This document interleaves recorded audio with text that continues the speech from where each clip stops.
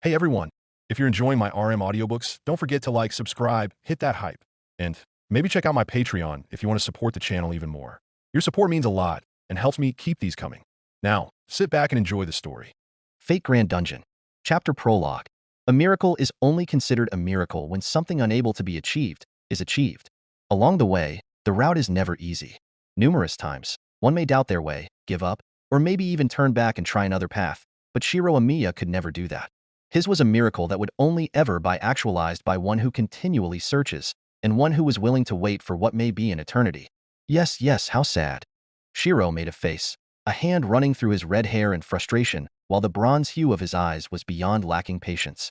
His mouth twitched while staring at the confines of some dark cave he had no clue where it was located on a map. He didn't even bother trying as it was unlikely that he'd recognize anything on the map anyway. A portal closed behind him, signaling his arrival to what could only be another world. In front of him was an older man with graying hair and a trimmed beard that was dark near the ends, but white closer to the center.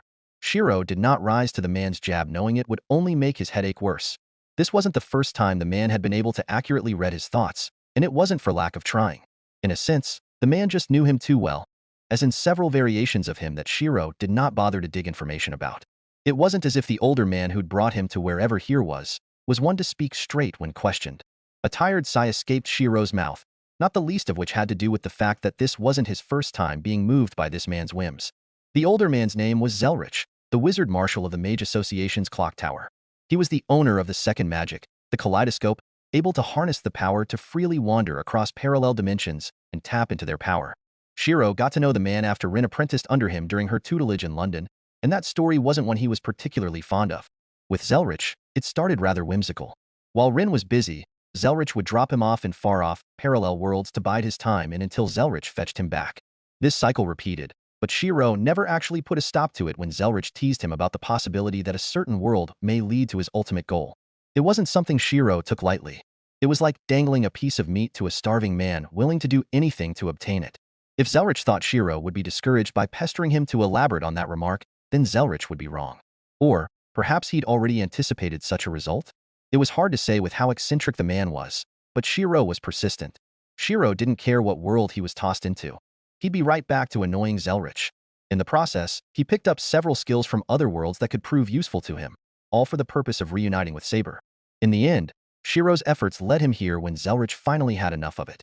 This plane is separated into higher and lower worlds, Zelretch muttered offhandedly, crossing his arms while Shirou waited for Zelretch to get to the point. The higher world is known as Tenkai, and the lower world is where the other races exist. Here, the age of the gods have yet to end, and several walk among the residents of the lower world.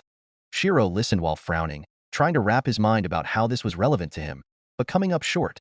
Your goal lies at the end of what's known as a dungeon located in a city called Ortlinde. The Tower of Babel was built over the entrance, not dissimilar to how the clock tower was built over the remains of a dragon. Zelretch explained, staring at Shirou and realizing that nothing beyond your goal lies at the end had processed through Shirou's mind yet. For his part, Shirou's expression hardened, his heartbeat speeding up at the prospect of his goal being so close. However, he was no longer as naive as before and felt that there was more to this than what Zelretch was letting on. How? The obvious question was asked. Zelretch chuckled, amused but not unwilling to answer. What you seek is a miracle that transcends time and space, facilitating a meeting that was never meant to be. The means to do this depend on the fated pair, but sometimes you just need enough power and a connection. With normal means, you would never reach that place until a life of endless searching, but here, it could be different. The age of the gods exists along with the very fabric that reveals the way to what's known as the reverse side, the place where mystics and phantasmals have returned to.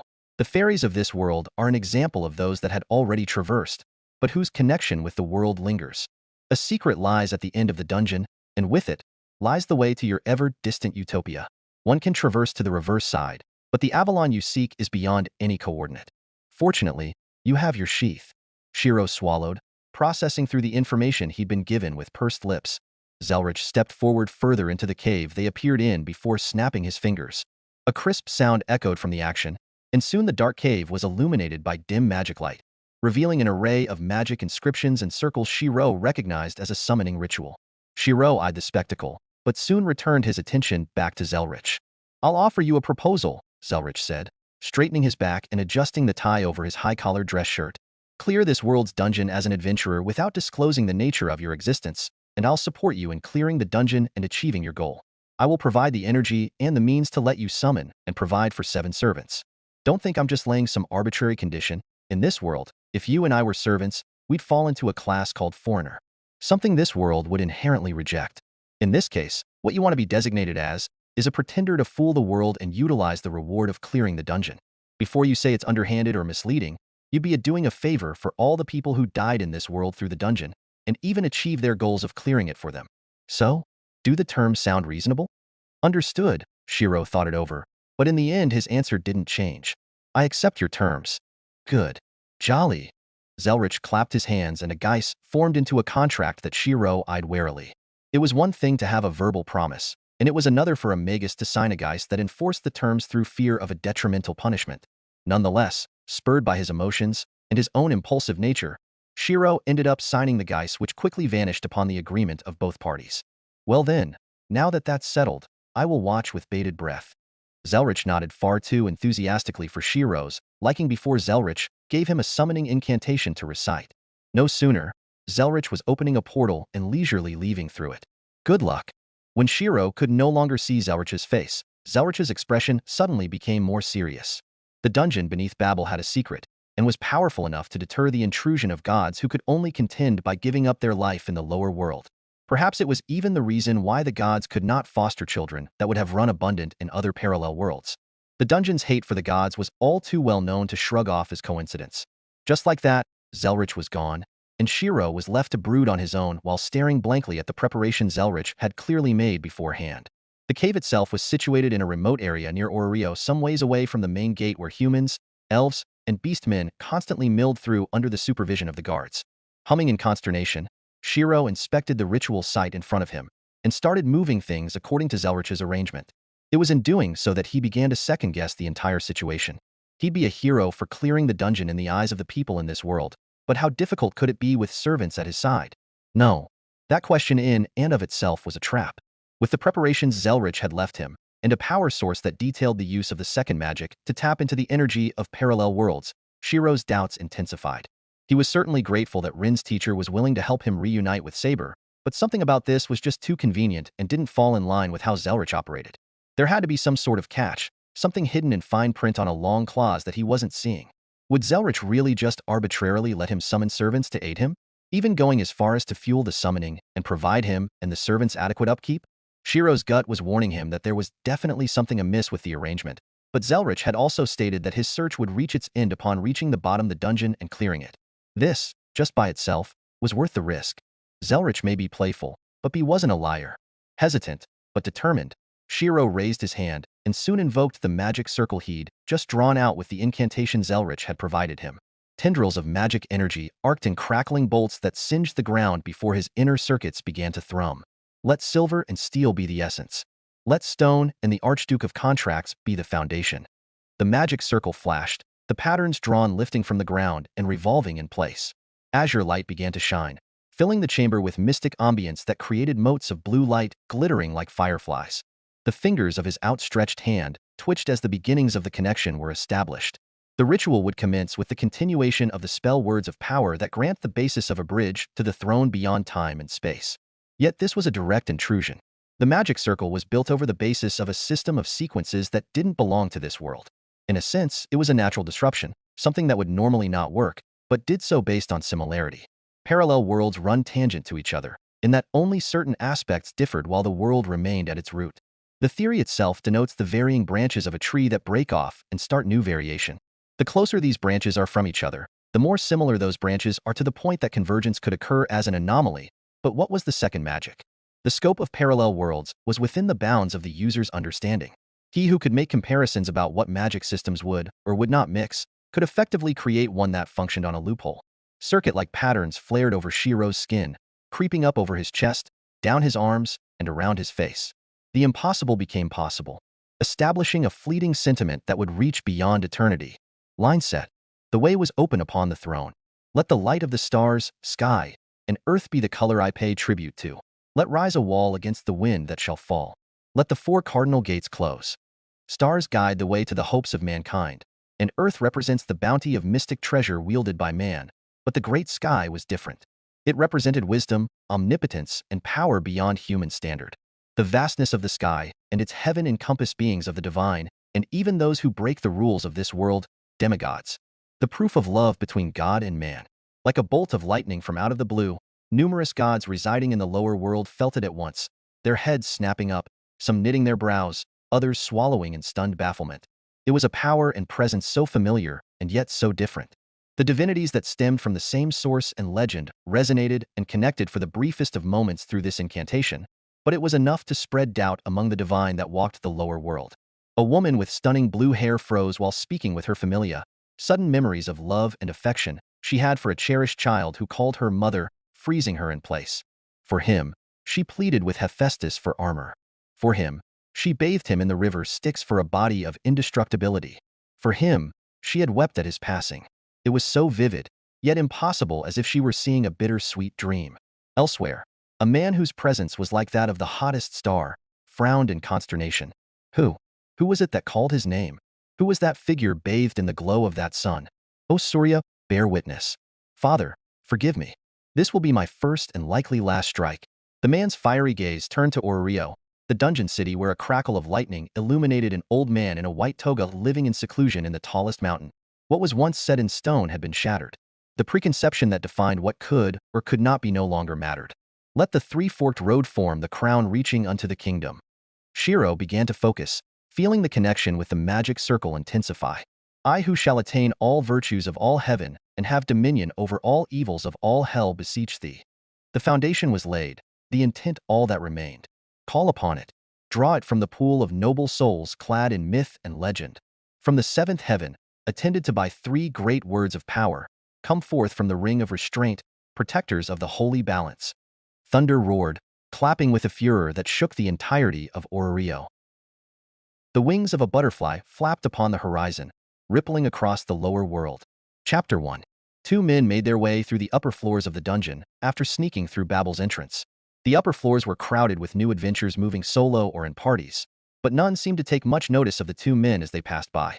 This could have been due to others minding their own business, but it had more to do with the two men moving in spiritual form. None could really see the two men until they opted to materialize in an inconspicuous location. The problem with moving in a spiritual form was the lack of ability to physically sense and interact with their surroundings. The two men appeared. One wore white robes whose sleeves traveled well past the reach of the arms. White and silver-like hair adorned his head, the bangs crossing over the face to frame the eyes while the length of the hair reached well past the shoulders. Sandals adorned his feet, and a mechanical snake made of interlocking metal joints was wrapped around the staff held in his hands. The other man that appeared was a towering giant with robust olive skin. He was bare-chested, rippled muscles in full display, while a pleated fustanella wrapped around his waist. A mane of wild hair framed his head, his robust and hard features giving him the presence of a solemn warrior. An axe sword was strapped on his side, but the primary great bow equipped over his back appeared to be the main weapon. Caster, the giant spoke, his voice a deep baritone like the rumbling of a dragon. What are you staring at? Our goal is to scout the known floors, not stare at walls. I am, Archer. Caster, ever reticent, responded sharply, his gaze focused ahead of him, still as prickly as always. The giant shook his head, more than aware of his comrade's general disposition. I'll just leave you to it then. Aichin, Caster hummed, not even bothering to glance back at his companion. Something else had caught his attention. Reflected in Caster's eyes wasn't merely the walls of the dungeon, but something much more peculiar. Bodies. Hundreds of them fused to the dungeon's walls in one manner or another. How strange. Caster began brainstorming, using intelligence gathered by the others, compiled, and then shared with all. What did the information say about those that died in the dungeon? Caster prided himself on good memory. It didn't take him long to recall in his musing. Supposedly, if the divine perished within the dungeon, they would not return to the upper realm in the case of gods. Then what of their familia imbued with their divinity? Caster was staring at the answer. The numerous bodies melded into the dungeon's fabric of existence were like the dungeon's rations. They flooded the area of the upper floor, and no one else seemed capable of perceiving them but him. Caster's relation to death, the underworld, and his legend was what likely enabled Caster to perceive what other adventurers couldn't. After all, his greatest work revolved around healing death. Glancing at Archer trekking ahead, Caster took a moment to gather his thoughts. Then, crouching down, he inspected one of the bodies in more detail. His hands passed right through, and there was no reaction whatsoever. However, Castor was a doctor before a mage. His knowledge of human anatomy enabled him to assess a person's condition through observation alone. The chest rises and falls. The eyes twitch beneath closed eyelids. Castor grew increasingly sure of it. These bodies melded into the dungeon's walls might as well have been tormented spirits, doomed to be the dungeon's spare rations, sucked dry for an eternity. No wonder gods were unable to return to the upper realm if they died in the dungeon. Their fate was likely no better than these deceased adventurers. Castor suddenly frowned in thought, staring at his hands, and then back to the bodies before shaking his head and moving on. There were far too many, and he was no saint. Castor followed Archer, all the while continuing his study of the dungeon. The colors of the dungeon's walls appeared to change with depth. The first to fourth floors were light blue, 5 to 7 light green, 8 to 9 brown, and so on until the place itself widened and created new environments. Castor had a working theory the further he and Archer explored, while noting the number of phantom bodies he could see melded into the dungeon. They were the nutrients, the sustenance. It was like walking into the levels of hell. The upper areas were rife with the weaker deceased, the numbers decreasing floor by floor. The dungeon was said to be abnormal, closer to a living specimen than a magic construct. A simple biological analogy had Castor surmised the dungeon as a variable organism, and all the adventures that explored its depths, the food. The monsters spawned, the antibodies. Like humans, the start of digestion was a mix of weak chemical amylase and mechanical chewing, before going down the esophagus and straight into acid within the widened cavern of the stomach. What follows are the twisting mazes of the small intestines where the food is showered with enzymes from other organs to break the food down. It widens again in the lower levels of the large intestines. The upper floors of the dungeon were the mouth, the middle floors embody the stomach, the cave labyrinths the small intestines where all water is squeezed out, and the lower and deep floors the large intestines reaching towards the exit at the bottom. Castor noted that the entire dungeon could be a process, the bodies absorbed into the walls being extracted of their nutrients through a villi-like mechanism most efficient in the lower floors. Then again, the lower the floor, the fewer but stronger the adventurers. Inwardly, Castor's mind was a hive of activity, but all Archer could see as he and Castor proceeded on was Castor's indifferent expression. They passed points known as safe zones where monsters couldn't spawn but had the ability to climb up from lower floors. Here, they dematerialize and pass on through to continue their scouting mission before indulging in pleasantries with others at a later point. Castor wasn't worried about progressing to the deep floors at all despite the increasing danger. Few people had earned Castor's confidence to be treated as a comrade and friend, but Archer was one such person. A beast of a man who overcame even the hardest of labors. Left unsaid, but Castor was the hardest to get along with among their group, and Archer was the only exception because they knew each other. Castor could focus on his thoughts, while Archer handled everything else. A perfect arrangement. It was only after reaching the last known level of the dungeon that Castor and Archer paused and moved no further. Castor for a different reason than Archer, who only took note of the oddity when addressing his friend. "Let's go, Castor," Archer suggested while keeping monsters at bay with his bow. "We've scouted enough of the known floors to give an idea to the others." No response. "Castor?" Archer finished shooting thousands of arrows at once, decimating everything in the area before looking to his comrade. Castor was crouched over, staring intently at a spot on the ground where Archer couldn't perceive anything at all. The scene couldn't have been any more different in Castor's eyes. He was staring at a body sprawled and almost fully melded into the dungeon level's floor. It was a fair-skinned woman with a shade of hair like Castor's own. She was dressed in a dark Gothic-style dress that spanned to her feet. Of course, most of her body was practically absorbed into the dungeon, leaving little to imagine that she and the other bodies Castor could spot on this level fueled the entire area. Again, the lower the floor, the stronger the adventurer, and the more the dungeon could likely extract from them. Around the woman's neck was a necklace inlaid with a green gemstone, and different from all the other bodies Castor had come across. Her eyes were open. One eye was green, and the other a piercing gray. Castor was unabashedly staring directly at the woman's face without blinking. Abruptly, the pupils adjusted, shifting to stare into Castor's eyes in muted protest. Alas, the rest of her body didn't seem able to move or express emotion the way her eyes did. They still flickered with the light of intelligence and awareness, dulled, resigned, and subdued as it was. Castor could care less. A reaction? This was what he focused on. He raised a finger and then waved it in front of the woman's eyes, expecting her pupils to follow the movement or at least indulge him. But all Castor got in return was a flat stare of contempt. She was certainly aware to some extent, Castor concluded. Not if you understand, he listed. No movement, but the eyes were certainly glaring now. If you cooperate, I may be able to help you, Castor muttered before sighing when all he got in turn was a dismissive attitude. I am a doctor, Castor stated. And I'm dead. The eyes might as well have conveyed. What? Castor felt snubbed. He was just stating the obvious. You think I can't do it? No reply. He wasn't expecting a response anyway, but he couldn't help but feel his ego was being scorned or derided. Who do you think I am? I am far better than you. That's a given. He stated with neither malice or frustration, only genuine confusion. There was nothing he could not heal. By now, the woman had chosen to close her eyes, accept her fate, and ignore Castor. In the end, Castor decided as he weighed the options in his mind. An idea then clicked. Orders were orders, but the pursuit of his medicine trumped all. What others could not do, Castor could. It may have been different if they died outside the dungeon, but here, Castor could clearly see the souls tethered to the dungeon for assimilation. All of them were sick. Nothing more than another patient to treat. He wasn't planning on this from the entrance of the dungeon, but now he changed his mind near the bottom levels. Much as he abhorred it, divine blood ran through his veins, and for a patient, he would use it without hesitation. Beginning operation. Castor activated a skill. Child of Apollo. Sunlight shone from the dark of the deep floors, illuminating the caverns and instantly causing the woman's eyes to widen, recognizing divinity for what it was. The authority that belonged to the realm of the gods. Warmth flooded the area with Castor as its source, the sound of a harp playing in the background. The dungeon rumbled at the presence of the divine, causing Archer's expression to harden. But Castor was unperturbed as he quickly deployed his class's unique territory creation, concealing their presence by overriding the space around him. Treatment has been determined. Castor's eyes stared down into the woman's own, glowing with the light of a prophesized star. Arcanum? The woman rasped out barely beyond a whisper and left unheard, proving that she could talk. Castor would have denied the guess anyway. This was not the work of the gods, but him alone through the potential of man.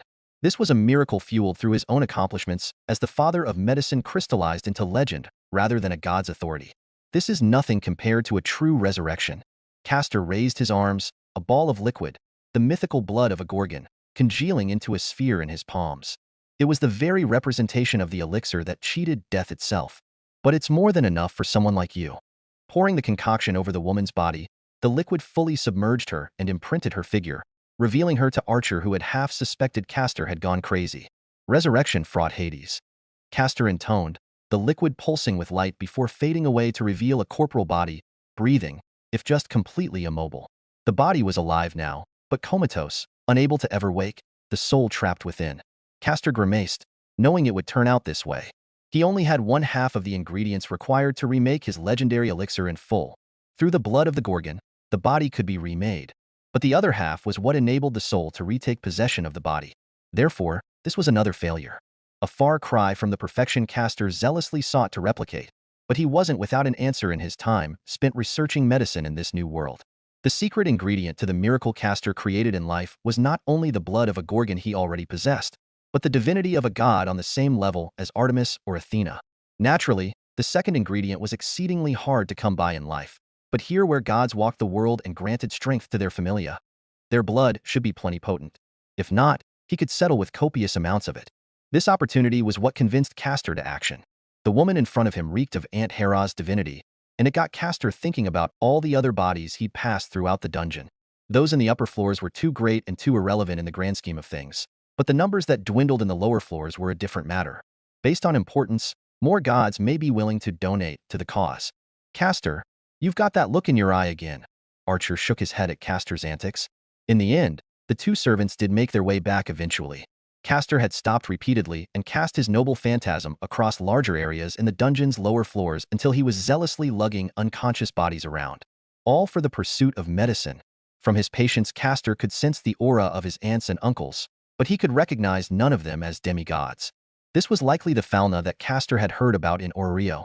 Castor could sense the divinities of Zeus, Hera, and even Aunt Astrea among those he'd gathered and plucked like spring onions on a farm range.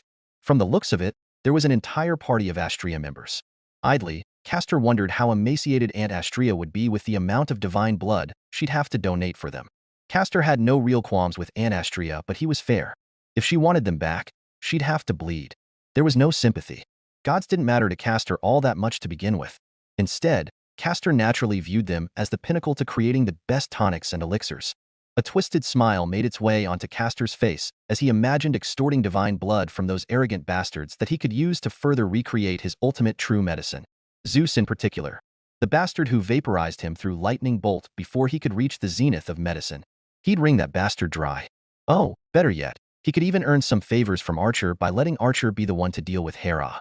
If Castor remembered right, Hera made Archer kill his family not just once, but twice. Archer practically hated her. It could be a cathartic session for him. If the goal was the completion of the dungeon, then Castor felt it was worth it to exhaust himself using his noble phantasm repeatedly to bring back so many Speysime patients. The future benefits and allies may even outweigh the prior costs. However, this didn't mean Castor's excessive use of his magic energy was without any toll. He was panting for breath, looking utterly haggard. He carried a few people in his arms, but the majority were being carried by his trusty snake. As for Archer, well, what are you waiting for? Carry the rest, Castor panted, giving Archer the stink eye for not seeing the obvious. A frail doctor does not carry his patients. Put those oversized muscles to use. That damn rider.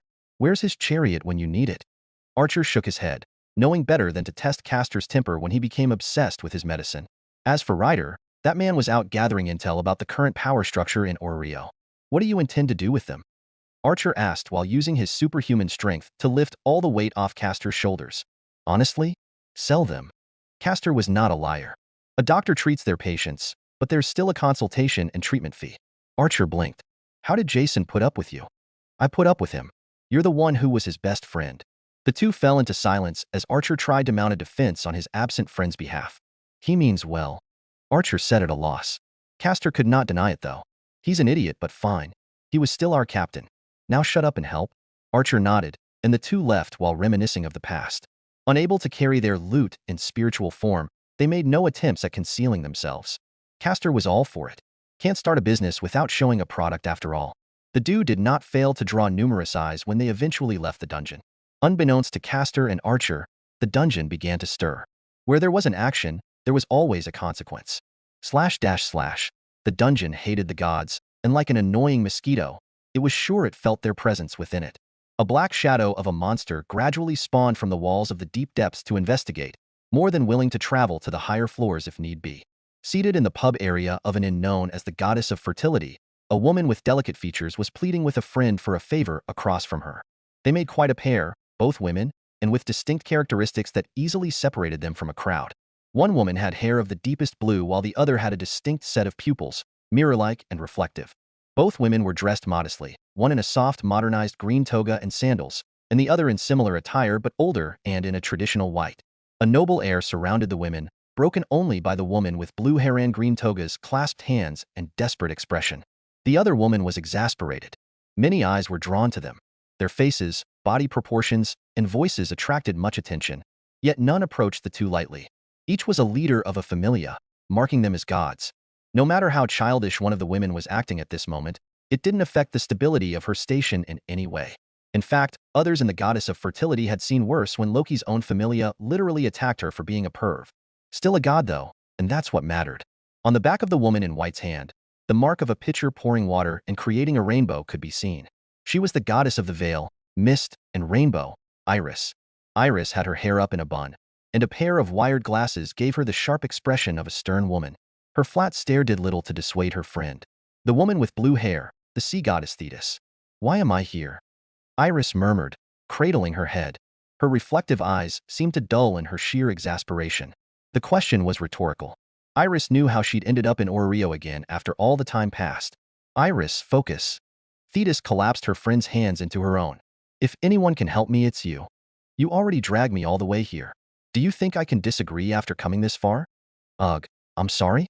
Iris felt her brow twitch before she shook her head, crossed her arms, and then assessed her friend's condition. Where's your familia? Don't you know it's dangerous to travel on your own? Gods or not, we're too weakened in the lower world. They're here, just not here. Thetis admitted, growing sheepish like a child caught doing something naughty. I have them at a nearby lodge, so it's fine.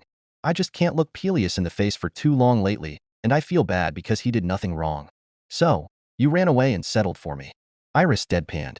Thetis innocently nodded, beaming. Iris, innocently, popped a vein, gnashing her teeth before reeling her temper in, resisting the urge to strangle. You're lucky we're friends, Iris hissed before focusing on more relevant matters. What's so interesting about Oreo, though? We shouldn't be here. We were close associates with Zeus and Hera Familia, but things aren't the same without them in power. It could be dangerous with past rivals now ruling the city, so hurry and get to the point. This may sound weird, but did you get any visions lately? Thetis grew serious, her pensiveness accentuated by pursed lips. No. Iris shook her head before cluing in on recent events.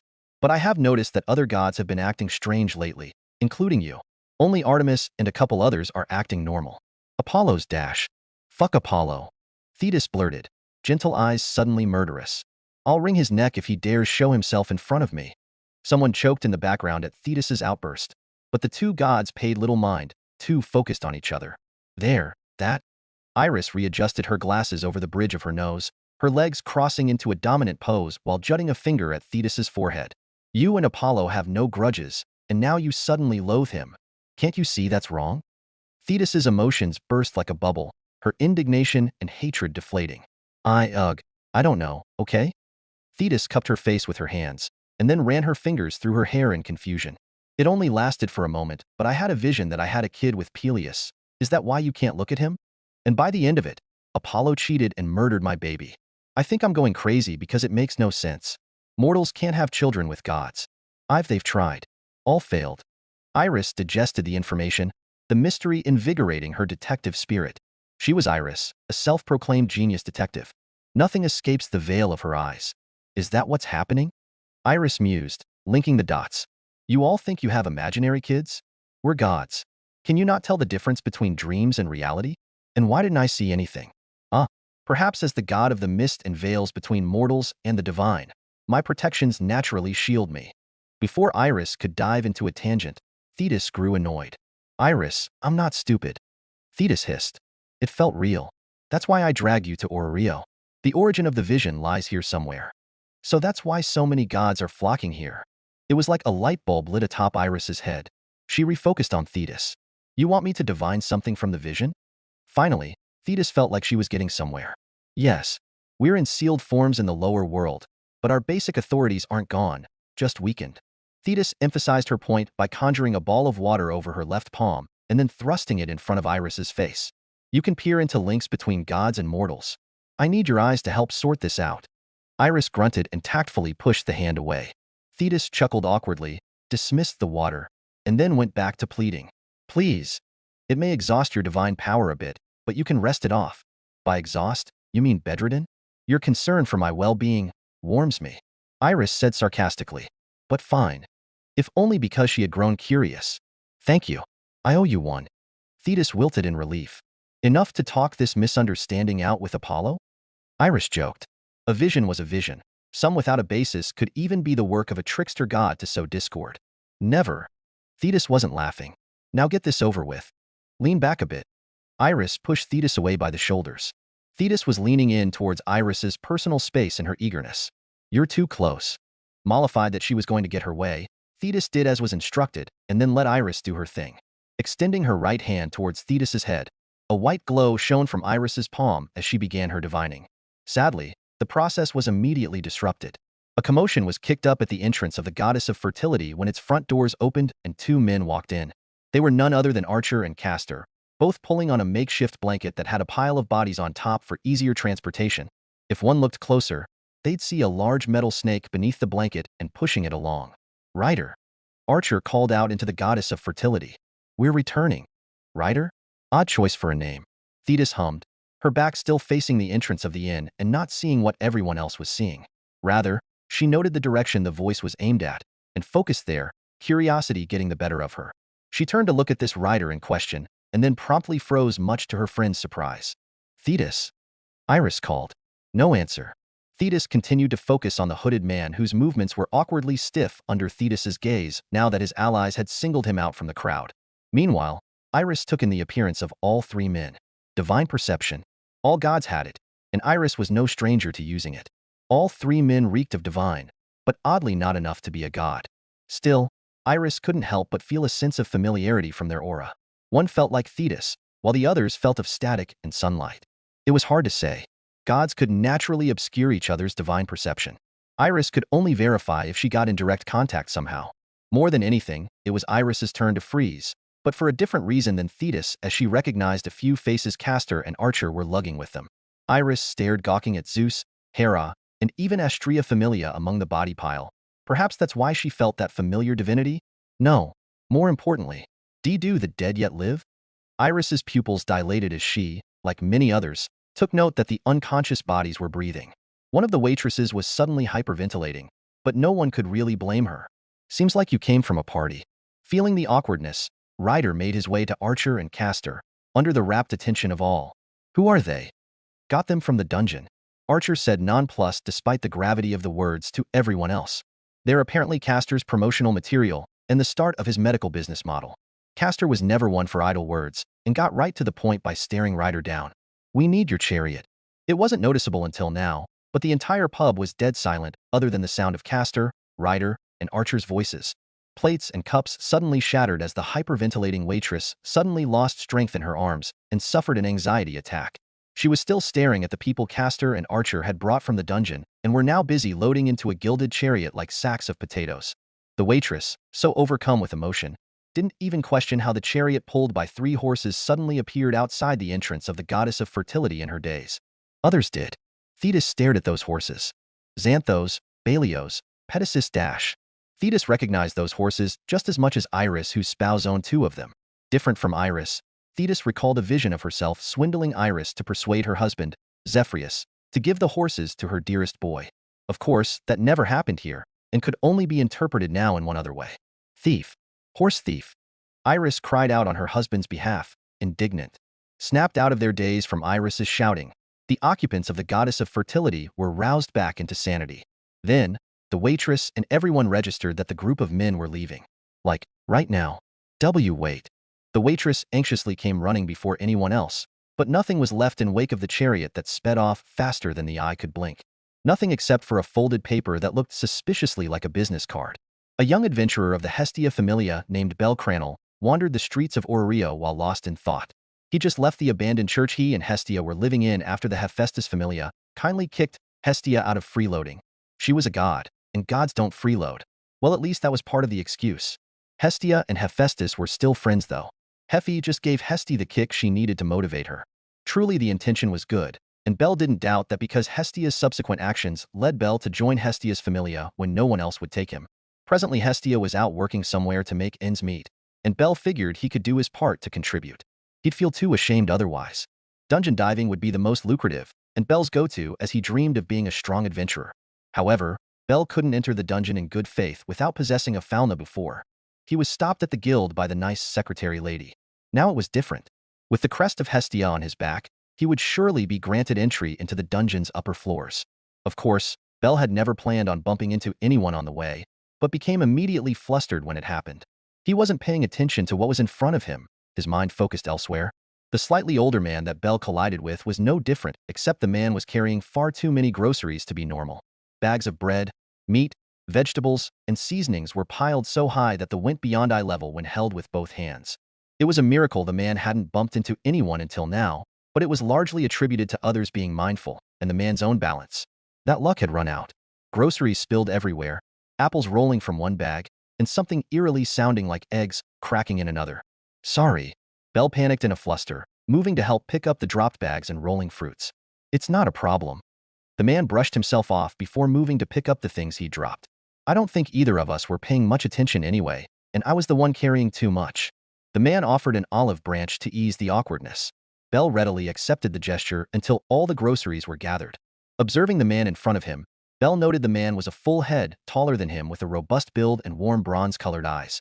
From his attire, travel-worn with bits and dirt and grime clinging to the sides of a leather bracer, white tunic, and cotton trousers, it was easy to make a distinction.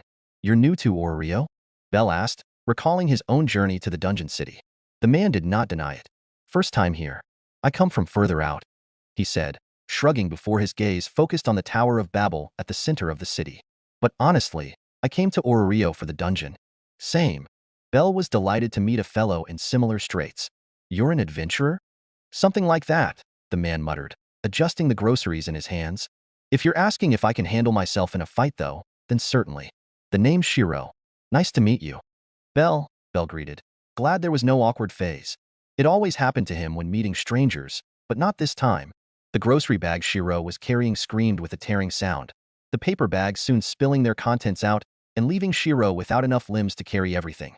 Bel froze, staring as apples and fruits once more rolled out into a mess. They stared at each other in silence. Well, there goes the bag, Shirou sighed. It was always him with the bad luck. Sorry. Belle apologized, realizing what must have weakened the bags in the first place. It's because I bumped into you, isn't it? Like I said, it's fine. Shirou insisted, trying to think of a way to carry everything. I was just taking these back to camp anyway. Feeling responsible, Belle silently began to pick up the groceries and help carry them towards Shirou's destination, earning a look of appreciation. Camp. Belle suddenly paused. You don't have a place to live? First time here, and money doesn't grow on trees. Shirou admitted. Belle knew the feeling all too well. Actually, he felt kind of guilty as he and Hestia lodged in an abandoned church for free, so he had no room to talk. Well, actually the church was quite large. Moreover, Belle couldn't spot any fauna on Shirou. Coupled with the information that it was Shirou's first time in Orio, and that he was interested in the dungeon, Belle was sure he wasn't part of a familia yet. With Belle being the only other member of the Hestia familia, this could be a chance to help his poor goddess and a stranger down on his luck. It was Belle's turn to be the Hestia that offered a helping hand. If you'd like, a friend and I are living in an abandoned church. It's large enough, so you're more than welcome to stay with us. Belle offered spiritedly. Shirou raised a brow. It's more than just me. I have a party of 7 others. Belle fell silent but did the math, and the church was still big enough to accommodate. Feeding them all was another matter, but he was sure that they had enough to buy food considering Shirou was grocery shopping. Not a problem, Belle finished his mental gymnastics. Now it would be all up to Hestia to show her charm and recruit new members. Chapter 2. The hostess of fertility was a hive of activity, shouting, and mayhem. Drinks were flying, and arguments abounded while Mia Grand, the proprietress, did her best to keep things from getting out of hand. All things considered, it was a tall order. Located along Arario's western main street, it was usually filled on most days, but was packed today of all days. The people were not being cooperative, granted. It wasn't as if it was an overreaction given what had just happened. Mia Grand just hoped that it wasn't a sign of more trouble to come, and instead marked a turning point for healing past grudges and tragedies. A tired sigh escaped her mouth, mirrored by Thetis, who was doing her own form of placation. Iris, can't you just let it go? Thetis clasped her hands and nervously pleaded with her friend. Iris wasn't listening, posture straight, chin craned, and glasses gleaming with cold light. My Zephy loved those horses, Iris muttered, uncrossing her legs and moving to stand up, only to be forced back down by Thetis. They're just horses. Thetis insisted. Iris glanced over at her friend, adjusting her glasses. Why couldn't she see to understand? This was about more than just her husband. Those horses win all my husband's bets. Even Athena balks at such odds, and they always win. The bet with Athena is ruined, and I'll never get one of her metal owls. Thetis's eye twitched, finally realizing why Iris was so invested. That horse thief, I'll skin him dash. You can't. Thetis yelled, pulling Iris's attention back onto her, if only because she slammed the table with her hands as emphasis. Iris, are you really going to focus on just this? Why yeah, think about it. Those were Zeus and Hera Familia members. I'm sure of it. Iris grimaced, before she let out a tired sigh. Honestly, she focused on the fucking horses because she really didn't want to think about the other issue and how complicated things could get. Obviously, there were more than just Zeus and Hera Familia members with Castor, but Iris and Thetis were closer tied to them. Just the fact that Zeus and Hera members were back meant that Thetis and Iris could draw suspicion from the current ruling familius in Orio. What if they were apprehended on assumptions about plotting to re-establish the old hierarchy? Iris shivered from thinking about future power dynamics. It was inherently easier to focus her stress on catching a thief than to consider the political ramifications, but fine. If even Thetis insisted, then they could at least brainstorm. Calming her nerves, Iris grew contemplative. Either those bodies we saw were fake despite all physical signs pointing otherwise, or one of those bastards can raise the dead. Iris immediately voiced her closest supposition, the calmness of her voice betraying the seriousness of the matter. I'm leaning towards the latter. You felt it right? They're fauna? That, and that alone can't be faked. Iris didn't realize it yet, but her analysis was able to do what Mia Grand couldn't from the beginning. Quiet the crowd. It's not unheard of for a god of the dead to do such things with their arcanum, but none would do so at the cost of returning to the upper world. It's peculiar because our divine perception was somehow hindered, and the only time that happens is with other gods. Still, I didn't recognize any of them, and that is beyond rare with the eyes I possess. So, the fellow god assumption is out. However, if I could somehow just touch them, I'm sure divine perception will reveal the truth dash. Iris, you're going off tangent. Yes, well, if not the arcanum of a god of the dead, then the emergence of a unique revival skill? That hypothesis had many on edge. If there was one thing that the Zeus and Hera familia were known for, it was their strength and high levels. A person or adventurer able to bring all that back to the table would not only be vehemently sought after by numerous familia, but may reinvigorate the stalled subjugation of the one-eyed dragon. Whether it enforces obedience on the target or affects them in some way, there's no guarantee, but it changes everything. Zeus or Hera familia, that all meant nothing to one individual whose mind never focused on them in the first place. An elf's ears twitched, heavily eavesdropping on Thetis and Iris's analysis before reaching her breaking point. Ryu, wait. Don't be impulsive. It could be a trap. Thetis and Iris glanced towards the bar area of the hostess of fertility where one of the waitresses suddenly tore the hem of her skirt and tried to bolt towards the front door. Her efforts were hindered by fellow waitresses and Mia Grant herself whom the waitress, Ryu, could not force her hand against. I wouldn't recommend that, Iris said abruptly, giving the stone-faced Ryu pause. I do not know how that horse thief gained the acknowledgement of my Zephy's horses, but they ride as swift as the wind. You'll never catch them as they can be out of Ororio in the blink of an eye. However, they made a mistake by taking those horses. I can divine their location and track them with my husband's help dash. Iris, no. Iris narrowed her eyes on Thetis, watching her begin to sweat. There it was again. What was wrong with her? In contrast, Iris had gotten the waitress, Ryu's, full attention, causing her to stop struggling against Mia Grand and her co-workers. None of that mattered to Thetis though, now heavily pressured under Iris's mirror-like eyes. Thetis, what is wrong with you? Why are you so against this? Iris mulled. Thetis tried to answer by evading the question, but Iris could read Thetis too well. Iris blinked as an assumption suddenly dawned on her. Wait, don't tell me you're getting sentimental because that horse thief bastard dash. He's not a bastard.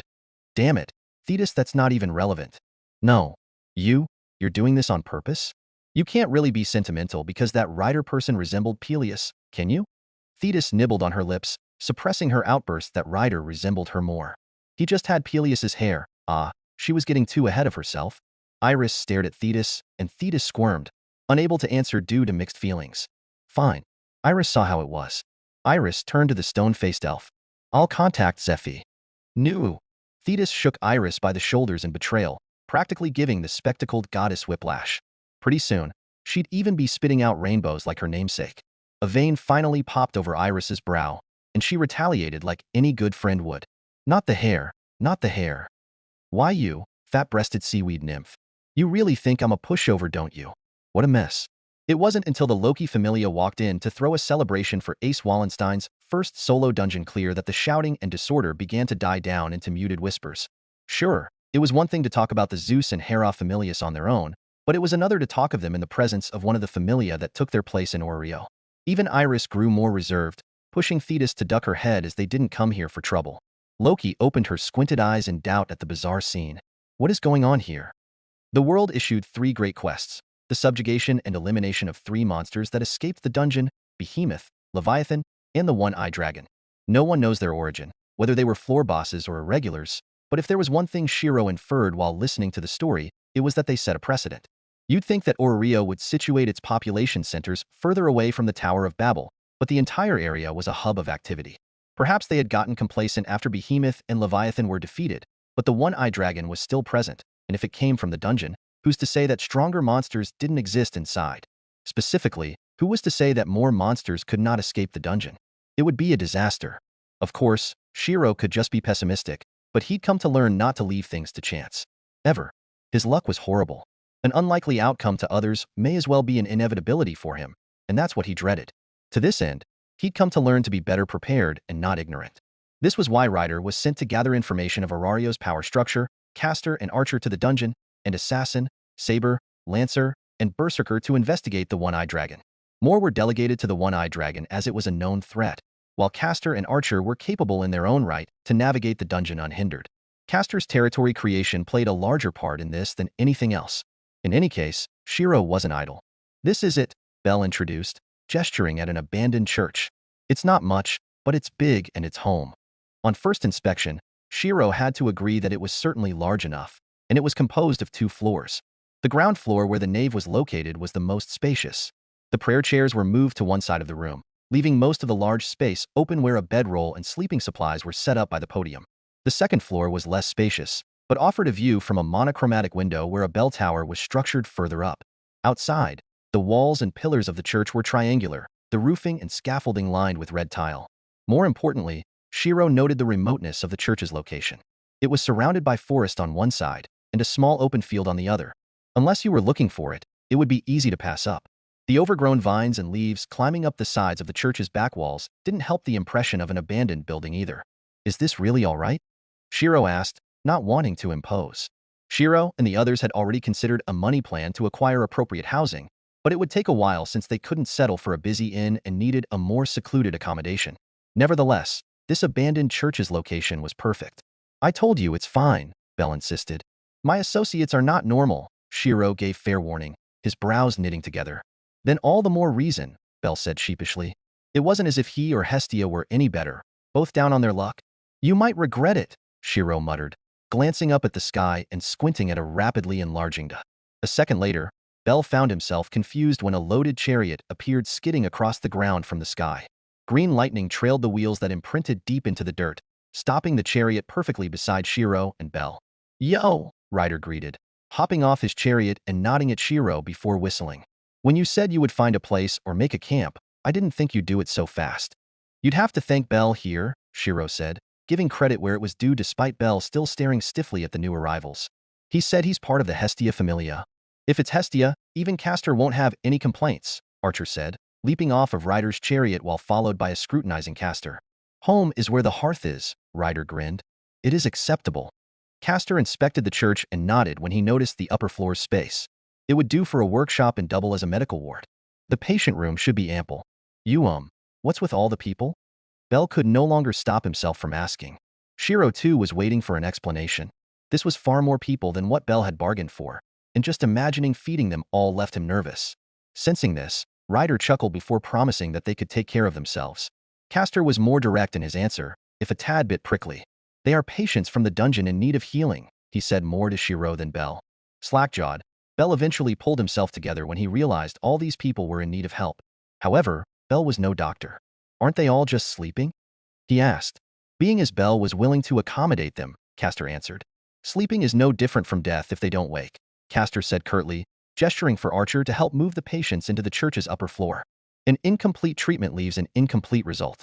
My grandpa used to wake me up by dumping ice water on my face, Belle offered. Castor clicked his tongue, annoyance lacing his features. What did he just say? Did it go through one ear and out the other? Truly the ignorant knew no sense. Or what about Dash? Careful kid, Ryder cut in good-naturedly, patting Belle on the shoulders. Too many questions and you'll fast-track the good doctor, Castor, to ignore you. I'm Ryder, and the big guy's Archer. Belle Crannel, Belle introduced, staring at Ryder, Castor, and Archer. There was no way those were their real names, but maybe they'd tell him eventually. Perhaps their names had some sort of meaning, but what mattered was that Belle felt a familiar presence from the Archer. Archer, too, was observing Belle closely, but Belle broke eye contact first when he realized he was going to have to explain all this to Hestia. Eyes swirling, he focused on what was in front of him. These people, there? Belle trailed off, this time looking to Archer rather than Castor. Oddly, Archer was far more amicable. It's easier for you to understand it as Castor partially saving them, Archer answered. Like Castor said, they can't wake. Castor requires a certain ingredient to fully heal them, and until then, we need a place to keep them. Well, Archer put it like that. Belle could see Castor as a cranky doctor who means well.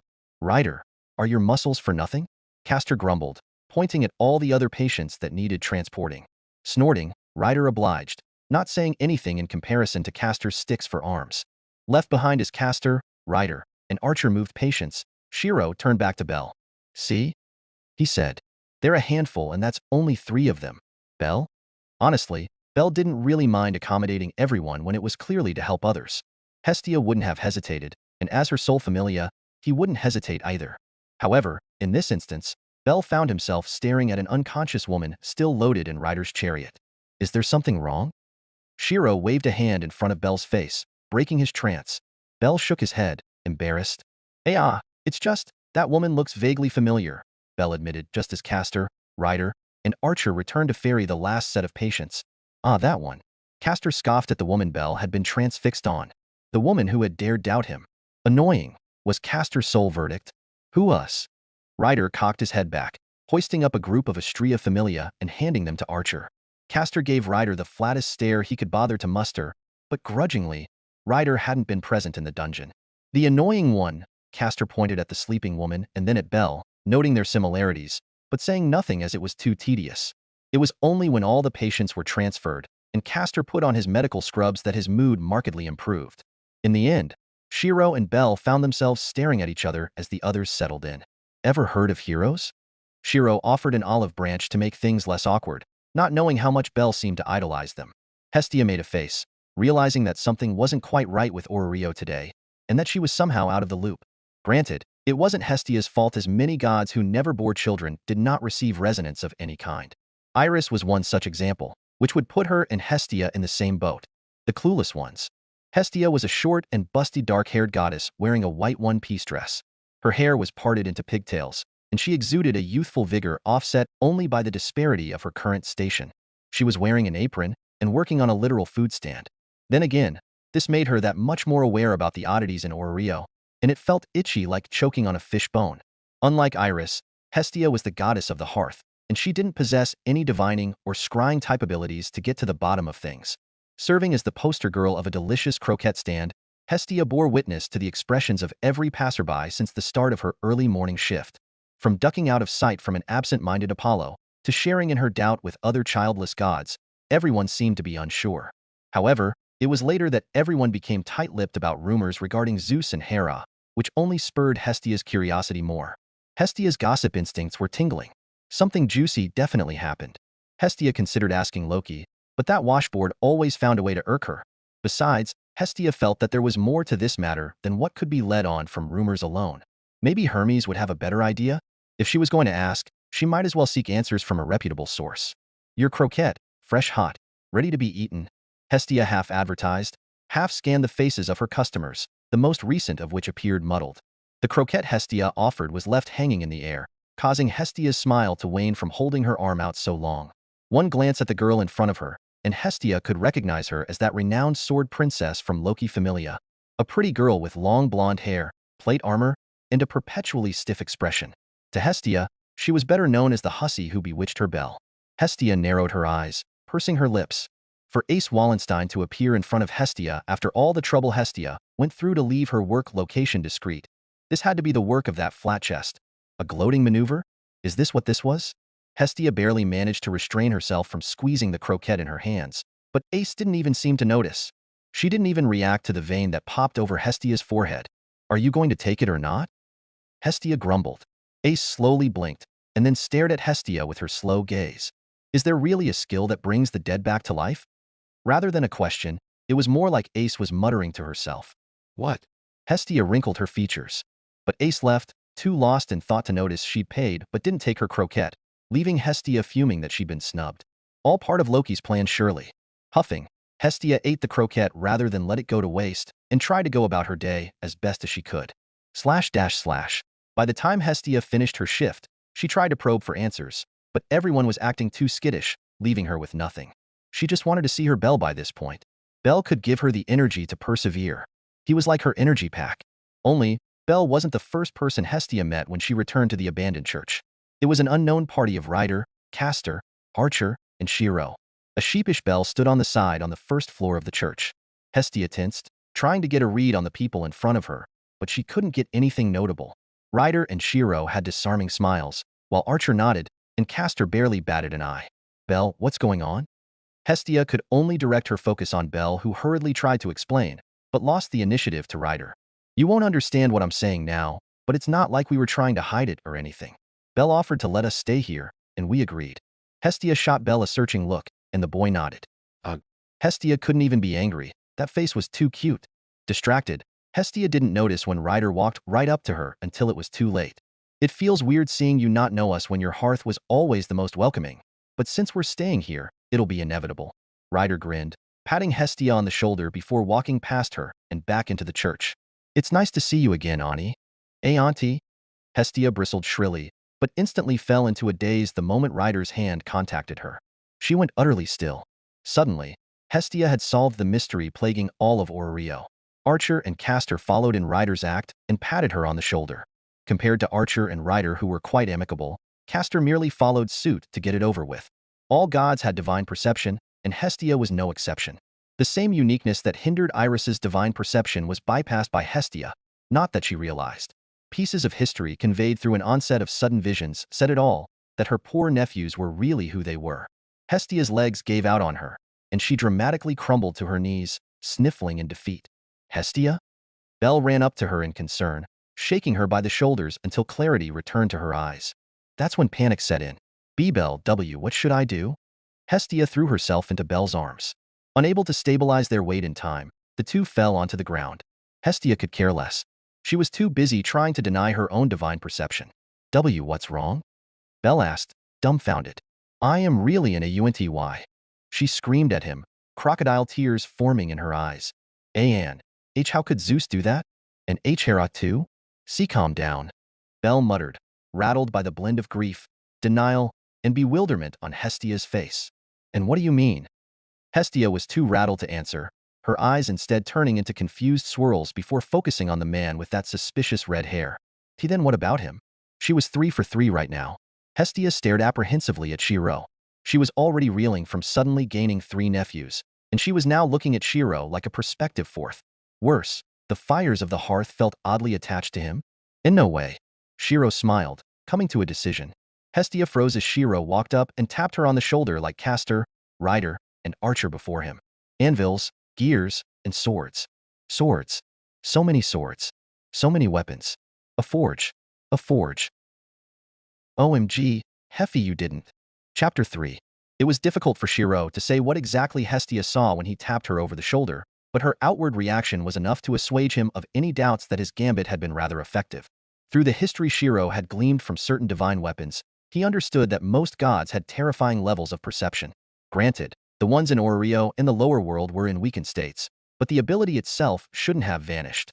The only surprise Shirou had was Hestia's inability to perceive everyone's nature from a distance, but he could theorize that it may have to do with them being demigods.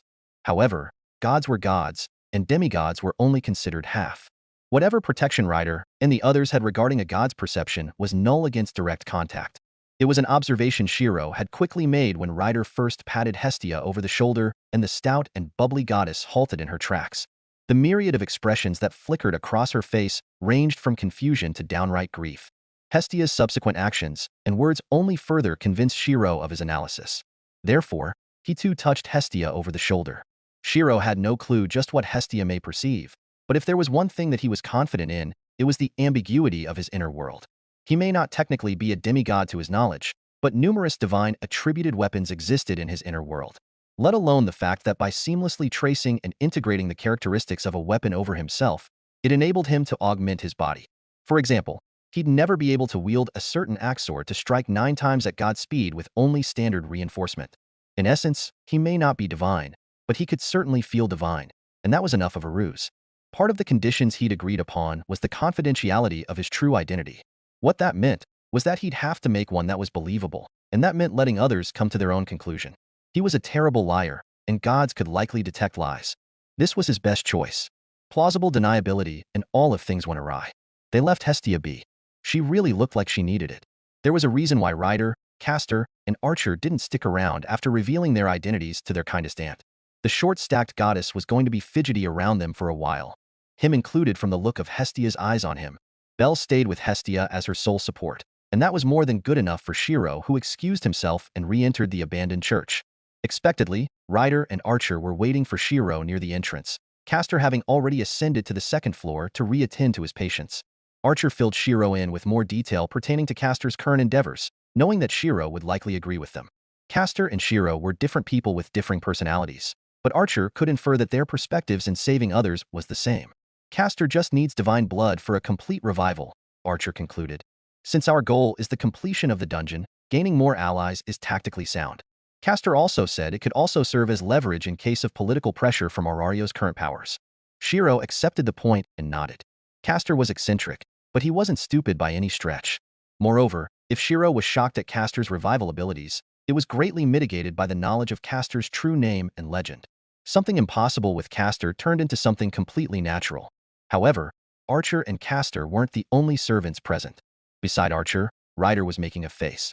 Deep in thought to the point that he forgot to report anything he discovered while gathering intelligence in Oreo. Shirou didn't press. He was never that kind of person, And besides, if Ryder had learned something truly important, he would have already said it. Something wrong, Ryder? Shirou asked. Ryder perked up, a hand running through his short, cropped green hair. He didn't appear irritable, more melancholic if anything. Nothing. I'm just not one to like to keep still when uninjured. Ryder muttered before shaking his head and moving towards the church's exit. I'm going to head out. Cool my head for a bit, you know? But I should be back for dinner. I know servants don't need to eat, but damn. Ryder grunted, and he was gone. Likely still hung up over whatever thoughts clouded his mind. Shirou didn't stop Ryder, let alone limit his freedom. Rather, he focused his attention back on Archer. And, you Archer? Shirou asked. Compared to other masters, Shirou treated his servants more like people than overpowered familiars. I'll stay and keep guard. Archer crossed his arms, thoughtful yet hesitant.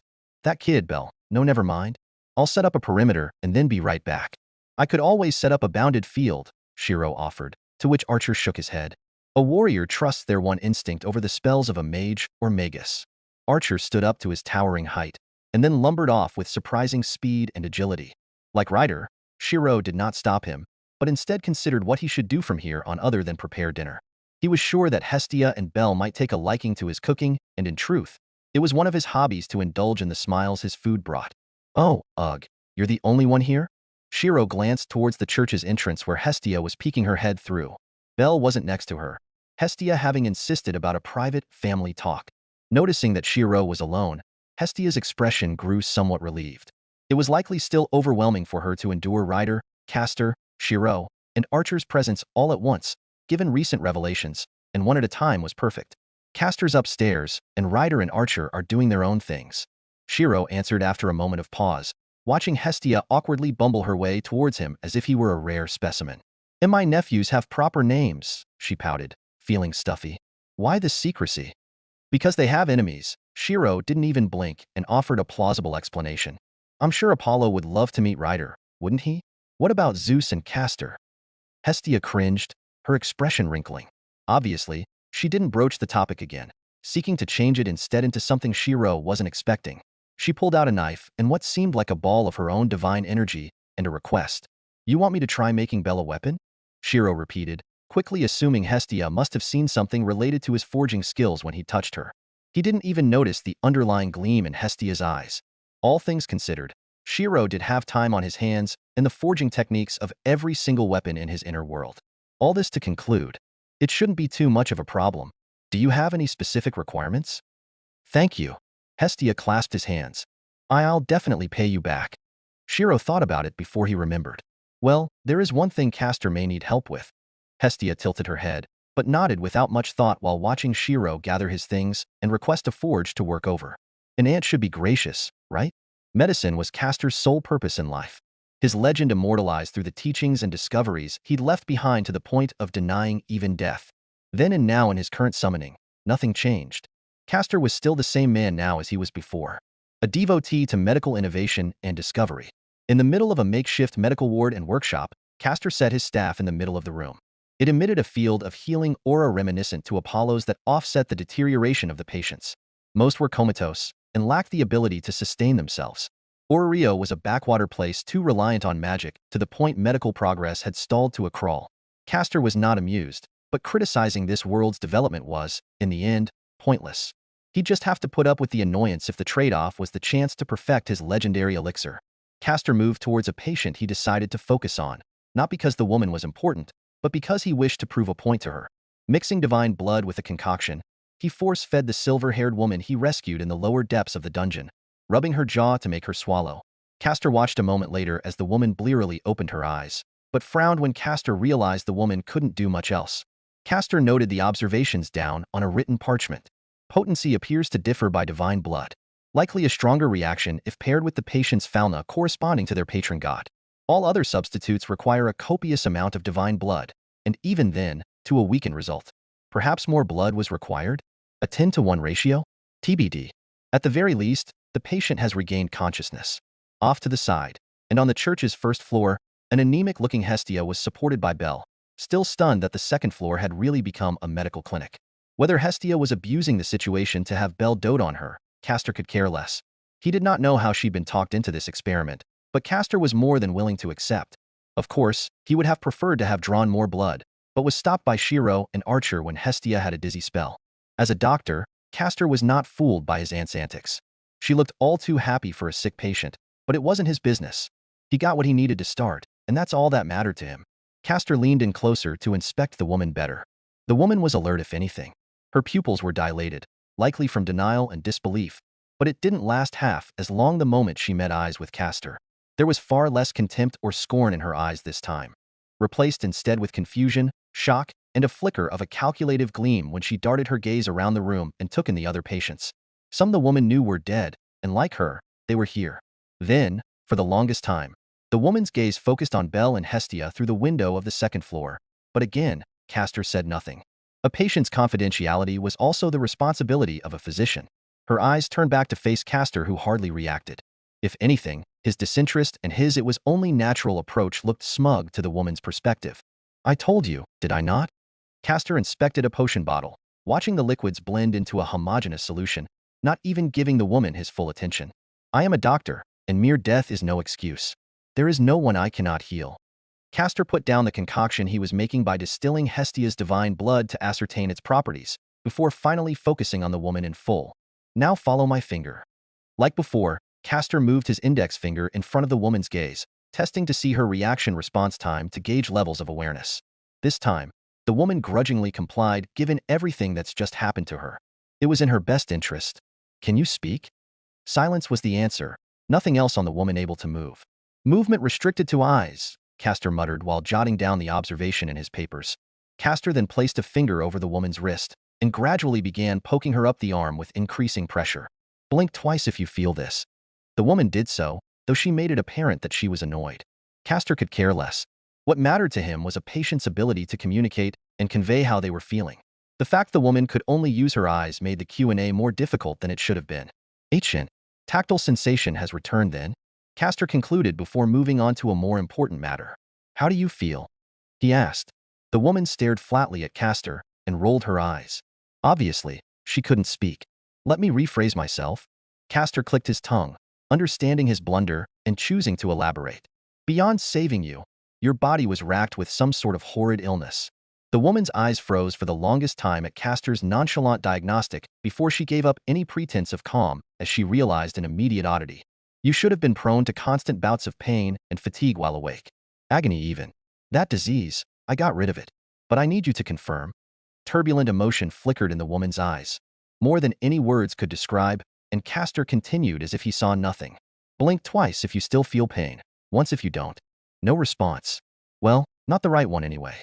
I said blink, not cry, you uncooperative woman. The woman was glaring through tears, no longer knowing how to feel as she indeed no longer felt pain or fatigue while awake. I'm certain you're not deaf. I checked. //. It was going to be a long observational period. The life of an adventurer was not always as cracked up as it was thought to be. More than just a route to fame, strength, or monetary gains, it was dangerous. This was the aspect most neglected in tales such as dungeon oratoria. The feats of adventuring heroes focused in the ancient times were recorded within it before the descent of the gods. Then again, stories meant to inspire were never meant to dissuade an audience. Rather, themes of struggling and overcoming hardship were much more emphasized. A tired sigh escaped a guild representative's mouth in the guild hall situated in Babel. She wore the guild's uniform, a woman's dress shirt, bow tie, and gray slacks. Her low-rimmed glasses were the only exception to her uniform, secretly wearing them because it gave her a stricter demeanor. Her name was Ina Tool, a half-elf with a slim body, pointed ears, and shoulder-length brown hair that framed her emerald-colored eyes. Upon graduating from school at 14, she took a post in the guild reception hall since it paid well, and she wanted to quickly pay her tuition back to her parents. Originally excited for her new job, she learned that it wasn't as ideal as she thought it would be. She was a receptionist of the guild at Babel, charged with administering adventurers to their appropriate level in the dungeon. Essentially, she was an advisor, the official term, a dungeon advisor. Easy, right? Adventurers would register under her, and she'd advise them of the basics of the dungeon. For someone as book-smart as Ina, repeating words she'd read and memorized were a simple affair. However, the aspect she'd not been prepared for early in her career was the sense of loss and guilt when those she'd advised never returned. The loss of her friend, Maris Hackert, still haunts Ina to this day. Was it her fault? Had she not taught them enough? Had she been too complacent? The shock changed her personality into an erudite, severe, and level-headed advisor who refused to grant permission for adventurers to enter the dungeon without passing her standard. Belcranel was one such person under her radar, and she'd been particularly harsh on him due to how closely he reminded her of Maris.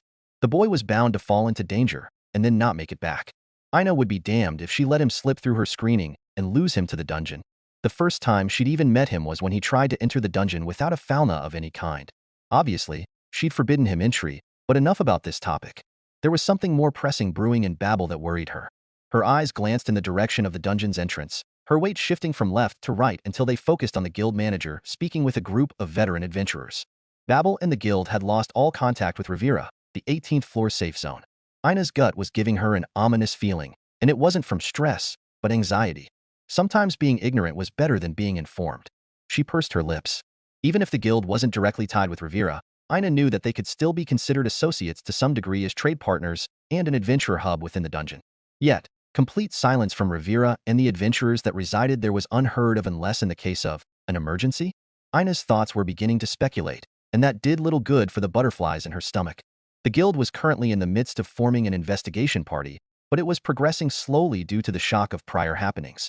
It wasn't everyday people and friends that were thought dead would be hauled out of the dungeon by two people who moved too fast to even question or apprehend. Rumors already had Orario in an uproar. The least the guild could do was establish calm in its own establishment. Thank goodness Ina wasn't the one assigned to settle everyone down though, as she hated drawing attention to herself. It made her both too nervous and too self-conscious to form coherent thoughts, let alone speak them. Nevertheless, and beyond her personal worries, she was obviously in for another long day. Ina grumbled, slumping over her receptionist's counter. The time had come after an enjoyable afternoon of being doted on. Hestia took a breath and focused on the person in front of her. "Do you really have to watch?" Shirou asked while getting ready to forge in a smithy tied to the Hephaestus Familia that Hestia somehow managed to rent out for private use.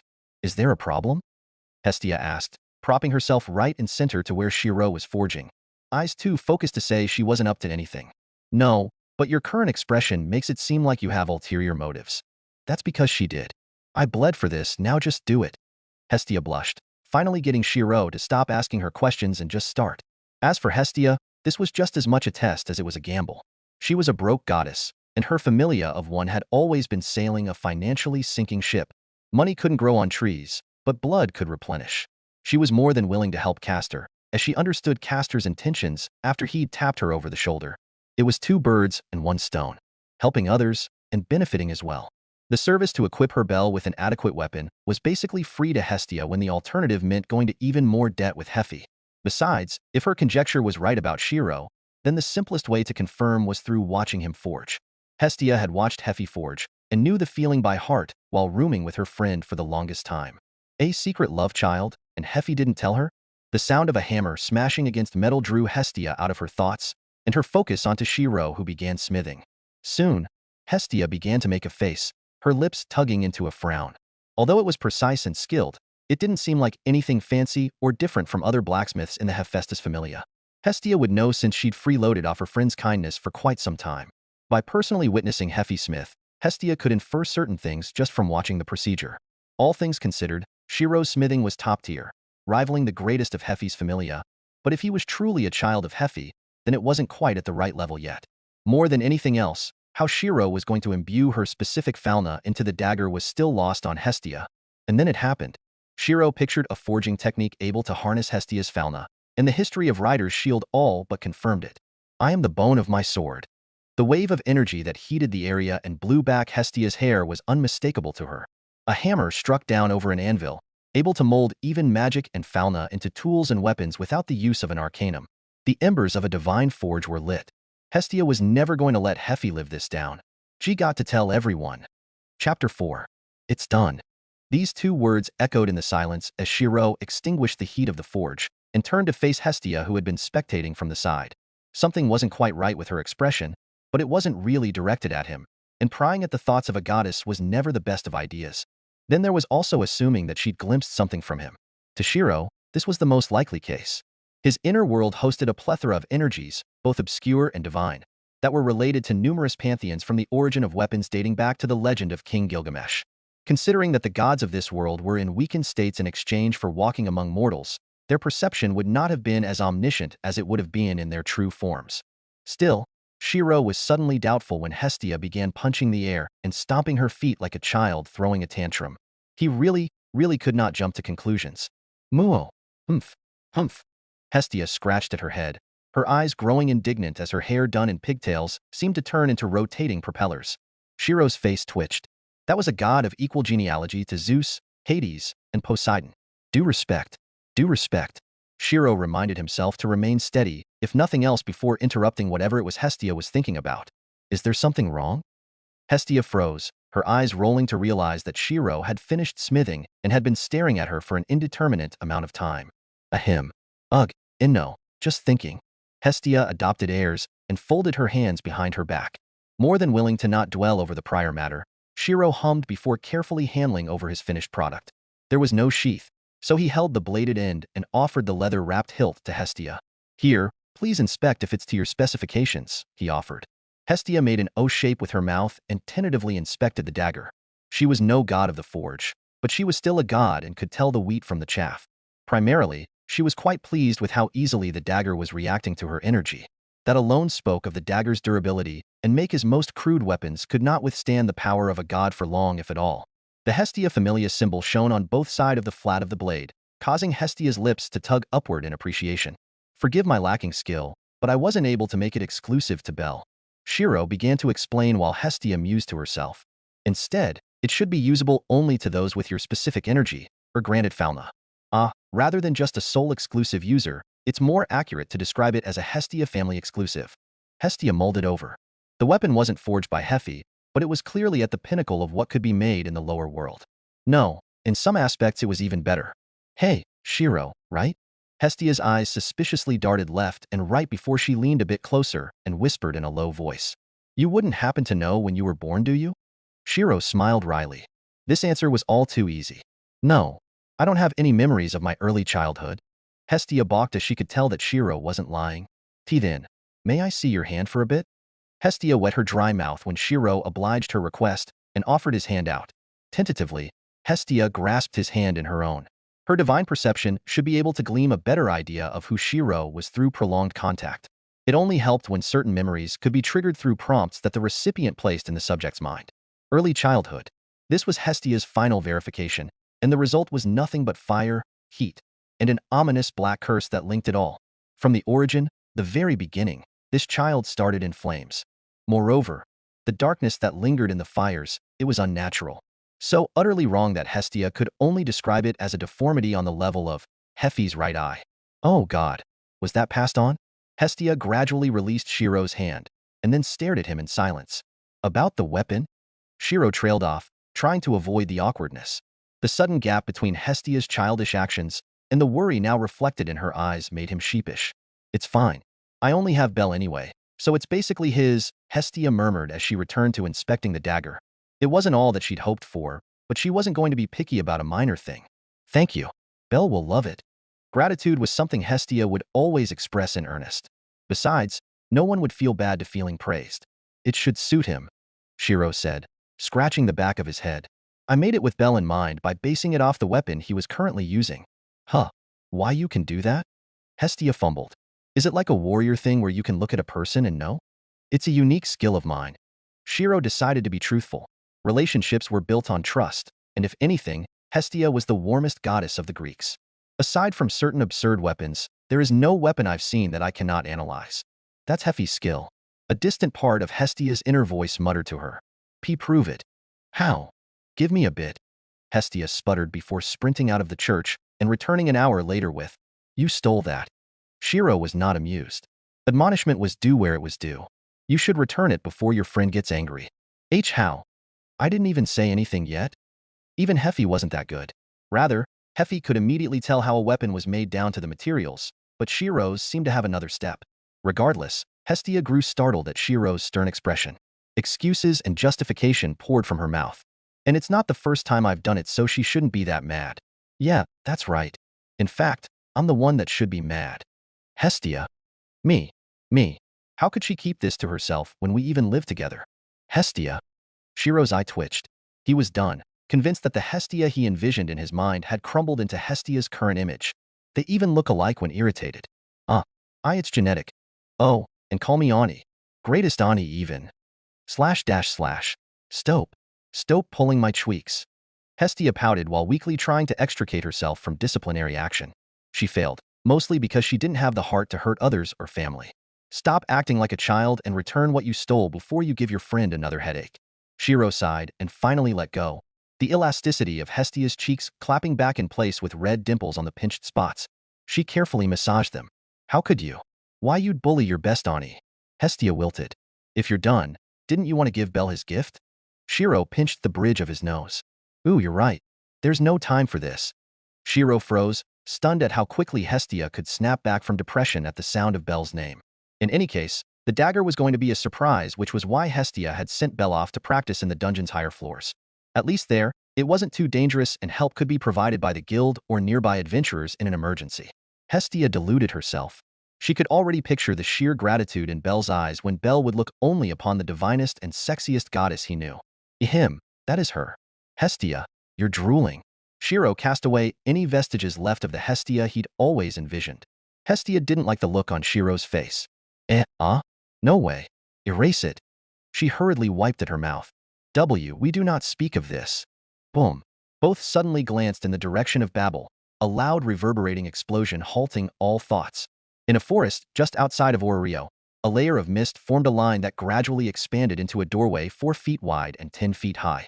On the sides, mist poured down like cold gas that spread across the ground, and then rapidly vanished into droplets of condensation. At the center of the doorway, the mist shimmered before a hand popped out, followed by a foot and a head with glass-like eyes. Peeking through the veil and ascertaining that there was no danger nearby, the mist began to shimmer. Thereafter, Iris stepped through the doorway completely while adjusting her glasses. Rio Lion came next, features dark and clouded, not in the mood for pleasantries. A moment later, Thetis stepped through with her thumbs needling together. She was still pouting at Iris. Iris was the goddess of rainbows, communication, and messages. The mist was her veil, and her perception equaled all places the mist touched.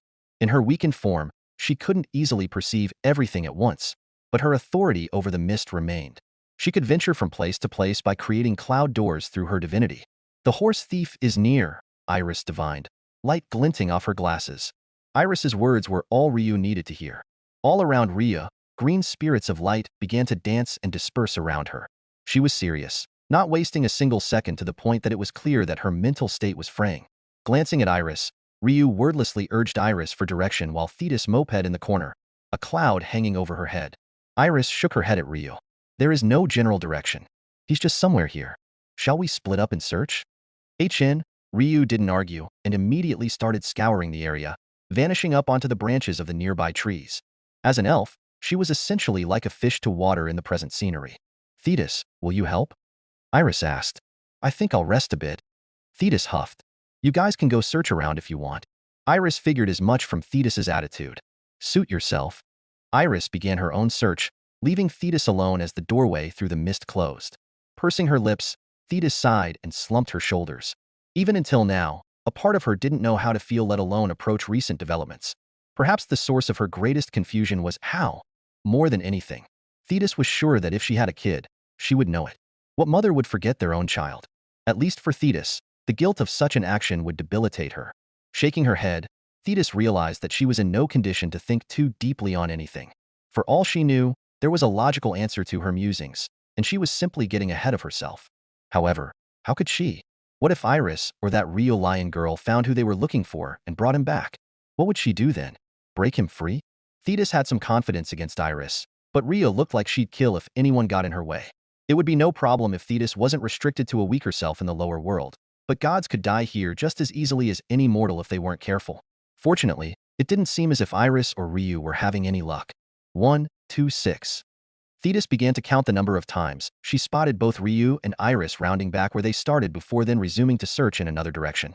Thetis could only marvel at the spectacle. A person dared to play hide and seek with Iris and was actually succeeding in eluding her. Either the target had a divine authority of concealment and stealth, or the target knew Iris's habits well enough to work around them. But such a case denoted a relationship that was closer than mere acquaintances. And Iris, did I finally win this time? You brat. Thetis pressed her hands over her eyes and rubbed them with a hint of melancholy. There really had been such a scene depicted in the vision she'd witnessed, hadn't there? Iris had been indispensable to Thetis in the vision she'd had in order to help conceal her young child away from those who do him harm. It was inevitable that they spent a lot of time together. He was a mischievous kid, utterly unable to keep still unless he was near water. Thetis perked up, her gaze shifting to where she could sense a small pond hidden within the jumble of trees. Thetis was a divine with ties to the ocean and water itself. The water practically called and resonated with her, allowing her to subconsciously make her way through the forest until she reached her destination. The trees parted in a small clearing that formed a tranquil meadow surrounding a pond. The pond was in the center of a small depression, creating an elevated hillside that sloped around the perimeter of the pond's waterbanks. Thetis felt her breath catch in her throat. It really was as she'd expected. The man, Ryder, lay resting by the elevated hill of the pond with his back on the ground, and head supported by clasped hands behind his neck. He'd been staring at the small pond while lost in thought until the sound of grass and twigs crunching beneath Thetis's feet caused him to glance in her direction. For a second, Thetis was hit with apprehension, but that died when she finally got a good look at Ryder in full. Her face, Peleus's hair, the same snarky grin, and most of all, a divinity that dwelled within him identical to Thetis's own. Thetis ended up swallowing, something like instinct forcibly pushing back all doubts and uncertainty. It was an inherent intuition, a certain knowing that was difficult to explain. "May I sit?" Thetis broke the tentative silence in the air. No longer alone, Ryder cautiously sat up and collected his expression. "If that's what you want." Thetis nodded. She chose to sit a couple feet away from Ryder, neither too far or too close, conscious not to agitate him with her own nervousness. She wet her lips as a hand tentatively brushed back her hair behind her left ear. "It's a beautiful pond," she murmured, a soft wind blowing and dancing around her as if in welcome. She was a nereid, a goddess of water, and a sea nymph. Nature itself welcomed her, and in that regard, Thetis could feel the soft wind blowing around Ryder gather near him with the same regard. He too was loved. "It is," Ryder agreed. Thetis pulled her legs to her chest and wrapped her arms around them, leaning her chin over her knees. "The waves are clear by the shores, and the scent of water lilies linger in the air," she said. Thetis would have been more believable if she'd actually been looking at the pond, but the entirety of her attention was focused on Ryder. Of course, that didn't mean her words were wrong. She knew these things intuitively with any lake, pond, or sea she was near. "Yeah," Ryder agreed again, growing conscious of Thetis's staring and focusing his gaze on the pond. "I've always found water to be calming." "Hee." Thetis covered her mouth with a hand to hide the smile threatening to split over her face. "Me too." The two fell into silence. Rather than awkward, there was a type of familiarity that filled the air such that Thetis could picture a little boy playing in front of her as she stood guard. The boy was a little gremlin, always getting into trouble and worrying his mother to no end.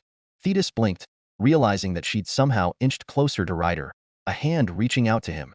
Catching herself in the act, she blushed and quickly pretended that she was just fixing her hair.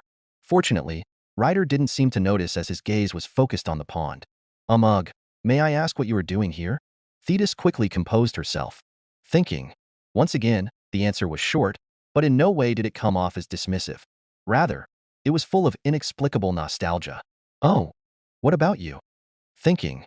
Thetis splayed her fingers out, staring at her nails in a bid to make herself seem nonchalant. "It was a failure. Maybe we could think together? If there's something troubling you, I'll listen." "Surely no, without fail. I will do so. If I can, I could just take care of it." "Even now, huh?" Ryder snorted with melancholy. "Still the same as always." Helplessly doting, to the point of tears when it ended in tragedy. Thetis inwardly flinched but outwardly pretended not to understand even if she did. The same as always? Thetis had seen glimpses in a vision that came and went like a mirage, but she was a goddess that was still able to piece things together. She bit down on her lips, her stomach cramping from that feeling of despair she'd endured at the end of her vision while staring helplessly at a broken body. "Why yes," she stammered. "No," Ryder shook his head wryly before his lips tugged up into a depreciating grin. "It's nothing but the words of a bastard who made someone who deserved better grieve for him. He's not about to make the same mistake again, Dash. He already is." Thetis glared at the back of Ryder's head, her eyes wavering before shooting down to stare at her feet at her outburst. She swallowed the lump in her throat. Was she cursed? She couldn't even get angry at him. Ryder shifted his gaze away from the pond, then back at Thetis, whose hands were clutching anxiously at her heart. Thetis opened her mouth, having gathered her courage through a rising sense of bitterness. "Why are you blaming yourself?" The words were on the very edge of her lips, but someone ruined it. "Thetis, what did I tell you about wandering off on your own without our familia?" Iris's calls suddenly began to echo throughout the general quiet of the secluded meadow. She was nearby. The tension in the air was shattered. An immensely petty part of Thetis immediately started cursing Iris in her head when Ryder got up onto his feet. Well then, I guess I'll get going. The words were like ice pouring down Thetis's back, as she too shot herself up to a standing position. Wait please. Just a bit longer. Ryder shook his head and let out a low whistle. I'm afraid not. Your friend's eyes are too much for a game of hide and seek to be fair. Damn it, Iris. Thetis started panicking. There was so much she still had to say and no. Hold on, don't go. Stubborn until the end, Ryder would not change his mind once he'd decided on an action. A chariot pulled by 3 horses instantly appeared, Ryder hopping on and grabbing the reins. Until next time, Dash. Achilles? Thetis blurted the name that had always been at the tip of her tongue. The man froze in his tracks, body going stiff. Thetis could tell that Ryder likely knew her divine perception wouldn't work unless she touched him, but from the very beginning, there had been no need. Ryder was the spitting image of the Achilles that Thetis had held so dear. Her dearest baby boy. Don't leave me. The words Thetis had said at the end of the vision she saw came gushing out, resonating with her current emotional state. My entire life, Achilles sighed, muttering to himself. Nothing but regrets. Shifting inside his chariot, Achilles suddenly grabbed something with his hands and then tossed it to Thetis. Here, take it. Stiffly, Thetis raised her arms and caught the object before it could land on the ground. A shield, she murmured, one that was familiar to the shield she knew, yet different in that it was now also a crystallized legend. I won't be needing it anymore. Achilles shrugged, making up his mind. Once that was done, there really was no going back. Use it well. It will protect you. Then Dash. Thetis. Iris's voice cut in once again, causing Thetis's expression to fall miserably and Achilles to laugh in fond amusement.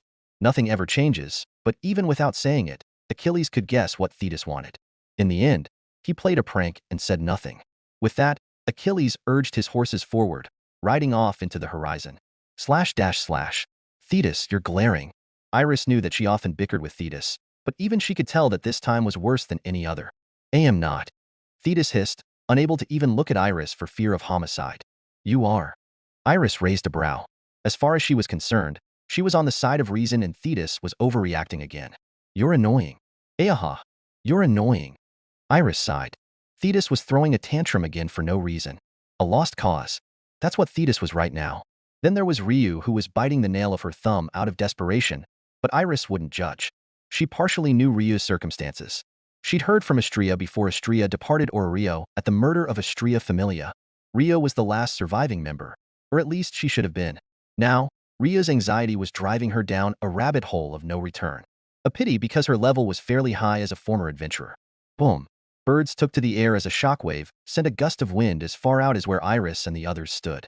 All 3 glanced in the direction of Rio, where the Tower of Babel was now oddly tilted. It was far from a good sign considering that both Thetis and Iris had their familia lodging in an inn near the tower. The thought was sobering. Pelias.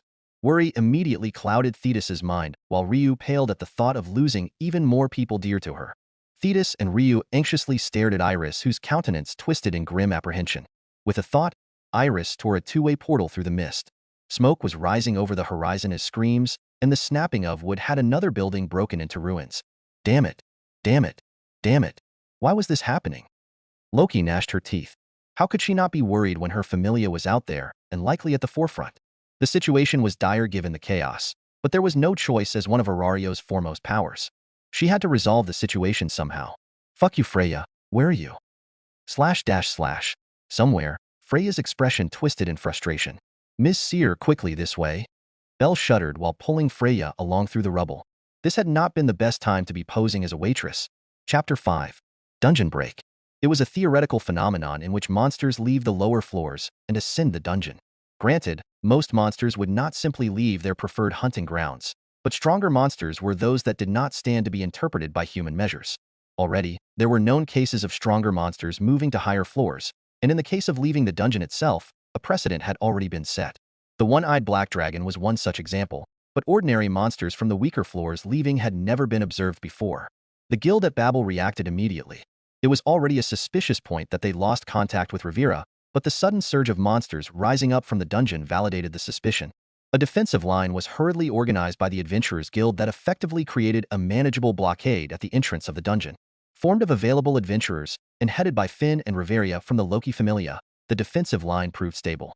The weaker monsters of the upper floors that could be defeated by beginner adventurers made the initial wave simple enough to suppress, but no relief could be seen on anyone's faces. More and more monsters were coming from lower and lower floors of the dungeon. None of this was making sense. However, the situation was still controllable enough to suppress the news from spreading throughout Babel and alerting Orrio. Often, it was mass panic and fear that caused the most damage, and more specifically, Orrio was a bustling trading hub and city whose reputation spurred many merchants and travelers to its lands. Economically and politically, news of a theoretical dungeon break would destabilize the current economic, political, and perspective viewpoint of Orrio. The situation could be handled. Both chief executives of the Loki Familia were present, and the guild was certain that the Freya Familia would also show support in a time of crises. Finn. A woman called out to an older man whose appearance looked no different from a young and blonde pretty boy with baby blue eyes. Compared to the woman, he was practically half the size. A long spear was held in Finn's hands, and he was overlooking the situation with a hand nestled under his chin in deep thought. He wore light armor made of leathers and pauldron strapped over his chest. The woman's name was Riveria, one of two of the Loki Familia's chief executives and captains. She was an elf with long green hair that fell past her shoulders, and she wore a linen cloak that hid much of the armor worn beneath. Finn, Riveria called out again. I know. Finn muttered, still lost in thought, but done brooding to himself. I don't like it. It's just off. The monsters looked as if they were fleeing the dungeon out of desperation rather than bloodlust or malicious intent. This was most apparent on the expressions of kobolds and goblins who were humanoid in stature and primarily occupied the higher floors. They were of low intelligence and followed instinct before anything else. Regardless of Finn and Riveria's doubts, it didn't change what had to be done. We have to drive them back, Riveria said, using a finger to push up her square-frame glasses. Like planned, I've asked Ace to lead the second-string members to hunt the monsters that made it through the initial blockade. Meanwhile, we will lead the remaining executive members along with guild personnel to drive the monsters back into the dungeon. Finn nodded to himself. We have Ishtar, Apollo, and lower-string Freya Familia members present along with other Familia, but it's hard to blindly trust them with our backs. If either Finn or Riveria were to meet with an accident, the political scales in both power and influence would skew within the Loki Familia. Vultures and jackals that would have been vying for an opportunity to compete for Orario's central powers would surely be quick to action. Gather Tioni, Tiona, and Bet, Finn muttered while shaking his head of idle thoughts. It would only impair judgment in battle.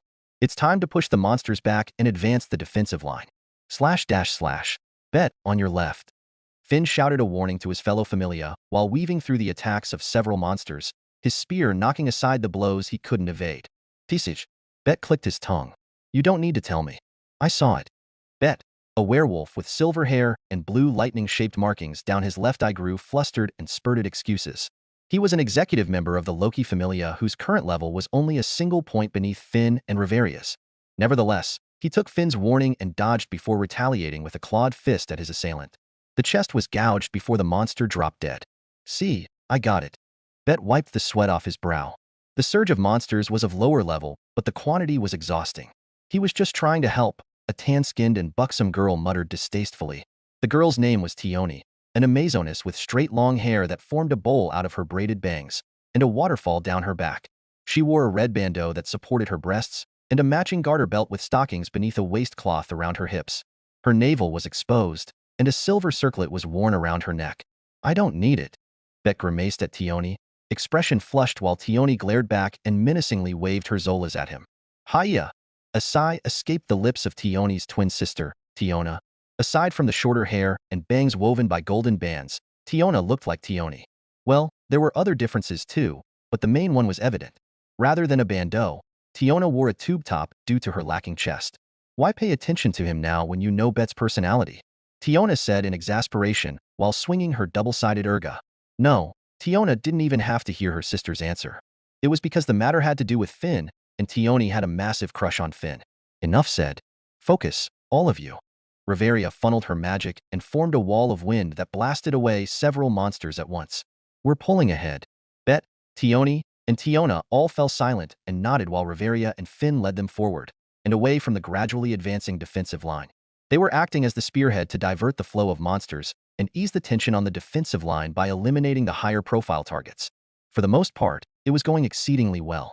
Riveria used her magic as a cohesive force that covered any blind spots of her teammates while Bet, Finn, Tioni, and Tiona focused on taking down war shadows and killer ants that could wreak havoc on the defensive line.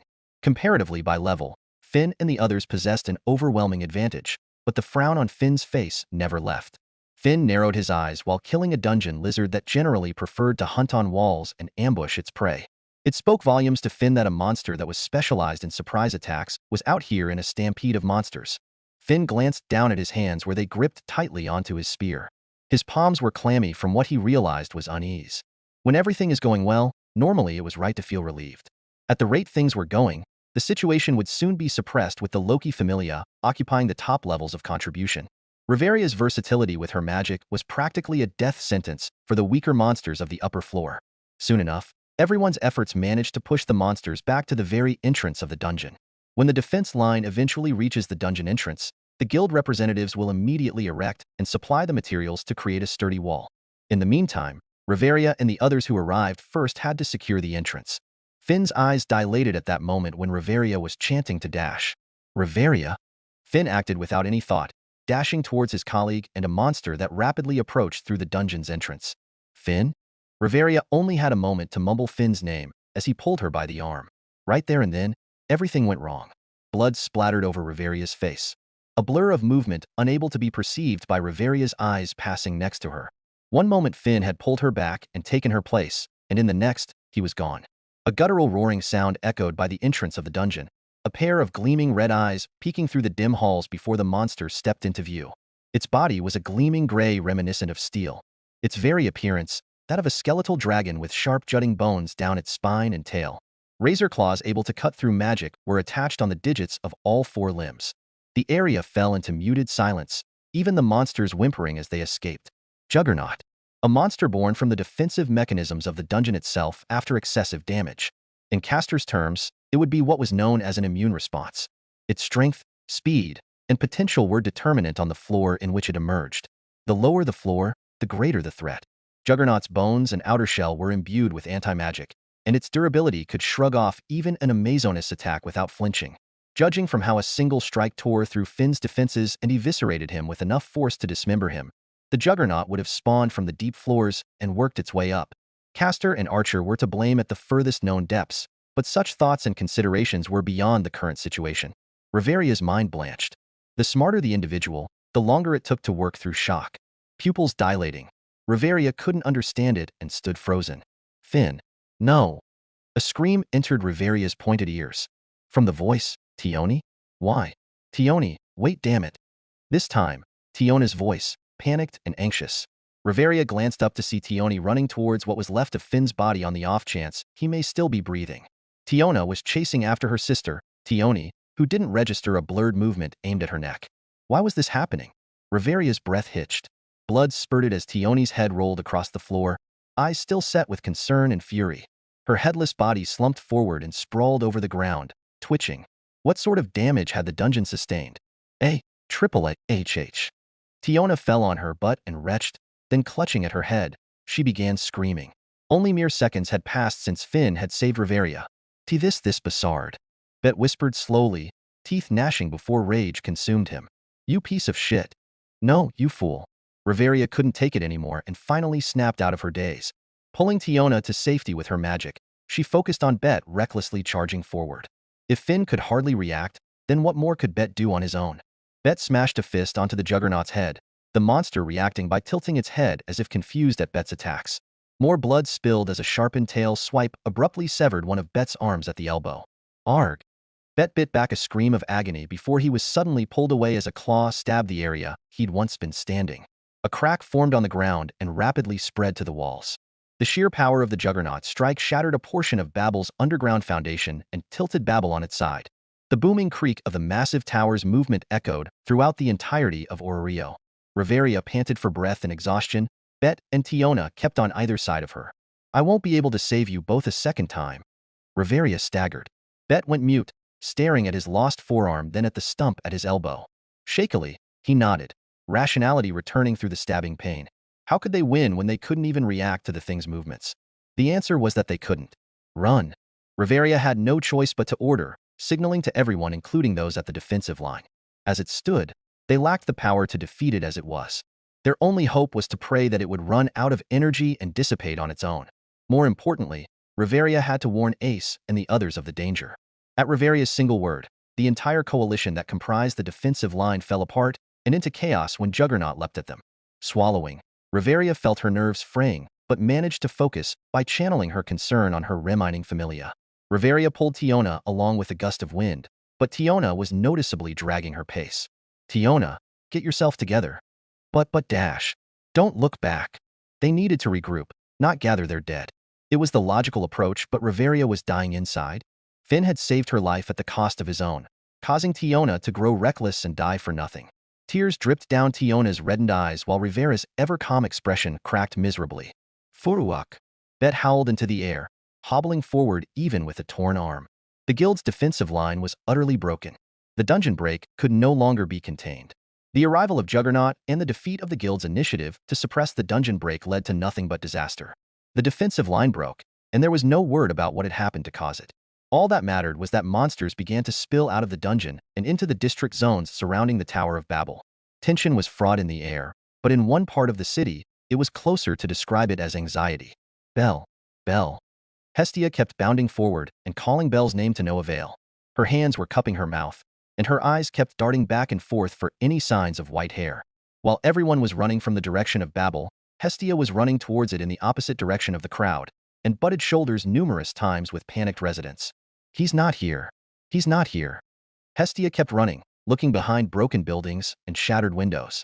She was filled with regret. For the sake of surprising Belle with a gift, she'd sent him out only for a disaster to happen on the same day. Ugh, why are monsters escaping the dungeon? Hestia sniffled in depression before glancing back behind her towards her current companions. Yell with me. 3 voices are greater than 1. She insisted. Shirou made a face, but it wasn't as if he was against yelling out for Belle. Rather, it was more the futility of it that had him less enthused. Our voices are only drowned in the chaos, Archer said bluntly, causing Hestia's eye to twitch. Too many people are screaming, buildings crumbling, and monsters roaring. Our voices will not echo far. We're better off thinking of an alternative. Something visual may be better, Shirou suggested. Archer nodded. Meanwhile, Hestia was puffing her cheeks. Somehow, she felt like her actions were indirectly being called stupid or airhead. Castor didn't participate in the commotion, but then again, he was never really combat-oriented anyway. This was more of a job for Shirou and Archer than the good doctor's concern. Far as Castor cared, Archer could take care of it like he always did. What do you suggest we use as a visual? Hestia got over her personal indignation and got to the point. Shirou fell silent before something else drew his attention away. Pleas for help and loud banging noises beneath piles of debris were keenly heard. There are people buried in the rubble, Shirou said, his steps slowing to a crawl while glancing at the collapsed buildings around them. Once there was a time where he walked by and did nothing amidst a scorching fire. This time would be different. What about Belle? Hestia was too hyper-focused and anxious. If we leave these people, they'll die, Archer said, blunt as always, snapping Hestia out of blind daze. Ooh-woo. Hestia wilted, but didn't raise a protest. She was too kind-hearted.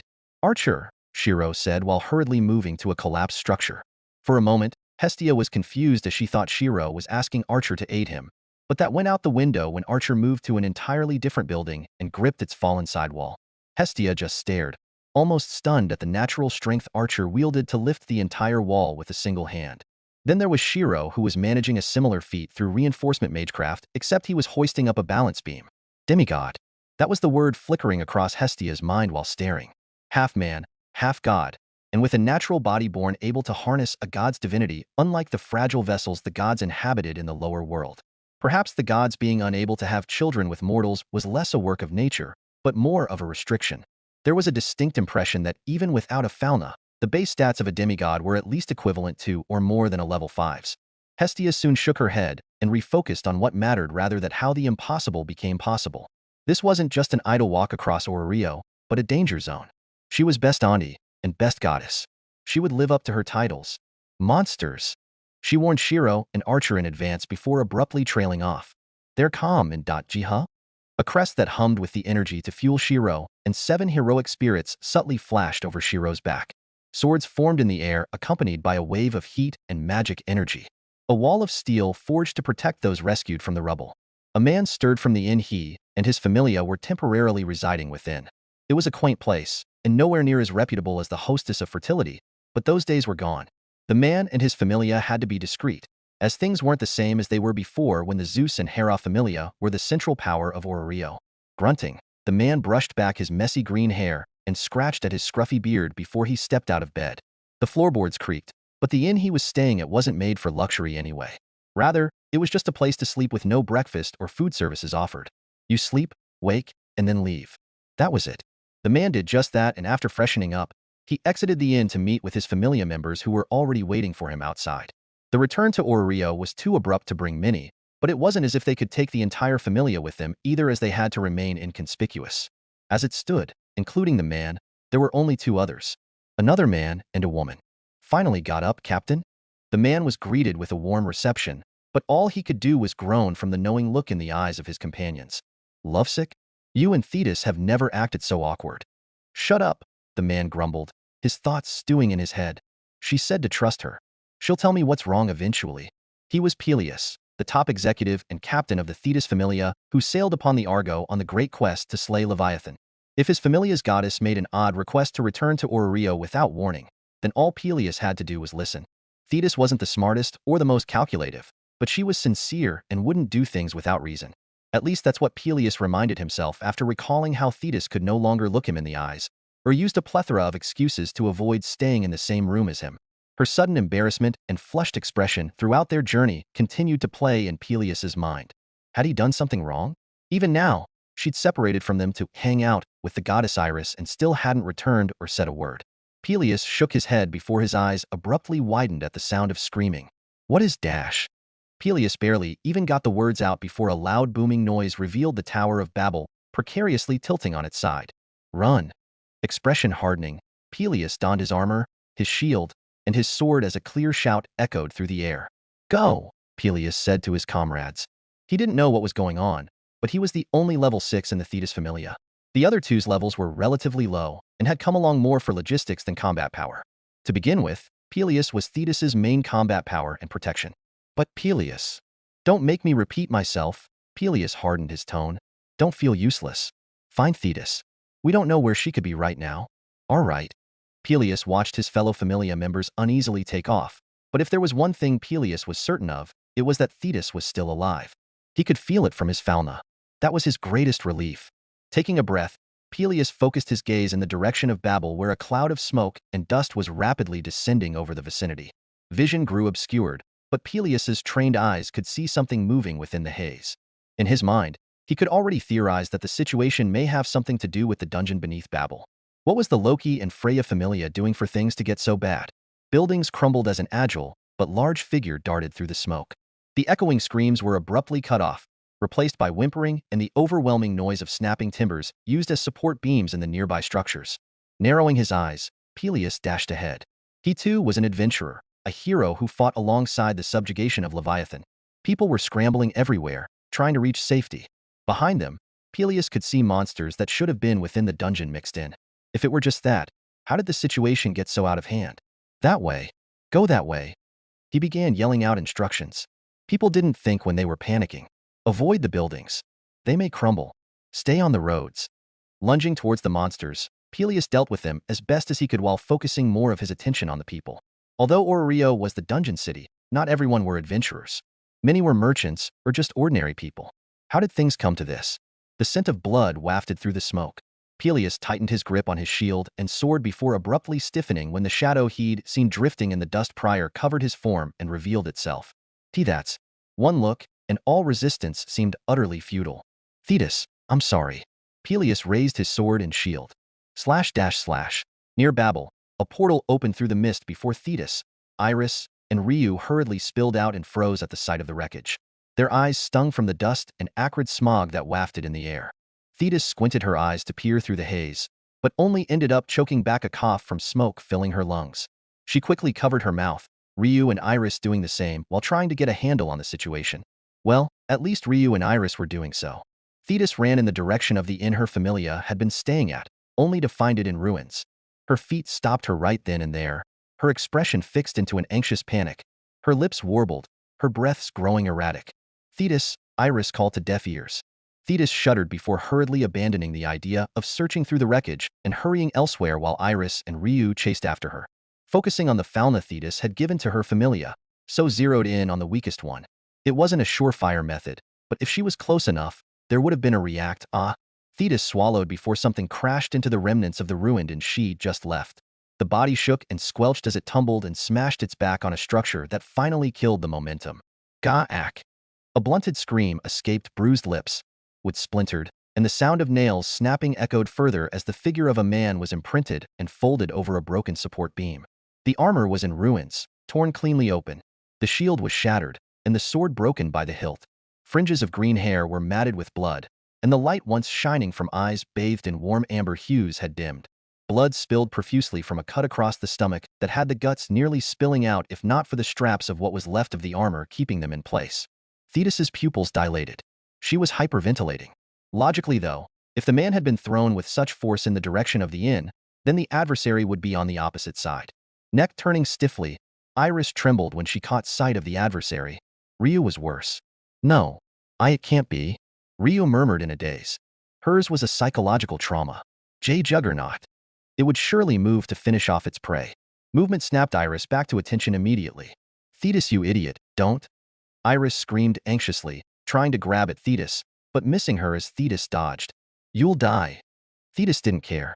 She didn't even react to the words and was making a beeline towards the inn. From the very beginning, she was a goddess with an overflowing affection. Those who cared too much were the ones who always despaired in parting. Thetis could not imagine a world without those she loved, which was why she'd go to any lengths to keep them safe. I'm sorry, mother. A bitter vision flashed in Thetis's mind. The fleeting life of a hero whose father died young, and a desperate goddess who did everything in her power to keep her boy alive. In the end, failure and crippling solitude. Thetis violently shook her head. Go away. Go away. She clenched her teeth and banished the images in her mind, unwilling to dwell over the suffocating sense of depression they invoked. There was no way she was willing to lose anything. Peleus! She screamed, knowing full well that danger was looming overhead. She dropped to her knees and scrambled to pull the debris off of her familia. Her nails broke as she clawed at pieces of gravel and chunks of splintered wood, but she didn't even flinch. Her cheeks were flushed, her hands were getting scratched, and her eyes misted over before she finally reached Peleus and the beam pinning him in place. Peleus's cloudy eyes widened at the sight of her. Thetis, you stupid, why? He snapped to temporary awareness before groaning from stabbing pain. Shut up and help me, help you. Thetis propped herself by the collapsed beam and tried to shove it off. She failed, but kept trying until she went as far as pushing with her back and shoulders. Come on, I won't leave you here, so don't give up on me.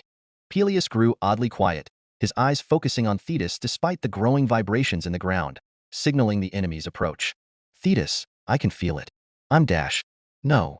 Thetis choked back a whimper. Don't say it. Peleus's expression hardened, his fauna representing a star and dolphin flaring. His tired arms mustered strength and lifted to help push the debris off of him, but his legs were unresponsive. To make matters worse, he was growing anemic. As resignation set in, Peleus's thoughts went away from himself and towards the woman still desperately trying to save him. Even desperate, she was beautiful. Stop. You need to go. I don't even have legs anymore. Thetis's eyes grew bloodshot, teeth biting into her cheeks. I am a god. I fear not this beast. Power welled within her, gathering and coursing through her veins. The ground cracked and funneled into a crater at the release of her divinity at the cost of banishment from the lower world. Her navy blue hair flickered back as glowing water condensed and precipitated into a torrent around her. Clasp. Peleus grabbed Thetis by the wrist and glared with all his strength. You'll have nothing if you release your arcanum here for a man who's dying. Leave. The growing waters fell to the ground all at once, Thetis flinching. She blinked back tears and just helplessly stared at him.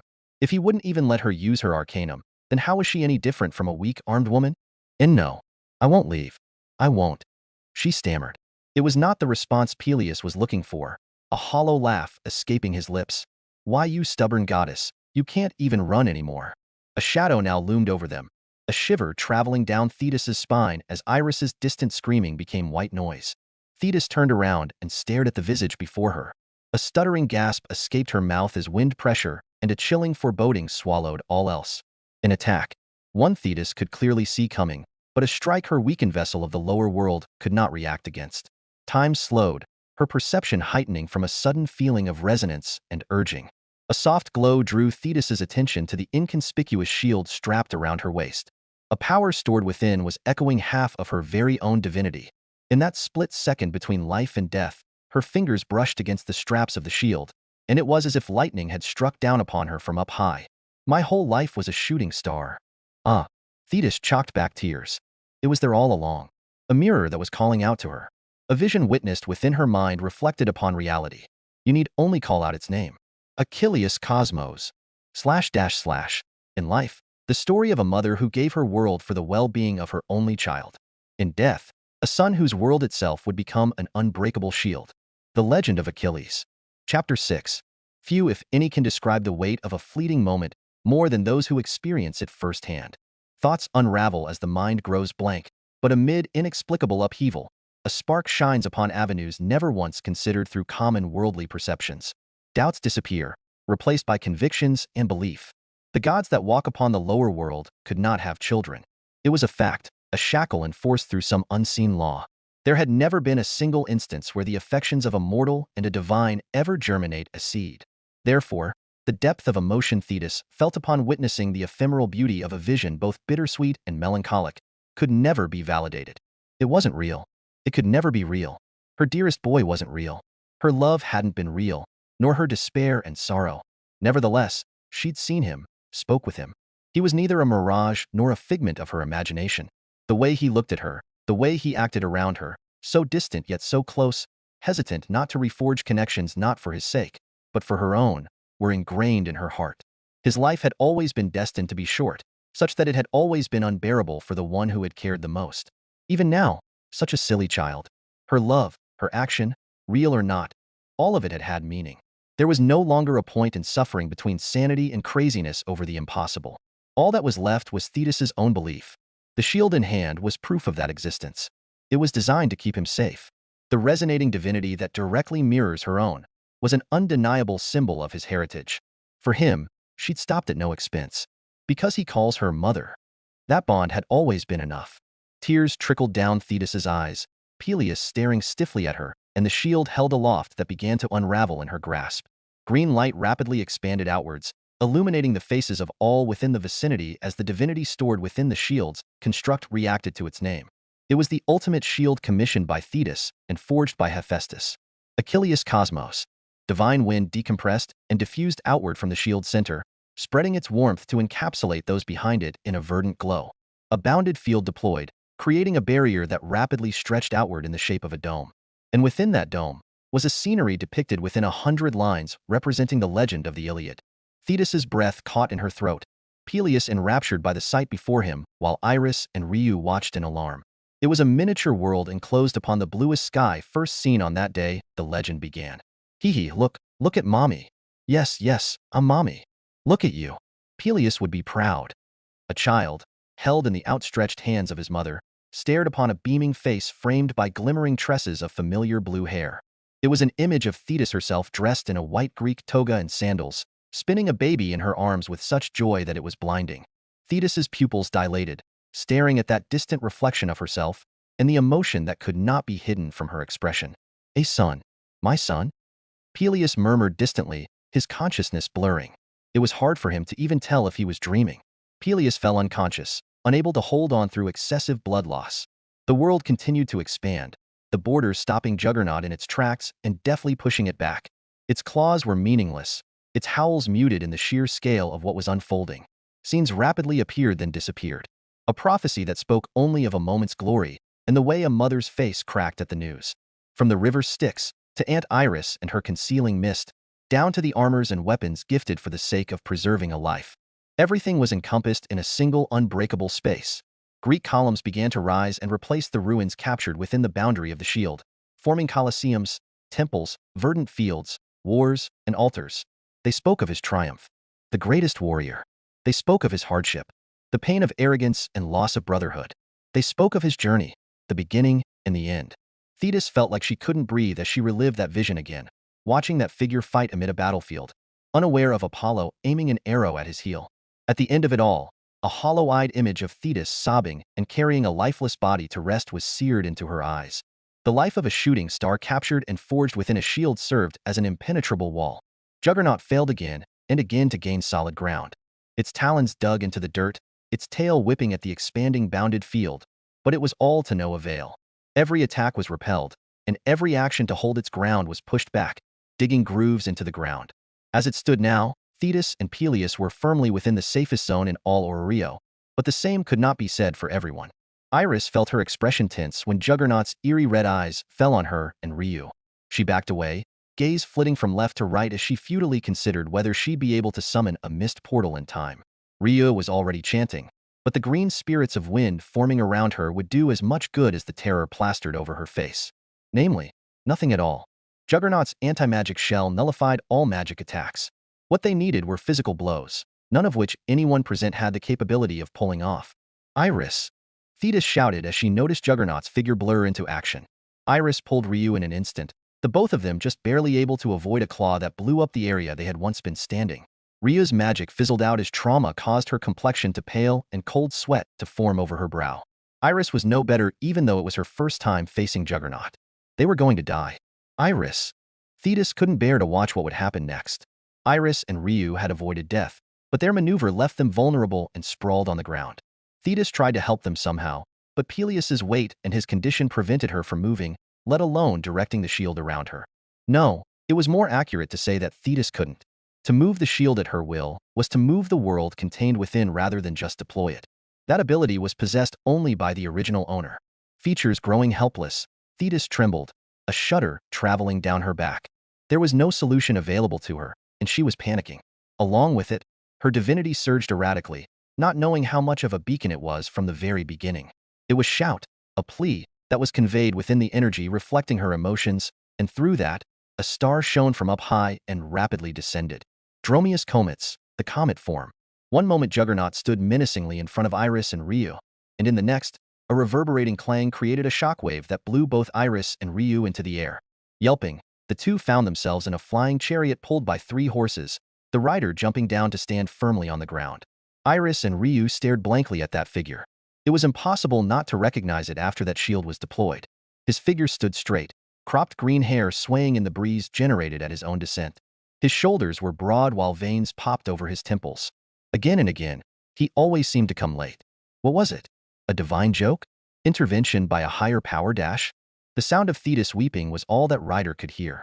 The sight of Iris nearly dying, and Peleus on his deathbed created a suffocating divine pressure in the air as energy leaked from Ryder in droves.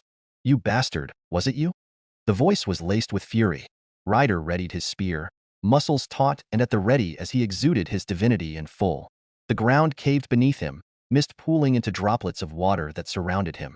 The energy then inexplicably spiraled into a green mist that congregated into the illusory figure of Thetis herself, who wrapped her arms around Ryder's neck and leaned into him. At that moment, Thetis's projection made of divine energy smiled with such love that it was undeniable. Her form melded into him, flashing with the crest of a dolphin and star of the Thetis Familia. Always and forever, she would watch out for him.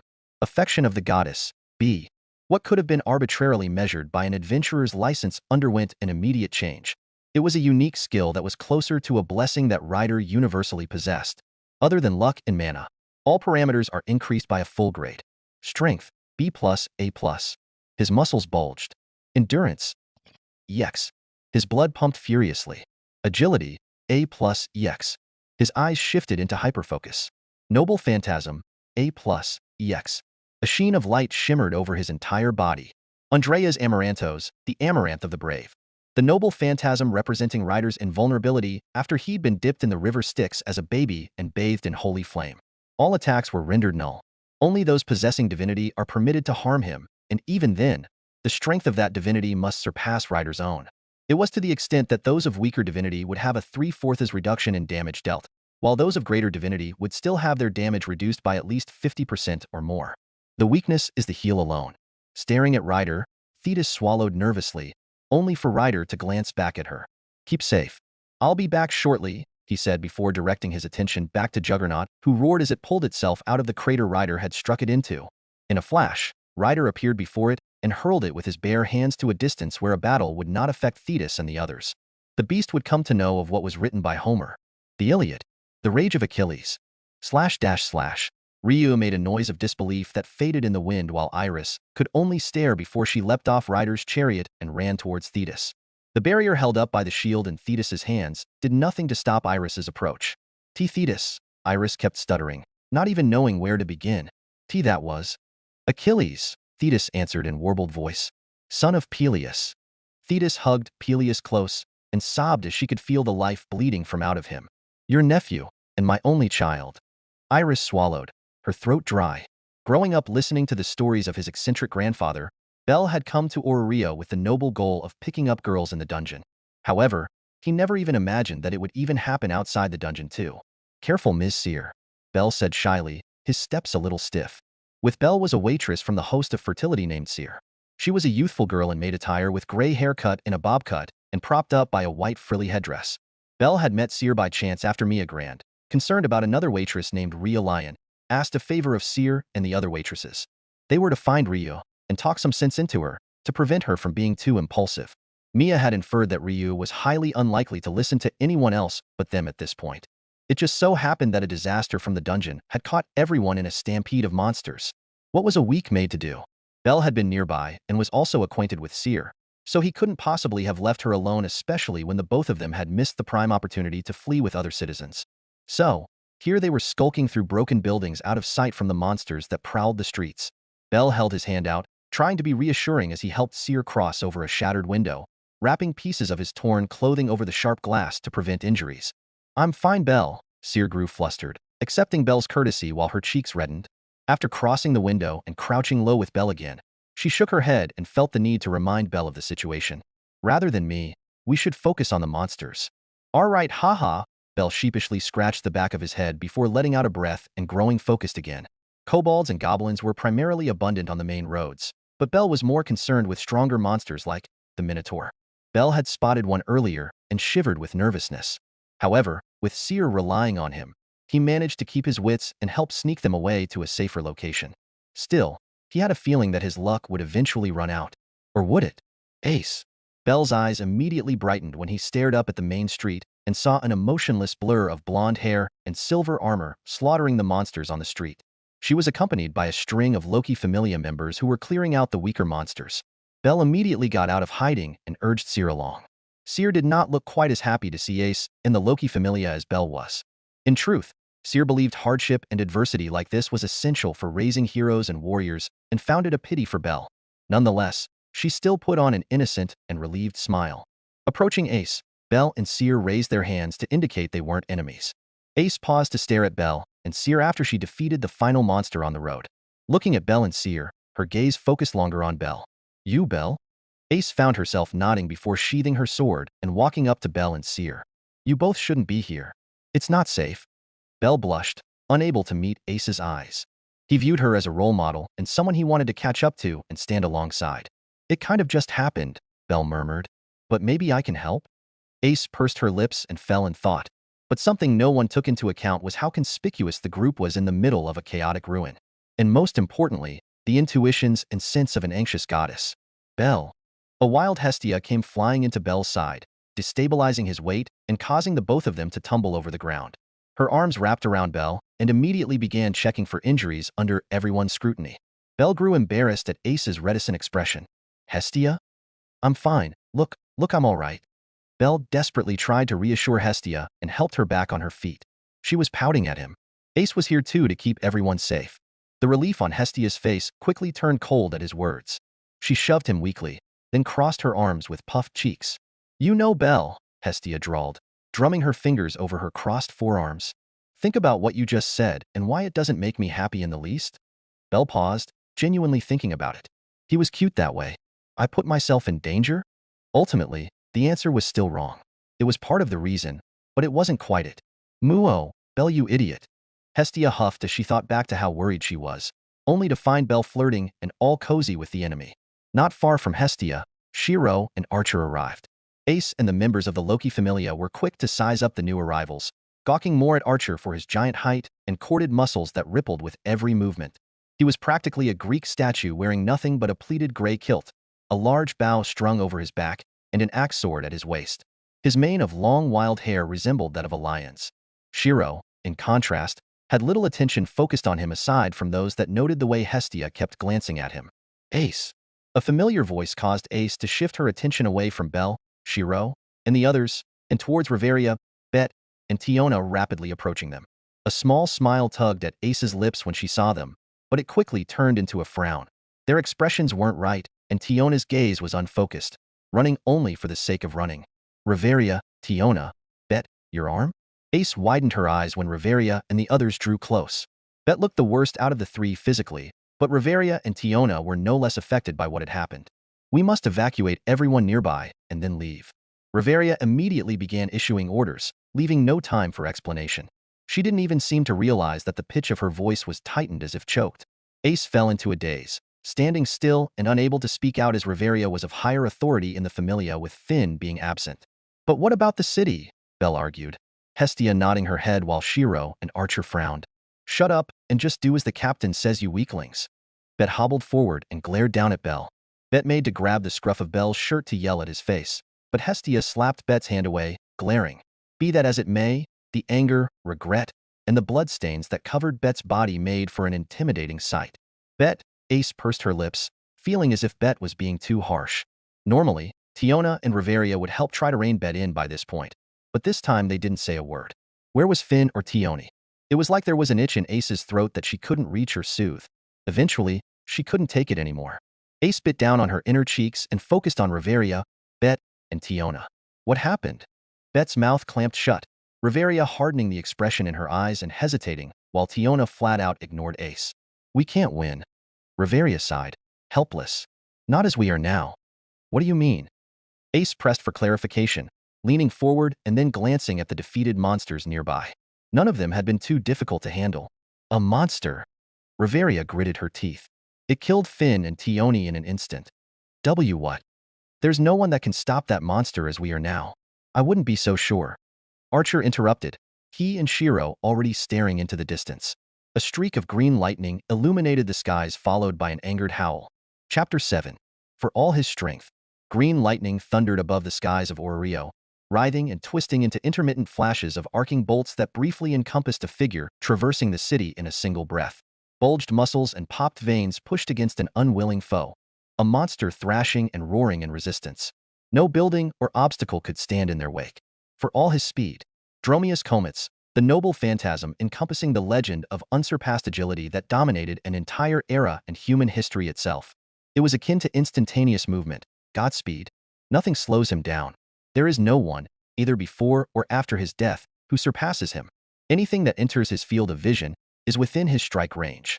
Time and time again, Ryder's expression twisted, his spear crackling with divine energy. He was never there when it mattered. His name was Achilles, an exceptional hero whose level was exceedingly close to that of the gods that prophecy itself warned mighty Zeus of his birth. Rarg. A war shout reverberated from the heavens. Palmed in Ryder's right hand was the juggernaut's head, smashing through building after building, accelerated forward again and again from feet that tore trenches in their wake. Faces passed by in a blur, many stunned and frozen in shock through explosions of smoke, debris, and wood. What was Dash? Oh my god, Dash. Ryder. Reaching the front of Babel, Ryder slammed the juggernaut onto the ground. Cracks formed and spiraled out into a deep crater, pebbles and stones flying out like shrapnel in the echo of a deafening bang. Wordlessly, Ryder raised his spear. Sparks grated as a sharpened tail swooped over and clipped Ryder on the head before he could strike down. He flew, smashing into the side of Babel, where he left an impression of his body depressed into the stone. All he did was grunt while pulling himself free. In the tension, enraged eyes squared up against glowing red. A strike that would have pierced even steel did little more than leave a deeper scratch over Ryder's skin. Blood dripped over Ryder's temples, but he didn't even feel it. It tickles, he muttered, expressionlessly brushing the debris off his armor. His eyes were bloodshot. The juggernaut roared in challenge, seemingly confused that it had done so little damage while Ryder was just getting started. In the distance, people ran close, drawn to the violent sounds and propagating reverberations. Ryder threw away his spear. In madness. Someone, stop him. Barehanded, he struck with a speed faster than the blink of an eye and punched the juggernaut square in the skull. A shockwave was generated from the sheer impact, the monster recoiling. It was no augmentation magic or strengthening of any sort. All of it was physical strength. In pain, the juggernaut countered with a swipe of its claws, but Ryder's hands rose to meet them, grabbing them mid-strike. The sharp edges meant little against Ryder's body bathed in the river Styx and quenched in holy fire. Slow. Too slow. Ryder's present agility was in the realm of God's speed. His strength? Veins popped over Ryder's biceps as he pulled on the juggernaut and lifted it into the air by the claws. Who? That's not possible. Shouting, he swung the juggernaut against the ground again and again like a sack of potatoes. Each thump shook the very streets of Orrio and tilted Babel Tower further and further off its axis. The ground caved as two deep wells were forming on either side of Ryder. One final smash had the juggernaut entrenched into the earth. Its hind limbs splayed, and the claws of its forelimbs cracked and shattered. Letting go of his grip, the juggernaut tried to respond, but Ryder was too quick. His hands quickly found purchase on the horns of the monster atop its head. The sheer size had Ryder mounting the top, but nothing the monster could do would shake Ryder off. Slowly, steadily, he began pulling, bending the horns inward. Howling and thrashing in pain, the juggernaut slammed the back of its head into nearby buildings. Finally, it knocked Ryder off with one final swing of its head, but Ryder's dismounting wasn't without value. An abrupt snapping noise was accompanied by two horns cracking at their base. An anguished low growl escaped the juggernaut's mouth as it pawed on its missing horns. The fiery red of its eyes was no longer as potent as before. "Does it hurt?" Ryder asked blankly, tossing the horns in his hands away like garbage. There was no answer this time. Not even a growl. Unlike upper-level monsters of the dungeon, the monsters of the lower floors possessed greater instincts and intelligence. Spawned from the lower depths, the juggernaut possessed its own judgments well enough to see that Ryder shrugged attacks off without care. Without warning, it turned around and chose retreat. It would not be so easy. In a blur of God's speed, Ryder could appear anywhere in his sight, and that meant appearing directly next to the juggernaut who could hardly react. "Where are you going?" Ryder grabbed it by the tail and pulled it to heel. Putting strength into his arms, Ryder spun like a discus thrower and hurled Juggernaut through the air at unimaginable speed. Flying overhead, it flew past a gathered crowd and struck Babel Tower. The structure creaked and groaned, but it was too much. It crumbled and buried Juggernaut under several tons of rubble, Babel Tower finally collapsing on it. A certain goddess who lived on Babel was far from happy at the absurd scene. Ryder spit blood on the ground and proceeded forward, just now noticing the presence of a crowd, not that it mattered to him. Not even the elf who stepped out and those who accompanied her. Staring at Ryder, Riveria shuddered as realization kicked in that, yes, Ryder was fighting barehanded. No, more than anything, against such a monster, the man had the audacity to be walking. Riveria clenched her teeth, eyes narrowing at Ryder in protest. "Why you?" Even the words would not come out properly. It wasn't difficult for Riveria to interpret meaning in Ryder's actions, to prolong its suffering and then crush it. Ryder was strong to the point where Riveria and many others struggled to determine what level he was, but it was simple recklessness to not decisively put matters to an end when he could do so. Such irresponsibility was an affront to those that already died, and those that could still die in the process, let alone the collateral damage. If Riveria had expected Ryder to stop at her protest, she was mistaken. "Out of my way." Ryder pushed past her, bumping shoulders to continue his war path. Taken by surprise, Riveria stumbled back with an uncharacteristic yelp. Unable to catch herself, she fell on her bottom, glared at Ryder, but then hurriedly lowered her gaze. It was unintended, but Ryder didn't even register his own rudeness. All in his way were obstacles. Nothing more. Nothing less. Ace and the others from Loki Familia bristled, but Bet was different. He blocked the way, veins popping over his temples. In his anger, he missed the panic that flickered across Riveria's face. From a minor familia that was already kicked out, Bet ground his teeth while staring at the symbol of a star and dolphin emblazed on Ryder's back. "How dare you dash?" Bet's mouth suddenly clamped shut, finally seeing what Riveria had seen to force her silence. It was Ryder's eyes and the unbridled savagery burning within them. "Do you want to die?" There was no rationality in that fury. No reason. Bet backed down, instinctively understanding that Ryder would follow through with his words at the slightest provocation. The sight was humbling, especially for those who personally knew Bet. Not another word was said, but no one dared to move until Ryder passed by and the juggernaut reoriented itself in the rubble. Ryder reached it in an instant when it tried to flee back into the dungeon and quickly re-engaged. Staring at them, it was difficult to tell who was the real monster. "Move aside." Riveria pushed past the growing crowd to stand at the forefront, magic energy gathering into a written chant in the air around her. Harbinger of the end, the white snow. Riveria focused her magic, targeting Juggernaut who Ryder was toying with by snapping its bones and breaking its joints. Blow with the wind before twilight. A single moment of carelessness, and the monster that had killed Finn and Tioni could get away. Closing light, the freezing land. Riveria had had no hope of victory before, but witnessing Ryder's strength and capability, revenge burned with an ever-growing furor within her. Blizzard, the 3 severe winters. It happened. Like a cowardly lizard, Juggernaut snapped its tail off and fled towards the entrance of the dungeon buried under Babel, Ryder roaring in anger as he tossed away the tail. My name is Alf. Riveria's eyes shone with a blue hue as the falna of the Loki Familia on her back emitted light.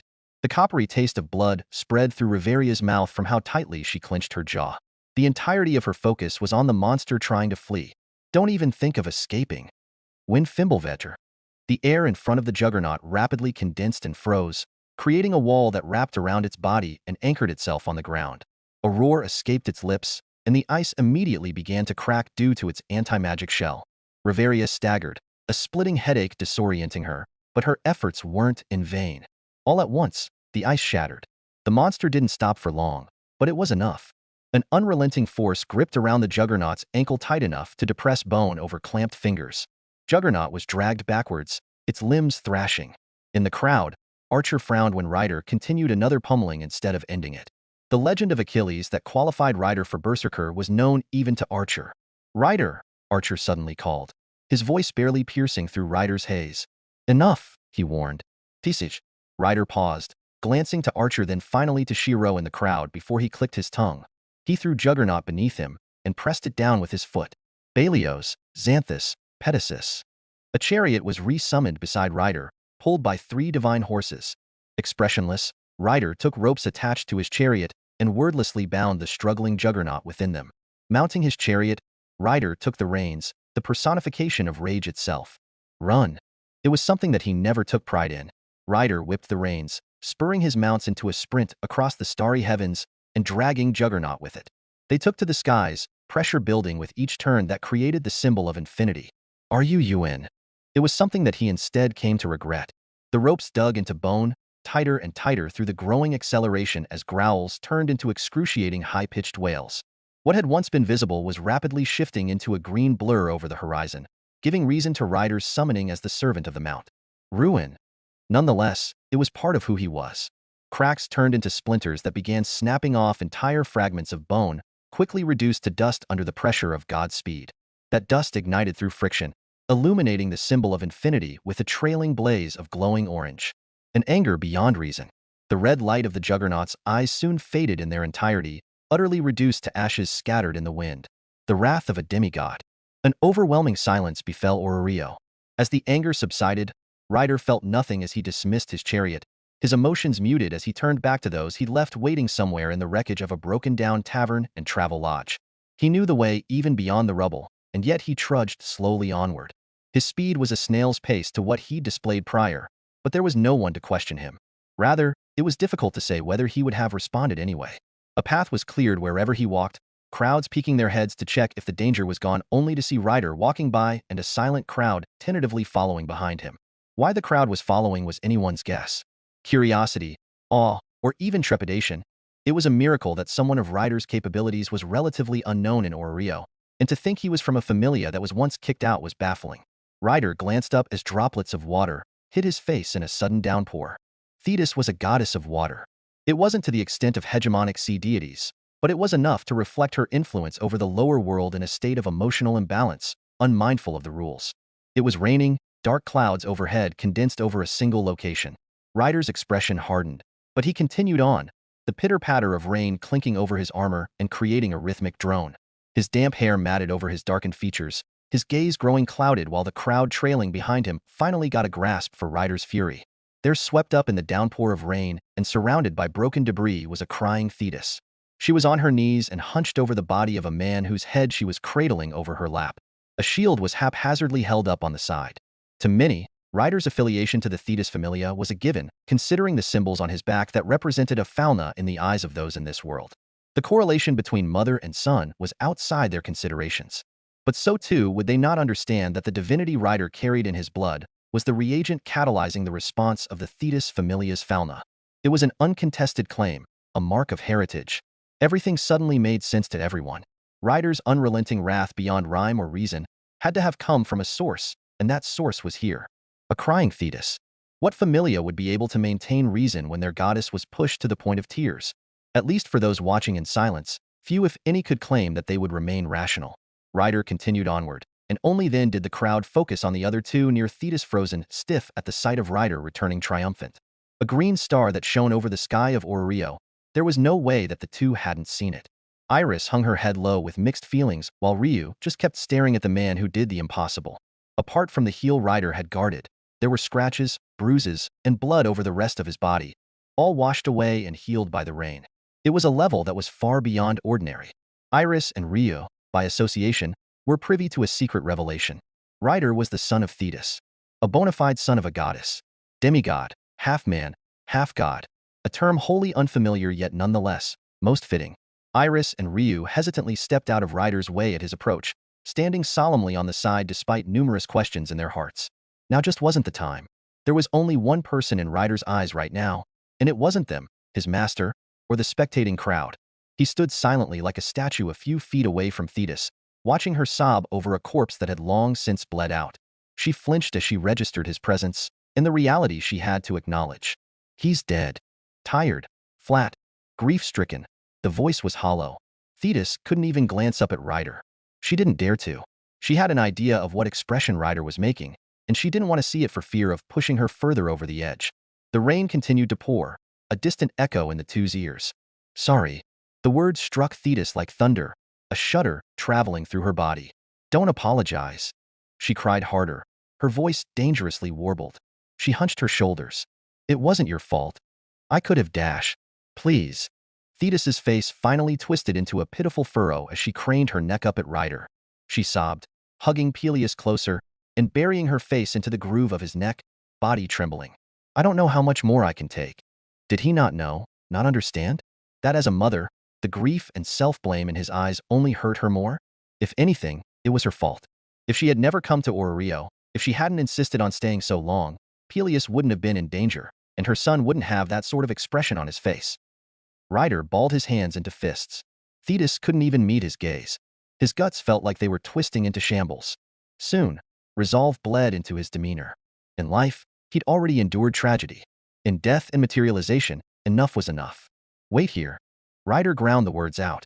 In a flash of green, he leapt into the air and vanished into his chariot under the confused stares of all. Only Shirou and Archer had an idea of what Ryder had in mind, and Shirou wasn't about to deny Ryder's freedom and choice. The worst way to handle a servant was to one-sidedly impose on them. Not a few moments later, Ryder returned with a frowning Castor caught in his grip. That frown only deepened when Ryder dismissed his chariot and forced Castor to the ground with him. Castor's appearance turned many eyes. Considering Ryder's capabilities, it was difficult not to make assumptions about the skills of his allies. In this case, it would be warranted. It was a cranky figure that was bound to reshape Orario's entire dynamic. This was not part of the arrangement, Castor said flatly, dusting himself off after Ryder raided his medical ward and kidnapped him. Beyond his irritation, Castor was already taking in his surroundings, first to the crowd, then pausing as his sights landed on Peleus. Please. Ryder bowed his head on the side. Castor knew exactly what Ryder was asking of him. Beyond Castor's capabilities to reject even death, he had no plans of ousting himself as the perpetrator of a revival skill to prevent drawing undue attention. Rather, he intended to use Archer as a proxy to not be disturbed in his duties and aspirations as a doctor. To heed Ryder's request was to put himself outside his intended calculations and into a spotlight. No, not a spotlight, a beacon. The fact that he was here was already outside his calculations. Ryder would have known of this. It was the reason Castor was absent throughout the entire incident until now. An inconsequential doctor would be far less hounded than an influential one. Castor had long since learned this sentiment in his former life, and yet, this and that were different things. It was annoying that Ryder couldn't have brought the patient to a less conspicuous location, but Castor supposed Ryder's mental state wasn't quite as sharp as it should be.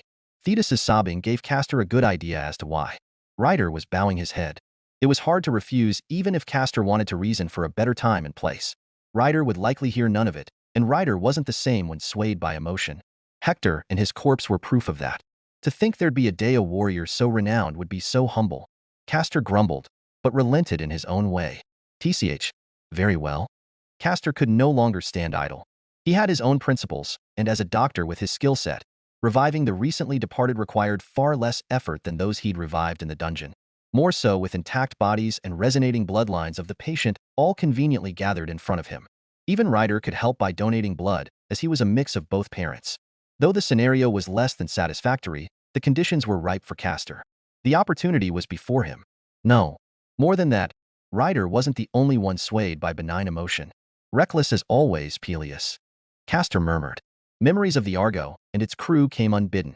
Peleus may not be entirely the same as the one Castor knew, but they were comrades, brothers, all led by an oddball in over his head. You were no Heracles, Castor closed his eyes, reminiscing, but you were braver than any other. Castor opened his eyes, coming to a decision and staring at Shirou, an archer in the spectating crowd. Master, Castor called, gesturing to his empty hand. The patients revived from the dungeon have yet to achieve true resurrection, so their conditions were maintained by Castor's staff, forcing him to leave it behind. Obviously, Castor could not possess more than one, but his current master created a convenient loophole. As others began looking for whoever Castor referred to as Master, a copy of the staff of Asclepius appeared in the air in front of Castor. Only Hestia and a scant few that had been near Shirou witnessed the process of circuit-like patterns flaring over his skin and the heat of a forge. Aichin, Castor grunted after taking his trace staff. The staff served as a conduit to focus his energy and was a key point in establishing his divine mystery spoken of in legend. Step aside, Ryder. Castor instructed as he moved towards Peleus. Thetis immediately grew defensive, her eyes threatening mutual destruction if he so much as dared to. Ryder motioned to Thetis that it was okay, her pupils dilating with turmoil. She neither wanted to ignore Ryder's insistence or to give up Peleus. In the end, Thetis was coaxed to release her hold on Peleus before the two backed off to give Castor space. Silence stretched as Castor laid Peleus down in front of him. For a second, disgust crossed Castor's eyes before even that was washed away by necessity and acknowledgement. As good a doctor as Castor was, the miracles he performed were not without the aid of the divine, especially when the patient was beyond mortal help. Planting his staff next to Peleus, the serpent entwined around the base of the staff hissed and slithered. A white-bounded field was released, steadily propagating outward with Castor at its center. Castor focused inward on the divinity flowing through him and reluctantly let it loose. O radiant sun who knows not of folly's treacherous bane. Wind began blowing, pushing down the hood of Castor's cloak to reveal silver hair and solemn features, both familiar yet distant in the eyes of all. Thy regret and thy sorrow linger anew. Someone choked, but Castor cared little. Guileless mother, wayward son, I do not forgive. I will not forget. He stretched his arms forward, marking a boundary in his mind as the light surrounding him intensified with divinity. Whispers grew louder as divine mysteries manifest. Killer of love and false betrayal, thy mark remains in mortal flesh. Light pierced down through the clouded skies, shining over Castor and reflecting the image of a bow and arrow. Though rejection bounds, thy blood flows in a cherished vessel. Castor grimaced from the light that resonated from within. Unworthy father, sing Asclepius a song of your grace. The playing of a lyre echoed with the soft neighing of sheep as the god, Apollo, stumbled out of the crowd in a daze. The divinity within him surging and giving him mixed feelings beyond his own control and understanding. The unmistakable sigils of Apollo appeared over Castor's body, illuminating the sclera of his eyes in a tranquil golden divinity. A mark of validation and heritage higher in rank than even Ryder's. Child of Apollo, A. May proof of the divine secret create a boundary here. The white-bounded field released from Castor's staff flickered and altered the environment. A holy temple that embodied the mysteries of the divine cult of Asclepius appeared through the Castor-class skill, territory creation. The body Castor had laid on the floor was erected over a small altar. Time to operate. Castor lifted his hands forward and revealed a vial hidden in his long sleeves. Fuha, Fuha, god of the underworld, take a look. Your role is done. The liquid bubbled and condensed into a floating sphere in front of his outstretched arms. It shone with a radiance beyond what any mortal could hope to achieve. It was neither potion nor tonic, but something that could only be recognized by the gods as a divine elixir. Humans have conquered death. Asclepius, he who heals even death. Resurrection fraught Hades. The liquid was poured unbidden onto Peleus's corpse, the elixir spreading across visible wounds and mending them in real time. Rigid muscles slackened, bones snapping in place or regrowing, as a pale complexion grew ruddy. Most of all, the rhythmic contractions of the chest, up and down, left little else to the imagination. It was breath. The dead do not breathe, and so, Peleus? Thetis felt her knees grow weak as she stumbled forward, only sparing a glance at Castor who let her through. There was no answer. She didn't expect one. Rather, She quickly pressed her ear to his chest and wept at the steady sound of a heartbeat. She cried, hugging Peleus close while everyone just stared in muted silence as thoughts and speculation abounded. Castor retrieved his traced staff, the bounded field dissipating along with it. Castor paused when Ryder suddenly placed a hand over his shoulder to convey gratitude. Grunting, Castor glanced at Ryder, who only now realized that he hadn't been thinking clearly by bringing Castor directly into the spotlight. Ryder even looked guilty, causing the edges of Castor's lips to curl up in amusement. It was already too late anyway. Castor was annoyed, but he wasn't one to dwell over what had already transpired. That was Jason's thing. Ryder started to walk away, but it was a mistake to turn his back from a mother that was too caught up in emotion to care about anything else. Achilles. An arm wrapped around Ryder's neck, pulling him down to where Thetis clung to him on one side and Peleus on the other. She was hugging both of them tightly to her chest, as if too scared to let either of them go even if it looked unsightly. "You thank goodness, hic. Thank goodn. SS hic, don't leave me." Ryder's expression softened. The gazes of the crowd meant nothing to Thetis. Many would have lost friends or family in the sudden attack, but Thetis was too caught up in her own happy ending to be mindful. She was sobbing while laughing despite the destruction and grief that surrounded Oreo. Thetis wiped at her eyes, but the tears wouldn't stop. Castor was immediately accosted when he tried to leave. Chapter 8. In the fleeting moments between silence and brewing chaos, Shirou saw a vision focused on Castor. Just like now, Castor was surrounded by a crowd and looked upon with eyes that regarded him beyond the status of a mortal. Everywhere, eyes would follow him, the desperate, the damned, and the grieving. Beyond sentiment, the one at the center of it all never cared for praise or recognition. Rather, he continued with his practice no matter the patient that came his way. He performed miracles, curing the incurable. He mended wounds thought to be fatal. He ventured into lands of plague and destitution to treat those abandoned. In the end, that perseverance led to a single result: a defiance of the natural order and retaliatory strike of lightning that rendered all efforts moot. The sun did not shine on that day, not until a new constellation joined the heavenly bodies of the night sky. Asclepius, a man elevated to the title of god of medicine. He who was worshipped and enshrined in a divine cult. Yet he who had never cared for it. Was it a fate, bound to repeat? The vision ended in Shirou's eyes almost as soon as it began, but the initial scene itself did not fade. It was simply replaced with something more chaotic.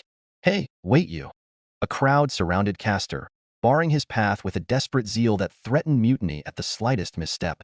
Agitation fueled by suffocating hope charged the air and drew the aspiration of the grieving upon Castor in full. An unseen pressure was emitted from the eyes, a concept like obligation. If one, and one alone, is granted power or a skill that could benefit society, what right did he or she have to covet it for himself? A woman found herself standing in front of Castor.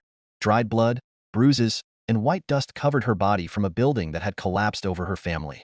She was the only survivor, her features hollowed and listless. Her eyes, though unfocused, stared at Castor with a blank intensity that was magnified by everyone else who had the same eyes. "Am I daughter? Am I son? Am I friend? Am I husband? Am I wife?" Words that were unsaid, yet implicitly understood from those who cradled bodies in their arms or carried the agonizing and haggard appearance of loss. Castor paused in his tracks, silently taking in the sight of the crowd, but saying nothing in wake of the raw emotions poured over him. The silence carried more weight than words. Castor neither buckled nor caved, but looked back with an expression all too used to this atmosphere. In his life, and even in his death, people were always the same. Castor inwardly sighed and readied to defend himself. Stifled by the silence and inaction, it was inevitable when the desperate reached out, their hands like claws, their grips steadfast, never to let go. They would sooner die than give up the only light they could see in darkness, and Castor was that light. One moment Ryder was held in Thetis's arms, and in the next, he stood up and appeared in front of Castor like a stalwart wall against the reaching crowd.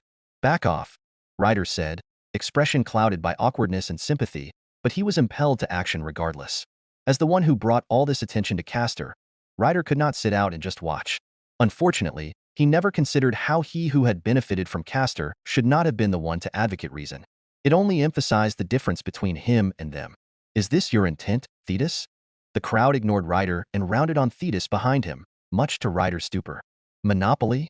Thetis's eyes widened as she let out a gasp when the attention focused on her. She winced, not knowing what to say when she had already benefited from Castor while others had not. She hugged Peleus close as the crowd's agitation heightened. But the animosity directed at Thetis, though done in grief, was no doubt spurring Ryder's fury. Ryder's expression was gradually tightening, restraint waning. Iris, among all, could see that best. She moved beside Thetis, displaying an awkward solidarity as the two former affiliates of Arario's past powers entered the limelight. All in a bid to placate. Ryder took in a breath, but his features lost all friendliness and compassion. Iris gave warning gestures to the crowd, but the desperate did not care. Ryder was someone they could not hope to pressure, but it was not the same for the head of his familia, who was wearing her emotions on a sleeve. She was no hardened warrior, or even in a state to effectively wield her authorities in the lower world. She was culpable. Look at us in the eyes, Thetis. The people pleaded, their desperation and misery so blatantly clear. People have died, and only you receive grace? Thetis flinched. Ryder snapped. Bastards! Would you like to join them? Ryder snarled, embers of his fury lingering within his eyes as he flared his magic energy into an intolerable pressure. The crowd's knees buckled. Primarily composed of non-adventurers and city folk, many fell to the dirt in terror and were hard-pressed to stand back on their feet. It was like gravity had doubled, the force gradually crushing with the added divine nature of a demigod's aura. Achilles, no? Thetis grew appalled, her voice shaking Ryder out of his stupor and returning reason, but the frustration did not easily abate. He gnashed his teeth. I'm the one you're talking with, so leave her out of it. Ryder reeled in his magic energy and gave his final ultimatum, his tone hardening as he summoned his spear. That is my only warning. Barehanded, Ryder had dismantled the monster running rampant through Orario. Armed, there was no telling what he could do if pushed over the edge. Spectators, especially the higher-level ones who hoped the crowd could garner sympathy from Castor, had no choice but to intervene at the sudden turn of events. All right, everyone, calm down.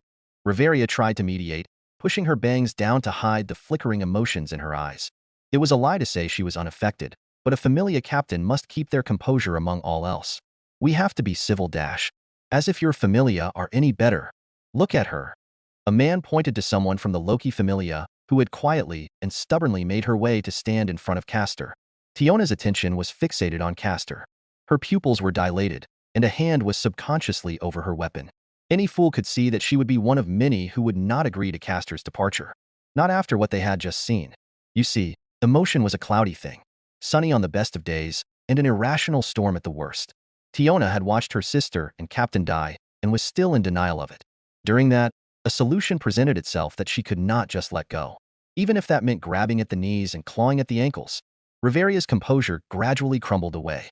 The wrong words could turn Tiona into an enemy at a moment's notice, and that didn't just go for her. It went for everyone who'd lost someone close, including Riveria herself. Already, Riveria realized she lost the right to speak when her own intentions were steepled with ulterior motives. A voice pierced through the tension. You all talk as if my services are free? Castor finally spoke, shifting his gaze from left to right and watching as everyone continued to focus on him. But that's not for you to decide, is it? It was like cold water was splashed over everyone's faces, yet Castor was being purely logical both for his character and as a physician. Castor was not in a rush. It was unrealistic for him to just go around Orario and cast his noble phantasm upon all the deceased. It was doable, but he lacked the proper facilities and tools to maintain proper treatment, and no doctor undergoes an operation without a degree of certainty. The dead can be raised, but in a vegetative state unable to eat or drink, his staff was what maintained their health. His staff was exclusive, and although his master could mitigate the problem of numbers, Castor could not maintain numerous copies of his staff working in tandem. Nevertheless, Castor had already thought things out. I take appointments, but for now, this will be all, he said, nodding at Ryder who tacitly understood. The crowd would never let them go, so it was better to just not give them the choice. In a flash of magic energy, Ryder's chariot appeared, a strong wind blowing back the crowd. Tiona stubbornly grounded herself in front of Castor by stabbing her erga into the ground, but the pressure still swept her feet from under her. Only Riveria maintained her footing, but her mind was too rattled to act in time. Ryder swiped Thetis, Peleus, and Ryder into his chariot, and rode it into the skies where they hovered above the stunned crowd. Where do we find you? Riveria yelled, having gathered her thoughts and processed Castor's words. You will know, Castor replied offhandedly. That doesn't fucking tell us anything. Bet growled, while Tiona looked like she was judging if she could use the destroyed buildings as a springboard to reach the flying chariot. She couldn't. Ryder was too skilled a charioteer to let her. Meanwhile, Castor hummed, knowing he had already said what he had wanted to say. His research to perfect his elixir required various samples to further his study, so he was certain to keep his word. However, he was prudent enough to realize that if he left now, nothing would stop the crowd from issuing a manhunt for him. Troublesome. Castor frowned, but suddenly grew enlightened as the sigils of Apollo still lingered over him. He thus employed an age-old strategy, an adage that had always withstood the test of time.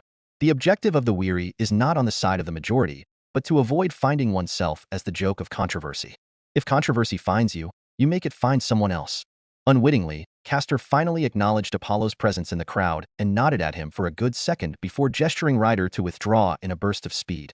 Ryder and his chariot and everyone in it vanished at the blink of an eye across the horizon. None had missed Castor's actions as he fell under intense scrutiny. Added with Castor's fauna, a perfect picture was painted. Everyone turned towards Apollo with unconcealed expectations. Sheep shit. Apollo's face gradually became cramped. Easing away from the agitated crowd, Shirou, Archer, and Hestia were making their way back to the abandoned church with their heads lowered. It would be where Ryder would eventually land his chariot anyway, and the three knew this. Ryder had only ridden his chariot off into the horizon to throw off anyone trying to follow him. In fact, with Ryder's speed, it wouldn't be a surprise if he returned sooner than them. From behind Archer at the lead, Shirou let out a small breath he didn't know he'd been holding while opening and closing his hands. In the end, he hadn't intervened with Castor.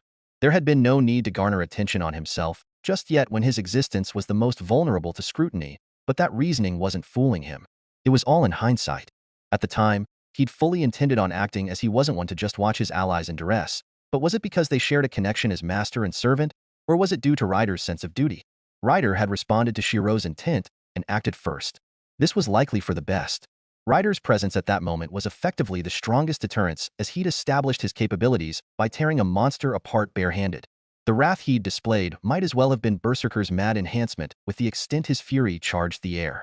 In contrast, Shirou would have looked like a nameless adventurer without the influence to hold the crowd at bay. Inevitably, without a show of force, he wouldn't have been able to sway anyone. Hence, Ryder had been the best choice. Shirou had to remind himself that he couldn't be as impulsive as before. Maturity breeds wisdom, and even Arturia had grown out of her naive tendencies of youth. He wasn't at her level of composure yet, but it didn't mean he couldn't try to better himself and emulate it. If not Arturia, then Archer, who maintained a level head and carried the demeanor of a legendary hero. "It's clear up ahead," Archer said from the front, making sure there was no one that would care to spot them before proceeding ahead. "Keep your heads low and follow me." From behind, Hestia was pursing her lips. She kept staring at Shirou and Archer, but ultimately lost focus when Bell was involved. Bell had been Hestia's main objective, and now that he was safe and trailing behind her, she was admittedly relieved. But in the end, her vigilance only heightened at the additional tag-along. Now hear her out. Bestia knew. Bestia. She'd remember that one. Hestia shook her head from dumb thoughts. She knew she had many questions both personal and as a goddess regarding the events that transpired today, but somehow all of that was taking a back seat from the forefront of her mind. It wasn't just Hestia, Shirou, and Archer retreating from the crowd. Why was some waitress from the Hostess of Fertility sticking to her bell? Hestia's expression flickered with annoyance while shooting messy glares behind her.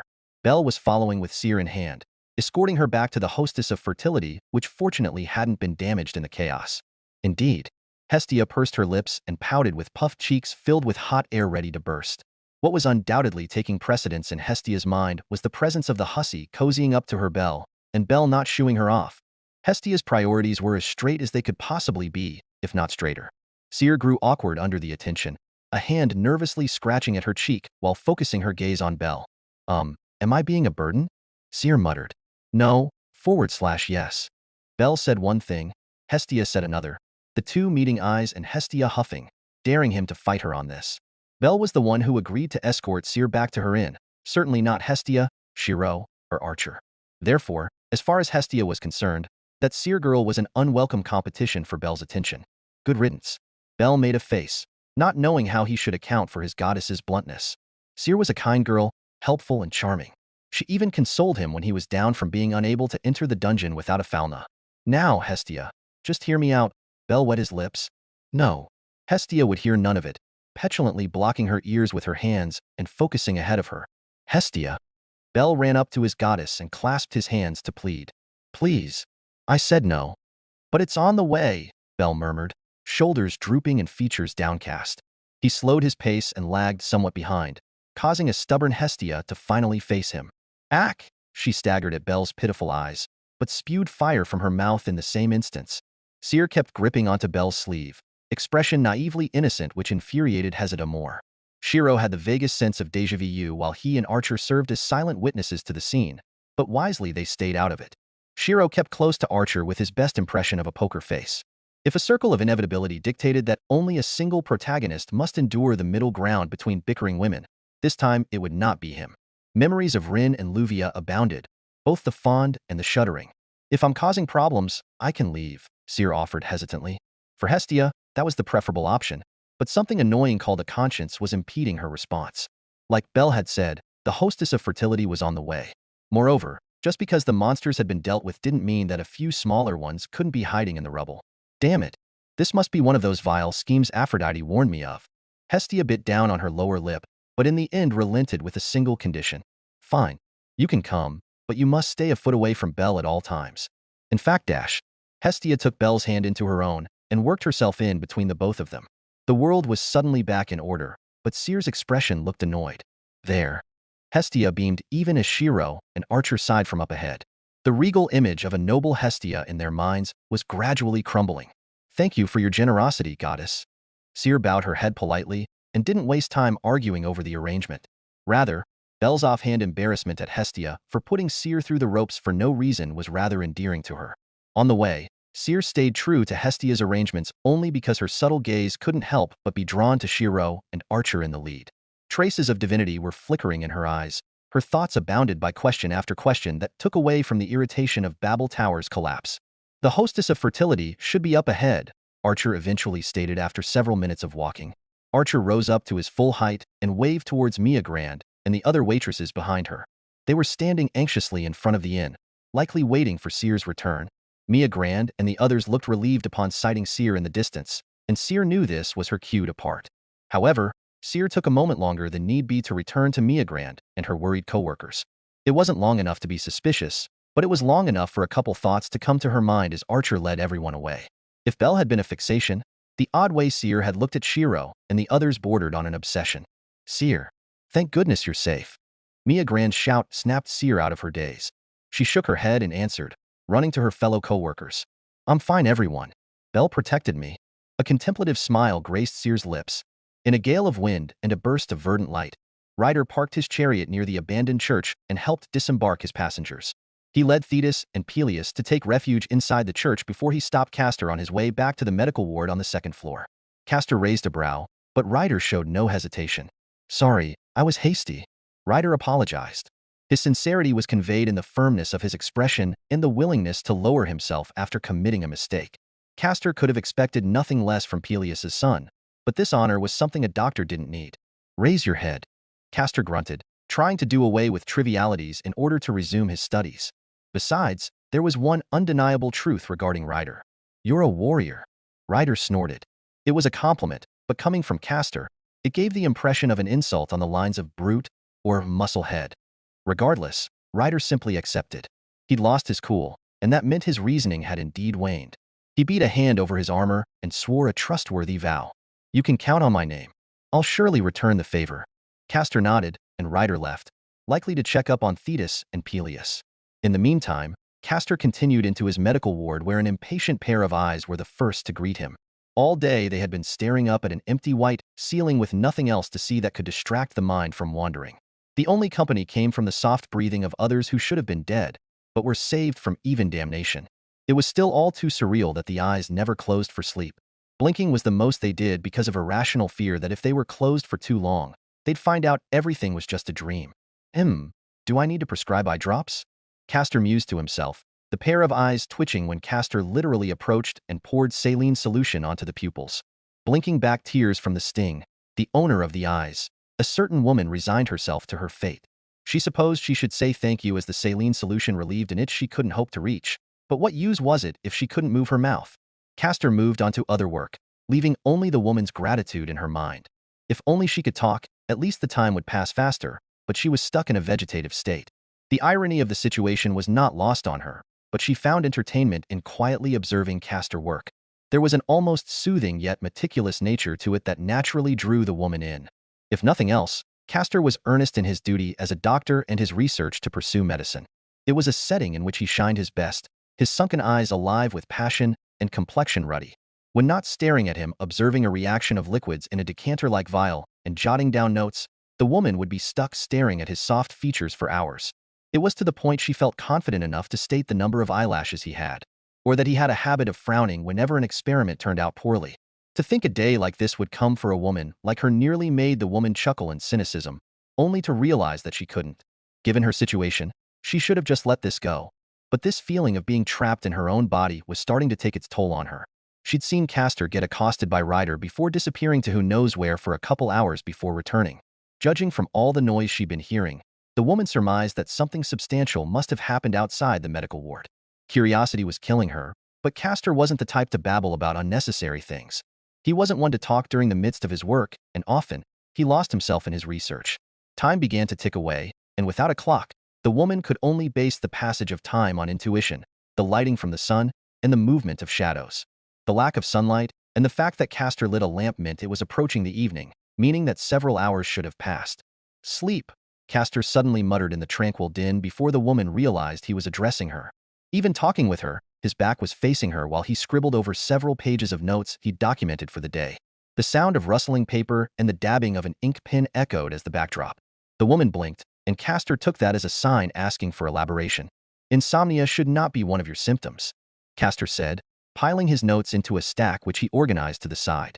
The body is not meant to remain awake longer than it should. Extreme cases may lead to impaired judgment and lightheadedness. The woman blinked again. Castor sighed. Shall I concoct a sleeping potion? The woman blinked rapidly in protest.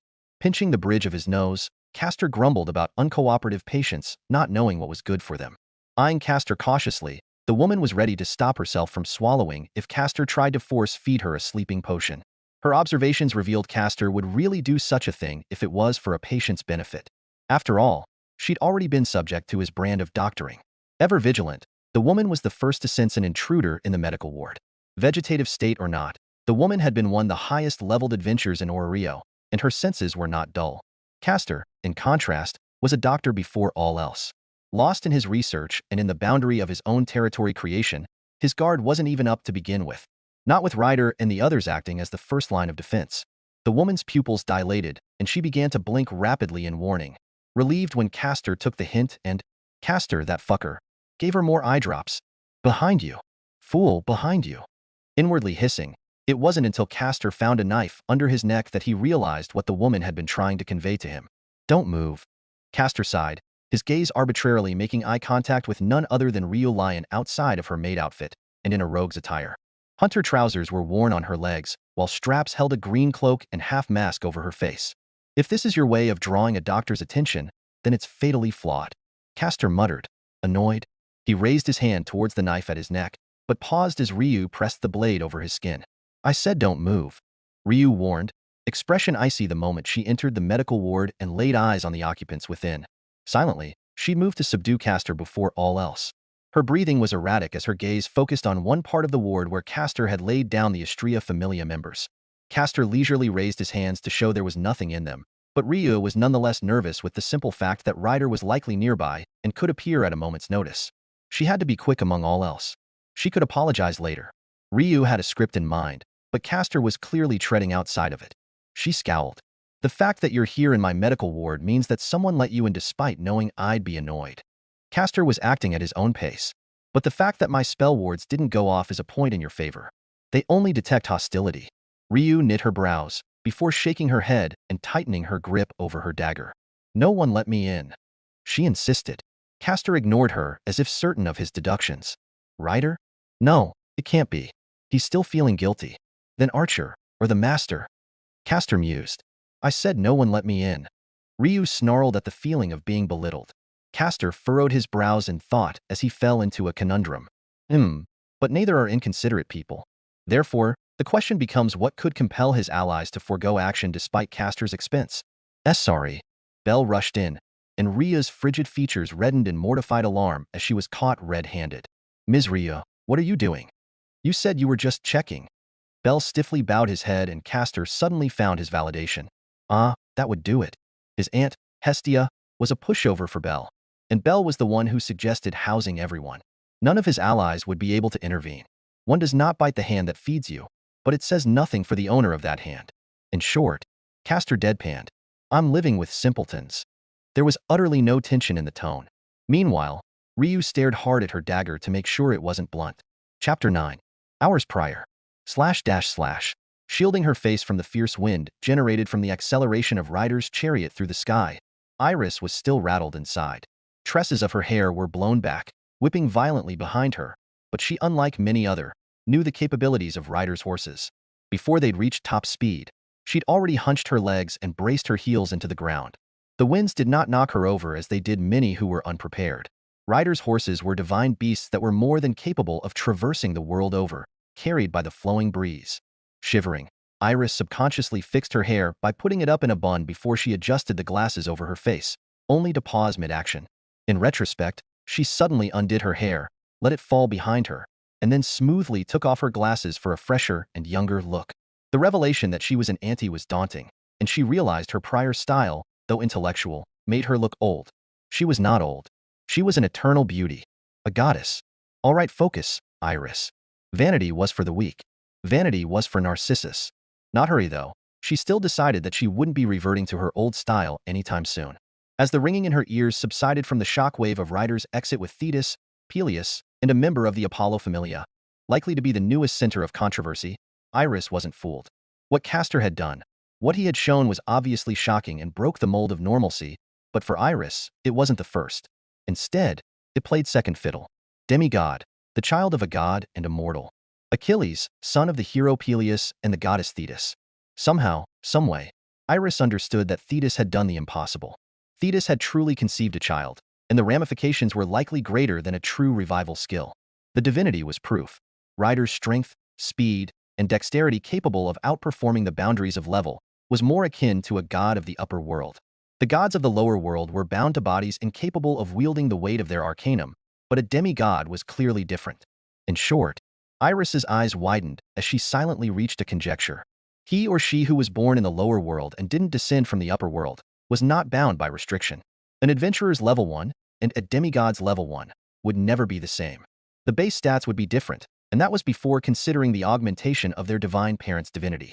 No, Iris found her mouth slowly starting to hang open from another realization born of observation.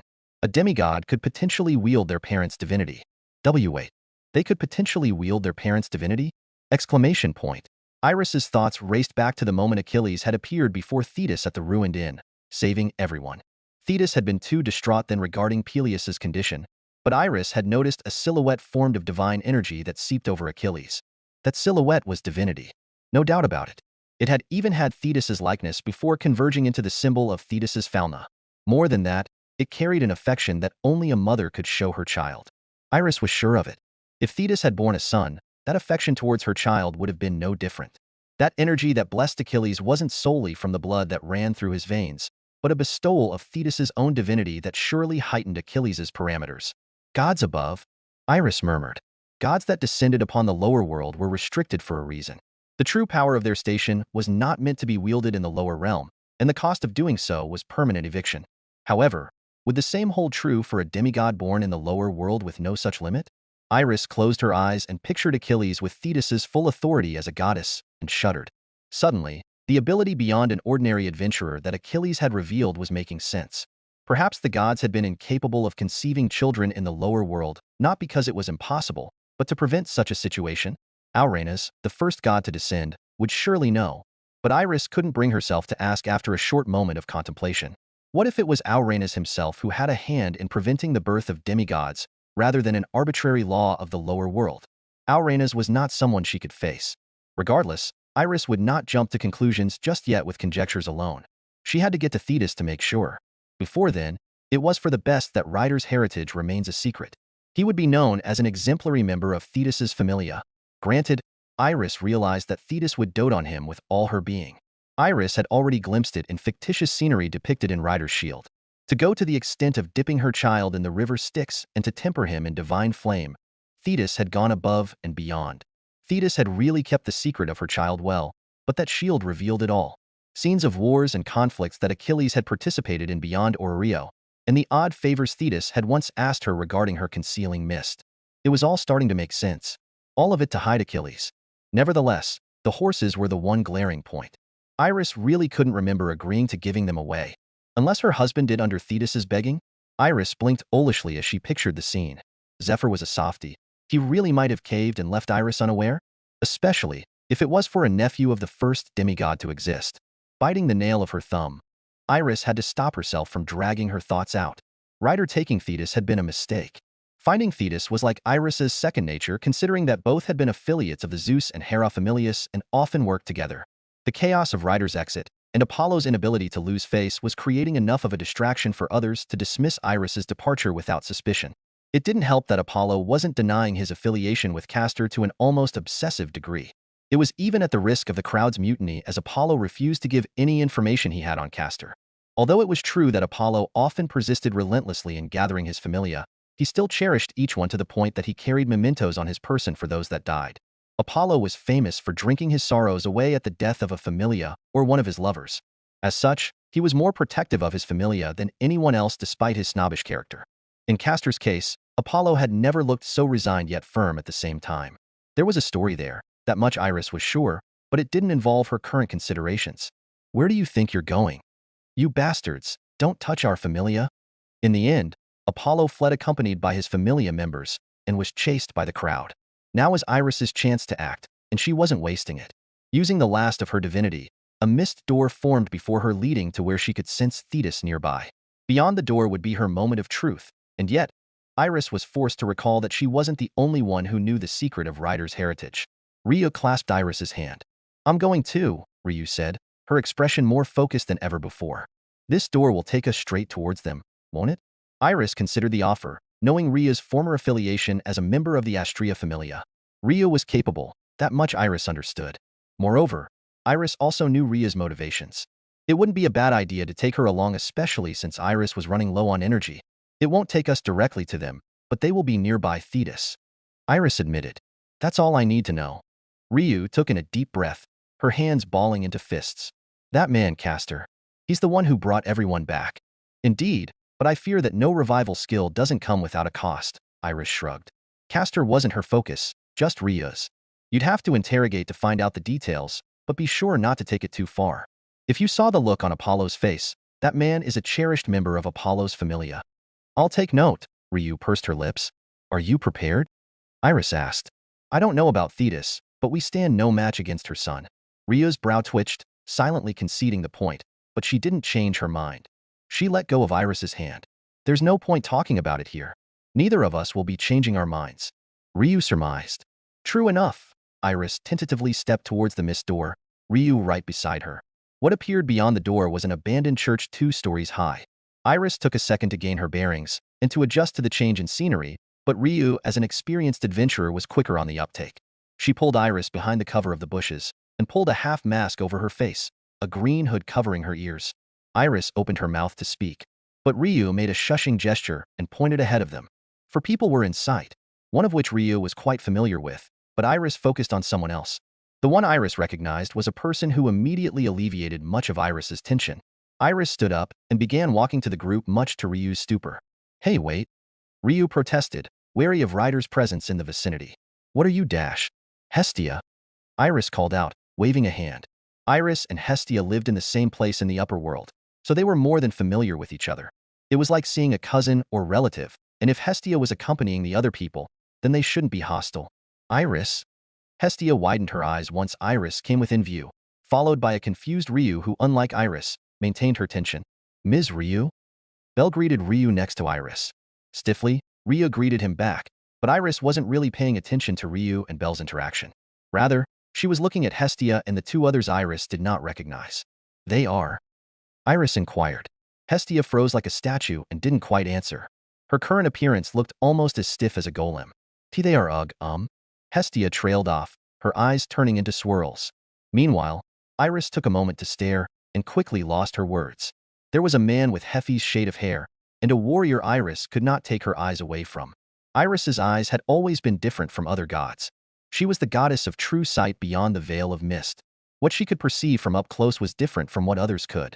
Like a sixth sense, she could interpret a general feeling from individuals. In Thetis's case, or even Hestia, what Iris saw with her mirror-like eyes was a reflection of tranquil water and the warmth of a hearth, respectively. What she saw and felt now was different. Ashes and embers lingered around one of the men, but the distinct scent of ozone permeated the air around the warrior. And what she saw within the ozone was an unmistakable yet familiar lightning. Staring at the pair of women who appeared out of nowhere, Shirou had his doubts regarding their purpose, but the way Iris was looking at Archer was grounds for suspicion. Iris was the name of a Greek goddess of communication, messages, new endeavors, and the rainbow. Her domain centered around the concealing mist dictating the boundary between mortals and the divine. Her mirror-like eyes were said to perceive the nature of objects and individuals. Anyways, Iris, these two are guests Belle brought along to stay with us. Hestia introduced after a moment of thought. Iris didn't react right away, but in the end, she eventually shook her head, her calm and collected attitude matching her intellectual appearance. Well, to be honest, Shirou felt that Iris would look better in a business suit with her hair done up rather than the thrifty cascade she had going on right now. You changed your hair? Hestia suddenly asked. And no, Iris stammered defensively. It was always like this before, but enough about me. You live here? It was Hestia's turn to grow defensive as Iris took in the dilapidated and overgrown state of the abandoned church. Hestia and Belle had taken up residence inside since it was free real estate, and they were too poor to afford anywhere else. Not that she'd ever admit that. It's cozy, Hestia muttered before inviting Iris and Ryu in. The group entered the church and sat on the pews acting as the church's only furniture in the prayer hall. So, what brings you here? Hestia asked, doing her best to play hostess to give a good impression of herself to Belle. Shirou perked up his ears on the side. Archer excusing himself as Iris kept being distracted in his presence. Archer was shrewd enough to understand what might have been bothering Iris, and understood the conversation would go nowhere in his presence. I'll be outside, Archer said. Call me if you need me. Even the voice and demeanor were? Iris bit down on her lips. Her gaze lingered on Archer's form until he was gone. Only then did she register that Hestia was pouting at her, having been ignored. My apologies, Iris inclined her head. I'm actually searching for a friend of mine. Is Thetis here anywhere? Hestia clammed up at the question, and shot glances at Shirou wondering if could share or not. This wasn't missed by Iris, whose focus landed on him. Iris was as witty as she was shrewd. She didn't fail to notice the deference Archer had for Shirou. She'd been watching closely, close enough to notice that Hestia was trying to seem like an accommodating adult rather than her usual self. Hestia would never go to such lengths for just Iris, so Iris could surmise that the change was brought about by Shirou, Archer, and if her suspicions were right, Castor and Ryder, who were part of a larger group. I take it that Thetis is really here somewhere, and you are one of Achilles' friends? She probed. For a second, Ryder's true name caught Shirou off guard, but it also clued him in on the fact that Iris was already aware of things to some extent. You can say that. It's the same for the others in our group, Shirou admitted, trying to assess Iris, whose overall impression was leaving a similar vibe to his world's counterpart. If it were Iris, perhaps she could be a feasible ally? With the goal of clearing the dungeon, there was no way Shirou and the others could avoid interacting with the local populace. Hestia and Belle were such examples, but Shirou envisioned something broader. Fame was what was needed. He could not divulge his true origin to others, so it was necessary to create a fake one. Inwardly, Shirou snorted. A faker to the end it was going to be. It's nice to meet you. Iris smiled cryptically and suddenly held out her hand. A handshake? It was certainly the standard courtesy for greetings, but Shirou saw it differently when it came from a goddess. Some way or another, a god's divine perception could not penetrate through Shirou's nature from a distance. The same was true of Ryder and the others, hence direct contact was necessary. Hestia knew this matter firsthand, and that was why. Sneaky, Hestia accused, causing Iris's expression to sour in real time. Flustered, she pulled her hand back and smiled stiffly at a failed opportunity. Is it so wrong to ask for a handshake? Iris knit her brows and grimaced. It is when it's for a probe, Shirou answered, Hestia nodding on the side. Contrary to Shirou's expectation that Iris would at least grow embarrassed at getting caught, she grew contemplative instead.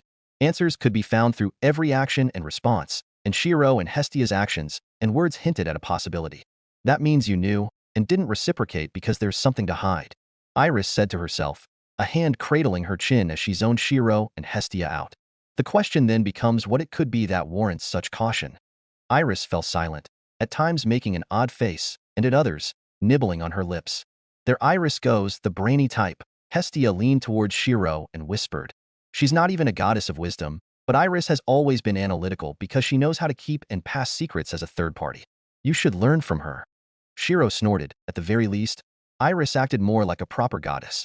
Hey, Hestia protested, crossing her arms, and huffing only to grow silent as the weight of Iris's stare refocused on Shirou. In the very end of Iris's musing that tied Ryder in with Shirou and the others, she came to a sole result based on similarity. "Are you a demigod?" Iris asked Shirou. Shirou was stone-faced, but Iris wasn't looking at Shirou from the start. Rather, she was staring intently at Hestia, who could never win in a poker match. The weakest link was always the most brittle. Hestia was sweating and doing the worst impression of whistling as if it was no one's business. It was too obvious. Suddenly, Iris's focus shifted to scrutinizing Shirou's features and taking in the scent of ash and metal wafting from him. Hephaestus? A dubiously name popped out of Iris's mouth. Hestia flinched, and Iris's expression hardened as if she'd caught a blood trail. Then the other one, Zeus? Hestia flinched again. "Don't tell me that Castor Fellow too is Apollo's dash. Stop looking at me." Hestia had enough and hid behind Shirou. "You're making it seem like I can't keep a secret from my own nephews." Iris abruptly shut her mouth while Shirou pinched the bridge of his nose. It was one thing for Iris to infer truth from Hestia's reactions, but it was nothing else but confirmation when Hestia admitted it. "You said you were part of a group?" Iris asked, eyes narrowing sharply from the implication. "Are there more?" Hestia froze, having never considered the question before, and turning to Shirou, who was making his own calculations regarding what to say and what not to say. Lying was impossible in front of a god, but there were certain ways to lie by telling the truth. "We're a group of 8 including myself," Shirou said, watching Iris suck in a breath and Hestia nervously count with her fingers how many people could call her auntie. Iris took a long moment to process everything, more for herself and well-being than because of future ramifications, of which she had already considered them. What she was doing now was broadening the scope. To be grouped with Achilles was to possess similar enough capability to fight his comrades. The power to slaughter a monster barehanded, Iris listed, thinking of Ryder. The ability to render death meaningless. Castor's image came to mind. And a group composed of individuals that stand shoulder to shoulder with each other. Iris stared hard at Shirou. This lineup wasn't something any god worth their authority could gloss over. "Just what goal is it that you all have?" As if he'd been waiting for the question, Shirou answered without pause or hesitation. "There are 2, he admitted, sitting forward. "The full exploration and clearance of the dungeon dash." Iris found herself nodding. "And the recommencement of the subjugation quest of the one-eyed black dragon." Iris let out a breath she did not know she'd been holding. The answer had upended whatever it was she'd been expecting, but for Shirou it was natural. Shirou's end goal was to clear the dungeon, but he couldn't leave the one-eyed black dragon alone. It was too wasteful, not only because it could save many lives, but the identity and reputation he and the others could garner by slaying it and completing the last of the grand quests could enable them full authority in their actions in the dungeon. No one would question an officer investigating a case, and no one would lightly question a hero who slew the dragon about the purpose of their actions. Rather, the connection could be used to obtain unwavering support. "Can I ask for your cooperation?" Shirou stared right at Iris after throwing his curved ball. Iris grew taken aback, but her mind was already thinking, working in tandem with her eyes that scrutinized Shirou to the finest detail. His face was the picture of an indomitable confidence. It reminded Iris of the old days before the Loki and Freya Familia obtained hegemony over Orerio. Iris's skin began to tingle. The winds would surely usher in a new heroic age. An age of spirits, demigods, and legends in mortal flesh. That's ugh. Iris could feel her heart hammering in her chest, her blood rushing through her veins. Iris had numerous connections. Of course, not as much as Hermes, but she too was a messenger god who handled the logistics of the Zeus and Hera Familias. Her old contacts would surely listen if she asked, and if the former powerhouses of the Zeus and Hera Familia were revived, then the grand quest could indeed be continued. She bit down on the nail of her thumb and glanced at Shirou before recalling Archer, Ryder, and Castor. It could be different than the first tragic failure. "It may actually be doable," she murmured. "Ms. Ria, what are you doing? You said you were just checking." A voice disrupted all thoughts. "Belle?" Hestia muttered, standing up while shooting her gaze to the church's upper floor. It was only at this moment did Hestia realize that Belle and Ryu were strangely absent. Fate Grand Dungeon. Chapter 10. Not all patience came without expense. It was a sentiment Castor knew all too well, but often, it wasn't the patient that brought the expense. Castor was more than willing to contribute a patient's treatment cost for the opportunity to study new diseases and injuries, but his blunt attitude and words do little to alleviate the anxiety of a patient's loved ones. And it was the irrationality of those loved ones that always came at Castor's expense as the doctor. Hopes, despair, and anxieties. Castor had seen it all, preventing any form of surprise or hasty action to get a rise from him. Instead, he'd grown used to assessing his assailants for intent. Staring at Ryu, all Castor could see was a clumsy attempt at gaining the high ground. Her gaze was distracted, and her hands weren't as firm as she thought. For someone threatening to kill him, Castor could tell that the strength in her grip wasn't up to par to pierce deep enough into his neck even if he leaned forward. It was nothing more than a paper tiger. Could she afford to kill him? Obviously not. The answer regarding who held all the cards was simple for any third party to tell. Castor had all the power. Ryu had no idea how Castor had raised the dead, or what limitations it had, but Castor was different. He knew everything. How could she bring herself to kill Castor if she didn't even know if doing so would destroy any chance she had in reuniting with her deceased familia members? She couldn't.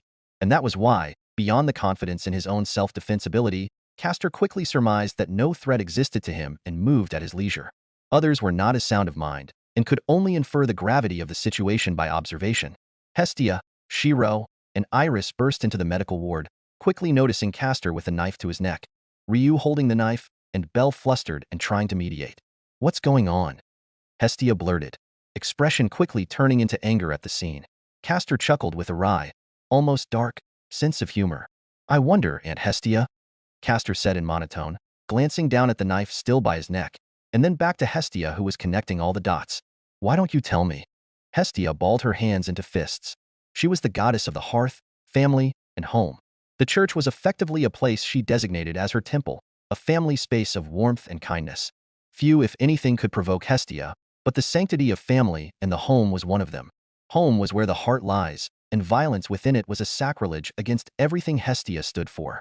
For a second, divinity flickered over Hestia's eyes. "Ms. Ryu, let's all calm down and put the dagger away." Belle hurriedly intervened, sensing the shift in his goddess's demeanor. "Belle, even I have certain things I can't stand for." Hestia was stewing. Meanwhile, Iris winced, hindsight giving her full realization as to the cause of events and spurring her into action. Iris quickly patted Hestia down the shoulders to prevent her from doing anything hasty, and then called out to Ryu. "That's enough, Ryu. There's been a small misunderstanding." Vigilant from the start, Ryu began to have doubts when even Iris began persuading her. Ryu swallowed, staring hard at Castor then back at everyone else before tentatively withdrawing her weapon. Misunderstanding? Iris noticed Hestia was calming down and stepped forward to better explain in a way Ryu would understand. A revelation that the both had just recently come to terms with. Revival skills may come at certain costs, but the cost shouldn't be so great in the case of a demigod. Iris said. Ryu's eyes widened before she stared back at Castor, and then recalled his affiliation to the sun and what she'd witnessed beforehand. It was only now that she realized how Castor of all people could possess the means to revive the dead. Like Achilles, Castor was also part god, and his godly parent was unmistakable. That fop Apollo? Ryu murmured before taking a step back, Castor taking the opportunity to smooth the wrinkles over his attire. "He is no father of mine," Castor grimaced, his expression shifting away from neutral before regarding Iris and nodding. "Though you'd be right in that there's a corresponding price for my services. If you haven't noticed, none of my current patients have gotten up from their beds, nor will they be able to on their own." Iris blinked, processing the words, but someone else other than anyone presently in room reacted. "What is it?" "I knew it was strange that Peleus wasn't waking up." Thetis came bounding in, having missed the time to enter without being awkward, but she passed the point of caring. "What do you need?" The commotion had drawn Thetis into the fold, Ryder silently following behind her with his arms crossed and expression sheepish. "Divine blood," Castor answered bluntly. "The effectiveness increases with the corresponding god and their familia. It's not the blood itself that's required, but the type of divinity within it that reacts with a patient's fauna or magic energy." "How do you know that?" Iris inquired, intrigued in the specifics, but not quite sure if she'd understand.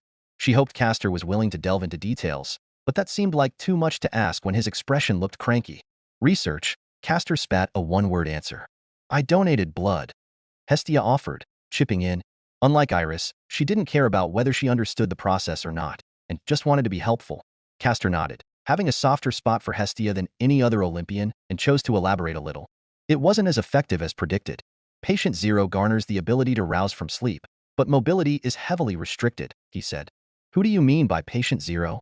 Shirou raised a brow and asked. He had a feeling Castor wouldn't have bothered replying if it wasn't him.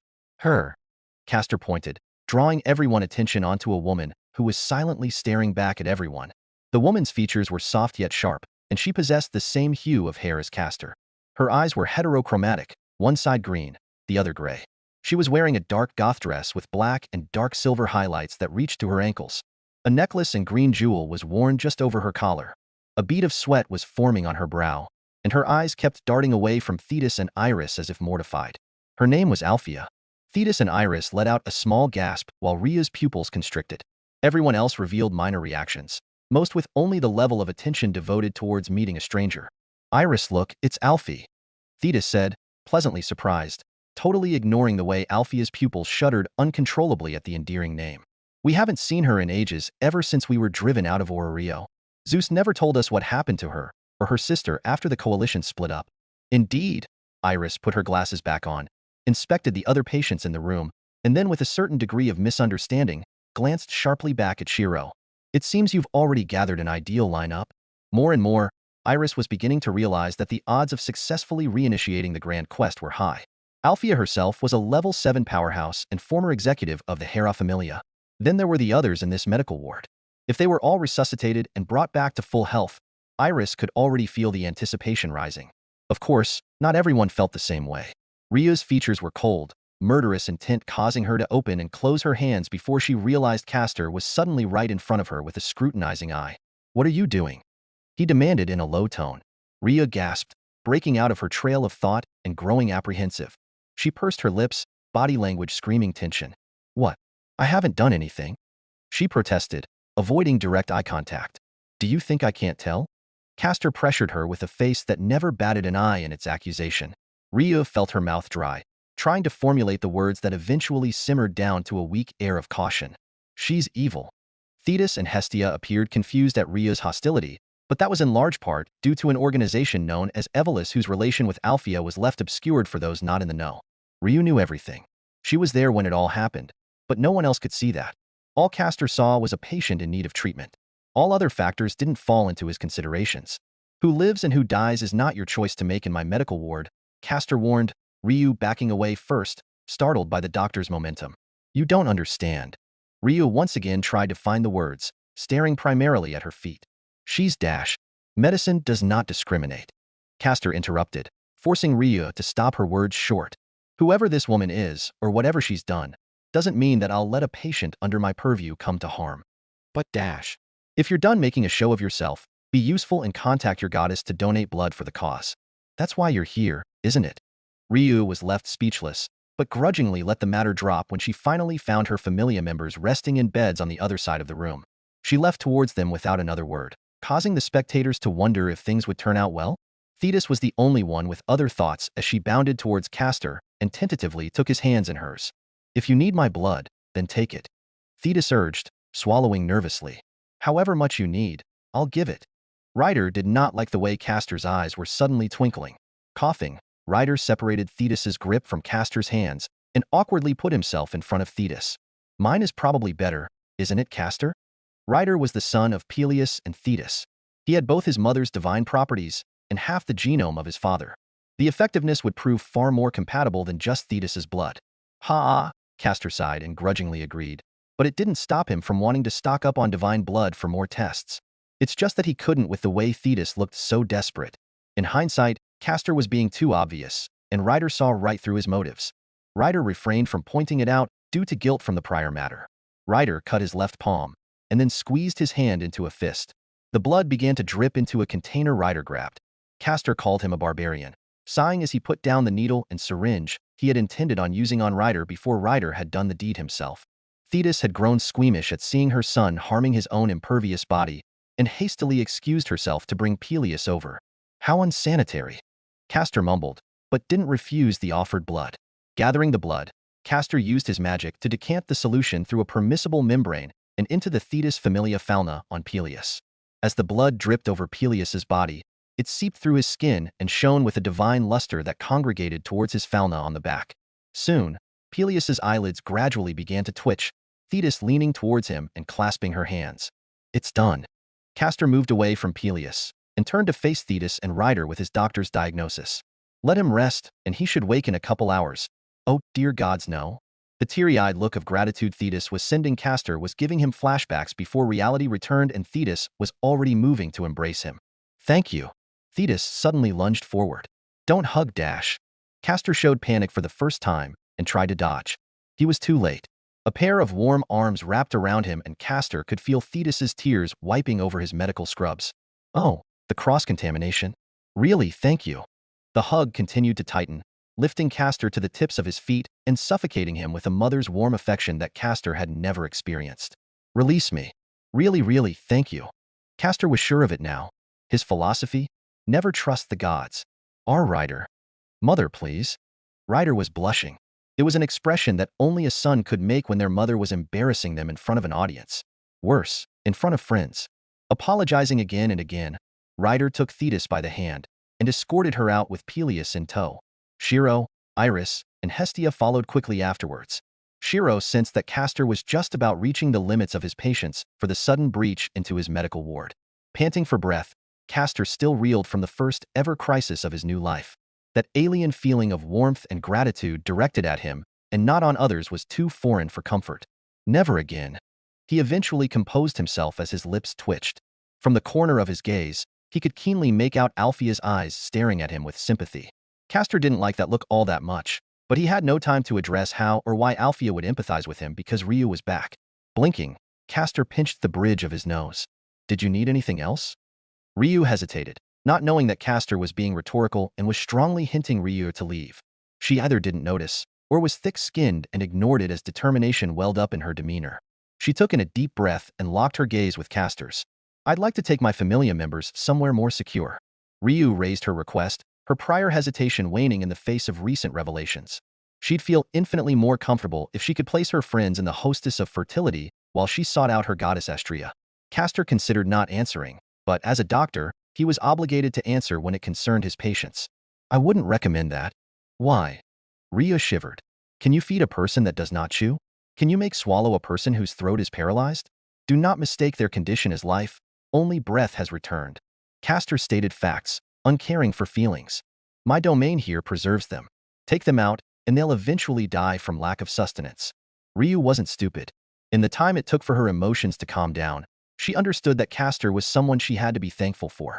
Recalling what she'd done, her cheeks tinged red in embarrassment. She knew she was asking for too much, but still, she let go of whatever pride she had and lowered her head to plead. She swallowed, hoping for the best. Then, I'd like to stay a while? Duty as a doctor aside, Castor was also human. Even he could be swayed by emotion, which was evident in Peleus's case, and that was why he stayed true to himself. Actually, you're banned. Annoyance was an emotion, and Castor had had enough of it. What did Ryu have to do with him? Be banned? Castor mercilessly pointed at his neck, and Ryu flinched at the reminder and panicked. I am sorry, but I assure you that I was really just ugh. No, wait, please. Castor snapped his fingers, and Ryu was booted out of the room by a metal snake. Hissing at her, it guarded the entrance while Ryu shakily got up and rubbed at her, but in an attempt to numb the pain. She sniffled, whether out of pain or a certain relief was hard to say. Still, the fall had hurt more than she'd thought. She winced as she clenched her butt cheeks. Now where was I? Castor turned his attention back to Althea, only to see her and Belle staring silently at each other. Castor's brow twitched violently. It seems he'd forgotten one. Get out. A second later, and Belle joined Ryu, skidding over the ground from an even rougher exit. Iris pinched the bridge of her nose in a bid to sort out her thoughts. Everything began when Thetis had dragged Iris back to Orrio on the unfounded nature of a vision that proved truer than what either goddess could have expected. Visions were always finicky in that they were wholly contrived by definition. By revealing a vision, the scene no longer becomes a fixed point due to altering the course of events that led to that point. Of course, this is assuming future vision rather than past or present vision. In Thetis's case with Achilles, Iris's speculations fell heavily on the future. The vision Thetis revealed spoke of Achilles' death. What could kill that monster of a man? The answer was none other than Apollo using his own arcanum to intervene where he shouldn't have. Then again, against a demigod, it might have been the only choice. Iris frowned, realizing that she was getting ahead of herself. The reason she leaned towards a prophetic vision of the future was that Achilles was presently alive and not dead, and Apollo was still in the lower realm despite directly intervening in the speculative future. As such, it was certain that the events depicted had yet to happen. Hence, a future vision. But why? Why would Apollo go to such lengths to forsake his own existence in the lower realm? Regardless, that future had already been somewhat skewed. In Thetis's original vision, Peleus was absent. Iris surmised that without Castor to intervene, Peleus had been meant to die in Orrio, leaving Thetis widowed and Achilles fatherless. That aspect had clearly changed. What likely hadn't was a war that could drag the involvement of a demigod. Rider's shield depicted the scene of a battlefield written in the Iliad, but didn't explicitly detail the cause of conflict through the rapidly changing images that expanded to create a world. In the end, Iris realized that regardless of any coming events, the route lied with the unknown group of demigods gathered before her. Let's get back on topic, shall we? Iris broached after matters had settled down with Castor, Ryu, and Belabov. Shirou sat across from Iris while Hestia was playing host on the side and tending to a flame she'd started in a makeshift hearth. The abandoned church didn't have any form of centralized heating, so Hestia was making do with what she did best, creating a warm atmosphere. The light of Hestia's hearth lit up the circle of pews everyone was sitting on. The fire flickered as Hestia stoked the flames, letting out a small and content smile while roasting what looked like croquettes on a stick. Hee hee, everyone gets fresh croquettes in Hestia's house, Hestia hummed to herself. Shirou felt the corners of his lips tug at Hestia. Honestly, the buxom goddess created a whole new impression of herself with each action she took, but Shirou was distracting himself. Iris was still focused on him and waiting for an answer. Her legs were crossed, and her hands were professionally placed on her lap. She was leaning slightly forward, and her posture was straight. She looked like she had a lot she wanted to say and get through. Shirou scratched the back of his head and gestured at Iris. By all means, let's continue. Iris cleared her throat and put out a business front. Your prior offer, she began with a solemn air. I will accept providing you support for your endeavors. Whatever Iris had seen in Castor's medical ward had tipped the scales in favor. We'd be glad to have you. Shirou would not kick a gift horse in the mouth. Help was something that shouldn't be avoided where possible, especially in his case where culture shock could make him suspicious. It was why Shirou chose not to contradict any misunderstanding others may have of him. A wolf can become a dog if everyone views the wolf as a dog. Regarding logistics and supply, please leave it to Thetis and her familia. Iris continued, laying down a structural basis of operation. As a former personnel of the prior subjugation team of the One-Eyed Black Dragon, it was clear that Iris had a vested interest in succeeding. Thetis is not the most reliable on a personal basis. She's actually quite selfish when it comes to her family. Yes. Focus. Sorry. Iris blushed before continuing. Anyways, Thetis's familia specialize in trade from a network of river exports and favors from irrigating farmlands. Every year, she receives a surplus of food from grateful farm owners, so you never go hungry with her. More importantly, Thetis is friends with Demeter. And Demeter was a harvest goddess. The dots clicked in Shirou's head, and he ended up nodding. What about yourself? He asked Iris. A subtle smirk made its way up Iris's face. Combat was one thing, but she had her own form of pride in her station. Admittedly, I'm not the most physically able, but there is no middleman better than I to act as a representative or dignitary dash. Hermes. Hestia deadpanned from the side, picking at old wounds and debates of the upper world. Hermes wishes. Iris hissed with a little more heat than she'd intended, but that was only the beginning. His feet are swift and his guile tongue, made of gilded silver.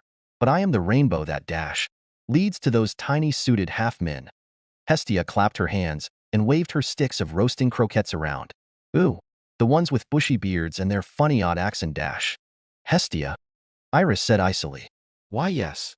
Hestia stammered off guard. The statement wasn't wrong because there were those odd encounters, but Iris was finding it increasingly difficult to keep her expression neutral. Shut up. Iris ground her teeth. Perhaps used to each other, Hestia quieted down, offered a croquette, and began patting Iris's back in consolation. Staying mad at Hestia was too difficult. The relationship was akin to cousins. Iris deflated, taking Hestia's offered croquette and quietly nibbling on it. She stared at Shirou, just staring at them, and sighed. It's ruined. The impact is ruined, she lamented. My condolences? Shirou offered. Iris sighed again, looking even more resigned. It was better to just get it over with. Rainbows bridged the heavens to the earth, acting as early-day symbols of transmission. Iris explained with puffed cheeks, blowing on her croquette before taking a large bite. Hermes is a messenger god having to travel from point A to B. In contrast, my domain of influence connects A to B. The greater the distance, the more divinity required in the lower world, but it's useful nonetheless. Obstacles become obsolete whereas Hermes would have to get over them. Iris could never win in a fight against Hermes. His speed was too fast. She'd be defeated before she could react, but sending messages and traveling were different. Hermes could run or walk for all Iris cared. She'd just enter through a mist door and be done with it. In short, Shirou surmised that it was the difference between word of mouth and telephone. Walking versus teleporting. I haven't offered my services in a while, but it doesn't mean my familia and I are obsolete in Orario's newest political structure. Iris said after swallowing and smiling thinly. There was a reason she was a primary affiliate of the Zeus Familia when it had been in power. Therefore, leave Castor's matter and recruitment of a new subjugation team to me. Thetis and I will do our part, and you do yours. Which is? Shirou perked up. Nostalgia bled into Iris's demeanor as she slouched into a church pew. She appeared to be looking at a distant horizon. Like the Zeus and the Hera Familia, show your worth and give those that follow something to believe in. Watching numerous men and women running around wiping sweat off their heads and dousing their faces with water to clear off sticking dust, the goddess, Loki, squinted her eyes. The sound of breaking stones and hammering nails echoed through the air, the sun bearing down on a day with clear skies. The cleanup of Babel and the surrounding infrastructure was underway, but efforts were slow and subdued as bodies were found. All the survivors that would have been found had already been found. All that was left were corpses of poor bastards unable to escape in time, or body parts half-eaten by monsters that were left discarded and covered in rubble. The dead were sorted into a pile, many residents unwilling to bury them and clinging to the hope of a miracle performed by Castor. Sentiment for the Apollo family was falling rapidly with each day. Apollo remained stubbornly silent on the matter. It was unlike him, and something was obviously different in his demeanor. Loki hardened her expression. Last she'd heard, the Apollo Familia had barricaded themselves in their family base, but after an agitated crowd broke in, the building was found to be empty. A hidden escape tunnel at the bottom revealed that the Familia had gone into hiding. There hasn't been a word since. Standing in the heat of the overhead sun, Loki lamented the series of events. Discounting everyone's thoughts on how Thetis had been able to hide such a capable member of her Familia, the interest of Arario's political powers were on restoration. If more monsters somehow decided to break out the dungeon now, there wouldn't even be the infrastructure to block them. Loki had to be present because her Familia's current state was abnormal. Hope can also be a type of poison, and she was seeing it firsthand. Ace was constantly lost in thought. Bet had started to mellow. Riveria was blaming herself, and Tiona had disappeared. Loki clenched her hands into fists as she heard someone approaching behind her. She didn't bother turning around to face her compatriot. She knew exactly who it was by the feel of the divinity behind her. It was a woman in a luxurious, if not scandalous, black dress, hiding all the important parts, but leaving everything else up for interpretation. The goddess Freya, a fellow Norse goddess that Loki knew all too well in the upper world. Where were you? Loki sneered, finally glaring behind her. Freya scoffed, boasting a beauty that rivaled that of Ishtar. In her left hand, a black fan was opened in front of her face, covering her mouth and only revealing the crescents of her eyes. If you mean to accuse me of inaction, then I must inform you that I too was on scene, Freya protested. Loki opened and closed her mouth, able to tell that Freya wasn't lying. However, Loki didn't stop frowning. Rather, it only grew deeper before she rounded on her fellow Nordsman. Why didn't I see any of your Familia anywhere? Loki pressed, anger simmering in her voice. What did you have Otter doing when people were dying? It wasn't as if I wasn't trying. Freya grimaced, feeling just as stifled by events. I was occupied with my own difficulties and couldn't effectively reach out to provide support orders. Excuses coming from the Familia that reigned the strongest in Orario? Loki gnashed her teeth and pried her gaze away. Freya had never looked so punchable in Loki's eyes until now. The loss this time is too great. Loki spat, any sign of her spirited personality all but gone. To Loki's words, Freya could only agree. She too had experienced loss in this tragedy. Indeed, I'm homeless. Loki's expression twisted all at once. Damn it, Freya, Babel's gone, but you still have Folkvanger on the other side of town. Loki had enough and ground her teeth. For too long, she'd been suppressing her anger at the situation. 2 of my Familia members died, the rest are reeling, and you have the nerve to joke with me? The reason Loki was even here was because she had no confidence that her Familia wouldn't join in the local madness to capture Apollo and forego the greater picture. Freya narrowed her eyes in displeasure. I'd apologize if I didn't know you better. You've started looking into that Castor fellow too, haven't you? Why should I apologize if you intend to make death a non-issue? That's just sophism, Loki grumbled darkly. Is it really? Freya drawled, seeing right through Loki and the hypocrisy of it all. Or does that mean you've given up on your deceased Familia members? Loki opened her narrow eyes and stared hard at Freya. Tension filled the air before it suddenly burst like a popped balloon. Both abruptly gave pause, turning sharply to a fog formed by droplets of water vapor congregating in the air and taking a small, arched shape. The phenomenon did not fall in either of their domains. Rather, it was a method that Freya was all too familiar with in her time cooperating with Zeus and Hera.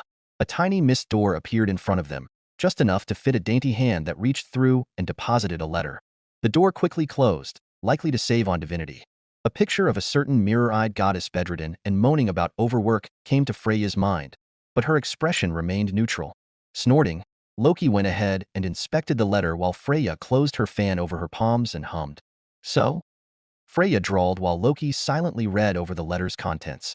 Loki squinted her eyes, scowling at the next second. I'm not a handmaiden. Read it for yourself. Throwing the letter at Freya, Loki lost interest in her fellow goddess and left without another word. Curious, Freya focused on the message written in bold print at the top of the letter before the edges of her lips began to twist upward into a barely contained cackle. Oh, how wonderful. Freya tucked the letter away between the valley of her breasts and then made her way back to her temporary accommodations until Babel could be reconstructed. Strife creates heroes, and heroes need their patrons. Inevitably, they'll all fall into her lap. Chapter 11.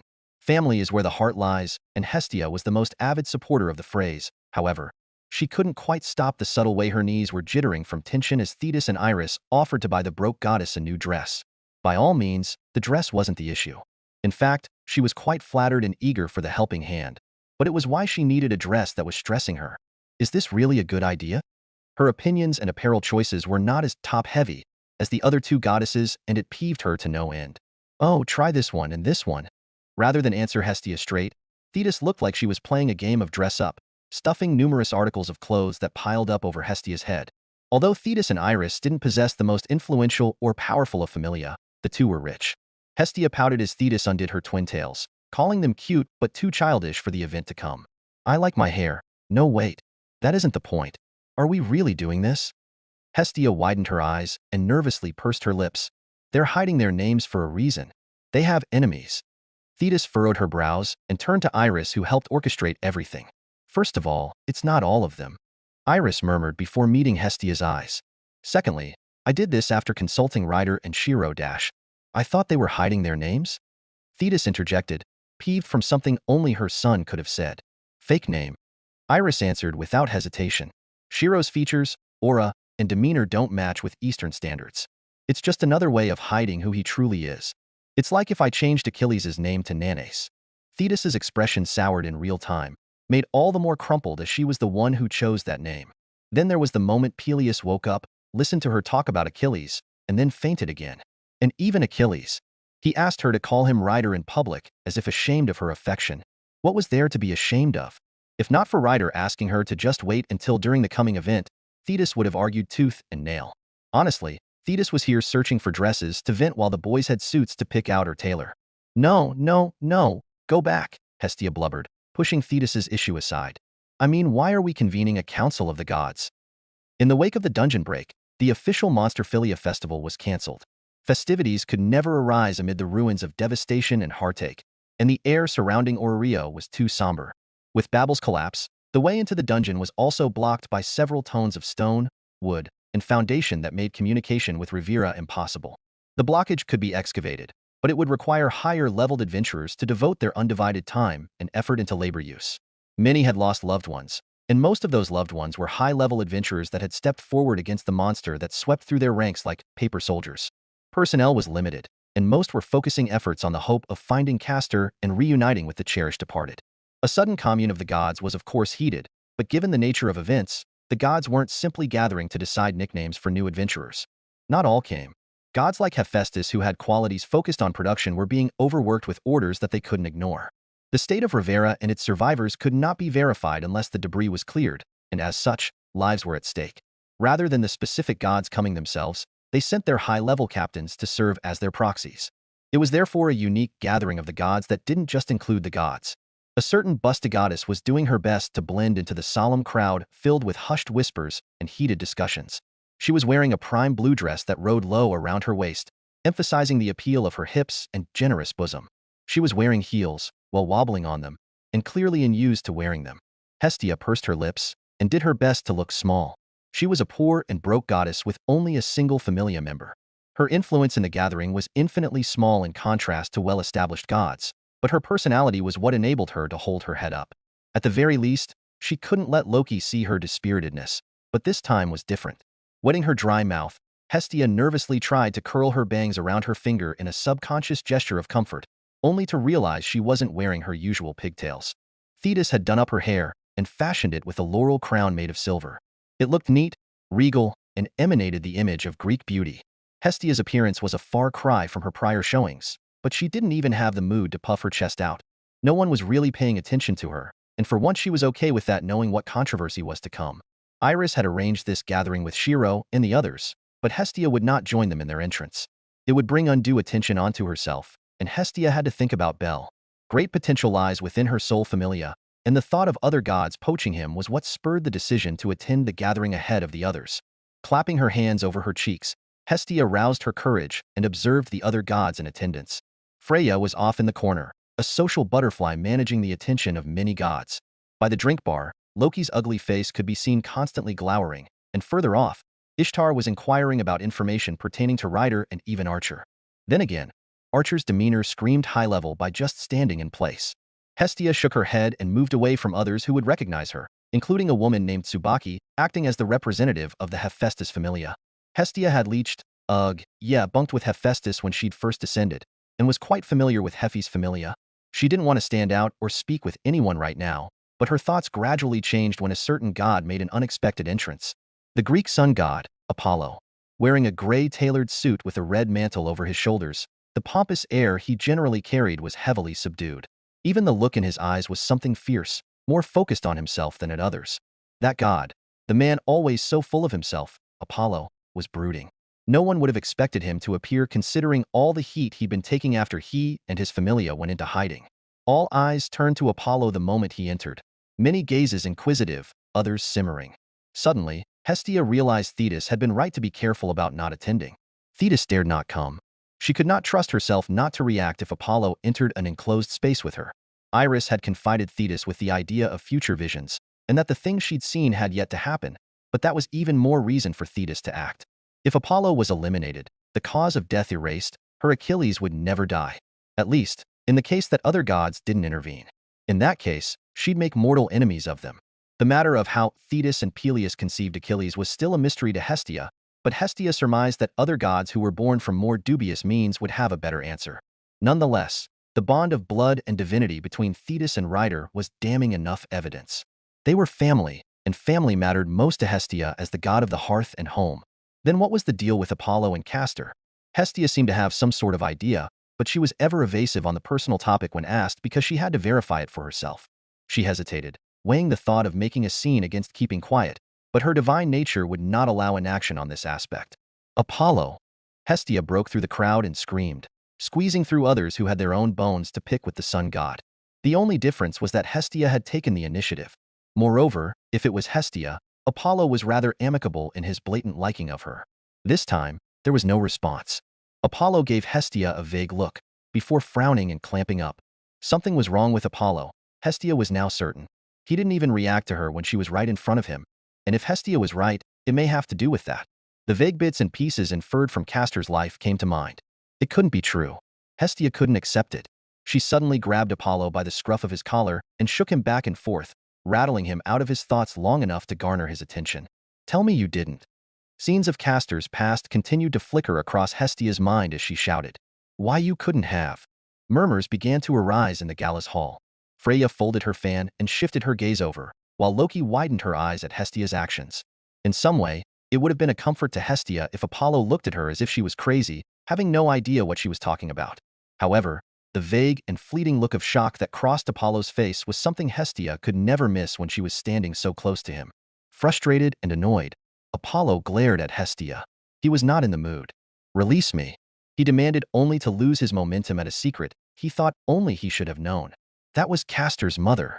There were tears in Hestia's eyes. Tears for a family that could have been, and the desecration of what made a home, a home. A mother died, a child orphaned, and a father who didn't even realize what he'd done. Apollo flinched, the heat in his gaze slackening while noticing everyone's curiosities being piqued. The attention of gods was troublesome even for fellow gods. Apollo swallowed, thinking about his image and how to best.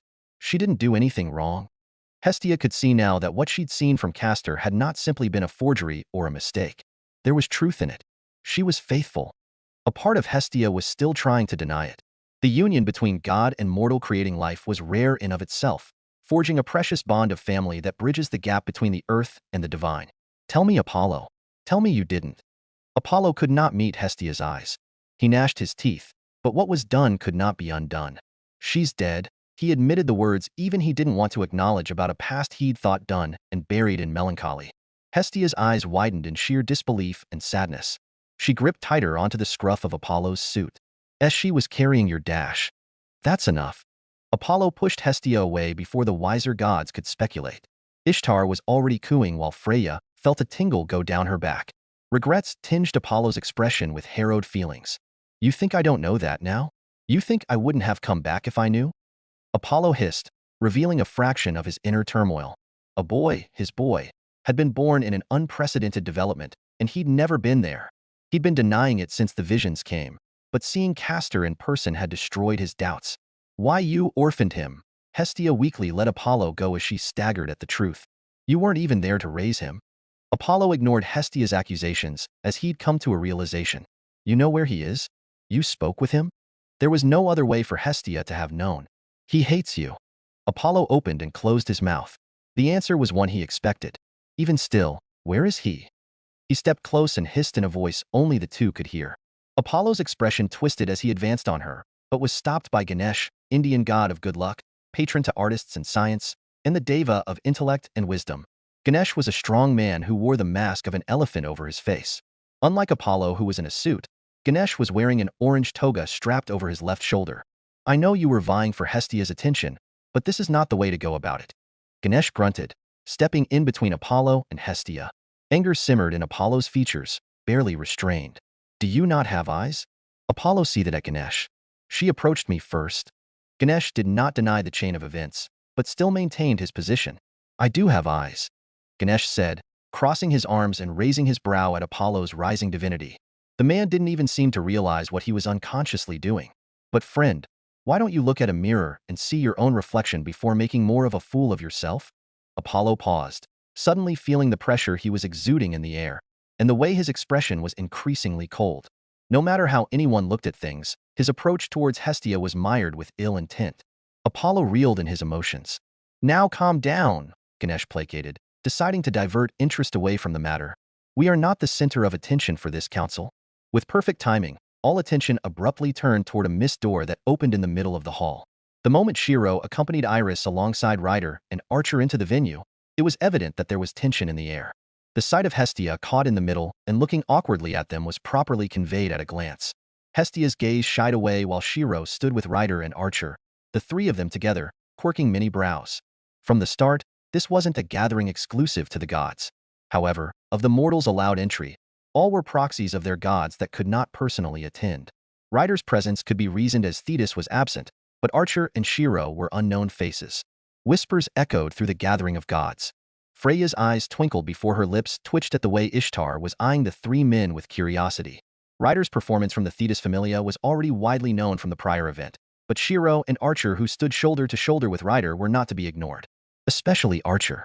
If ever there was a man that screamed hero, it was him. A towering giant of a man with bronze sun-baked skin, corded muscles, and a wild mane of hair that framed his disinterested face. His presence rivaled and even exceeded that of Ryder's to an extent. Not to discount Shirou or Ryder, but Archer's aura and energy reeked of a familiar scent of ozone. How curious. Iris cleared her throat, drawing attention back to herself before matters could stray off towards a delicate topic. Greetings, it's been a while, hasn't it everyone? Iris said, projecting her voice through the gala. Her words were met with muted silence. Considering Aurario's present turmoil, few if any of the gods in attendance weren't in states of stress or annoyance. It would do well for Iris to have convened a council of gods for an arbitrary reason. Knowing that she was working with a short fuse, Iris cut right to the chase. I thank you all for coming on such short notice, she said before gesturing to Shirou, Ryder, Archer. I have two things to announce today, one of which pertains to these three, and the other to the man who calls himself Castor. Many gazes sharpened at the announcement, not the least of which was Loki, who'd moved away from the drink bar and hummed. If there was anyone presently at the center of the most controversy in Orio, it was Castor. I have come to let you all know of Castor's intention to welcome all who come in search of healing, but no form of resurrection comes without a price. Iris said, gauging the reaction of the others. The few death gods in attendance were annoyed, but many other gods were listening intently. What Castor requires is the divine blood of a god, corresponding to the fauna of those in a familia. Otherwise, those without a fauna would require a copious amount of divine blood. Iris raised a hand as she noticed many open their mouths. Yes, even Thetis offered to bleed in order to save Peleus, and no, Castor refused to extrapolate on how he could use divine blood to form a death-defying elixir. Many mouths closed, but not all. Where do we get in contact? Loki pressed, weighing her options, two set on Finn and Tioni to just give up. To avoid crowding, Castor strictly wishes to conduct business by appointment through Hestia. Iris answered, fulfilling her role as a spokesperson.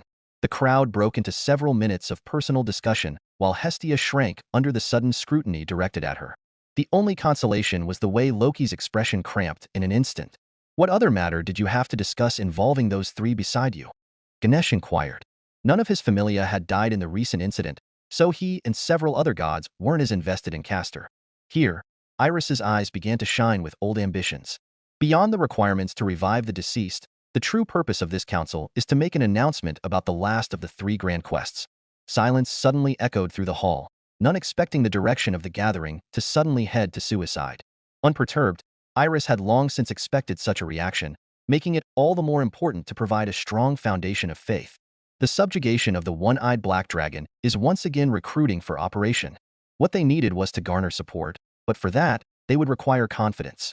Voices of opposition quickly rose, not the least of which were old affiliates of Zeus and Hera, who'd lost their positions after the first failure. That's madness. Do you not recall the tragedy of the first subjugation? Castor has agreed to provide full support. Iris answered calmly. Ironically, she too had been in a similar position of doubt not too long ago. Death will not be the end. You lack the power. Iris was almost immediately shut down by voices of opposition. Death meant nothing if the effort was futile.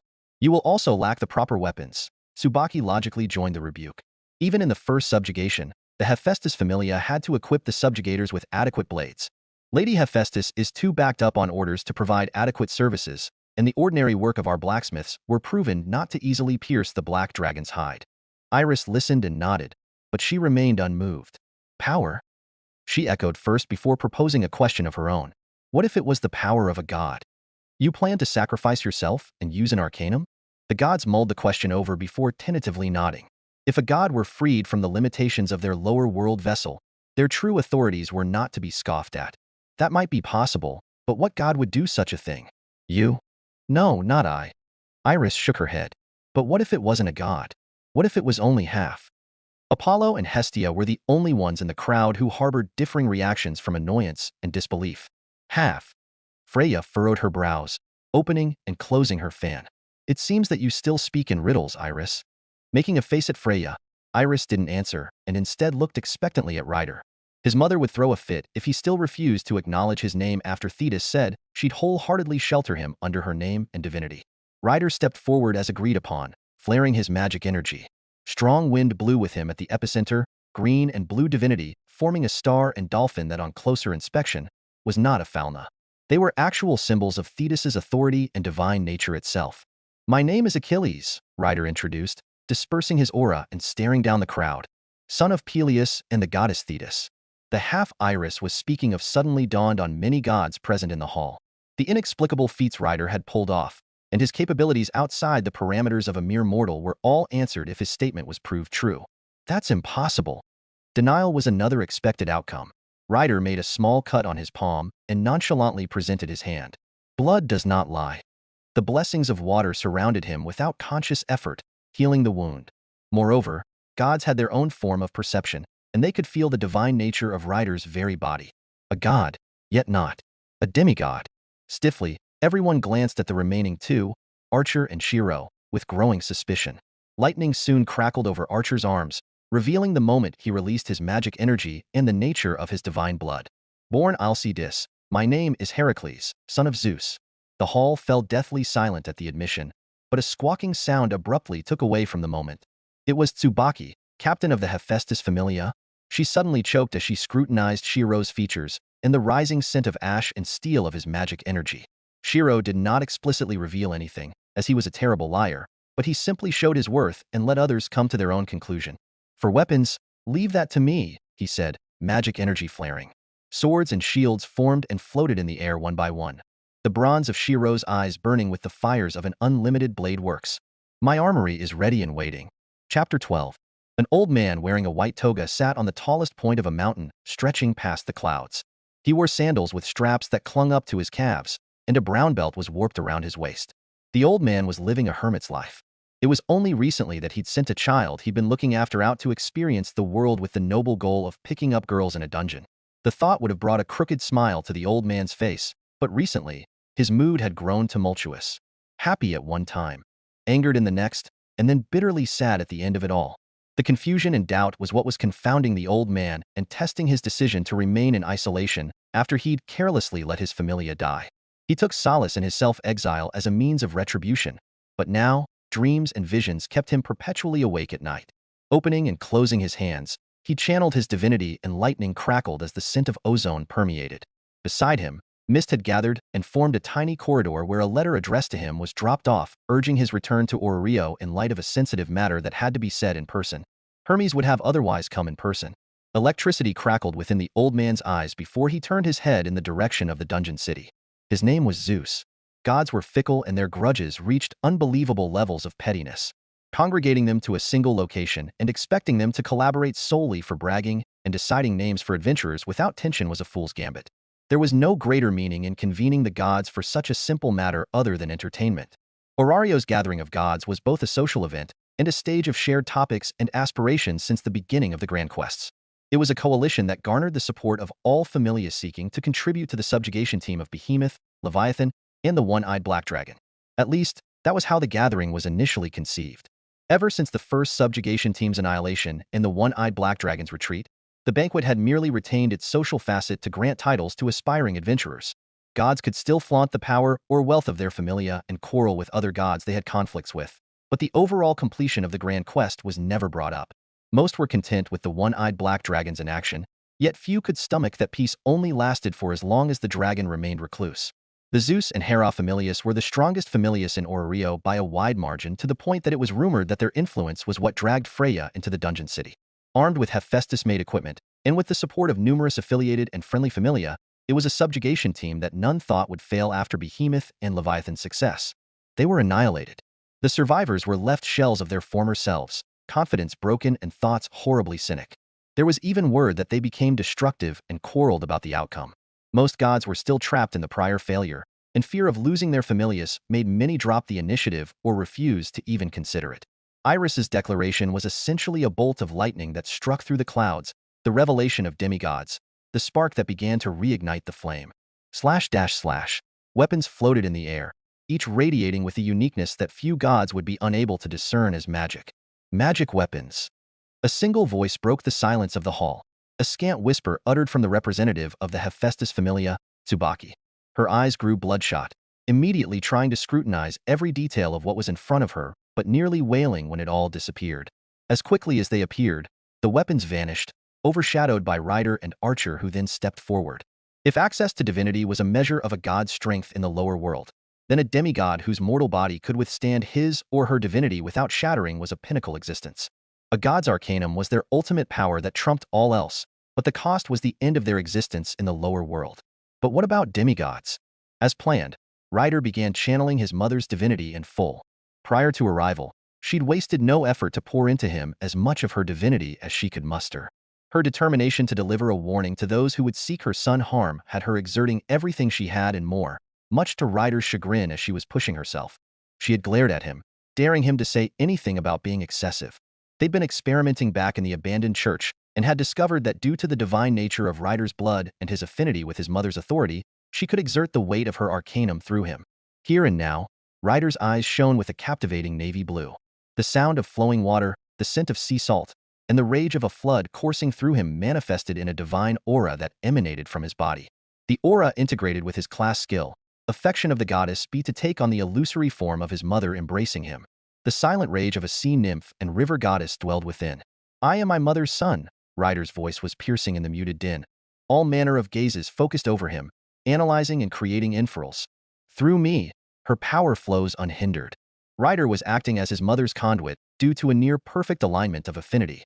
As it stood, his mother's divinity flowing through him was packed with only a single intent, a vested claim and an unconditional warning to all. "I am Achilles." With the redeclaration of his name, the symbol of a star and dolphin emblazoned in water menacingly towered over the gods in the gala. It was a sign of a mother's affection and an unwavering promise to drag to death anyone who harmed her boy. The maternal instinct was inherent in the divinity. Thetis was dead serious. Just like legend, she would do anything if it was for her son's sake. Injury upon her son would create mortal enemies, and death would be a Pyrrhic war to the last breath. Rider opened his palm, and divinity gathered in the form of water to create a flowing tide that if released would propagate into a tsunami. Thus was the power of a god's arcanum. Closing his palm, Rider's momentum vanished as he reeled in the divinity his mother stored within him, feeling slightly breathless. The amount of power was staggering to handle, but the point was made. Rider stepped back and away, silence creating a greater impact than any boast. Rather, it was because attention was no longer solely focused on him, but on Archer. Rider's display left no room for doubt regarding heritage, yet that didn't ease the air at all. Thetis's power coursing through Rider was one thing, but what if it was Zeus's instead? Archer remained aloof, neither going out of his way to make a showing, nor raising his gaze to stare at any god in particular. His very demeanor with crossed arms, and the air of a hero naturally exuded confidence. Unlike Rider though, Archer's godly parent wasn't around to channel his divinity into him, so he found it pointless to show off unless it was for battle. Well then. Iris clapped her hands, exploiting the gap Rider and Archer made to draw attention back to herself. Shall we discuss the terms of subjugation? Whether or not the announcement was a success was still to be determined, but at the very least, the effects would show as the subjugation party was reformed. Already, there were heated discussions in small groups and gatherings between close associates. The air was rife with a charged furor that hadn't been present in the Gala of Gods for years. Immediately after the meeting, Iris did not instantly create a missed door for her and her associates to return. Rather, she strategically allowed a short time for mingling, especially for gods who were still skeptic or had their curiosity stroked. Archer and Rider were prime targets to approach, and knowing this, Shirou headed to a more secluded corner to prevent any unexpected variables. Hestia was supposed to stick with the group by this point, but she'd retired to a waiting room after some sort of quarrel with another god. No, actually, wasn't she still around? Shirou scanned his surroundings and quickly found the buxom goddess vehemently blocking Apollo from approaching Archer and Rider. Whatever Hestia intended, Archer and Rider were nearby to help her. It was more important for Shirou to focus on himself here. It wasn't that there was no interest in him, but rather, he'd prefer not be surrounded within arm's reach. He could conceal his true origin by using the divine nature of many of the weapons he kept stored in his inner world, but eventually the inconsistencies would add up and create a bigger mystery. He'd already gambled with Hestia, but he had no idea if other gods would see the same thing, or more importantly, react the same way. Hestia was the goddess of the hearth and family, a boon so easily exploited because the origin of the servants presently in Orario were tied to the Greek mythos. Hestia's own misunderstanding with Hephaestus only further complicated matters in a good way. Shirou was the sole recipient of the condition to remain ambiguous, and the more chaotic or cemented his identity became, the easier it would be to maintain the condition. However, just because Shirou chose to isolate himself didn't mean that no one sought him out. Rather, he actively avoided them by determining their intent through their expressions and body language. He'd been successful so far, but it wouldn't last. He was in a gala filled to occupancy. It was possible to isolate himself, but impossible to fully avoid interaction unless he walked out, and that meant losing his easy ticket home with Iris's missed door. Shirou paused while lingering in the bar area, making use of the attention Archer and Rider were garnering to reduce his overall presence. For one, however, Shirou's presence stood out far more radiantly than that of the others. Hold a moment. It was the goddess Freya, and behind her trailed Loki. Their cooperation and influence in Orario would prove a boon if properly handled, and rickety bridge if mishandled. Is there a problem? Shirou asked, turning his full attention to the goddesses. Freya didn't answer after she'd initially called. The way she just kept staring in silence the moment she and Shirou made eye contact, her mouth opening and closing, was far too uncharacteristic of her. Loki quirked a brow at Freya's odd reaction. By now, Freya should have already straightened her back and craned her chin up to present an elegant front, but instead she nearly dropped the hand fan she was holding. Loki didn't know what Freya came for, but Loki had her priorities set with facilitating the earliest meeting with Castor. Iris was the one she and Freya had initially moved in pursuit towards, so it made no sense for Freya to pause here just because they encountered Shirou. In Loki's opinion, Achilles or Heracles looks more appealing in contrast to Shirou. The weapons he displayed were profound in that they harbored magic without the use of a fauna, but if he was a child of Hephaestus that was only expected. What would truly change everything was the moment any god managed to discern the nature of the origin of the weapons brought out, a place where even the personal weapons of the gods could be found and potentially used. If there's nothing, I'll be on my way, Shirou said, breaking the awkward silence Freya was making and snapping her out of her daze. No, no, hold a moment longer. Freya spoke with a fluster as if realizing her error, and now Loki was starting to pay more attention. Freya offered her hand in greeting. Esteemed warrior, I am Freya. Shirou stared at Freya's hand, then back to the subtleness flickering in her eyes, and realized she'd sensed something from him. What it was, he had no clue, but if it was anything like what Iris had done, she needed direct contact for certainty. From the way her features gradually strained, it appeared as if she wouldn't be taking no for an answer. It was Freya's pride that was keeping her from just reaching out and touching him. Loki watched from the side, doubtful of Freya's actions, but curious enough not to intervene the first time she'd seen Freya go for an aggressive handshake. Although Shirou's luck was the worst, sometimes it wasn't always that bad. A member of the Hephaestus familia Shirou had been actively avoiding, locked in on him from behind Freya. Why you? Tsubaki ran up to Shirou and wrapped an arm around his shoulders, indirectly nullifying Freya's efforts. We need to talk. Freya was suddenly glaring murder, but Tsubaki was too flustered to be polite. Apologies, he and I have business. Tsubaki dragged Shirou away faster than the wind. Left on their own, Loki was the one least affected by what just transpired. Rather, she sported a smug grin at the first time in years Freya had been openly ignored. Freya? Loki teased, but soon lost her amusement when she stared at Freya's face. A vein was popping over her temple before she smoothed it over and stared at Loki with the most impassive expression she'd ever made. Do you think I've been too lenient lately? Loki started sweating. Chapter 13. Dragged to the veranda of the gala where a night view of Orio could be seen atop the side of a spire, Shirou watched as Tsubaki let go of him and stared him down with growing apprehension. Born a half-dwarf, Tsubaki did not inherit the short stature of the race and grew to an adequate size, but what she inherited instead was tan skin and dwarven strength. Her fingers left imprints around Shirou's wrist which he shrugged off when Tsubaki noticed and looked apologetic. It would heal anyway. She had long black hair tied up into a ponytail, red eyes, and wore a red hakama, sandals, and a sarasher that supported her ample bosom. Oddly enough, she wore an eye patch despite not being blind. Why you? Tsubaki kept spluttering, unable to find the right words until she clapped her cheeks and hardened her expression. Forgive me. Forgive? The peculiarity of the words undoubtedly took Shirou aback. Unlike most gods who had reservations about lowering their dignity to do something questionable in a public place, Tsubaki had no such qualms. As a master blacksmith, she was already quite a hands-on person. Her cheerful personality generally offset impulsive behavior, but this time, she was determined. For what Shirou barely managed to mumble before Tsubaki began groping him, analyzing the shade of his hair, to the firmness of his muscles, down to the color of his eyes.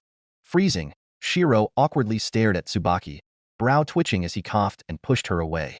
He wasn't against her coping a feel, but there was still a part of him that felt guilty towards the woman waiting for him at Utopia. Tsubaki didn't even seem to register that Shirou had distanced herself from her as she stood in a daze, muttering under her breath loud enough to be audible. I don't get it. Tsubaki grumbled as clarity returned to her features. I don't either, Shirou grouched, Tsubaki having the decency to grow sheepish in retrospect of her actions. However, it wasn't long before Tsubaki regained her fervor. You don't have to, Tsubaki snorted. There was something I had to verify, and I realized I went the wrong way about it. Forgive me, will you? Shirou hesitated. Tsubaki was lucky she wasn't around. Regal as she could be, monarchs still coveted what they thought precious, let alone what they considered a reverse scale. Right. Shirou shook his confusion off. Part of the idea of staying longer in the gala was to leave an impression, but he didn't have to actively participate. Rider and Archer were more than enough after Shirou demonstrated the utility of his support.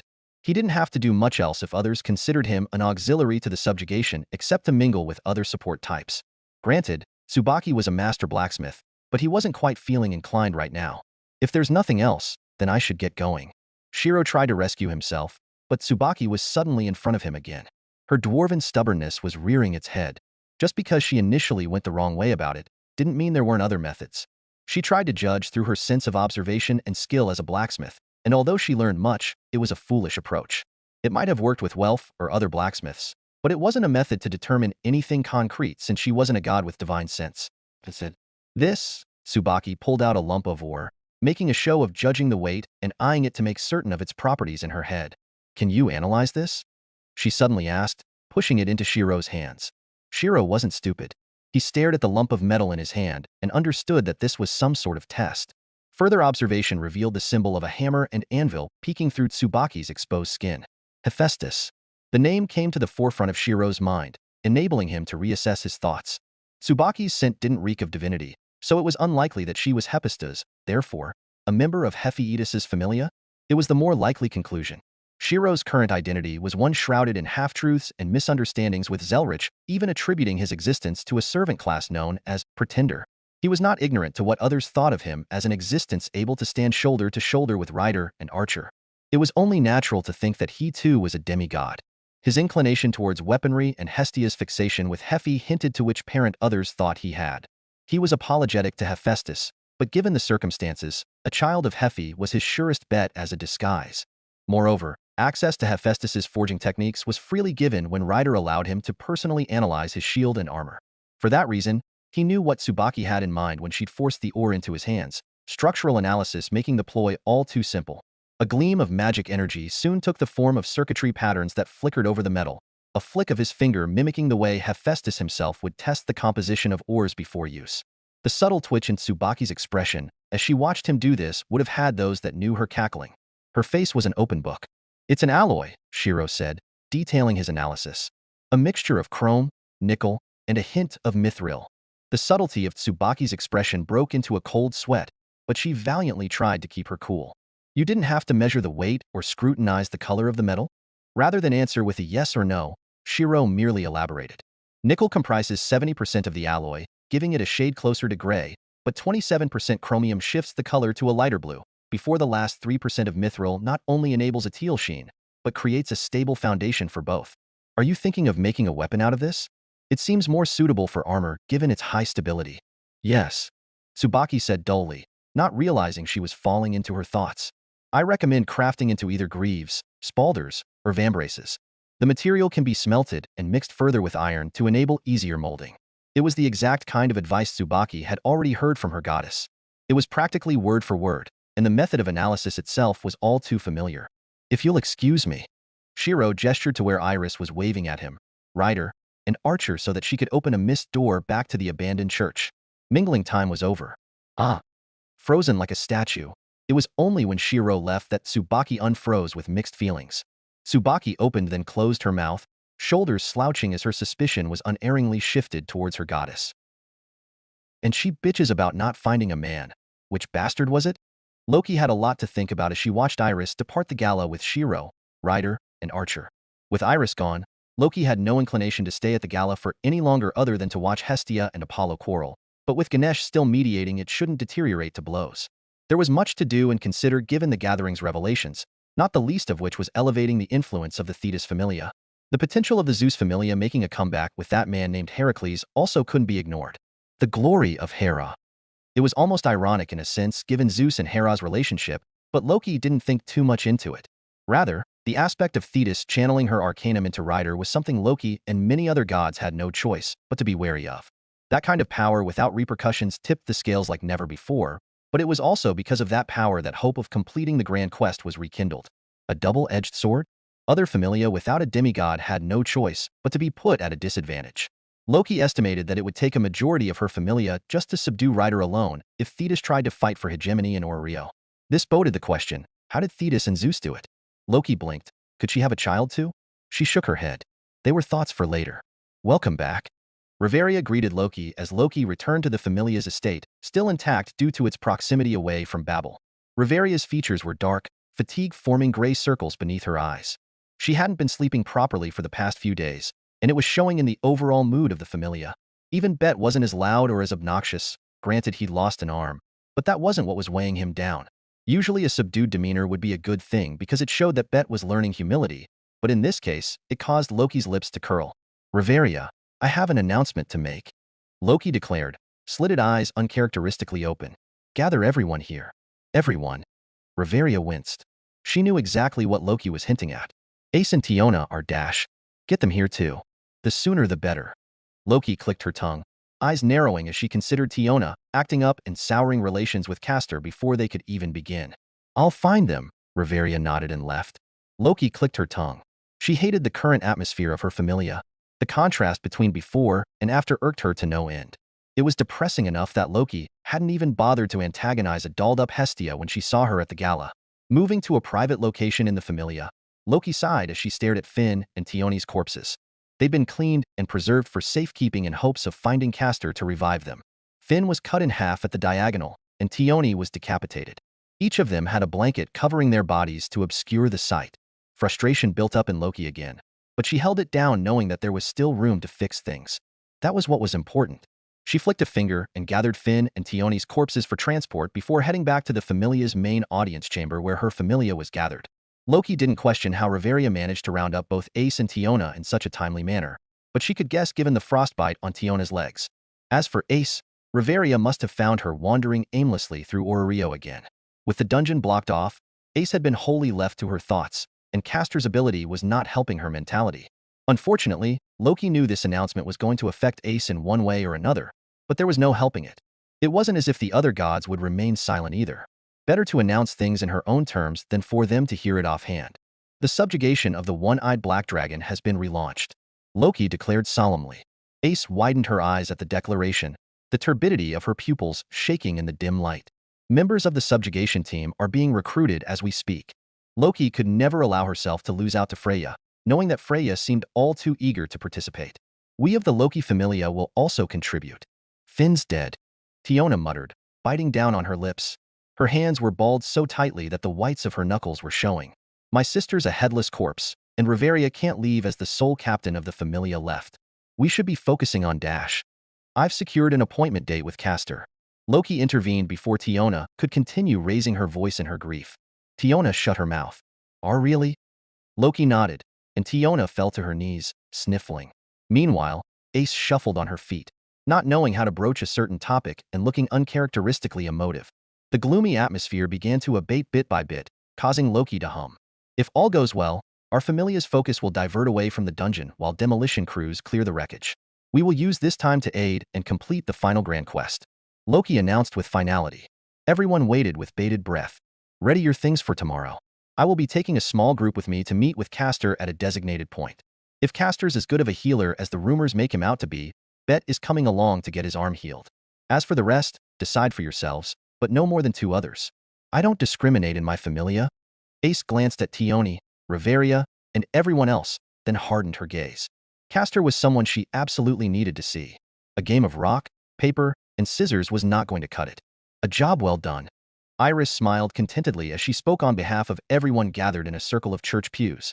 She eagerly leaned forward and steepled her hands as she thought of the future. With this, operations may begin in full. The last known sighting of the one-eyed black dragon was the battle to drive it away to the north with the Zeus and Hera Familius. Althea would know best, but until she recuperates enough, or if Hera decides to cooperate, Alfie won't be up anytime soon. How strong is the dragon? Archer asked for a comparison. Iris mulled the question over and settled on something that was fact. It's stronger than any dungeon monster encountered on the known floors of the dungeon. Which doesn't say much, Ryder shrugged, causing Iris to huff, cool features tightening as she adjusted her glasses. Look, I've asked my husband Zephyrius and his Familia to use the wind and listen for any news. Right now, there's nothing, but in time that may change. Well, what about Assassin? Ryder turned to Shirou and asked. They were acting as the relay between Lancer, Berserker, and Saber while investigating the Black Dragon. Shirou shook his head. No word yet, but I can feel that they're all fine. Ryder hummed before chuckling. He called Archer. What do you think the chances of slaying that dragon are if we teamed up? Archer grew thoughtful. He and Ryder both were respectively Heracles and Achilles, the 2 greatest heroes of Greek legend. Individually, one completed 12 seemingly impossible labors, and the other changed the very tide of a war on his own, requiring Apollo's intervention to kill him. Combined, there was merit, wasn't there? But dragons were dragons. None were easy adversaries, let alone a dragon of another world. Impossible, Iris answered before Archer could respond. We are a team, not individuals. If I agreed to such a plan, your mother would be the first to strangle me. She's not that bad, Ryder defended, wilting at Iris's flat stare, daring him to get her started. Neither Shirou or Archer rose up to aid Ryder in this argument. Coughing to turn the direction of the discussion back around, Shirou glanced at Bell, who was listening in on the side. Bell looked like he wanted to participate, but was being held back by the pressure of Ryder and Archer's demeanor. At the same time, stars of admiration had taken root in his gaze when he'd heard of Ryder's feats in Ororio. How many people should be included in the subjugation team? Shirou asked. Including Achilles and Heracles, you said there were others like Lancer, Assassin, Saber, and Berserker already included. I'll trust your judgment on them, but in the meantime, I've requested 2 or 3 high-level members of other familias to join if they are able. Iris admitted. You're welcome to join me during recruitment screening if you wish. It's not like us auxiliary support types go to a battlefield anyway. Right, a support type? Shirou carefully kept his expression blank and considered whether he should correct the misunderstanding now or later when everyone was present.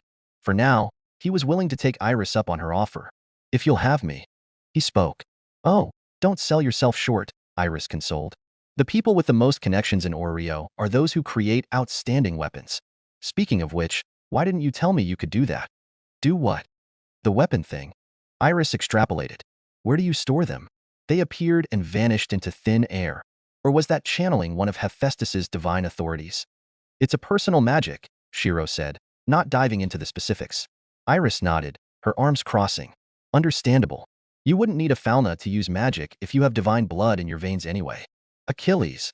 The conversation came to an abrupt halt as Thetis came running in, throwing herself at Ryder and patting him down in search of any injuries. It was overly excessive by anyone's standards except for a mother's. If anything, Thetis could be considered a helicopter parent in every sense of the word.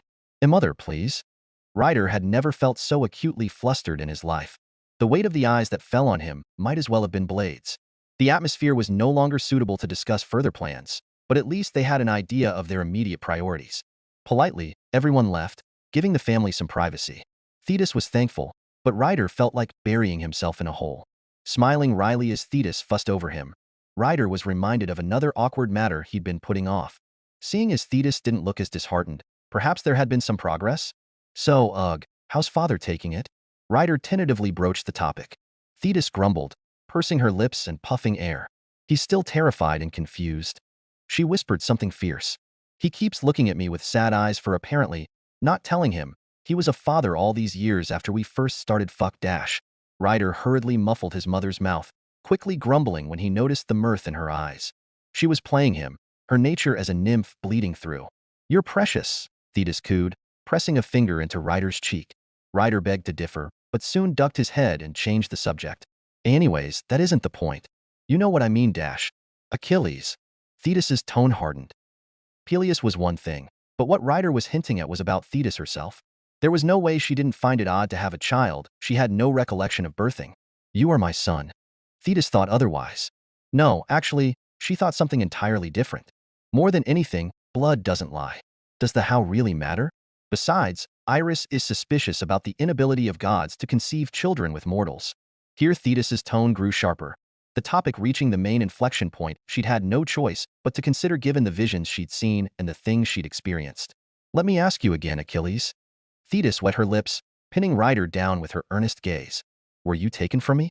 The memories of you, blurred by the interference of another god until the visions revealed what was lost and what was to come. It was certainly not unheard of for gods to meddle with each other, let alone interfere and fabricate another's memory if taken by surprise. The memories of Achilles' childhood, raising him up and watching him grow, were too firmly imprinted for Thetis to have had no recollection until now. Mnemosyne, a goddess of memories in Thetis's own pantheon, had the authority to pull off such a bold maneuver, let alone other gods. What if the blanks in her memories, the inconsistencies between visions and reality were signs of tampering? Thetis's reasoning was the only conclusion that made sense to her using her worldview, but not Ryder's. Ryder knew the truth, but could not bring himself to answer given the restriction on his master to maintain the secrecy of a parallel world. He looked away from Thetis's eyes, missing the sheer murder flickering inside them. Lying to his mother caused Ryder's expression to sag at the worst of times. I see. Thetis arrived at her own conclusion. Who dared? Her baby boy was really taken away? Who dared? She smiled, hugging Achilles and saying she was fine to alleviate pressure on him, but inside she was bloody seething. Who dared? / Perhaps the truth was closer to speculation than one would think. If not fully, then partially. A shiver suddenly crawled down a certain god's back, enforcing the natural order of the lower world to prevent its ruin. Chapter 14. Shirou found himself walking on his own around the vicinity of the abandoned church, his thoughts wandering. With everything that had gone on so far, it made him consider whether he was taking the right path or not. In his pursuit of his saber, Zelretch had never failed to send him into other worlds both for Zelretch's amusement and as a learning experience. He honed his battlefield perception, mastered his craft, and even learned a couple things here and there that he never considered possible as a third-rate magus. No doubt, Zelretch's active involvement with him had to have some semblance of influence from taking Rin on as a student when she transferred over the clock tower. Old friends, old favors, and the like. War buddies even, but reminiscing in those memories wasn't the main aspect of his considerations. Different from all the other places Zelretch had taken him to. This time the old marshal specifically said that what he sought was here at the bottom of the dungeon. Zelretch was an eccentric old man, but he was no liar. The more Shirou thought about it, the more he had to consider if everything Zelretch had done so far led up to this point. The hero's journey never starts with a willing character. Circumstances arise, followed by challenges and realizations that culminate to the climax. Shirou's goal was here, laid out with only 2 strict conditions stated by Zelretch himself. Obscure his identity so as to not be rejected by the world, and clear the bottom of the dungeon. What exhausted Shirou was the lack of people other than his own servants that he could confide with. There were none. Rather, he was unable to. Divulging the secret was too much of a risk when he didn't know the consequence of why Zelretch stipulated the condition. All he could do was move forward with mixed feelings as Hestia poured her familial affection on her nephews. Some of which actually were, but not all. To Shirou it felt like he was being shameless to use Hephaestus's name as a shield, but if the smith god was anything like the alternate Zelretch mentioned, he could potentially win him over through blacksmithing. At least, that was the plan should they ever meet face to face. Walking towards a clearing in the forest behind the abandoned church, Shirou heard the sounds of grunting and short exclamations accompanied by the clang of metal. It was neither Castor or Riders doing surely. Both of them were too preoccupied with other things. Namely, Castor had shut himself in his medical ward, detailing changes in Althea's condition which the mute woman could respond to by blinking unlike the other comatose patients. And Rider, well, Thetis had been rather clingy and had embarrassed him enough times that he found it safer to find other places to relax, leaving Thetis behind at the church. In all likelihood, Rider's absence was to give Thetis and Peleus some privacy to sort things out with their family situation. Rider was always considerate like that. As for Iris, she was slouching and lazing on a makeshift cot after exhausting herself with all the messages and missed doors she'd created in a short time frame. Above all, she pleaded with everyone not to let Thetis know she was hiding in the church's attic. There was a certain dynamic between the two, and Iris wanted a break from it. Shirou could respect that, but with Iris, Rider, and Castor out of the question, that left Hestia, Belle, and Archer. Hestia was out working a croquette stand to provide some warmth to the capital dungeon break survivors, so she was out, meaning it was likely Belle and Archer up ahead. Reaching the small clearing, Shirou saw Archer standing with his arms crossed, and Belle trying to land a hit on Archer. Despite his large build, Archer was remarkably agile. Belle could not land a blow, and eventually fell on the ground panting for breath. "You use too much excess movement," Archer said, giving advice. "It makes it easy to determine where you're trying to hit. Why does it feel like you're talking about fighting other people?" Belle moaned, pushing himself back onto his feet. The effort left his knees wobbling, and he fell back down on his butt, exhausted. "Aren't monsters the only danger in the dungeon?" Archer remained silent for a moment before shaking his head. "What defines a monster?" he asked, not giving Belle time to respond before speaking. "You can never truly understand the heart of a person through the facade of their faces. What is that even supposed to mean?" Belle scratched the back of his head while slowly recovering his breath. "It means to not blindly trust others," Archer answered before he took note of Shirou's arrival, but Shirou waved him off. "Don't let me distract you," Shirou said, stopping to watch from the side. Shaking his head, Archer helped Belle onto his feet. "It's fine. We're about done anyway." "Ugh man, I still can't catch up to him. How does he move like that?" Belle murmured, but quickly nodded at Archer with gratitude. "Thanks for taking the time to help me." A request from an aspiring warrior should be aided by his fellow warrior. Archer answered, much to Belle's exasperation. "I'm not a warrior though. I'm just training to fight monsters in the dungeon and to pick up Dash." Archer stopped Belle's words there. It wasn't the first time he'd heard Belle's true aspirations, but he'd heard of warriors with similar goals. It was better than plundering and pillaging, so it was at least tolerable, but Archer was trying to do a favor for Hestia. She'd faint if she truly knew Belle's motives. "This is enough for the time being," Archer said before nodding at Belle. "I have matters to attend to." Saying that, Archer moved to stand next to Shirou in tacit understanding. "Oh, is that thing with Castor today?" Belle asked. Shirou nodded. Iris had asked Shirou and Archer if they could escort Castor's first official patients to the abandoned church for treatment. Iris would have done it herself through a missed door, but she'd been pushing herself too hard lately and would turn into a mummy if she forced herself any further. "Can I come?" Belle asked Archer. Archer looked at Shirou to decide, but ultimately saw nothing wrong with it. The 3 departed in the direction Iris had specified they'd meet Loki and 3 additional of her familia members at. The meeting point was at an obscure part of Orio where Shirou and Archer's appearance wouldn't trigger an onset of attention after their reveal at the Banquet of Gods. Most civilians and ordinary adventurers would not recognize them, but gods would. By now, it was likely that information pertaining to the existence of demigods have made its way into the ears of various familia. To not attract attention too much, Shirou and Archer were wearing cloaks. The attire itself drew eyes, but not in the same way it would have if Shirou and Archer's faces were recognized. "Are you guys famous?" Bell was the one who found the experience jarring. He'd been aware that Shirou, Archer, and Ryder had attended a banquet that Hestia was participating in, but nothing to this extent. "Is it because you said we'd be forming a new group to attack the one-eyed black dragon?" "Discretion is also a warrior's tool," Archer sighed while muffling Bell's mouth. "But you can think of it that way." Shirou observed the interaction between Bell and Archer and found himself amused. Archer had been rather reticent as of late, and Bell's innocence was helping to draw out his personality away from his heroic demeanor. "They should be up ahead," Shirou said, staring at a small building that appeared to once be a pub. In light of the dungeon break, it was basically rubble with only the signpost surviving. By the signpost was the goddess Loki and 3 of her familia members, Bet, Tiona, and Ace. Bet appeared subdued, growling at others who stared at him and his missing arm for too long, and cursing at others who gave pitiful looks at the coffins Loki was using to transport Finn and Tioni's corpses. Tiona and Ace were better off, but the both of them were sporting bruises and smear marks over their bodies. Tiona had a split lip, and the shine of Ace's armor was marred by dents and scratches. Even the side of her cheek had a dirt stain, as if she'd been punched and landed with her face on the ground. Loki was the one who looked the most discouraged while holding her tongue at Ace and Tiona, who had taken things too far in the selection of who would accompany Loki. Loki regretted not just choosing to begin with at this point, but she'd been too caught up in her head to think straight at the time. Shirou watched Loki perk up at his approach. Tiona and Bet were the same, but Ace was staring at Bell in abject surprise and wonder. "B. Bell?" Ace stammered in a soft voice. "Why? H. How?" She stared at Bell, then to Shirou and Archer, then back. "Ace," Bell swallowed before hardening his expression when he took in Ace's black eye. "W. Who punched you?" Tiona flinched, and Loki grimaced at the inside story. Ace blushed and awkwardly kept quiet when Loki glared at them all. It spoke volumes right now that Loki was even considering that Bet was the most tolerable at the moment. "Heracles, and?"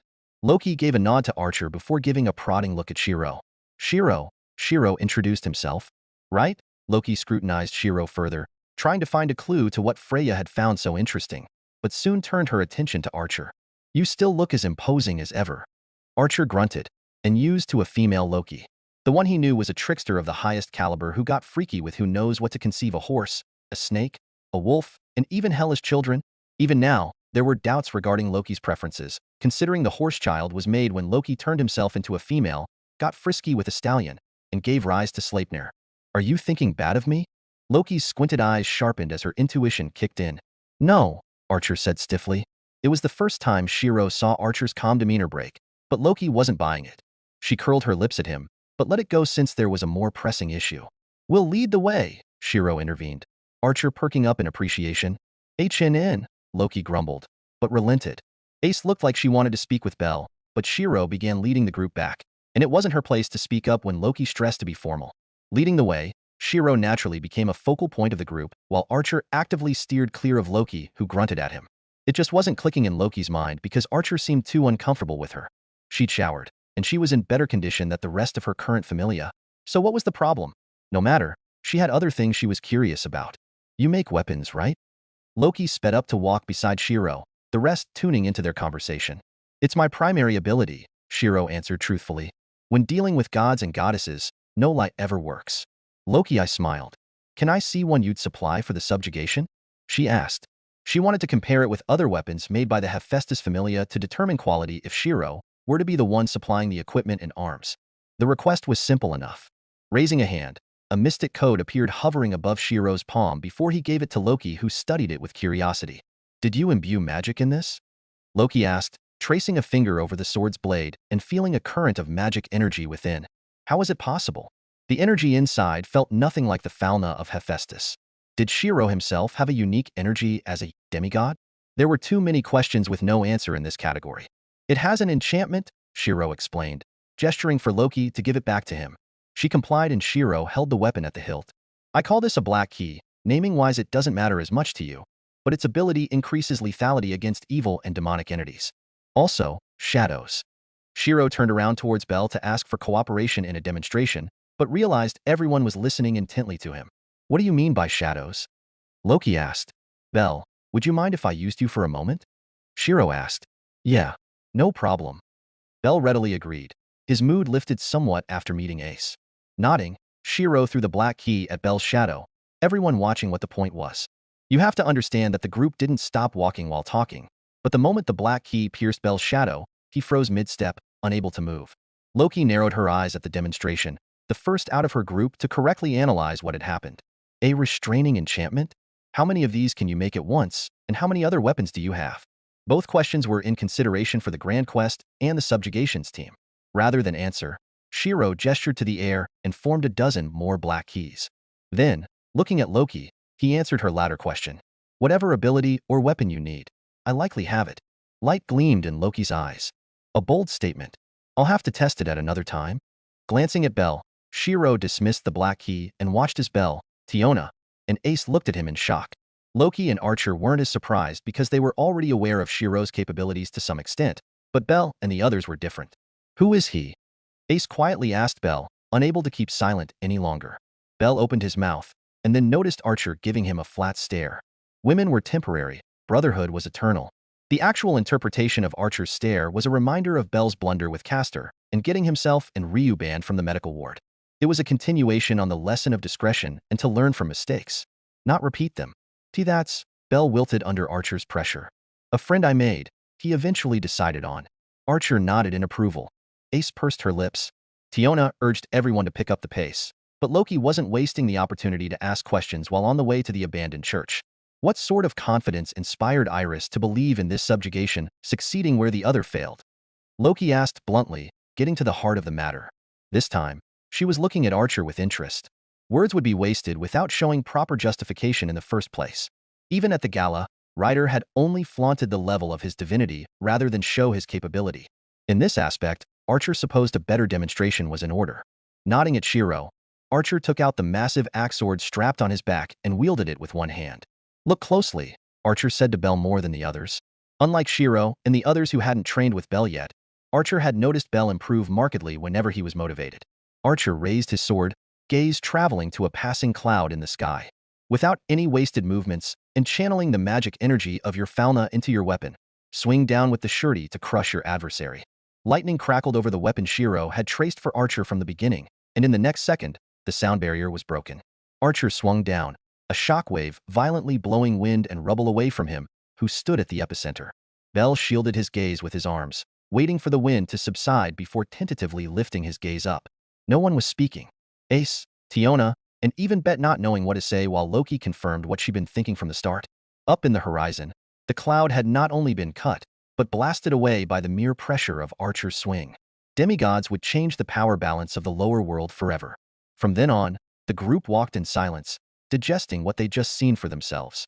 When everyone returned the abandoned church, Loki's eye twitched while Ace got her answer as to how Bell was involved in all this. The rumor of demigods and even Castor, Bell lived with them all.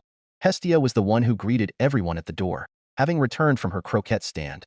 Ho ho ho, Hestia craned her chin up, the back of her hand raised over her mouth. If it isn't the washboard. Gay, Loki clutched at her heart, weighing the odds of getting away with slapping Hestia silly. Why you? What are you doing here?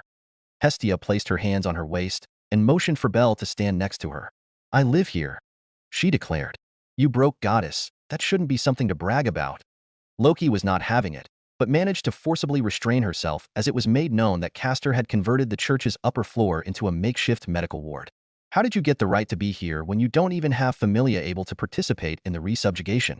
As I am a merciful goddess, let me show you my hospitality. Hestia ignored Loki and gloated, running into the church prayer room and coming back with a basket of croquettes. Relish it.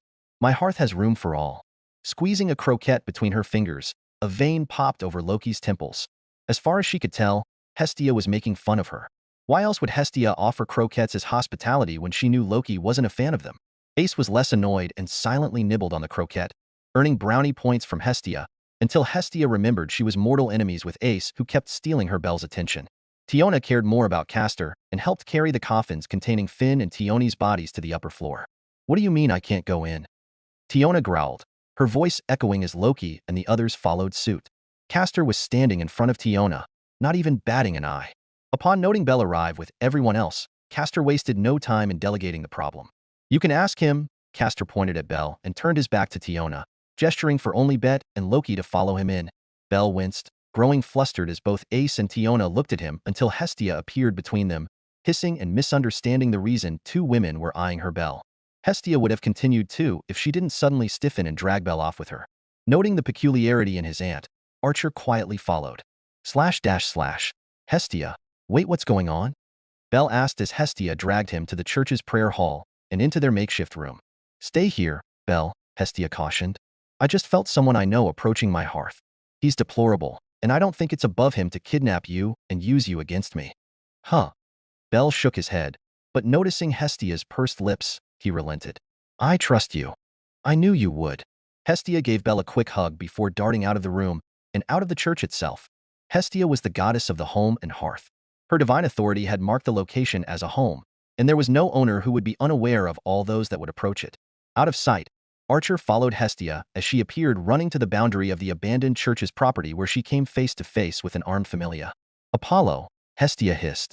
I told you I have nothing to say to you. And I have everything to gain from you. Apollo was serious this time. His expression was hardened to the point that even the familia members he'd brought were affected by the mood. Cooperate with me and tell me what I want, and I promise I'll leave you alone.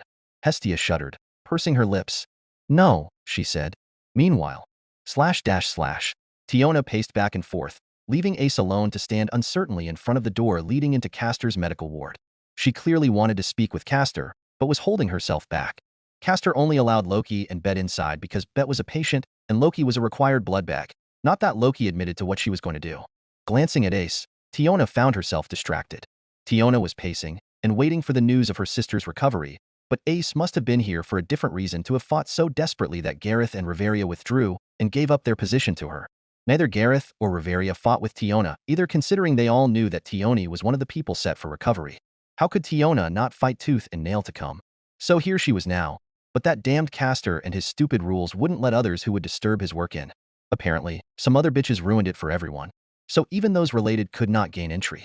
Tiona pursed her lips, but knew better than to bicker with the man who was going to save her sister. All Tiona could do now was wait, just like Ace. After waiting in a tense silence for over 10 minutes, Tiona became distinctly aware that she was being watched by an amateur. Tresses of long blue hair were visible from the corner, and pearl-like eyes constantly flickered to Tiona before Tiona grew frustrated and stared them down. Caught in the act, there wasn't much need to conceal herself anymore. Why you're an Amazonian, right? Tiona realized that Castor wasn't the only occupant of the abandoned church. Other gods beyond Hestia stayed in the church too, one of which was apparent to that rider. No, Achilles was his name. In any case, Tiona refocused. There, awkwardly peeking her head out and staring at Tiona, was Thetis. From the start, Tiona could tell that Thetis' attention briefly fell over Ace, but eventually focused entirely on Tiona. Tiona wet her lips, her throat drying. There was something odd in the way Thetis was looking at her that sent shivers running down her spine. Goosebumps traveled down her arms, but Thetis was still a goddess, and her son wasn't someone to mess with considering how he'd torn apart that monster barehanded. Yeah. Tiona answered dully, backing away as Thetis stepped out of the corner and advanced. Tiona glanced at Ace for help, but upon Ace noting that it was just Thetis and not an enemy, Ace, the reticent knight, was back to staring uncertainly at the medical ward. Swallowing, Tiona steeled herself. There were no enemies here. Loki would not have made such an error, so then why did Tiona feel disgusted at the almost slimy expression on Thetis' face? No, not slimy, eager to the point of making the recipient shrink back. The hairs on the back of her neck rose. Thetis' eyes were shining in a way a gossiping academy girl could only do, and her sense of personal boundaries had also deteriorated rapidly. Without warning, Thetis was right in front of Tiona with unwavering determination to meddle. To meddle in what was something no mortal should dare pry into when it concerned the gods. I think you're a bit too close, Tiona stammered, but was cut off. You wouldn't happen to know a Penthesilea, would you? Thetis' cheeks were reddening as if she was flustered from imagining the future. Tiona opened and closed her mouth. It was incomprehensible, but it was a name that was impossible not to have heard of as an Amazonian. But still, why? So, you do? Thetis smiled and mouthed. No reason. Now where's Iris? Thetis muttered, moving away from Tiona and getting lost in thought. I need to send a message to Aphrodite and orchestrate a collaboration with the Amazon Queens. Tiona shivered as Thetis let out a low laugh. Instantly, she tried to back away before realizing that Thetis was clasping her hands and not letting go. Fu. Chapter 15. Hestia pursed her lips, nerves starting to get the best of her as sweat matted her brows. Intuitively, she knew the entire dynamic of Aria would change from the moment she first met Shirou and the others, but she'd never anticipated it for it to be this soon. Forcibly swallowing her panic and unease, Hestia mustered the courage to remain firm for the sake of hearth and family. Hands growing clammy, she took a step forward and put on a brave front. Judging from the severity of Apollo's expression and the determined eyes of the people behind him, he'd brought his entire familia for this endeavor. All were armed and equipped with their bows, armors, and weapons while Apollo stood at the helm. Arguably, the moment pressure from other familias was lifted from Apollo at the conclusion of Iris's banquet. Apollo regained freedom of movement. Otherwise, the other gods would not have stopped hounding him about Castor. If this is because of the banquet, it's not funny, Apollo, Hestia said, staring at Apollo. Leave. I have nothing to say to you. A chill traveled down Hestia's back. The Apollo she knew would have laughed or at least reacted to her rejection, but the one before her was displaying a level of concentration she'd never thought him capable of. Does it look like I came for a negotiation? Was she really dealing with the same Apollo? Hestia furrowed her brows. A part of her could sense aspects of her divinity reacting with Apollo. She was the goddess of the hearth and family, and the only aspect about Apollo that would resonate with her domain was if he was fighting on behalf of his. It's strange, Apollo murmured, cutting off Hestia's trail of thought. No, it wasn't cut off. Hestia just let it. She just didn't want to consider Apollo's perspective in this as the primary party of blame. Familial ties were her strongest support and strength, but familial conflicts were Hestia's bane. A father's struggle to reach out to a son, or a son's rejection of the father. Family wasn't meant to be like this. Hestia rejected it on a fundamental level because she could empathize with both as the patron of home and family. What? Hestia muttered nervously, trying to prevent hesitation from bleeding into her. What if Apollo just wanted to make up? What if she were perpetrating a continued familial conflict that had the chance to be reconciled? And no. In the end, Hestia was biased, swayed by the tragedies she knew Castor had or would soon experience through Apollo's own negligence. The true cause of her doubt and sympathy was the evident one-sided affection Apollo had for a son who clearly hated him. For Hestia, this aspect was the most gut-wrenching. But a child's wounds were more pressing than the wounds of the father. Hestia made her choice. And that's why she was the best auntie. Hestia swallowed and hardened her resolve. She would not allow Apollo to make Asclepius feel any worse than he already was about family. She raised her guard and eliminated any thoughts of giving ground. Sensing the change, Apollo's lips thinned. Why aren't you running? He asked, more for himself than Hestia as his mind turned. Although free-spirited, Apollo was a god of divination and intuition. The oracles of Delphi attested to the claim. You know you're our target. Hestia knew she'd made a mistake. She should have run from the moment she saw Apollo and her familia, not hesitate in front of the forest she came out of. The fact you aren't running means there's something behind. Shirou and the others were going to scold me. Or not. They weren't the sort. If anything, Iris would for sure. A goddess should know better. Well, at least a competent one. Hestia inwardly wilted. Rather than pump herself up, she was demoralizing herself instead. Ugh. She was shooting her own foot. I live here. She shouted weakly, unintelligibly. Home is where the heart lies, Hestia. Apollo quickly began to make unfurls at Hestia's own haste. I am no fool. You're hiding something in the forest behind you, and the only thing that would pertain to me is dash. Hestia flinched. Somehow, she really missed Apollo's old foppish nature, but people change in pursuit of goals. That much was a given. The jig was up the moment Apollo's attention shifted from Hestia and focused on what was behind her with unwavering intensity. You won't get your way.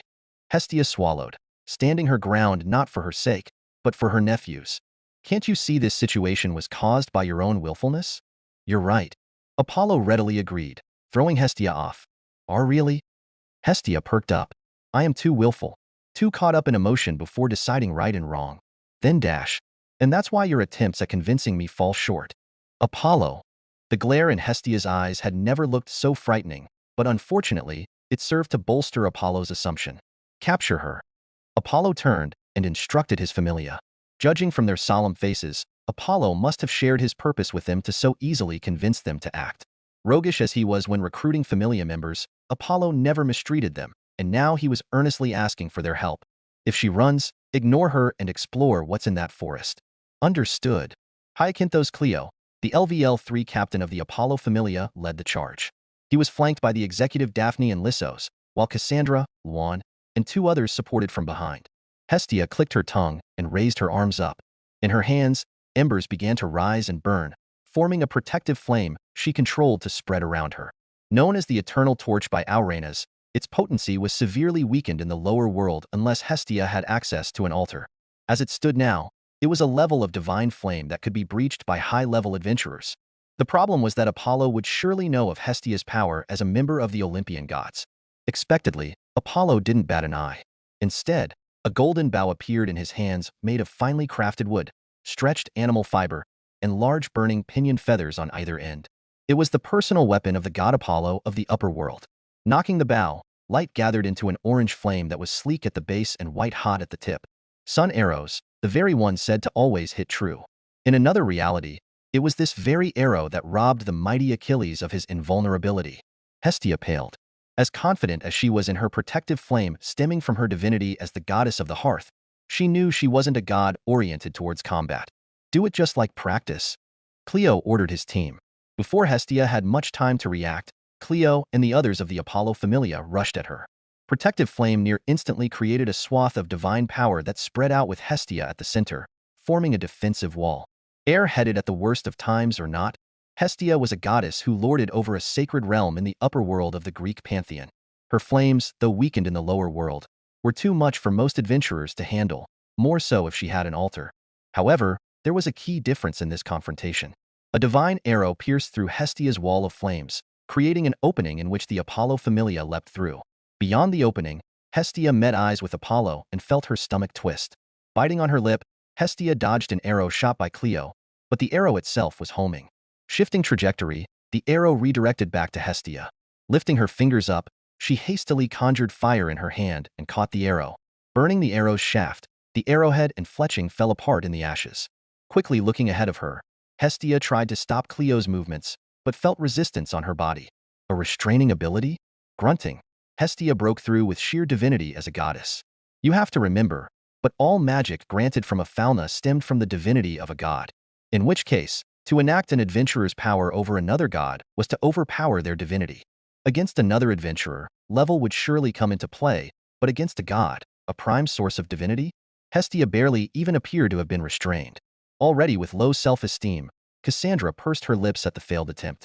Hestia refocused on Cleo and the others supporting him, aiming a hand towards them. Tongues of fires flickered around her palm, but she was limiting the heat and intensity. It would hurt, but it shouldn't kill them. Cassandra, the elbow? Cleo called. Hestia furrowed her brows as she took aim. This time, resistance came at a focused point rather than her whole body.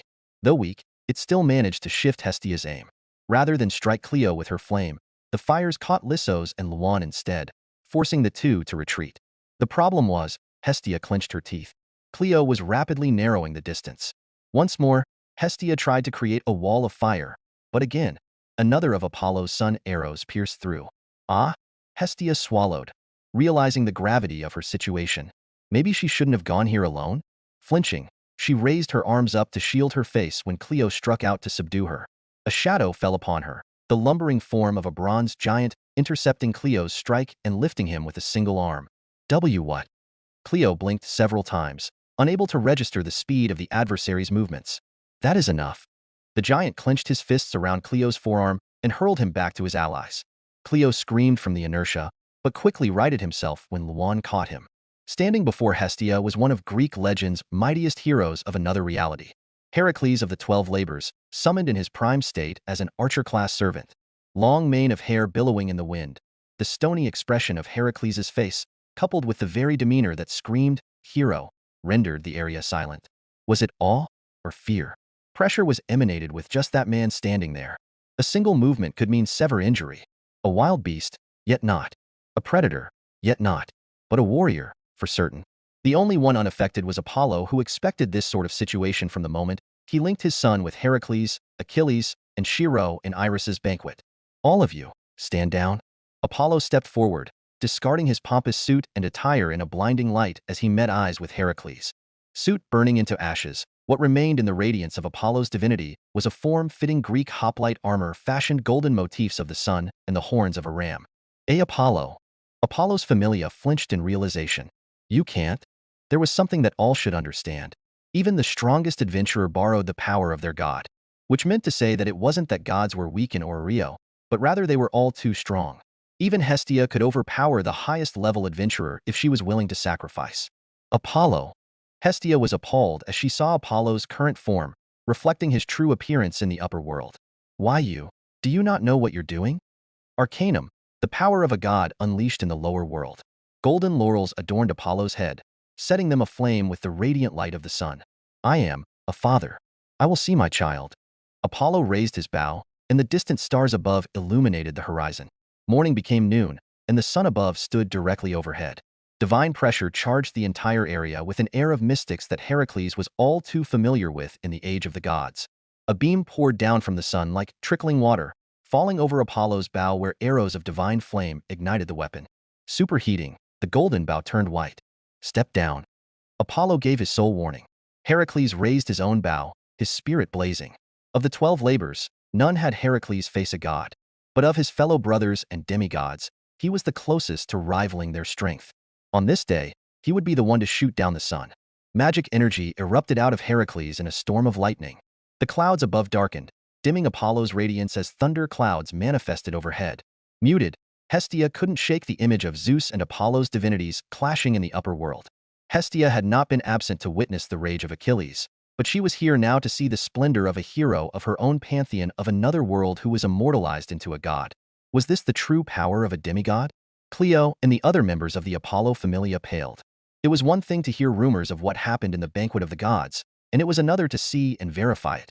Apollo narrowed his eyes, feeling his body strain as he calculated the extent of damage a shootout would cause. At the very least, the entire forest would be destroyed. Once, he'd nearly killed his son with his own hands, leaving him for dead in Caronis' womb and never knowing he was even there. But now, if his son was truly in that forest, Apollo could not risk it. Staring at Heracles, Apollo reeled in his divine aura to an extent and called out to his adversary. If he was a true son of Zeus, a member of Olympus in the upper realm, then he would understand. I am Apollo, god of the sun and light, patron of the arts, plagues, and medicine. Apollo tossed his bow aside. Walking up to Heracles, he stopped a foot away from him, arms raised and hands clenched into fists, one outstretched to Heracles, requesting honored combat. The area fell silent, the hairs on the back of the neck rising. Heracles understood and obliged. My name is Alcaides, renamed Heracles. Heracles tossed aside his own bow and sword. Fists raised, he met Apollo's outstretched fist with his own. Glory be to my father's name. This is ridiculous. As the Greeks do, Hestia's voice of reason was tossed to the wayside. Grunting at each other after bumping fists, they turned their backs and walked 5 meters away before turning back around in fighting stances. Light engulfed Apollo's fists, while rippling muscles flexed over Heracles' body. Let's have a fair fight. Faster than the blink of an eye, Apollo punched Heracles in the face, following with a volley of light speed jabs with unintended side effects. Faces flashed in Apollo's mind. Scenes, images, all vague, but focused on an overwhelming feeling of despair as a man cried over the bodies of his own wife and children. Penetrating divine sense spurred through direct contact filled Apollo's mind with discordant imagery at every blow. Apollo flinched from the unexpected scene, before quickly shaking his head only to grunt as Heracles elbowed him in the gut, blurring his vision. In contrast, the symphony of divine energy caused another peculiar phenomenon as Heracles landed his own strike. Heracles saw the moment Apollo first met Caronis, Asclepius' mother in the lower world. Staggering back, both of their faces hardened as they paused and glared at each other. In another blink, fists clashed once more, sparking shockwaves that violently uprooted trees and shrubs. Hestia shrieked, hands pressing on the hem of her gown as the force uplifted her over the ground and threatened to flip her dress. Apollo's familia were no better, all blown away. Heracles, it's not your fault. Apollo's lips thinned as he circled Heracles and struck at the back of his knees, forcing the towering giant to kneel. Eyes flashing, Apollo targeted the neck with his arms, trying to put the giant in a chokehold. Apollo, I've always been faithful. Heracles foiled Apollo's efforts and hit Apollo with an uppercut as the god of the sun lunged. Spittle flew, and the two exchanged another round of blows. Apollo was faster, on another level in terms of god speed, but Heracles was stronger and more durable. For every 3 blows Apollo landed, Heracles only needed to hit one to even the damage. Heracles punched Apollo, hard, to the gut. Wrenching over, Apollo backed away, trying to catch his breath. As Apollo looked up and saw Heracles, left fist tight ready to swing another, he flared his divinity and caught Heracles' arm. Rotating around Heracles' massive forearm, Apollo kicked Heracles in the jaw, the impact clacking his teeth and forcing the giant back, disorientated. Apollo spit the blood pooling in his mouth and gave a war cry as he channeled flame into his fists and released it point blank into Heracles' stomach. The heat melted the toga Heracles wore, but did little to damage the muscle enhanced with divinity beneath. The bastard didn't even budge. Lightning crackled. Heracles suddenly grabbed Apollo in a bear hug and let his lighting surge. Smoke wafted as electricity ate away at Apollo's protective light. Body spasming, Apollo headbutt Heracles. "D-Daddy, why?" Heracles froze as Apollo looked at him with pity. "I've always loved you. Always." Heracles did the same, as Apollo stiffened with guilt, both men feeling a sense of bitterness. Apollo ignited his entire body in fire, turning himself into a miniature sun. Heracles had no choice but release. "So, even this isn't enough?" Apollo murmured, blood and bruises covering his body. However, not a trace of panic entered his expression. If he was losing now, it just meant that he wasn't putting in enough energy. Heracles was clearly an opponent he could not face lightly like Apollo had hoped.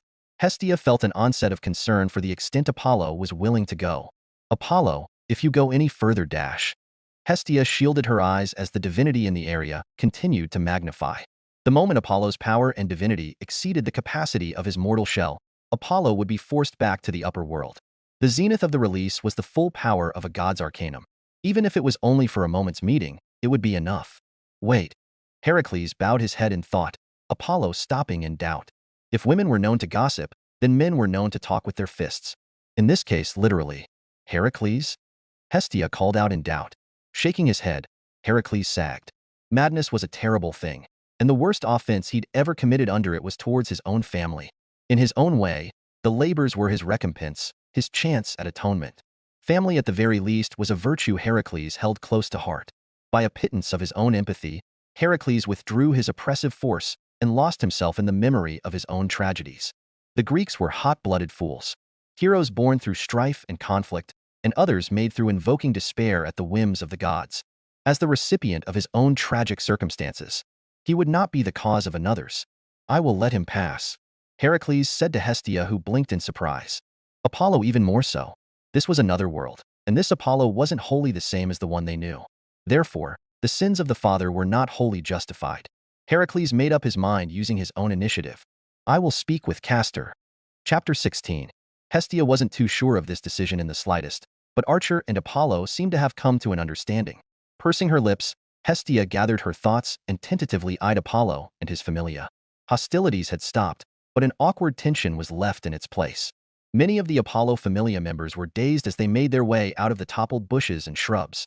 The collision between Apollo and Heracles had created a shockwave that blew them all off their feet. Hestia had been no different, but she'd managed to stand her ground by bracing herself against a large boulder. Irrespective of her personal thoughts, time would not wait for her. Is this really a good idea?" Hestia ran up to Heracles, who had already taken the lead to show the way to the abandoned church. Apollo and his familia trailed from behind, but always kept Heracles in sight. "I do not know," Heracles answered, the deep baritone of his voice echoing in Hestia's ears. "I just realized that it was a matter I am not meant to resolve as an outside party." Hestia pursed her lips, bangs shadowing her nervous features. "But don't you already know what Castor will think?" She murmured uneasily, tugging Heracles by the arm. "It will do more harm than good." "I am aware," Heracles said, frowning. However, he remained resolute. "But is the answer to hard problems to run away from them? Only when they are overcome can one grow. But we can stop it, can't we?" Hestia insisted, her instinctive nature kicking in. All children eventually leave their mother's protection at childhood's end. Heracles looked ahead, thinking of his own past. "Castor didn't have a mother," Hestia shook her head. "At the very least I could dash. He didn't need one to get to where he is now." Heracles glanced at Hestia with a level head. "Protecting others from something you know will do harm is admirable. It's in your nature, but the outcome of any danger doesn't have to be negative. Just as you warn children to avoid playing with fire, you still know that fire itself could be their greatest tool in the future." "That's different," Hestia argued, picking up her pace to match Heracles' long strides. "The worst kind of pain is not physical. Mental pain could plague anyone like an unseen demon, intangible yet always present. You think Castor is weak enough to be hampered by this? Annoyed, yes. Depressed and anxious, never. Heracles recalled the voyage upon the sea on the sails of the Argo. His mental fortitude rivaled the best of us. But trust me, this isn't a matter for either of us to meddle in when they alone are the ones who can most resolve it. Heracles discreetly observed Apollo and reaffirmed his decision. It's the least I can do after seeing the extent of his resolve. Hestia tilted her head, making a face. Resolve?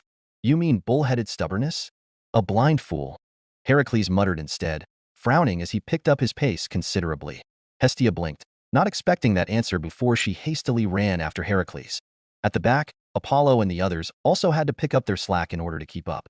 While the members of Apollo's familia remained preoccupied and wary of Heracles, Apollo perked up in silent realization. How formidable. That monster. Apollo still felt shivers going down his spine just thinking about their short clash and the level of insight and capability he displayed. Gods were formidable and could wield their own magics and divinity, but nothing comes without a price, especially considering how weak Apollo normally was in the lower world. Someone like that man must have noticed. Apollo glanced at his hands. Cracks formed over his fingers, spreading up into his arms. There wasn't much time left. A doctor accepts all patients. There has never been a person in dire need of treatment that Castor had turned away without reason. This doctrine was how he practiced his medicine, traveling to plague-ridden zones or vast distances to study and treat rare illnesses. He steadily built up his acumen as others began spreading the word of his feats. The cult of Asclepius was born in the Isles of Greece, but fame was never what Castor was after. The pursuit of medicine was what drove him even when orphaned early on. That was why he treated his ward no different than how a magus treated their workshop. Learning from the mistake with Ryu, Castor kept Althea in a more obscured location in the medical ward before he'd invited them in. Treatment was as swift as it was practiced. Peleus's case had helped give Castor an idea of the quantity of compatible blood necessary to mix with Gorgon essence to recreate a diluted revival elixir. Silently, Castor jotted down his latest observations. Divine blood from gods is replenished at a faster rate than ordinary humans. Quantified numbers sit at double the drawing limit of 2 cups. A liter can be extracted without incident, platelets every 3 days. Average wake time after treatment is dependent on the amount of compatible divine blood provided. At 2 cups, 1 day, at a liter, a couple hours. More observation required. Effect of Aphalna on patient 0 using diluted divine blood. Still in progress. Moving away from his notes, Castor glanced at a decanter before then viewing the result of his latest treatment with a frown. The mute half-wolf was still standing in a daze and taking up medical space. Bet stared at his healed injuries with a sense of wonderment. Awe was the only other word to describe it as Bet flinched when he noticed Castor's judging gaze. Bet bowed his head. He'd never been so respectful to anyone in his time in Orrerio other than Loki until now. He distinctly remembered Castor saying to vacate when done. Tione and Finn were blissfully sleeping on the side, and Loki was lethargic while connected to a syringe drawing blood into a bag. Considering that Tione and Finn, who were once dead, are now breathing, the trade-off was worth the discomfort. Loki pulled the needle out her arm and shook her head from a bout of dizziness caused by blood loss. Bet, pick up Tione and Finn, Loki drawled, swaying on her feet. This mad doctor. Are you sure you needed 3 liters? Castor wore a poker face, glancing at his notes and weighing the price of research tax with the actual amount needed. Lying to a god, especially a trickster god like Loki, was impossible, but Castor was an intellectual. A lie was likely to be undetected if you wholly and truly believed it was real. At least he hoped so. Positive. He insisted. Loki gave Castor the side eye, but relented with Tione and Finn breathing in front of her. A dark cloud had lifted over her shoulders, and she could put up with being swindled or being annoyed. However, that also meant Loki finally took the time to really look at the other occupants of Castor's medical ward. Astrea family members, then there were the old Zeus and Hera members Loki could still remember back when the 2 gods were at the height of their power. She swallowed, opening and closing her mouth as numerous calculations and considerations took root in her mind. If the power structure of Orrerio was already thrown into haywire from the reveal of demigods, Loki shuddered at what would happen if the old generation powerhouses returned. However, perhaps it could be a good thing. Freya's forces have gone unchecked for too long, and as much as many compare the Freya familia to the Loki familia, Loki was aware that there was a notable difference. If that is all, you may leave, Castor said, snapping Loki out of her thoughts. Bet, Loki called again, finally getting the wolf man to move. Yeah, Bet murmured, picking up Finn and Tione under each of his arms. If anything, Tiona would be happy if she were waiting just outside the door. You're an ass, but thank you, Loki said in acknowledgement, grumbling under her breath. Castor's ruse had expectedly failed to throw Loki off. Feigning indifference, a single bead of sweat rolled down Castor's forehead until he remembered the gods in the lower world were limited to a restricted vessel. He scratched the back of his head and huffed. "You may question my character, but my medicine does not lie," Castor offered. "Look for me if you have more business. The grand quest should begin soon, and by then, you may not see my face for the next year or longer." Loki grunted and turned to leave. True enough. Castor watched Loki and Bet go, his gaze lingering on Loki and contrasting her with the Loki he knew.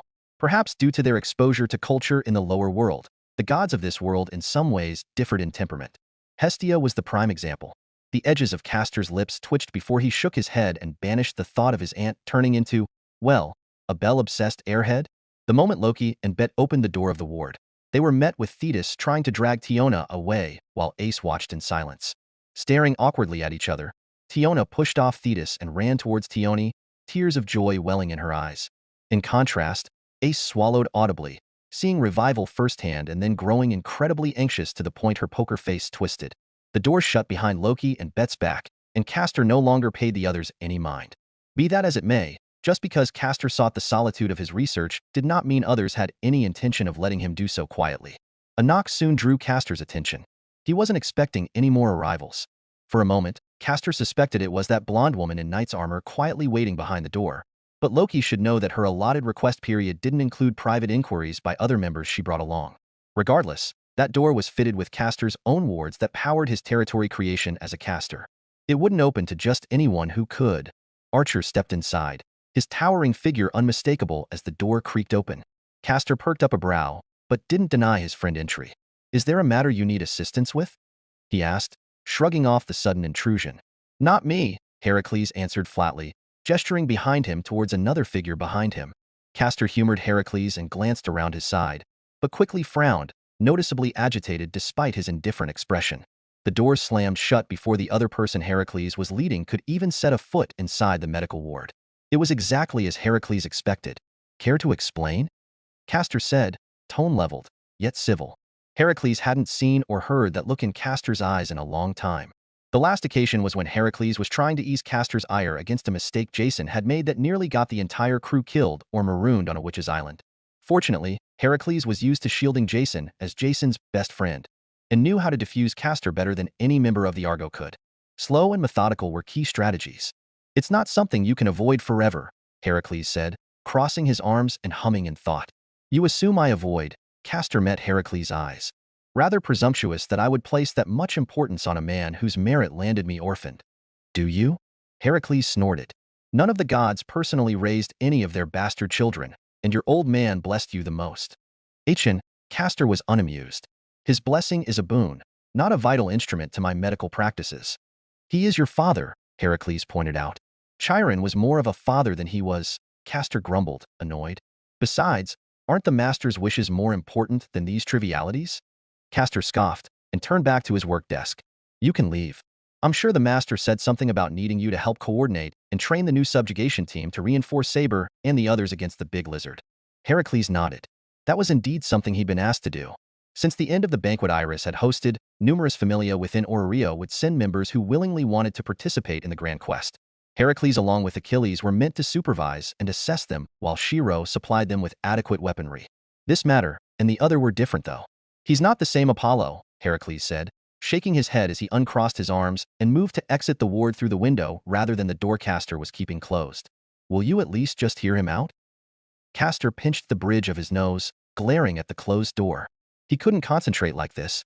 What had come, and Apollo could not form the words even after the door opened and he walked in.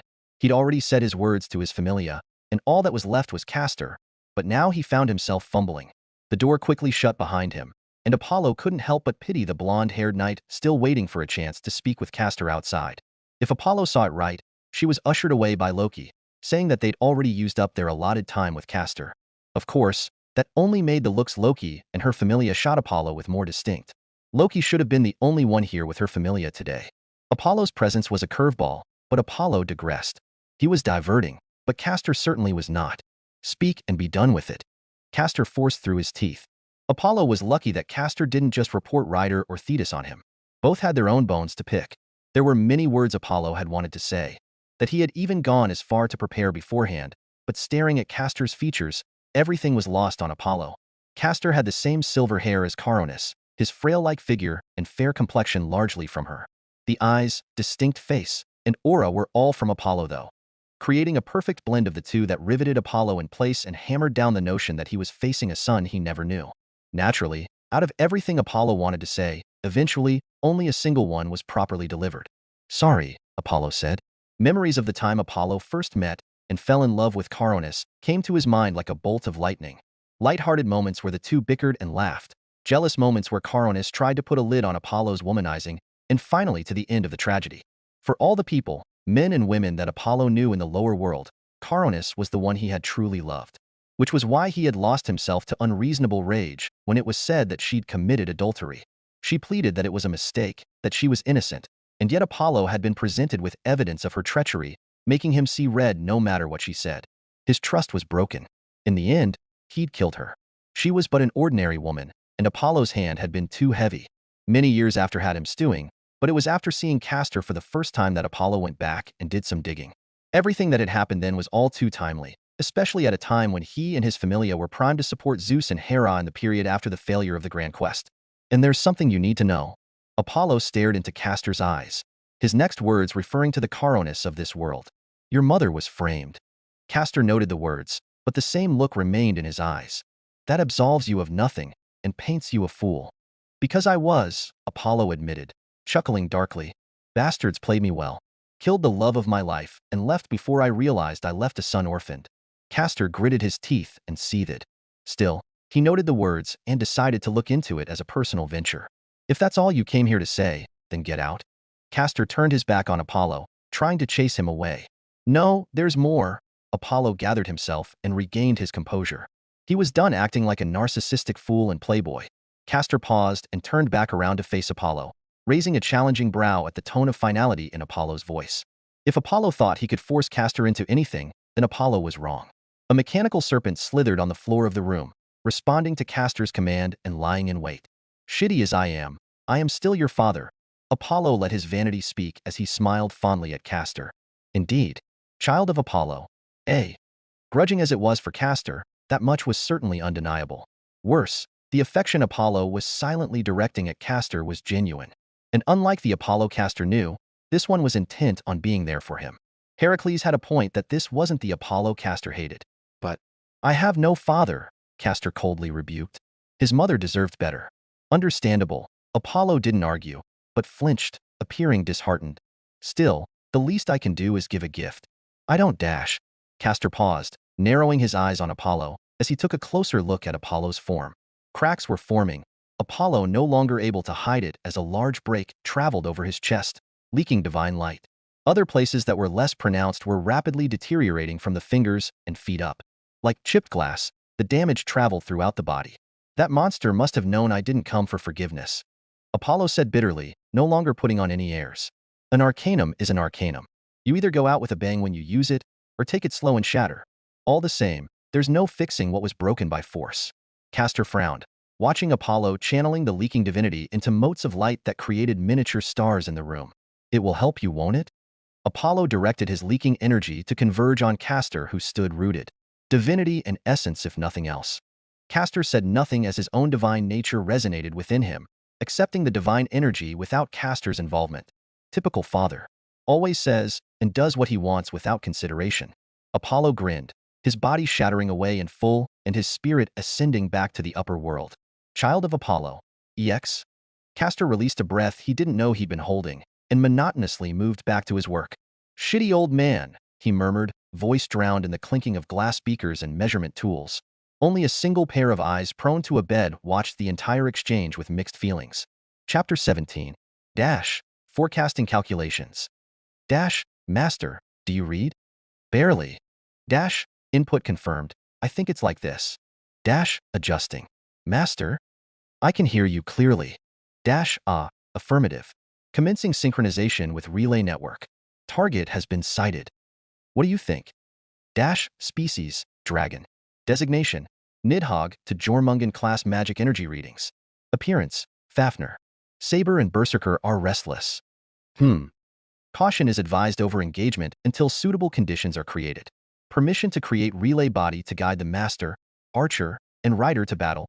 That's fine. We'll need a guide to get to you all anyway. Dash, input confirmed, manifesting a corresponding relay unit to return to Orrio. But hold your position and wait for us before fighting. We'll come to support. You may not think too much of it, but I don't plan to lose any of us. We all have something we want granted to have answered the summoning. Dash, is Castor coming? You still don't like him? Dash, to nullify the achievements of a hero in death is just, ugh. Don't think too much into it. Dash, input acknowledged, is the correct word thank you? Good work, assassin. Shirou opened his eyes and refocused on what was ahead of him. He'd taken note of Hestia and Heracles leaving at one point, but hadn't expected them to bring back company at their return. Apollo of all people was not someone Shirou anticipated being led to Castor, but Shirou was inclined to trust in Heracles' own judgments. A man like him who completed 12 labors, thought impossible, had a level of insight and wisdom Shirou had to respect. Whether it was a good idea for Apollo to speak with Castor in private or not wasn't a matter for Shirou to pry into when it was evident that Apollo had no intention of causing Castor any harm. That much was certain when Shirou felt a surge of divinity inside Castor's bounded field, but no signs of damage. Rather, it was controlled and carefully used to do something that surprised Shirou more than anything else. As a master, Shirou had access to the parameters of his servants. When Shirou had first been plunged into the midst of the Fifth Holy Grail War, his incompetence, or rather his ignorance, prevented him from utilizing certain aspects as a master. It was different now. Castor's parameters saw a notable rise, not in the least of which was his divinity. Staring towards the medical ward, Shirou hummed in thought before turning back to those who still lingered outside waiting. Across from Shirou were Heracles and Hestia. Heracles had his arms crossed and brows furrowed as he contemplated over matters pertaining to the gods of this world, and the gods he knew. The gods here, after years of prolonged exposure to the culture and lives of mortals, had developed their own sense of self and character. They could almost be generalized as human. If Heracles could see that, there was no way Castor couldn't. It was no wonder Ryder was being awkward with Thetis. It wasn't just because he shared a strong relationship with the original Thetis, but that this Thetis truly cared for him just as much as the original had. Try to lie to a mother who wants nothing but the best for you, and see if you're able to do it with a straight face when she can't seem to remember the day you were born. Everything is foggy and filled with bits and pieces from dreams or visions with maternal or paternal emotion. Logically, the obvious answer to a god was tampering. Lady Mnemosyne, Old Bat Mimir, Crazy Tezcatlipoca, Reclusive Medha. Many could be held accountable by not just Thetis, but others who would fall in the same dilemma. Gods were also the pettiest, worse than children. If they couldn't find the culprit, the answer was clearly to blame them all. Many grudges were being formed out of a misunderstanding Ryder, and the others couldn't fix as it would go against the conditions stipulated against his master. Heracles digressed. As he felt the burst of divine energy and its slow dissipation, he shook his head and walked off after nodding to Shirou. A star had departed, and a new one would take its place. The action was too human. Gods were logical, able to compute and weigh matters on an unbiased scale, but what did this Apollo choose? Hey, where are you going? Hestia stammered, rushing up to Heracles. They're not out yet? Heracles shook his head at Hestia. She'll soon come to understand that Apollo had never had the intention to leave that room. What Apollo should have done was persisted with words that, although would not work, would still enable him to remain with a Castor who would never forgive. Just as a son would come to accept a drunkard father or mother, blood would not lie. And as such, so long as there was a possibility that persistence would eventually get through, a god would make that choice. However, that wasn't the choice Apollo made. Apollo knew that forgiveness was unlikely, but that didn't deter him from making the decision to immediately help his son rather than wait an eternity to be accepted. The grand quest was recommencing. If Castor needed help, now would be the time and not later. What was weighed on a scale was the choice a father would make, and what a god would make. The Apollo of this world used action to reveal where he stood. To act in a way that defied a god's rational sense, but rather emphasized emotion.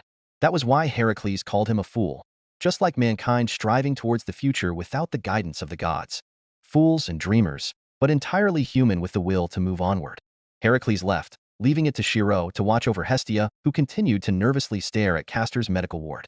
She too had certainly felt the surge in divinity, but unlike Heracles, she didn't yet consider the notion that Apollo was gone. Shirou sighed, noting that Hestia would be the least of his immediate concerns. Glancing to a group waiting anxiously by the door, Shirou scratched the back of his head. Cleo, Daphne, Cassandra, Lissos, Luan, Alto and Lone, the current members of the Apollo Familia were still waiting for their god. And by the looks of their fauna not fading, Shirou got the distinct premonition that Castor was going to have more ammunition against his father. Apollo was gone, but his fauna remained in his familia members. Said fauna was likely reacting with Castor's divinity, namely Apollo's. Says what he wants, does what he wants, and leaves his responsibilities behind to his kid. Shirou's sweat dropped, a shudder going down his back. Apollo was not doing himself much favors. When Castor eventually realizes the extent of his father's gift, he may even try to return it. Suddenly, Shirou caught on to why Heracles had left without another word. His wisdom and intuition were too honed not to consider what would come next. Castor was the grumpiest of all his servants. Shuddering, Shirou followed Heracles' suit. Why are they leaving? Hestia puffed her cheeks out, hands on her hips with indignation. Apollo was in the room with Castor, and his friends couldn't even stay to provide moral support when the meeting was over? The nerve. A day later, and Finn bolted upright, grabbing his neck and screaming. His shouts filled the near-empty hall of the Loki Familia building, but he didn't seem to realize until a sharp voice snapped him out of his bewilderment. Glad to see you're up, Riveria said, offering a glass of water to Finn, who stared at her dubiously. The last Finn remembered. He was Riveria? He murmured, staring at his hands in shock. Wasn't I Dash? Riveria's expression flickered with various emotions. She hadn't gone with Loki to see how all this was done, but the results were speaking for themselves. Dead men don't talk after all. You should thank Loki later. Riveria glanced to the left where Tioni was still unconscious. The both of you. Finn took a moment to process Riveria's words, and it was only after seeing Tiona crying tears of joy while holding onto her sister's hand that it clicked all at once. I died, didn't I? Finn rasped, recalling that chilling sensation at the point of death. Tioni did too? Riveria pursed her lips, not wanting to stay on this topic. Does it matter? She glanced away and threw a travel bag at Finn, her own slung over her shoulder. Loki needs you to prepare for a joint subjugation mission. You and I are going as top members of the Loki Familia. What? Finn racked his brain, trying to organize everything. There was a literal blank spot in his memory from when he died and now, like he'd just woken up from a dream. Can't you just explain? You weren't the type to exclude information. Maybe I just don't want to talk about it? Riveria balled her hands into fists. She recalled the dreary memory of the days spent regretting things she could have done better to save her familia. It's just, you died and now you're back, Riveria sighed and composed herself. Loki must have given up a fortune with how pale she looked. So, you best return the favor and get ready. Finn widened his eyes and slapped himself out of it. He himself was a captain of the Loki Familia. Understood. He got up and readied himself. No more questions asked until later. Someone would surely fill him in. / Loki scratched at her head, frowning as Ace stubbornly stood in front of her. I want to go, Ace repeated. Loki did not have time for this, but she was too sympathetic to Ace to just dismiss her. Loki knew Ace was doing this for two reasons. One was to get in contact with Castor again, and the other was that her own father had participated in the subjugation of the one-eyed black dragon and died from it. Listen, Ace, you are not ready, Loki stressed, watching her words go in one ear and out the other. If it's a meeting with Castor, I'll try to arrange another one. I promise. You saw the type of person Castor was. If I'd let you talk to him outside of the agreed treatment terms just to satisfy your inquires, he would have refused you. To him, patients come first, not other people's problems. If I just talked. Ace pursed her lips. I know what you wanted, Loki shook her head. And he would have asked you where the body was. It may not be impossible for him to revive the dead even without a body, since gods of death say that the soul matters more. But why should he prioritize you over others with loved ones with bodies intact? That's why I must go. Ace's expression gradually shifted with frustration. I don't know about anything else, but my mother and father fought the black dragon. If it's a piece of their body, even just a bone, I'd find it there to bring to Castor. Loki flinched, realizing she'd shot an arrow into her own foot. Ace's logic was sound except for the glaring disparity in required level to attempt this subjugation. Loki was not about to just let her members go on suicide runs just because Castor existed. It's Riveria and Finn. That's final. Loki put her foot down, growing stern with Ace. I still need you and Gareth to help manage the others in their absence. But No. Enough is enough. I'm done with the conversation. Loki felt her stress building again. She already yearned for those carefree days of a couple weeks ago where she didn't have to be so high-strung and responsible. A cough echoed before Riveria and Finn arrived, fully geared and ready to leave. Are we interrupting? Riveria glanced away from Ace's 1,000-yard flat stare. No, you're just in time. Loki took a long look at Finn to make sure he was okay before walking out of the room. Riveria, Finn, let's go. Riveria and Finn glanced at each other, and then at Ace, who was now biting her lower lip. In the end, They followed Loki, who wilted like dandelion when Ace was finally left out of sight. "Riveria, help me," Loki wailed, clinging onto Riveria's shoulders. "Ace looks like she hates me. You know why I can't bring her along." Riveria winced, awkwardly shying away from Loki, unwilling to take the hot potato out of her hands. Meanwhile, Finn tilted his head, silently trying to gather his thoughts and piece together the situation. His mind stopped, however, when Loki eventually briefed him on the subjugation he and Riveria were set to aid. Finn swallowed, wondering how death might feel for a second time. // In a group of 3, Loki, Finn, and Riveria arrived on a makeshift podium made from the wreckage of the dungeon break where a sign was placed reading, "One-Eyed Black Dragon Subjugation Recruitment. Fighting." The words were no surprise to the gods that had attended Iris's banquet, but it was different for ordinary adventurers, familia, and wandering gods visiting Orrio. The words would have been too bold to just pass up without anything to have confidence in.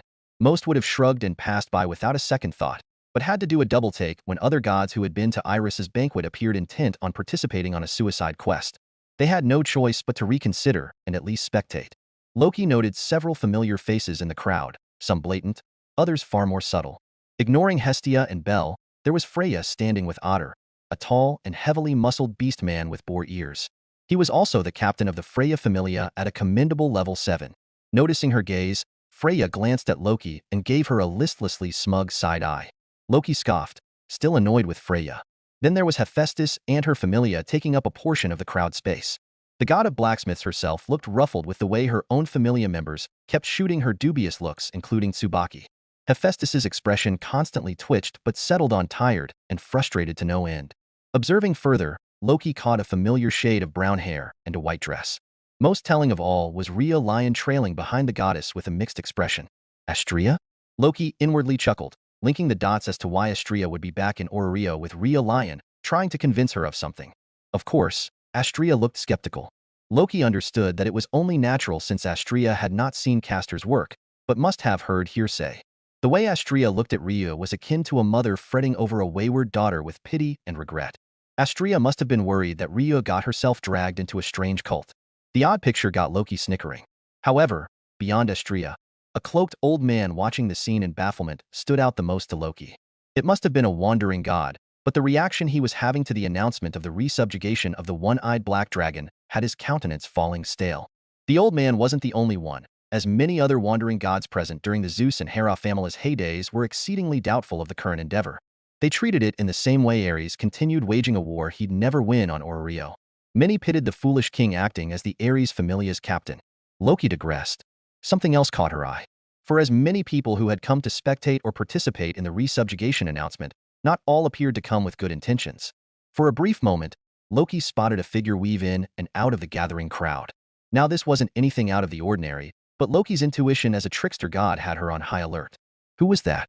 Thinking of others who would rather not have the subjugation succeed as planned, or just sought to disrupt Orario's structure, Loki could only think of one group whose members went into hiding.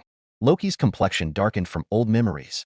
Just because the dungeon break happened didn't mean that remnants of that group would stay silent or cease activities.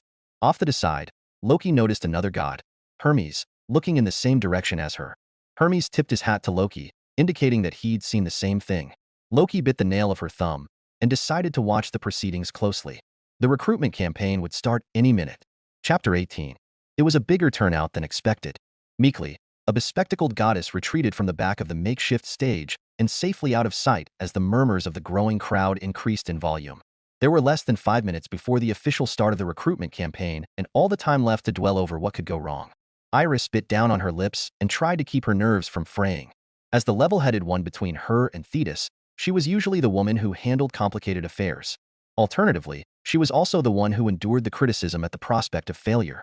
Like filthy water, Thetis had a natural tendency to sink into dirt when public sentiment towards her plummeted, leaving Iris to bear and conceal the brunt. In contrast, Thetis blossomed like a watered flower in the case of success. Based on a history of long-term trauma, Iris was already preparing for the worst, but it was a good sign that Thetis was around. It meant that she had confidence in the endeavor, that, or because her baby boy was participating. It was hard to say, so Iris simply omitted it. Iris bit the nail of her thumb while internally counting down the time. Behind her, the main stars of today's recruitment were lightly talking with each other as if the entire ordeal was not a substantial worry. Iris simply couldn't understand how Shirou and the others could be so composed when the entire operation banked on this presentation and appeal. Sure, she could reason that strength begets confidence, but charisma and leadership were different. You had to know how to work a crowd for goodness sake. Ultimately, the means of gods were severely limited in the lower world, making the members that comprised their familia the primary fighting force. Without a god using their arcanum, they were no different from ordinary citizens with limited magic tied to their godly authorities. The bestowal of their fauna onto a familia member was what enabled a god to exert his divinity to his or her followers in full. The level determined the ability of a familia member to endure more of their god's divinity, enhancing their parameters. Ordinary men and women empowered by a god's divinity become vessels of a god's power. That was the true basis of a familia and why demigods broke the balance. With a body born of the body and divinity of a god, it was a perfect blend of mortal and divine that could fully assimilate the divine nature of their parent god without consequence. After all, demigods were born with a portion of their parent's divinity already in their person. Further additions of divine energy would only resonate with the pre-existing godly nature in the demigod. Therefore, measuring a demigod's power based on level would be a malpractice, and Achilles and Thetis would be one of the primary offenders. Thetis had no reservations at all about sharing her divine energy with her own son to the point it was practically overflowing. Then there was the departed Apollo. Castor practically glowed these days to the point his white hair appeared blonde and his eyes shone like stars. It was as if he was burning with the aura of a sun constantly surrounding him. Or more likely it was reflection of his annoyance when he discovered the orphan members of the Apollo familia deferring to him as their god. Iris was distracting herself and only calmed down somewhat when Shirou placed a hand over her shoulder. "It will be fine," he reassured her.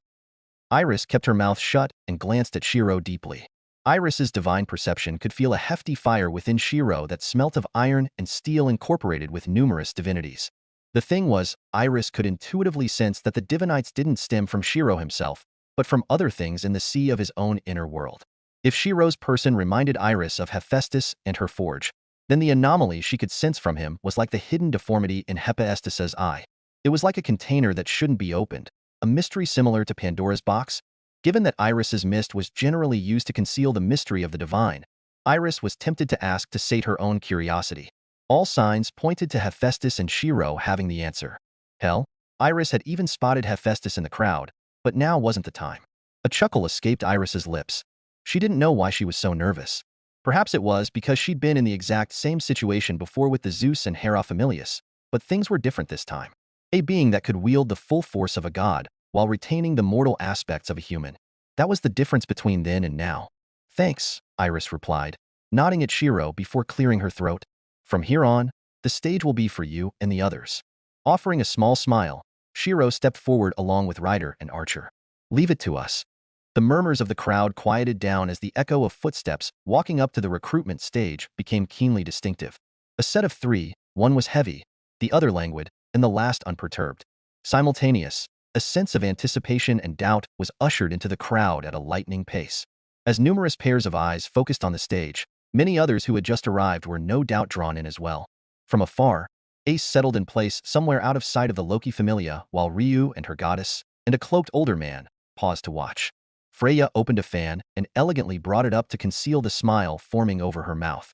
Loki grew serious, Riveria and Finn mirroring her expression. As expected, Rider, Archer, and Shirou's figures made an appearance exactly as they had been in the prior banquet of the gods. Rider had his hands resting behind his head, his elbows pointed forward, and he looked largely disinterested in talking. In contrast, Archer was too imposing with his demeanor and solemn air that surrounded. Naturally, that left only Shirou to speak up over the stage Iris had helped make. "Thank you for coming today on such short notice," Shirou opened diplomatically, having learned a thing or two about addressing a crowd from his various trips to other worlds at Zelretch's machinations. Becoming a war hero in several of said worlds helped significantly as he'd had to make motivational speeches to spur morale in dark times. Now, however, was not a dark time, but rather a moment to garner inspiration and morale against an undefeated foe. Something in Shirou's eyes twinkled with annoyance and reticence as he could picture Rin making fun of him for being so formal. As Zelretch's direct student, Rin was both Shirou's friend, and someone he interacted with often enough that she lectured him on how to speak to crowds. "But I will assure you, your time has not been wasted," Shirou continued, recalling the steps of public speaking: broad back, even posture, and slow enunciation to prevent any slips of the tongue. More importantly, don't fill your words with flowery language as politicians do. but convey what matters as concisely as possible. The subjugation of the one-eyed black dragon will be starting soon, and this stage was created to recruit allies who will join in the cause, Shirou explained bluntly, noting the hushed discussion in the crowd. For the gods that had already heard of the plan before, the news wasn't so exciting as it was affirmation, but for those hearing it for the first time, doubt was clearly evident in their faces. The dungeon city of Orrio had already gone through many ups and downs ever since its founding, earning an associated name where dreams both begin and die. I will be the blacksmith supplying the weapons, armors, and repairs of the grand quest. Shirou ignored the scorn, confusion, and even fervor of the crowd to meticulously say what he needed to say. The location of the dragon has already been determined. Together, we will surely take it down. Of course, his words were met with silence because the overwhelming majority of Orrio were not composed of gods who could feel rider and archer's divinity, but with ordinary citizens and adventurers of the dungeon disillusioned with the tragic failure of the first subjugation. More than any words could prove, what they needed was something to have confidence in. And in that case, there were two methods: a grand showing or personal experience. Maybe even both? Unconvinced? Shirou drawled before nodding at rider and archer who spaced themselves evenly with Shirou on the makeshift stand. Out of the three of us, you're welcome to try your luck and see for yourself. Iris will make a doorway to a training field, and Thetis will make a water mirror to watch. Shirou's demeanor sharpened while rider snorted and archer uncrossed his arms. That is, if you think yourselves capable? What would this prove? Even if one managed to overcome this challenge, the most one could get out of it was to lay claim to the title of strongest in Orrio. The title was rather feeble in comparison to the one-eyed black dragon because it could easily claim that title with the release of a single breath attack to ravage the city. Of course, in regard to military discipline and hierarchical organization, there was no better solution when it came to putting overconfident subordinates in line. Who would have known? People were more willing to listen when they were proven inferior in capability and judgment. Trails breed hardship, and hardship breeds excellence in the path of a hero. Freya found herself nodding regardless of the wisdom of the act, as she had her own curiosities she wished to settle. "Otter," Freya called, folding her fan over her left palm. A tall and heavily muscled Boaz with rust-colored hair and a bandana stepped forward at his goddess's call. "By your order." Otter nodded his head and moved towards the stage. Freya wasn't the only one who wished to test the waters, as various other familia were being sent up to choose an opponent by their gods out of curiosity. Of the three, several distinct factors were becoming alarmingly apparent as the choices of various familia came pooling in. Ryder whistled, grimacing. What? No takers? It was self-evident. There was no one who had not seen Ryder in his rage rip apart an unbeatable monster with his bare hands across Orario's ruined dungeon district. The other two were tame in comparison, but appearances were deceiving. Ryder spit on the ground and tapped the stage with his toes. His fleet-footed nature made him unable to conceal his disappointment at inactivity. In contrast, he raised a brow as there were people glancing at Archer. Fools. Ryder rested his hands behind his head, summoned his chariot, and directly sat down, leaning his back on a large wheel. It was their funeral, but perhaps there was also a bit of pettiness involved. He tried to steal from Archer. I wouldn't recommend that. Our teacher made it clear that duels were honor-bound. To hold back is to look down on an opponent. Archer won't hold his punch. Admittedly, even if Ryder was faster than Archer, the big guy was tougher than he was. He said, punch, because Ryder estimated that no one would survive or stick around to receive a second. At least Ryder wouldn't hit as hard. With him, the question was how many blows he could land at the same time Archer could throw one. Regardless, the man who stood before Archer's imposing form was undeterred as his faith in his goddess was strong. The man who stood in front of Archer was none other than the Freya familia's strongest, Otter. The rest gave Otter a berth of space. Ryder clicked his tongue at the missed opportunity, but no sooner found the edges of his lips curling upward. Oh, challengers? Ryder perked up instantly. Two people stood in front of Ryder. Riveria cleared her throat with a bit of trepidation while Finn still looked somewhat underwhelmed from his overall ignorance after his death.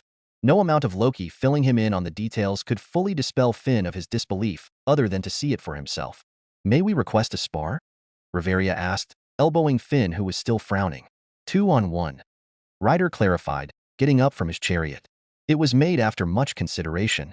Riveria adjusted her long locks of hair, tucking her bangs behind her ears as she grew serious. Riveria looked at Finn. Don't think that what I said was a joke, or we'll be defeated in an instant, she warned gravely. Finn grudgingly nodded, knowing Riveria was no liar. Meanwhile, the overwhelming majority of others chose Shirou, who appeared the weakest out of the three. Shirou neither had Ryder's prior showing or Archer's natural disposition as a hardened warrior to deter the competitiveness of others. The lower-leveled Familia members were spurred to give it a try, and even Ryu shamelessly joined the crowd to give it a shot. Those who thought themselves truly strong, however, sought out either rider or archer, unwilling to lower themselves to bully a blacksmith. Those that did were shot with dirty glares from the Hephaestus Familia, led primarily by Tsubaki, while a confused Hephaestus pursed her lips.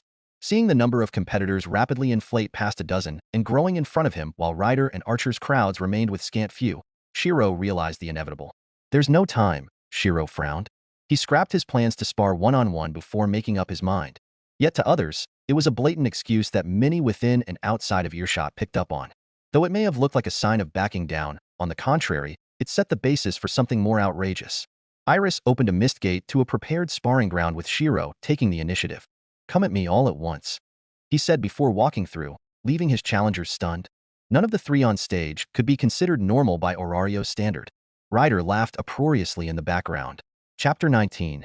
Ryu wet her lips, suppressing a shudder as she glanced at Iris's mist door. It resembled a fog gate of writhing mist pouring down from a safe zone to what was surely a battlefield on the other side. Taking a deep breath, Ryu tried to reaffirm her resolve, but it was difficult. Shirou's statement was met by rising levels of ridicule and disbelief, but Ryder's chuckling off to the side was not helping ease Ryu's growing suspicions. If Ryder was like that rather than worried for his friend, then it was clear that Ryder was expecting a show. That meant a certain level of Shirou's capability for Ryder to have confidence in. Was this really a good idea? Before she could stop herself, Ryu had already found herself lining up in front of Shirou out of sheer frustration. And no, the frustration wasn't directed at him or anyone else other than someone she thought would have trusted her unconditionally. Her own goddess. Ryu huffed. There was no other choice. Her goddess Astrea just wasn't getting it, the weight behind the being known as a demigod, and the miracles able to be performed under that title.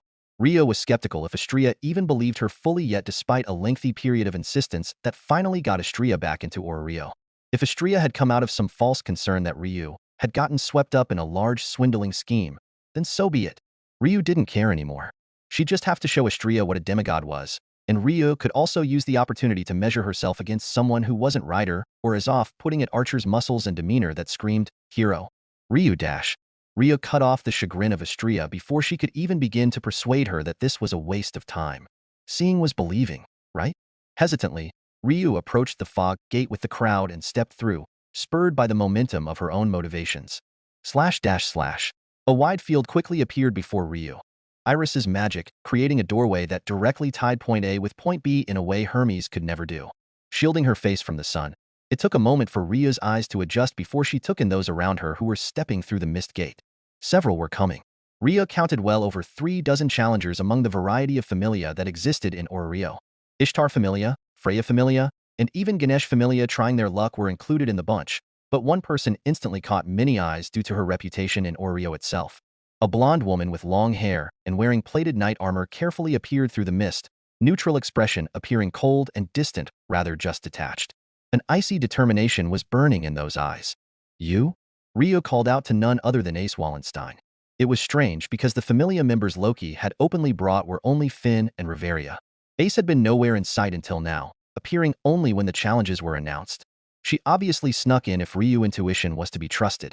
Perhaps knowing that Loki was spectating with the others through Thetis's water mirror, Ace thinned her lips and sneered in frustration. The guilt of it wasn't quite hitting her yet as adrenaline and rebellious youth energy took its place. "Even if it's shameless, I must be here," Ace answered, realizing Ryu was staring at her. "You must also have your own intentions too." Ace saw Shirou as her only chance of proving herself capable of joining the subjugation team of the one-eyed black dragon. Against Rider or Archer, Ace didn't even entertain the notion of winning. Her sixth sense as a warrior screamed that she stood no chance against either of the two. The chatter of the crowd increased as more and more appeared through the gate, but Ryu and Ace's focus was turned more towards Shirou, who stood a good distance opposite to them. It was an open field, likely arranged to accommodate any number of challengers as there were no set boundaries. Where the crowd stood, Shirou stood opposite a good 100 or so meters away, waiting patiently without a hint of apprehension at his odds. Still, the group didn't outright charge him. Although they weren't the strongest adventurers, they still had their pride. They wouldn't rush up and attack Shirou all at once because he said so. The blacksmiths of the Hephaestus familia can be just as grouchy with their words when irritated, but it didn't mean they were suitable combatants. They who wielded hammers had their own battlefields. Well, supposedly. Before anyone else in the crowd could get any ideas, Ryu watched as Ace impatiently stepped forward alone. As if to appeal about the level of her skill, the attention Shirou brought with his statement acted as a means to give Ace a platform to shine. Coupled with her reputation as a leading member of the Loki Familia, and most other Familia members were willing to give way to her. Rio let Ace do what she wished more to test the waters than anything, but nonetheless, things proceeded onward. "I won't hold back," Ace warned as she drew her sword out of its scabbard. She stood out from the front of the crowd and distanced herself as to not involve them. Shirou let her, the two assessing one another. It was clear that Shirou was unarmed. He carried no weapons, or wore any specific armor other than his ordinary clothing. Cloth was not armor. Any dingy knife would be able to make a cut, but Ace intuitively sensed that Shirou could be another Tsubaki of the Hephaestus Familia. Appearances were deceiving. Ace herself was no different. Great strength, agility, and reflexes belied her tender and sleek exterior. "I thought I said to come all at once?" Shirou muttered, realizing this could drag on by the expressions of the entire crowd that came. This wouldn't do, but he could recognize Ace's resolve and decided to humor her. "Trace." The words began, laced with a power that had one's skin crawling. None missed it as magic energy suddenly pulsed over Shirou's eyes. On.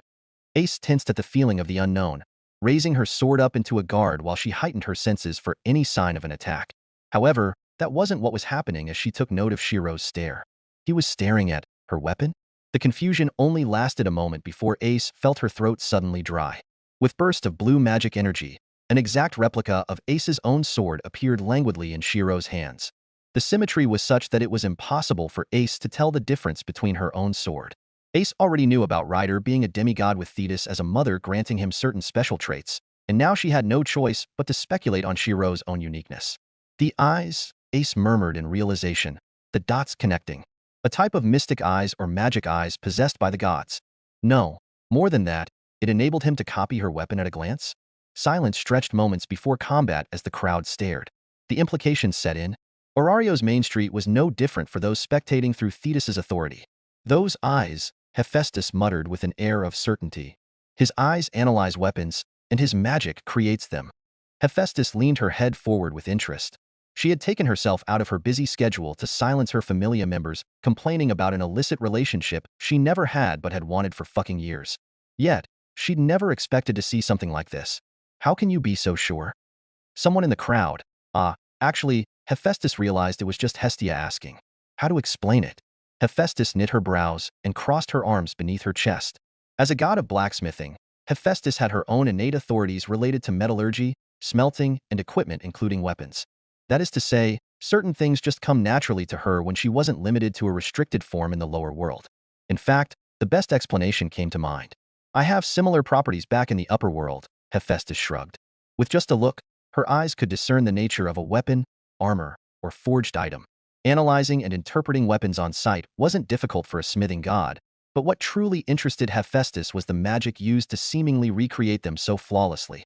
Suddenly, Hephaestus twitched her brow, glancing behind her at her own incredulous Familia. What's wrong with all of you?"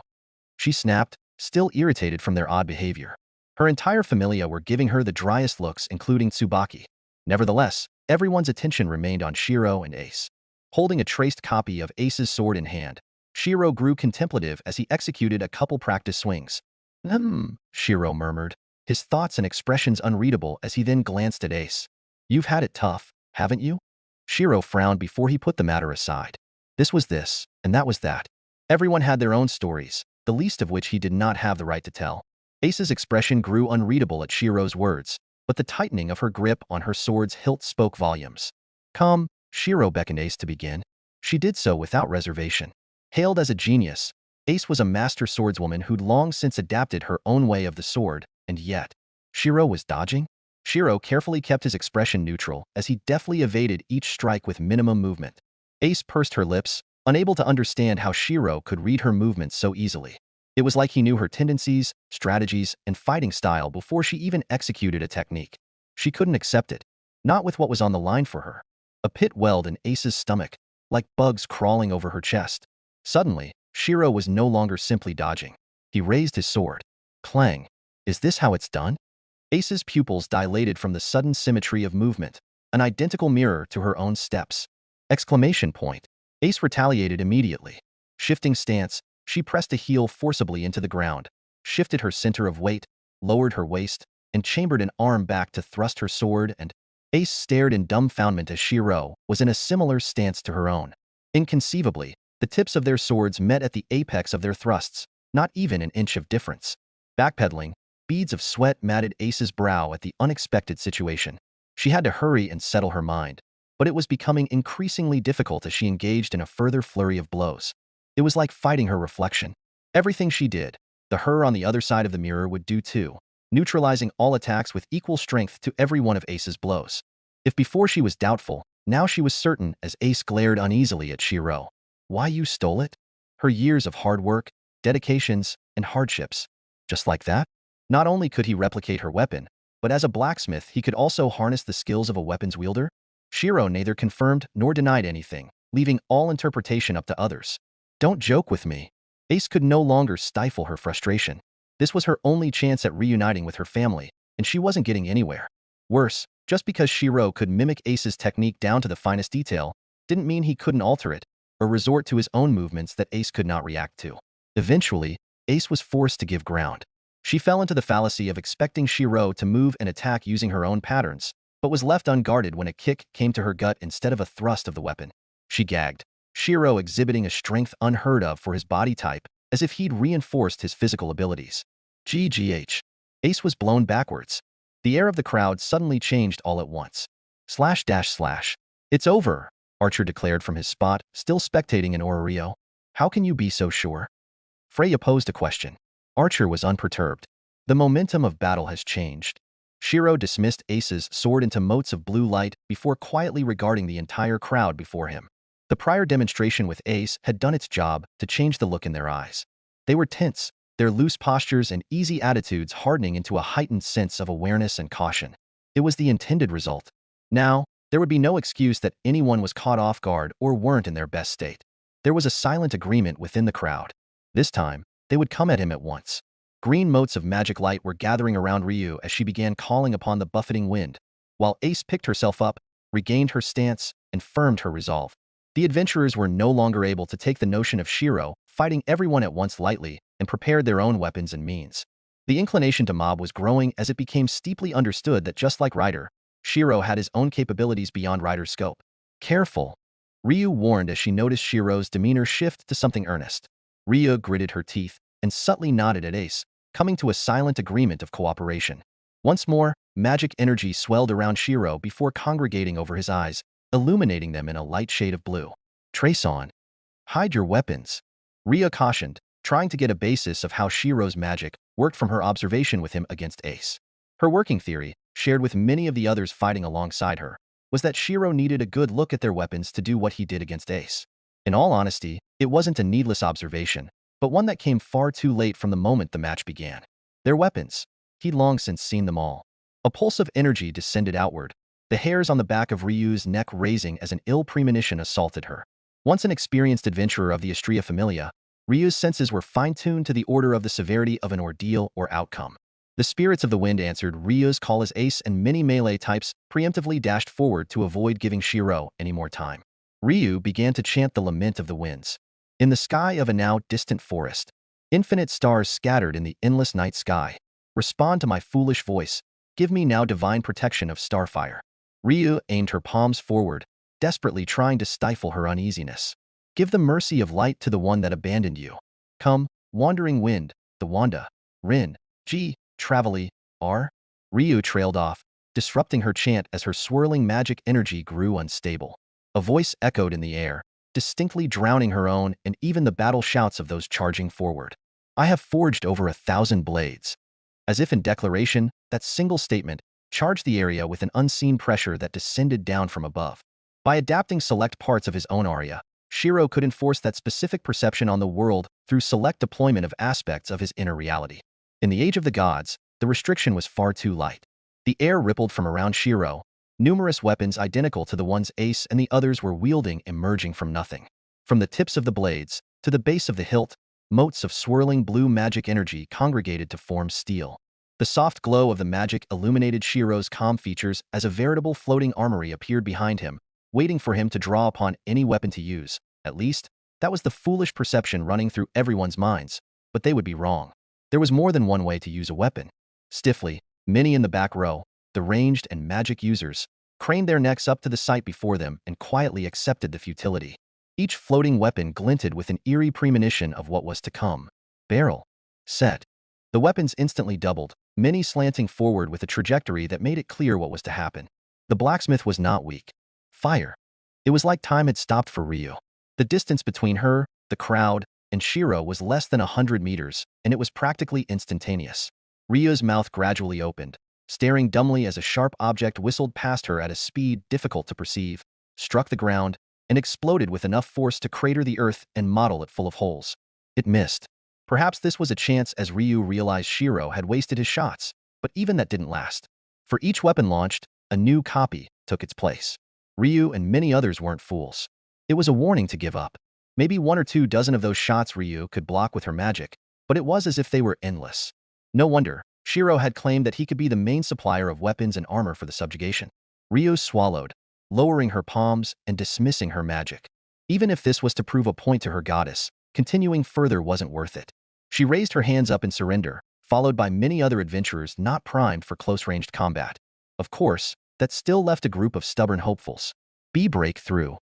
Ace clenched her teeth and charged through the storm with others, following her lead due to the reputation she'd garnered as a member of the Loki Familia. She couldn't lose here. She couldn't allow herself to. Aerial. A shield of wind element enchant magic formed around Ace as she wielded her sword and deflected the oncoming weapons. For a second, she hesitated as she coated her sword with wind, fearing fatal damage on human adversaries, but Shirou's means made it impossible to hold back. She needed this victory. Squinting her eyes to see through the dust kicked up by the impact of numerous flying weapons, she carefully weaved through barrage. She only deflected when there was no chance of avoiding, because each strike was unbearably heavy and sent ripples of numbness through her limbs. But Ace was a master swordswoman. Her keen senses and versatility allowed her to slowly close the distance, followed by those that used her tailwind to proceed. A one-trick pony. What Ace and many others were thinking was that they could win if they could just close the distance. Even if Shirou copied Ace's sword skills again, Ace was confident that even she could not face an entire crowd of skilled adventurers alone. It was all that she was aiming for. 70 meters. She gritted her teeth, spinning on the balls of her heels as she tilted her head back, an axe flying overhead. 50 meters. Ace clenched her jaw, her concentration growing stronger and stronger as she used wind spirit enchantment to bolster herself further. This bastard! The roars of those that followed behind Ace grew muted as she lost herself to a single-minded goal. 30 meters. Ace prepped her sword to strike, her dirt-stained armor no longer shining with a luster under the constant bombardment. Finally, Ace could see the end of the dust cloud in sight. Once she passed through, it was unlikely for Shirou to keep firing those weapons when he would be within range to be affected by them. With swelling determination, Ace tightened her grip on her sword and boldly broke through the cloud of dust, narrowed eyes searching for her target.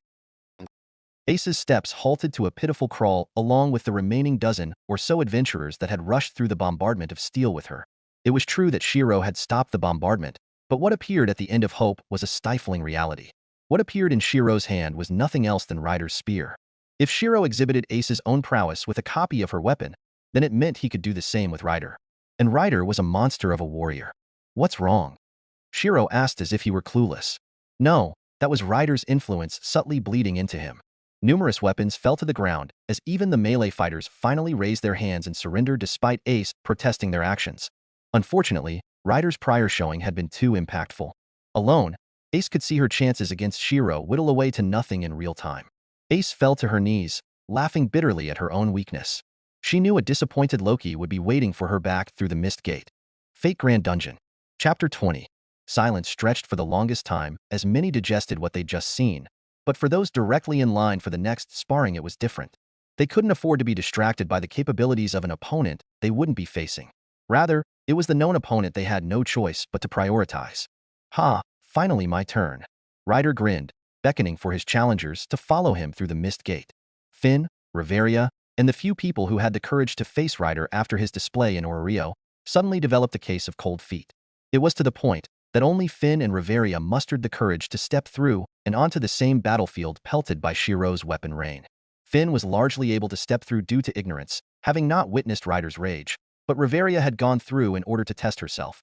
The deeper an adventurer traveled through the dungeon, the tougher the adversary and the greater the pressure. If she couldn't overcome Ryder's natural suppression, Then Riveria concluded there was no hope to enter the dungeon's deepest floors. Besides, the gods were watching, including Loki herself. By the time Riveria and Finn were mentally prepared, Ryder was warming up, doing a set of punches and kicks that blurred his limbs as if seen through a filter. Riveria blinked, and the fuzziness stopped as Ryder began finishing his warm-up. What level is that? Riveria hastily racked her brain for an accurate comparison to known knowledge. Based on Ryder's prior feats, Riveria was thinking that he was either comparable to the Hera and Zeus Familia's LVL-9s, or dare she say even higher at an unheard of LVL-10? Riveria's expression sharpened with worry and trepidation. Beyond Ryder's easygoing and cheerful attitude belied a monster that far outstripped even Riveria's impression of Otter. As such, Finn, stay on your guard, Riveria heavily warned. Ignorance would be Finn's largest obstacle in this endeavor, and it was clear that it hadn't exactly gotten through to Finn yet. Archer Heracles was one thing, as Riveria had noted Finn incredibly tense around the natural oppressive demeanor around Archer, but Ryder was different. Although Ryder possessed a divinity comparable to Archer's, approaching him was far easier as his aura wasn't actively suffocating the area. It wasn't like it was Archer's intention to be imposing, but one of Archer's noble phantasms pertaining to his body was always active, so there was no helping it, unlike Ryder, who could summon and unsummon his fabled armor and chariot. Staring at Finn, Riveria watched his expression harden as he took a battle stance, but the level of vigilance could not compare to Riveria's. After all, she was treating this match as if she and Finn had been plunged into a level of the dungeon's deep floors, while Finn appeared to be treating it as sparring between familia. Finn. Riveria stressed. Right? Finn shook his head and put away the skepticism inside him. Riveria had never used a harsh tone unless it warranted it. Oi! Someone, declare a start time. Ryder called out to the dazed expressions of Shirou's challengers sitting on the sideline. Stiffly, the many gazes focused on a hollow-eyed Ace who mechanically lifted her arm up. She only flinched when Riveria and Finn's eyes landed on her, but there was not much time for anything else. Miserable, Ace didn't waste time swinging her arm down to start the match as Ryder had asked. Match start. Riveria pursed her lips, several mixed feelings regarding Ace coming to mind about things she couldn't just voice. Regardless, Riveria refocused. The match had started, and she was quick to gather the divine energy of her Falna. She and Finn were two of the Loki Familia's highest-leveled members sitting at the border of LVL 6 and 7. She could do this. She inwardly clapped her cheeks, trying to muster the courage and determination to seek victory even if the chance was low. What did she leave the Elven village for if not to pursue her goals? There was no way she could allow herself to just stop here. With burning vigor and will, Riveria turned to Finn as the match started in order to coordinate with a comrade who knew and trusted her as well as she knew and trusted him. Sadly, things weren't going to go her way. A gale of ferocious wind suddenly pressed heavily against Riveria's eyes, forcing her to squint. Finn dash, she called out, only to choke. Riveria's pupils dilated in dumbfoundment as Finn's body recoiled. His chin clacked up and his stomach curled into a shrimp as the momentum momentarily held him standing in place. An instant later, he suddenly slumped into the dirt, knees giving out as another shockwave of wind soon caught up and rung in Riveria's ears. What? Her mind couldn't catch up. For such wind to be generated would mean a considerable level of power or speed had to be exhibited.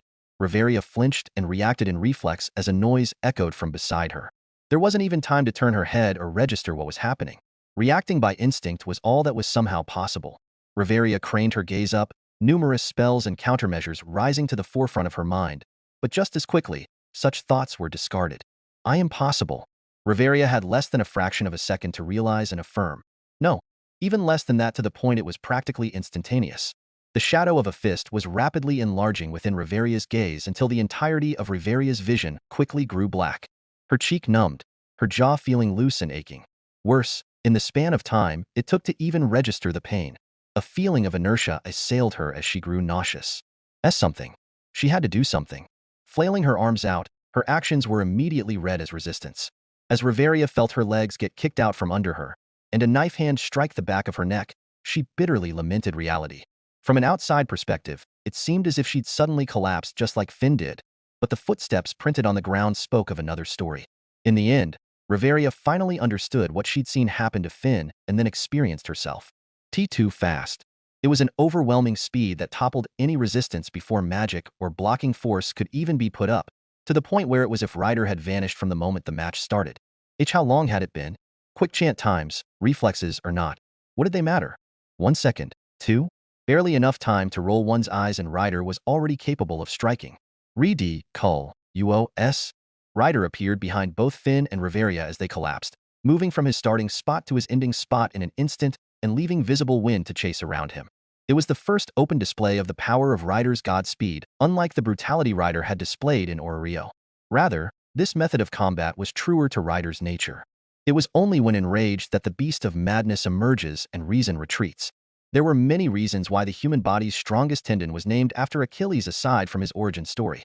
Only Atlanta in a foot race was comparable to him. TCH, over already? Ryder tapped a foot over the ground.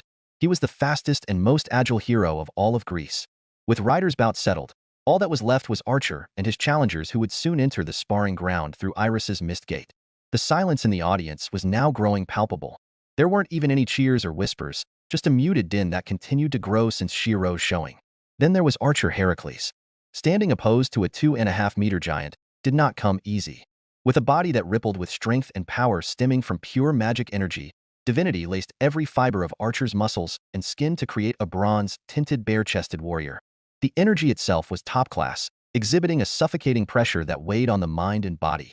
Most of the people that had lined up in front of Archer were already breaking out into cold sweat even before Ryder had defeated his own challengers.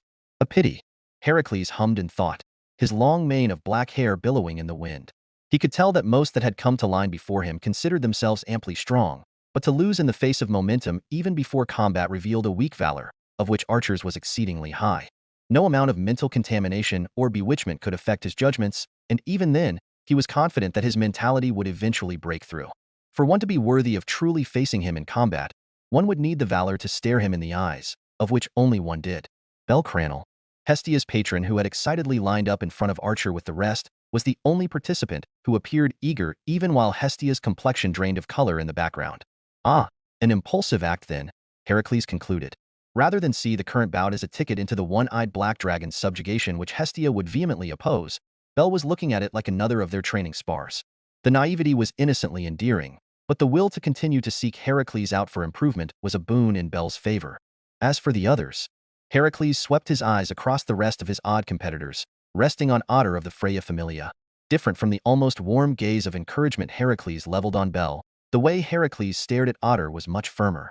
At a glance, Heracles could decide whether Otter was fighting for himself, or at the behest of his goddess. The views were mixed. Loyalty and hesitation existed in Otter's expression, and that was why the strongest adventurer in Orrio could not meet Archer's gaze. Instead, Otter was privy to certain information he'd heard from his goddess that was causing him even more turmoil. Awe, longing, self-suggestion, and determination. Heracles could read a multitude of emotions on Otter's face, all of which told Heracles that Otter was not focused on combat alone, a fatal mistake for a warrior. Quirking a brow, Heracles said nothing as Otter subtly approached him and whispered tersely. "Zeus?" he asked with a warble in his tone. Heracles stared into Otter's eyes and relented, allowing the divinity of lightning to speak for itself. The scent of ozone wafted within an enclosed area around Otter, the familiarity all too apparent as the Zeus Familia members Otter had once trained with all possessed a similar nature of magic. Otter's mouth shut, recalling the seniors he once and still looked up to. In the end, even his level had yet to catch up to Zeus and Hera's former LVL9s. What was he lacking? Self-awareness beyond loyalty, Archer said, and nothing more. Whether Otter could glean something from it was up to him. Otter froze, but there was nothing more to say as Archer moved towards Iris's mist door, ready to join Ryder and Shirou on the other side with the other participating challengers. From there, he simply took his place and adopted the demeanor fitting for the task ahead of him. "Will I come to you, or shall you come to me?" he asked, watching as Otter, Bel, and the other challengers appeared through the mist door and merely stood in place. Bel's eyes shone in particular, and having gotten used to training with Heracles, he showed no reservations about charging in. Watching Bel's eagerness, a wrinkle formed on Heracles' brow as he noted that Bel had yet to internalize Heracles' lesson on prudence and battle sense. This wasn't another training lesson, but a competitive duel, and as Master Chiron once said, Pancration was to mercilessly target weakness. It was disrespectful in any duel to hold back against a challenger. That principle was ingrained into both Heracles and Achilles by Chiron. The moment Bel misjudged the atmosphere was the moment he would have to learn consequence. Inwardly sighing, Heracles refrained from drawing his bow or sword, and instead chambered his right index finger against his thumb.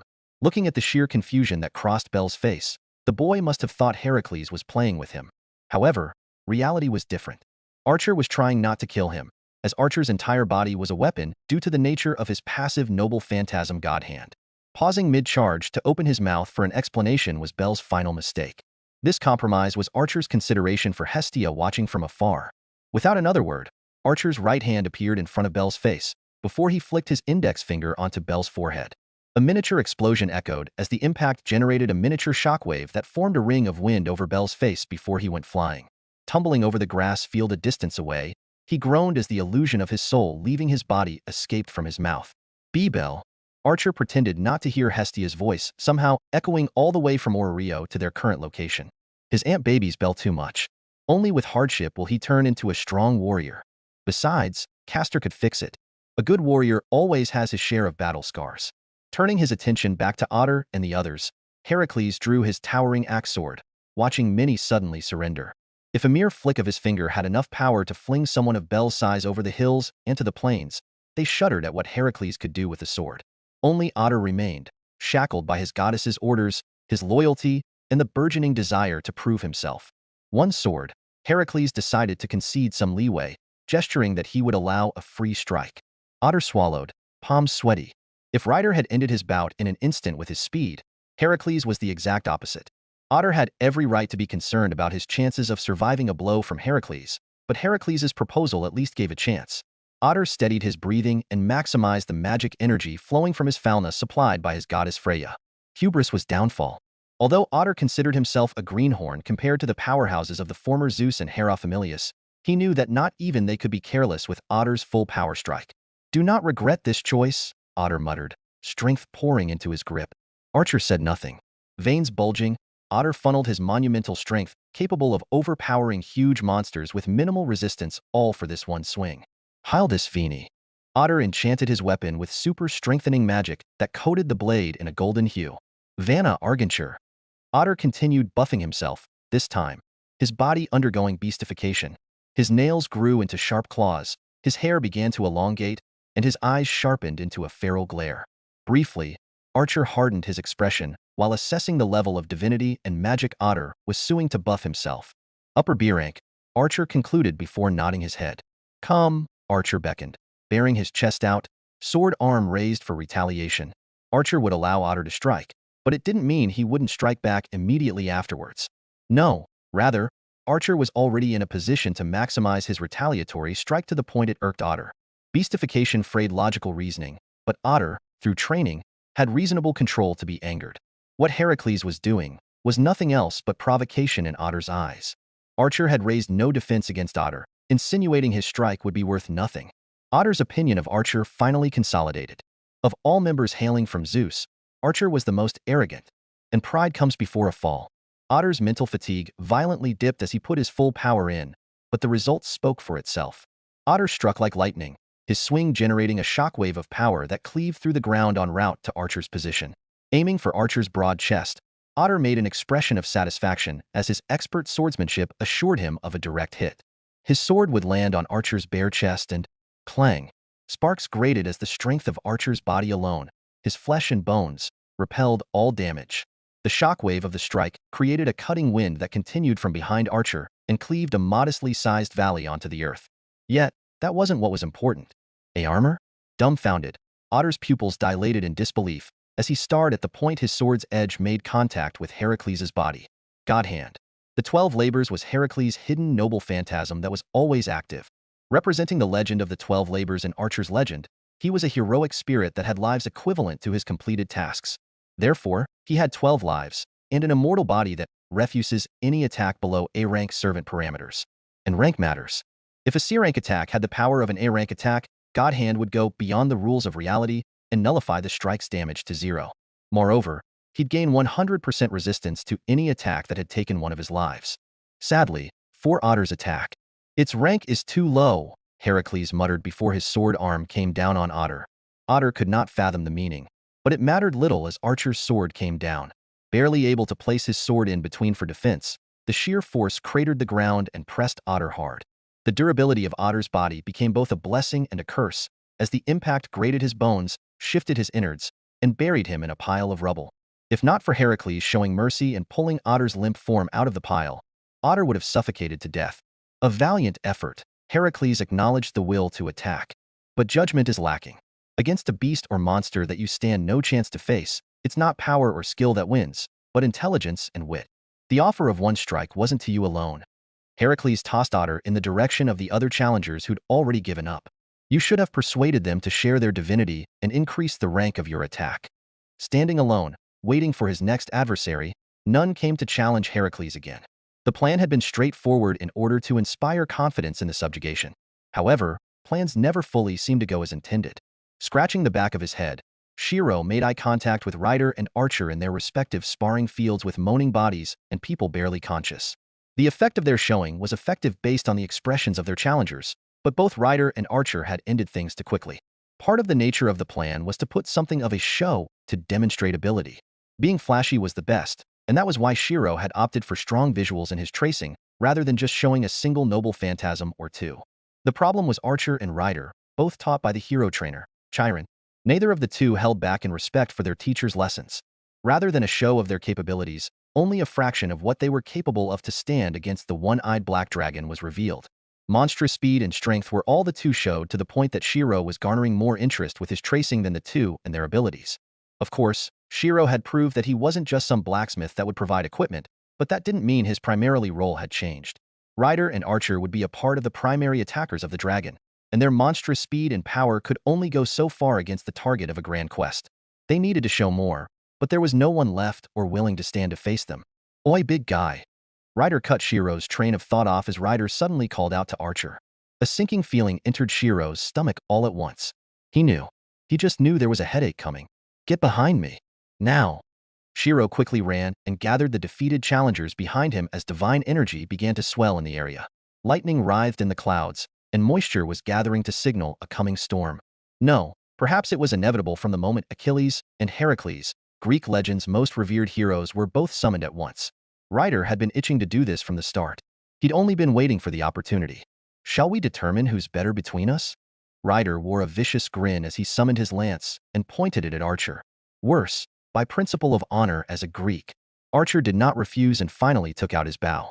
The image of a radiant lightning bolt naturally flashed over Archer's back in correlation to his divine power. In contrast, the symbol of a star and dolphin hovered over Rider's.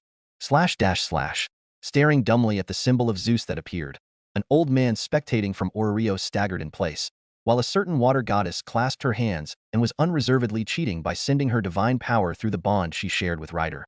Unaware, the two were standing next to each other. Chapter 21. There were some things that just couldn't be let go. Delayed, but never forgotten. Achilles shook his head, a shuddering breath entering his lungs as the blood in his body coursed through his veins and ignited his divine nature. A blaze of green enshrouded him with a presence similar to nature, yet versatile as water. The gifts of his mother remain with him even now. Her affection, her fear, everything that she had done to raise him from a boy into a man, and his decision to forsake all that in pursuit of his dreams. He was to be the greatest of all warriors. The mightiest, the noblest, and most heroic. Instead, the Iliad sang of his rage, his tragedy. Rider pointed his lance forward. Standing across from Heracles at a distance his speed could cover in an instant. He could feel Shirou dissuading him from the link he shared as master and servant, but he brushed it off into a vague corner of his mind.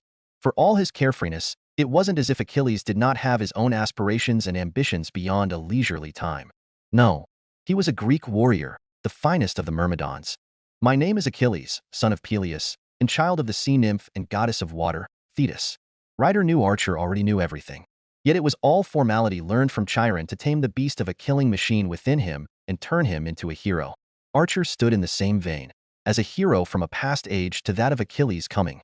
Archer too knew the rules of honor and etiquette. Heracles, son of Zeus, child of Alcmene. Archer responded in kind, taking a stance in which he readied his bow and kept his obsidian axe sword in reach. Heracles' words, though not yelled, reverberated with a steady surety that stunned an old man who flinched at the name of the mother. "Let's have a fair fight. Let's have a fair fight." Shirou's voice urging two of Greece's mightiest heroes to reconsider was left in deaf ears.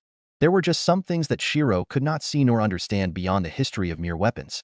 A duel now was foolhardy, dangerous with the spectators within the vicinity, and yet it would still be done. Honor-bound? Duty-bound? Pride? It was none of those things. Rather, it was inevitable. If not now, then when? when Shirou wouldn't have to protect the spectators and could actively interfere.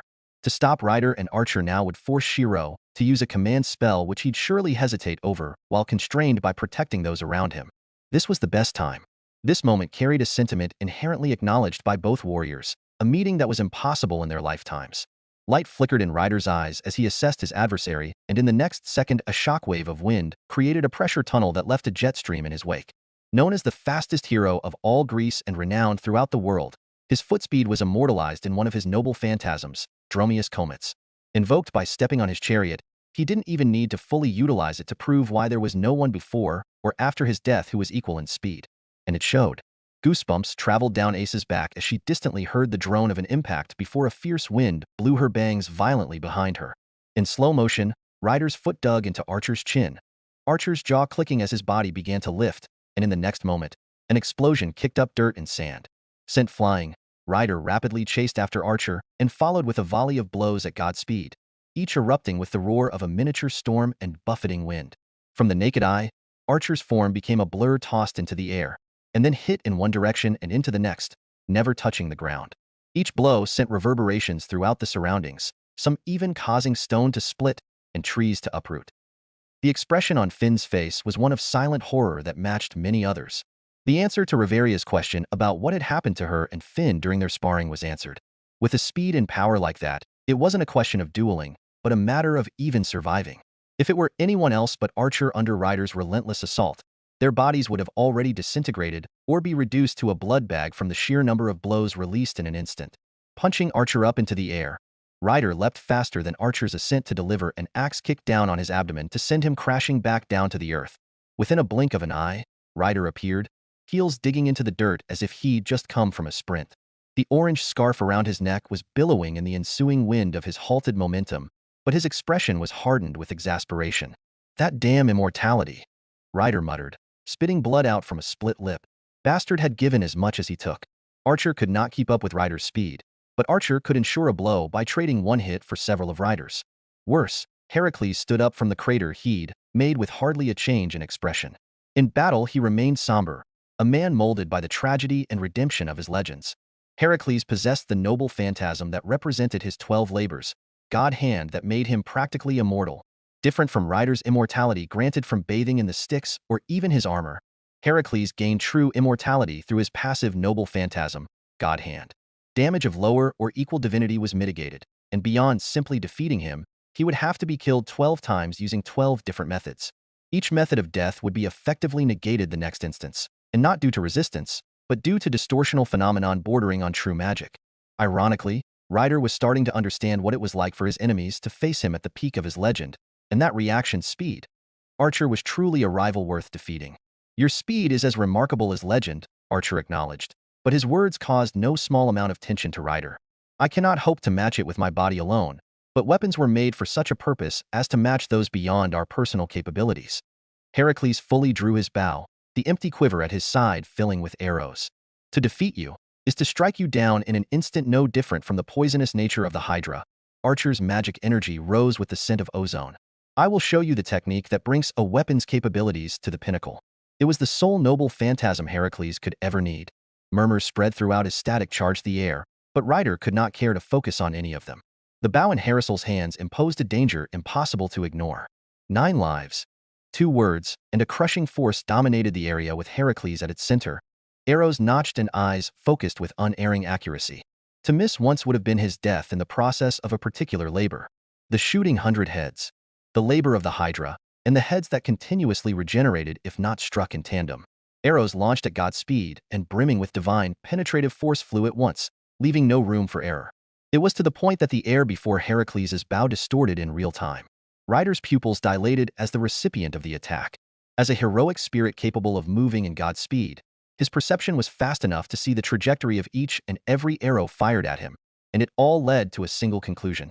The attack was inescapable. His immortality was different from Archer's. Mitigations were similar, but Rider only had a single life, and enemies with divinity equaling his or greater were effective in overcoming the mitigations. That monster. Each and every arrow was tinged with the divinity of air rank and higher to the point the gods watching could feel them from Orrio. Rider balled his hands into fists. "Can't lose." With a speed that rivaled that of the incoming arrows, Rider drew forth his strongest trump card. A familiar shield was instantly held in front of him. Dearest Achilles. This shield was meant to protect you who matters the most to me. A gift from his mother that he had passed to her only to have it forced back. With her watching, Achilles could never show defeat. Not again. Mother, your son will not lose here. Upon the words, a shield would bloom with a verdant light. Achilles Cosmos. The legend of the Iliad and the world within began to unravel once more under Rider's directive. Those that saw it for the first time had no choice but to lose their breaths. Marble columns rose from a rapidly expanding dome, filled with Greek architecture, culture, and the life depicted in Achilles' legend. From the earliest memory of a hazy-faced Thetis to the pride of a man he would become, and the war and battles that spanned afterwards, the shield contained it all. A world within the confines of the shield. A work of equipment none but the best of the smithing gods could hope to create, and that was why it was blatantly evident. The mark of Hephaestus's own work was obvious to the spectating blacksmith god's own eye, and yet, she could not remember having worked on such a masterpiece. She grew choked with uncertainty, much like her fellow gods who tried to interpret everything as best they could from the flash of visions they had received rather recently. That battle portrayed, that world, that shield, to the eyes of all those who could not comprehend the events depicted but recognized the characters and gods involved in that war. It might as well have been a prophecy. Such things were not unheard of in the realm of the gods. A war of that scale, the combatants, and the actions of the gods that had yet to even be carried out were telling signs. Most of all was the image of Thetis cradling a deceased Achilles and returning him to the embrace of the waters where the greatest of the sea nymphs wept into seclusion. The shield spoke of demigods, gods, and mortals in a violent conflict that led champions to their deaths and needless slaughter of thousands. It was a harrowing development. In truth, the shield and the world it depicted was the greatest of the noble phantasms Achilles possessed, able to shield all within its world no matter the intent of a god, demigod, or mortal. Braced behind it, Rider would never be damaged unless his adversary wielded an anti-world noble phantasm. The endless barrage of arrows Heracles unleashed was met by an impenetrable defense and bounced off with a reverberating bang before dissipating into motes of blue light. Heracles hummed in thought, putting away his bow and reaching towards his sword, knowing that arrows would never be effective so long as Achilles was armed with his shield.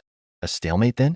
Rider could not hope to damage Archer enough with raw force, and Archer could not easily breach Rider's defense.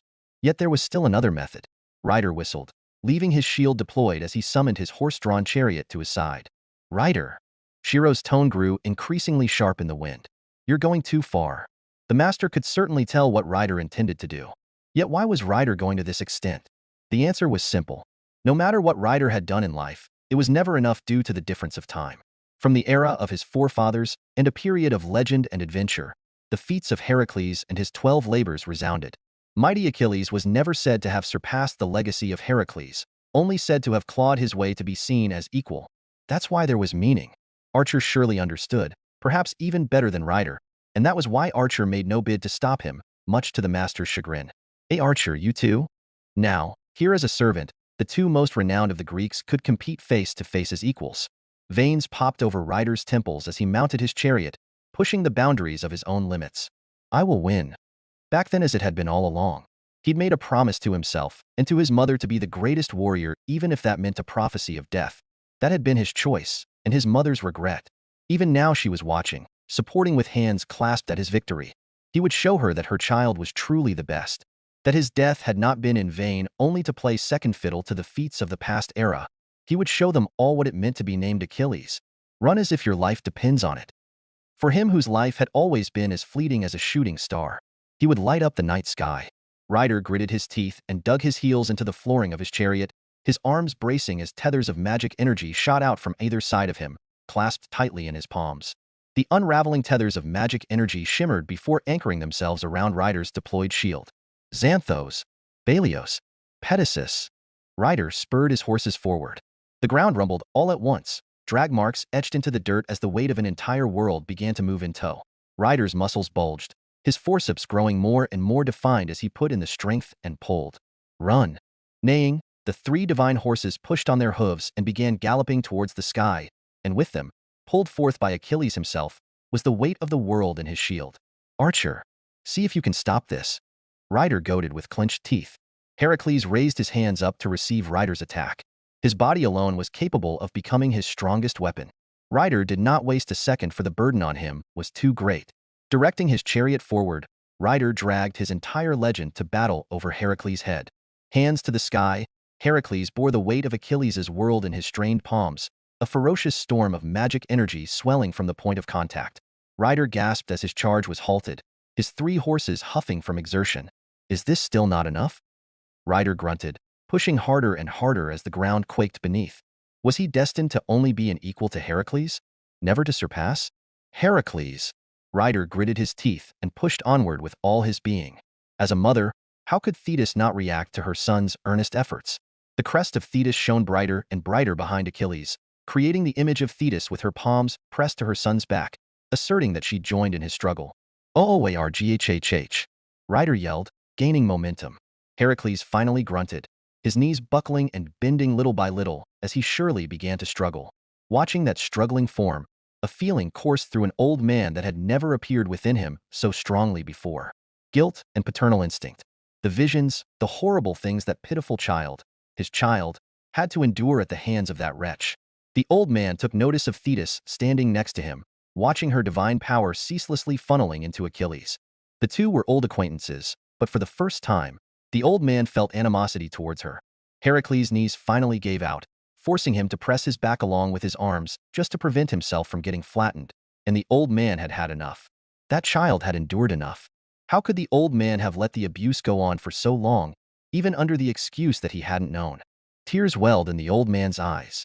Dark clouds covered the sky, tendrils of lightning writhing within and warning of a coming storm. Thetis! The old man called out to Thetis next to him, who flinched at the very sound of the voice. Stiffly craning her neck, Thetis paled at the thunder brewing on the old man's face. You think this old man's a pushover? All at once, lightning crackled as the image of a thunderbolt manifested by Heracles' side and spurred his divinity to a higher level. Heracles himself blinked in confusion, but wasn't one to miss an opportunity. Putting strength into his legs, he pushed back up onto his feet and began pushing Achilles back. Why, you damn old man! Thetis quickly got over her initial shock, and fear as maternal instinct kicked in. She cursed as she saw her son losing ground. Go back to your shitty mountain. You loser. Loser. She wrung her clasped hands dry in transmitted prayer. The old man's expression grew stony in annoyance. The growing lightning only intensified until a third party finally intervened. Enough. A loud bang echoed as Shirou appeared between rider and archer, a ring of fire surrounding him from a partial deployment of his reality marble encroaching outward. The heat and the steel-like presence of the ring of fire caused no small amount of fascination in the eyes of the Hephaestus Familia and a blank look from Hephaestus herself. Regardless, the shock snapped everyone back into attention. This ends here, Shirou enunciated, raising an arm to reveal glowing red command seals at Rider and Archer. Push their luck anymore and Shirou would use them. Archer nodded and reeled in his magic energy, while Rider reluctantly followed suit. The sparring was over, but in its wake was an eerie silence. Ace, the gods, and the others who stood as spectators stared at the wreckage of the battlefield, the craters, the ruins, and the stale wind that blew over it. Chapter 22. How did he do that? Riveria shielded her face from the buffeting wind while staring fixedly at the flashing ring of fire that ceased Rider and Archer's dueling. Wedged between both warriors, the ring of fire deployed by the most inconspicuous of the 3 warriors was actively forcing the two apart as the boundary of the flames extended out. Could it be that the blacksmith was the strongest of the 3? Riveria's pupils shook as she took in a deep breath and formed a magic that shielded her allies and fellow challengers from any more ensuing collateral damage. Meanwhile, the gods with their perception and divine sense could infer that something more fundamental was at play. Rather than pushing back Achilles' world and Archer's divinity supercharging the space, the more accurate depiction was closer to overriding, nullifying the effect of force and power and shifting it into a battle of distorted will. Rider and Archer may have had their feats rooted in legend, but neither of them were capable of manifesting their inner worlds through a reality marble. That required a certain type of mindset the 2 warriors just didn't have. The only equivalent was Rider's shield, but by nature, deploying was different from overriding. For a fraction of a second, the Greek columns and roars of warriors battling within the Trojan War flickered into a formerly barren land. A hill of swords, a graveyard in all but name that lay claim to countless forgeries that could rival their counterparts. In the dirt and in the hills, a verdant grass field was growing, awaiting a day of promise, a hope for a miracle that had yet to arrive. Few, if any, gods took notice of the nuances in the momentary scene, too focused on the fire itself and the visions of ash, smoke, and tainted curses it wrought. A few gods in Orrio discreetly glanced at Hephaestus and her covered eye, but held back from vocalizing what was on their minds. A god's deformity was not something lightly spoken of. Crippled limbs or garish scars and bruising did not constitute a deformity in the eyes of the gods. Rather, if they could be fixed and replaced, it was nothing more than an injury. What Hephaestus had was a deformity in the truest sense, covered beneath a veneer of normalcy behind a distinct eye patch. Once removed, direct eye contact was ill-advised. What lurked within the covered eye was something that should not have existed. Something so vile that even curses would blush. One could not easily bear to see it. A majority of gods and people utterly repulsed by its very nature, and few else could stomach it even with a straight face. The vileness and the fires that originated within an abhorrent taint had captured too much attention compared to the land of swords hidden within. In a scant few seconds, the ring of fire intent on manifesting a world vanished as it was pulled back when rider and archer stood down. Was any of this necessary? Shirou asked, sweat beading over his brows from the sudden exertion. Getting in between Achilles and Heracles was no easy feat. Would there have been any other time? Rider countered with a grunt as he stepped off his chariot and holstered his shield to its side. Archer knows as well as I that a true spar between us wouldn't be condoned by you on any general occasion. The losses and risks would outweigh the honor of victory, right? Shirou could not deny it. A true fight between Achilles and Heracles would more than likely result in catastrophic damage and the potential loss of their noble phantasms against each other. It was only now that Shirou could see the unbridled drive within Rider's eyes as he stared at Archer. There would be no stopping this ambition, so the next best step was to at least have it done on his own terms. At the bottom of the dungeon, Shirou compromised. No one will stop either of you two there. Rider considered it, while Archer merely nodded to show his agreement. If Rider showed his unwillingness now, it would only show that he lacked maturity as a warrior fighting on behalf of the master. Fine then, Rider dismissed his armor. I'll hold you to it. Now then, Archer glanced back at the ruined sparring ground and the disheveled appearance of the challengers battered by fierce winds and clashing divinities.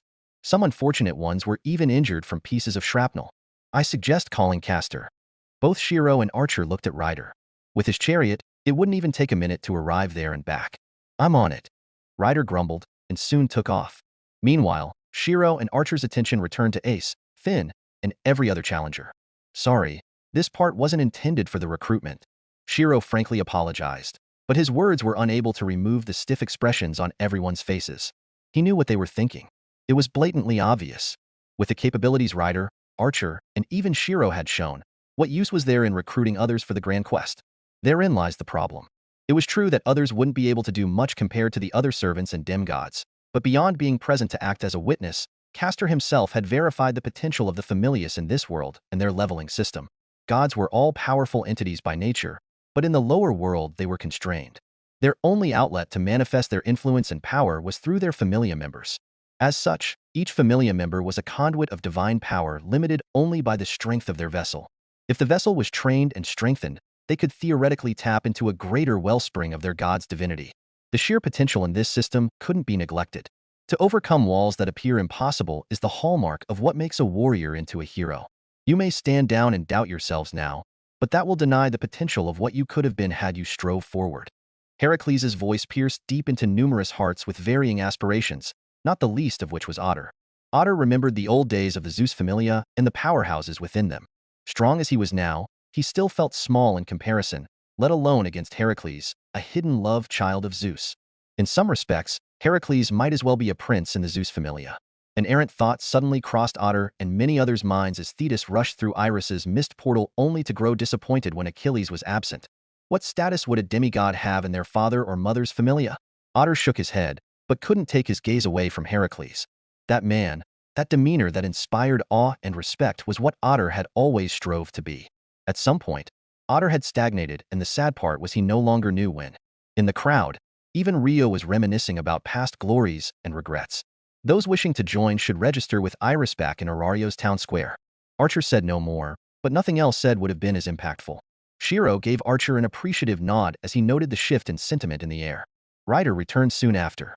With a chariot with horses that could pull their load at godspeeds, Shirou estimated the delay in arrival was primarily to either convince or kidnap Castor to the scene. Expectedly, Castor did not look happy to be held like a sack of potatoes and deposited by a grinning rider.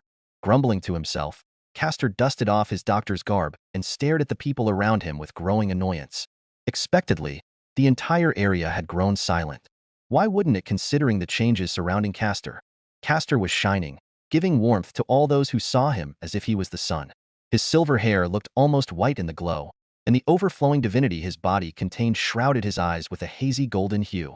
His complexion was blemishless, perfect to the point of immaculate, and even then it didn't do justice to the constant sound of a lyre that echoed with every step.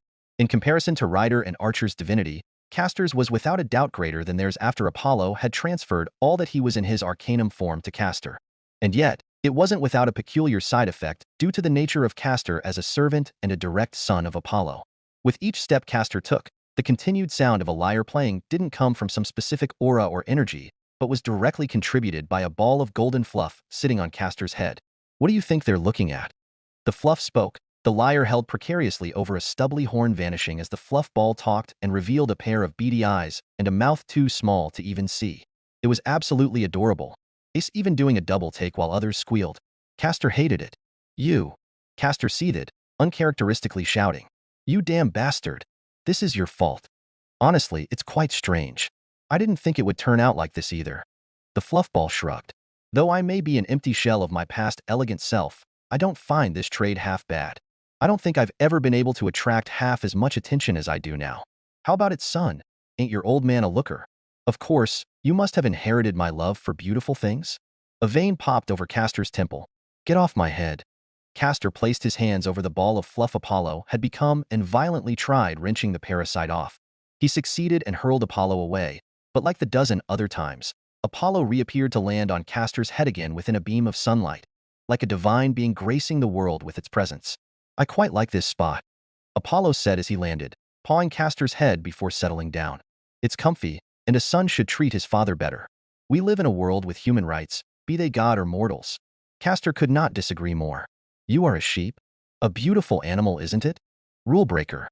Castor stared at Shirou with bloodshot eyes. Give it to me. You don't know how that will affect you, Shirou sweat dropped. I don't care.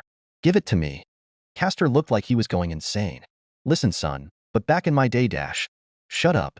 Castor sneered, a hint of desperation bleeding into his expression. Sadly, Shirou could not give Castor rulebreaker in good faith, as it would undo everything maintaining Castor as a servant.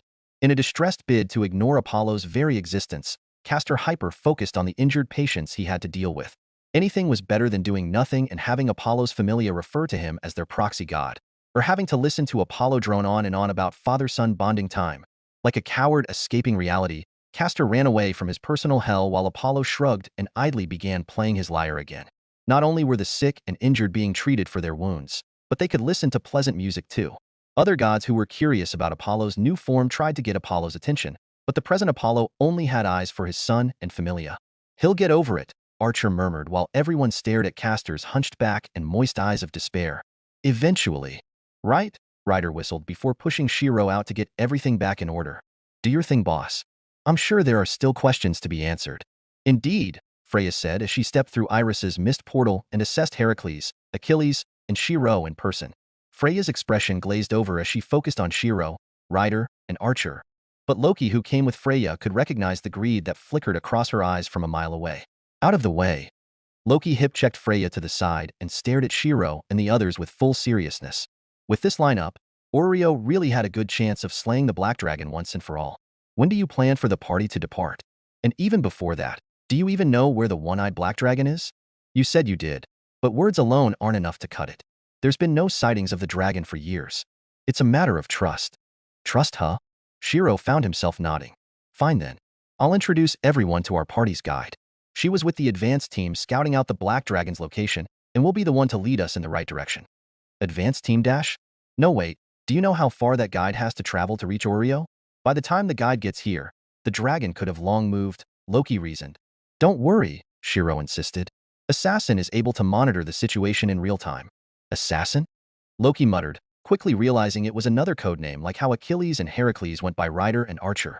Shirou pointed up, many gazes following his finger to stare at the sky. She'll be here any second, he said. At first there was nothing, but a scant few moments later, an echoing roar of shock waves traveling through the air reverberated within everyone's chests.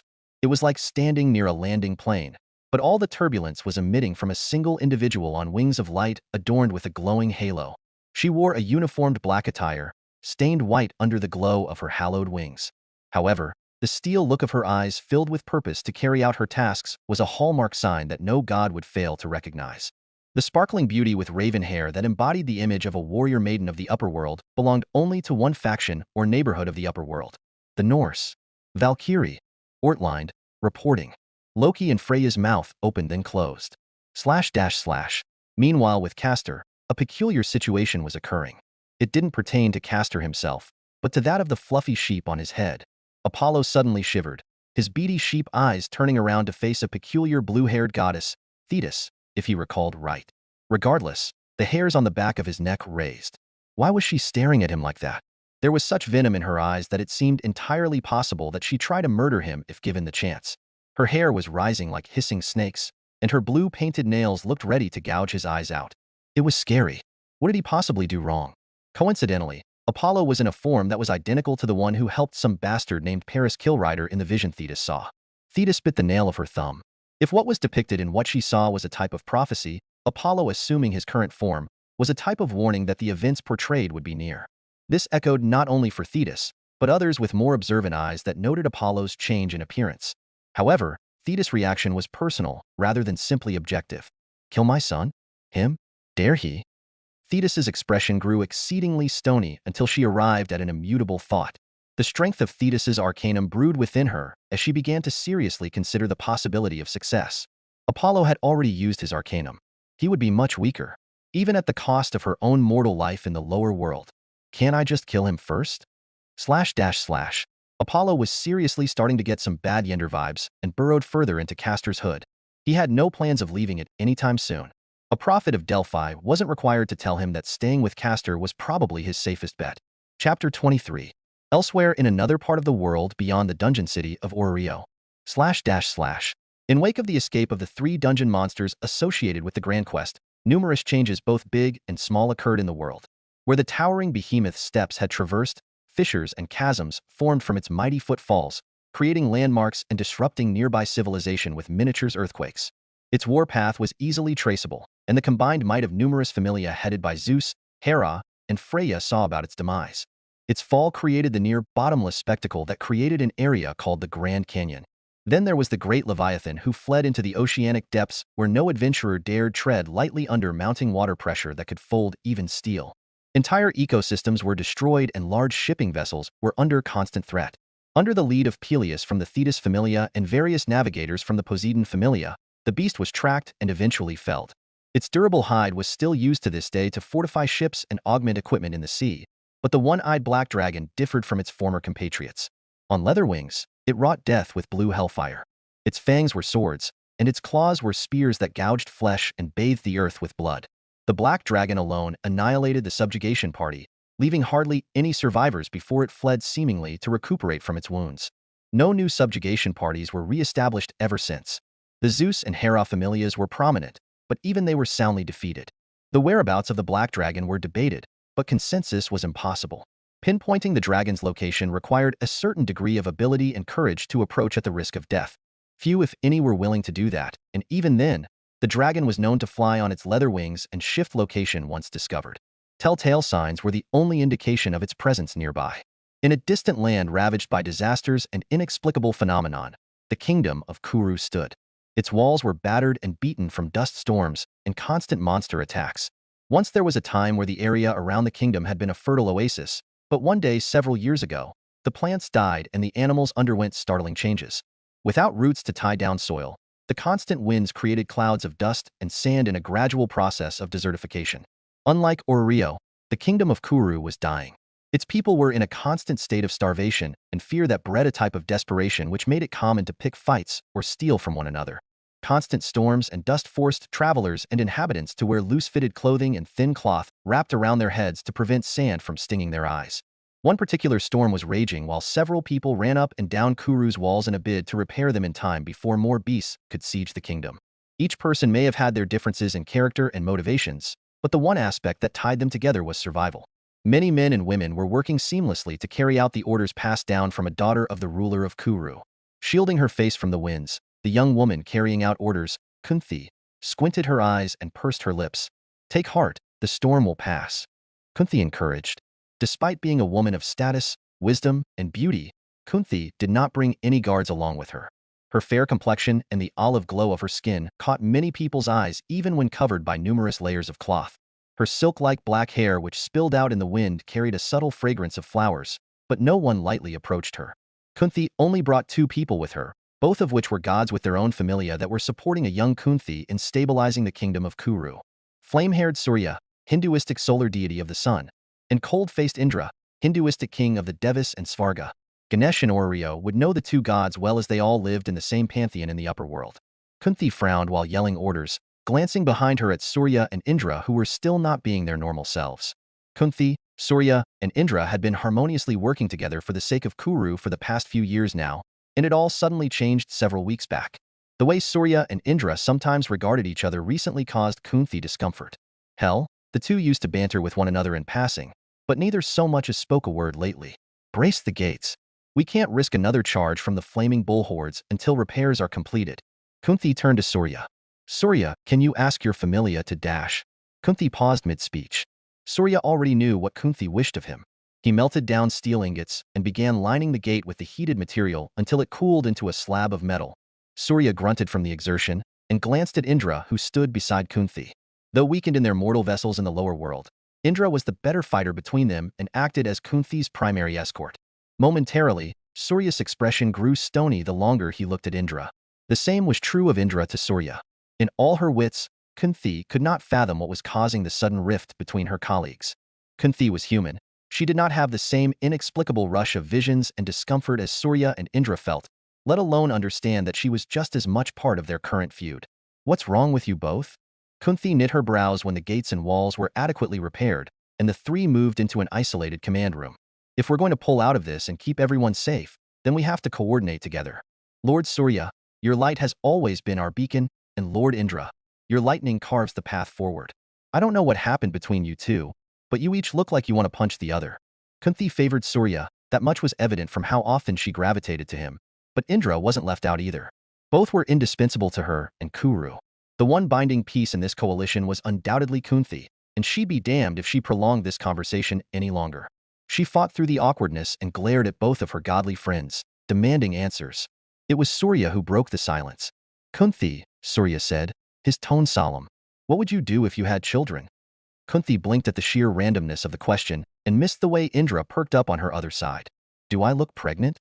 Kunthi found it difficult to follow the logic as she gestured to her flat stomach. At the very least, I'd start thinking about it in a few more years. But why are you asking? Surely, it has nothing to do with what you both are feuding over.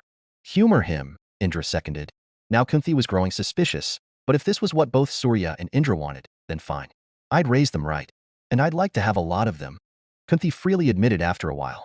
They'd be free to pursue what they wished and what they aspired for, but it would break my heart if they ever fought and grievously harmed each other.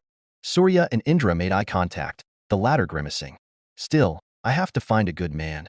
Kunthi rested her hands on her hips and scoffed.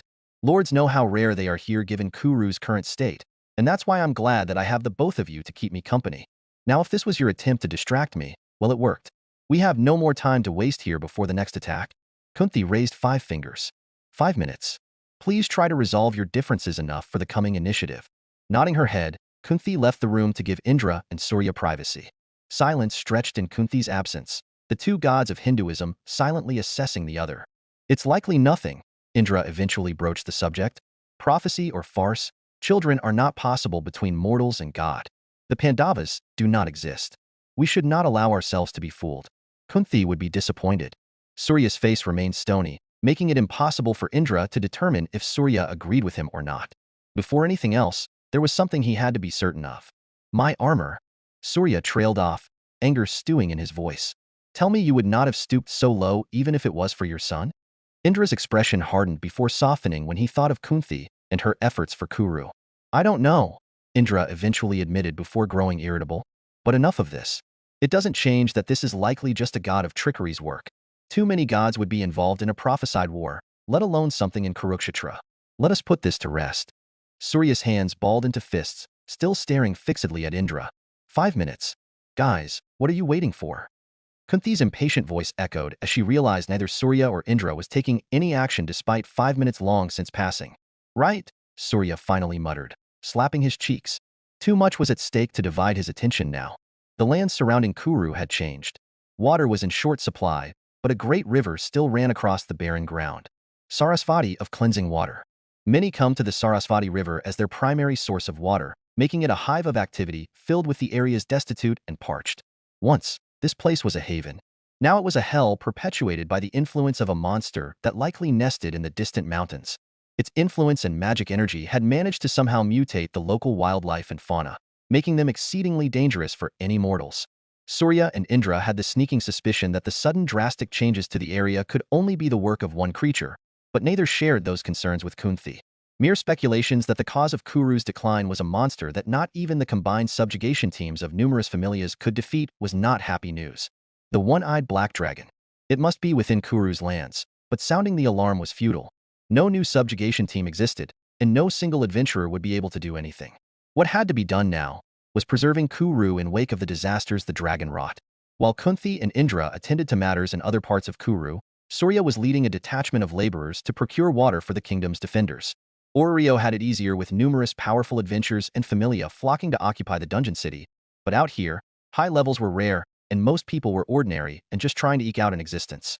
Surya could not fault the acts of depravity done in desperation, but in the same vein, those that still did good in such conditions were only further emphasized.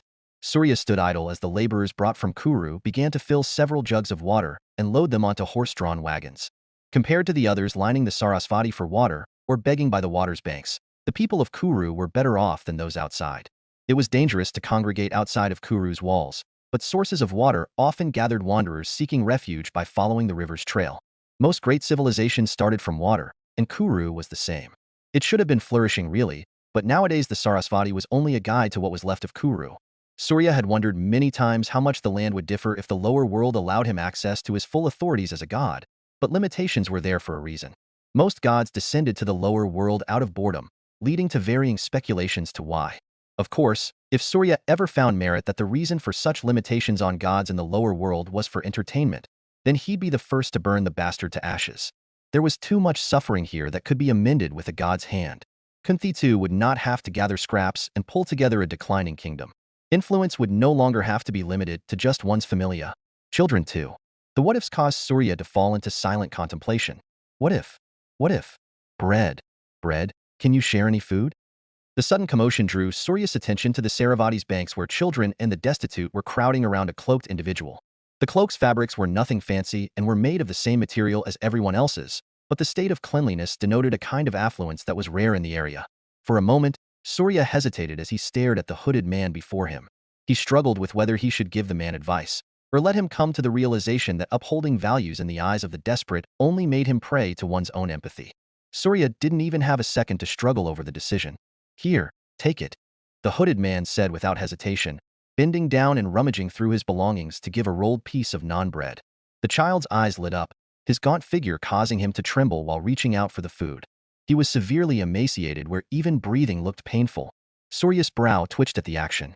An act of charity? Glancing at Kuru's laborers still finishing up with gathering water, Surya turned back to observe the man and his righteousness. Something flickered in Surya's expression, but this harsh land was no place to lightly reach out to others. That single act of generosity had doomed the man to what followed. Expectedly, the hooded man was flocked by the needy and desperate begging for food to satiate empty stomachs. Contrary to the assumption Surya had that the man would shoo them away, the man patiently distributed all that he had in the traveler's bag he was holding until there was nothing left. In doing so, the man momentarily revealed a flicker of a golden earring beneath the traveler's hood that startled Surya enough to disturb his neutral expression. Recognition, then denial. It couldn't be? Surya's pupils dilated, but blown horns turned his attention elsewhere. Enemies. Surya's watchman called in warning, while urging Kuru's laborers into the wagons. They offered little protection against what was to come, but they were better than standing in the open. Narrowing his eyes, Surya stared into the distance at a pack of rapidly approaching bipedal animals. Long claws, silver-brown pelts, and jagged maw of serrated teeth behind the visage of a hound.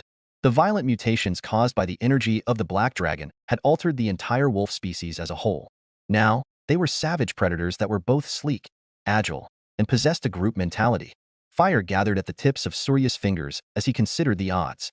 Horned wolfmen? His familia were nowhere near him. Rather, he'd assigned them to help Kunthi establish a semblance of order with Indra's familia for the panicked people of Kuru. The most recent attack on the walls and following storm had taken its toll on Kuru's defenders.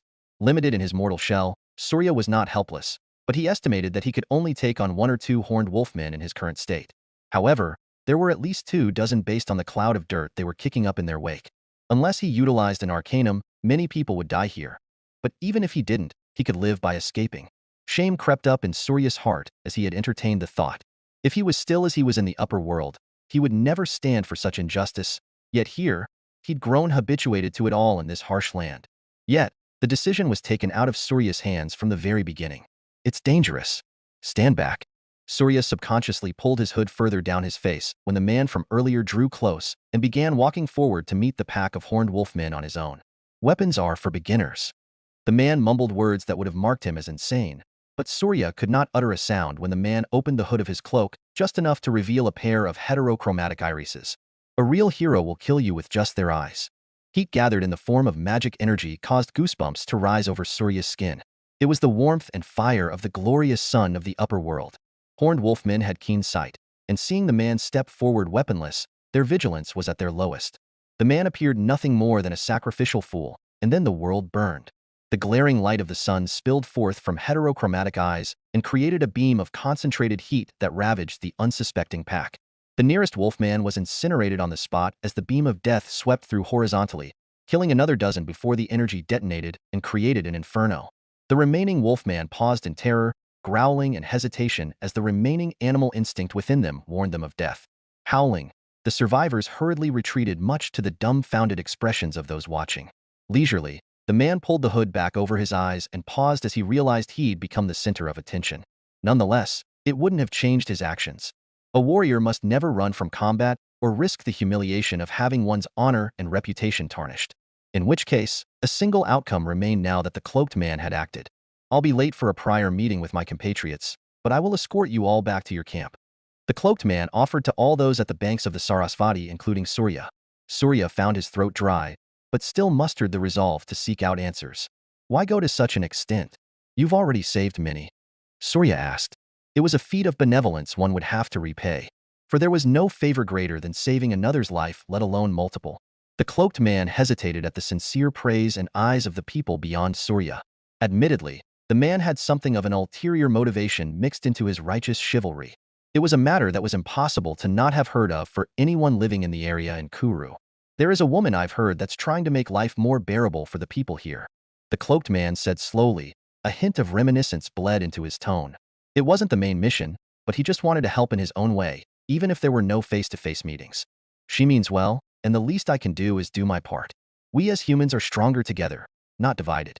Besides, low would I be to abandon those who need protection. Surya's expression tightened, his jaw clenching. Benevolence and honor that soared through the heavens. Even Indra would not be able to deny it. Surya lost his voice, but the cloaked man still turned to face Surya after noting that the people of Kuru were awaiting his orders. Are you the leader? The cloaked man asked. Surya shook his head, still in a daze. Call me Yatri. I am but another wanderer who led people better than others.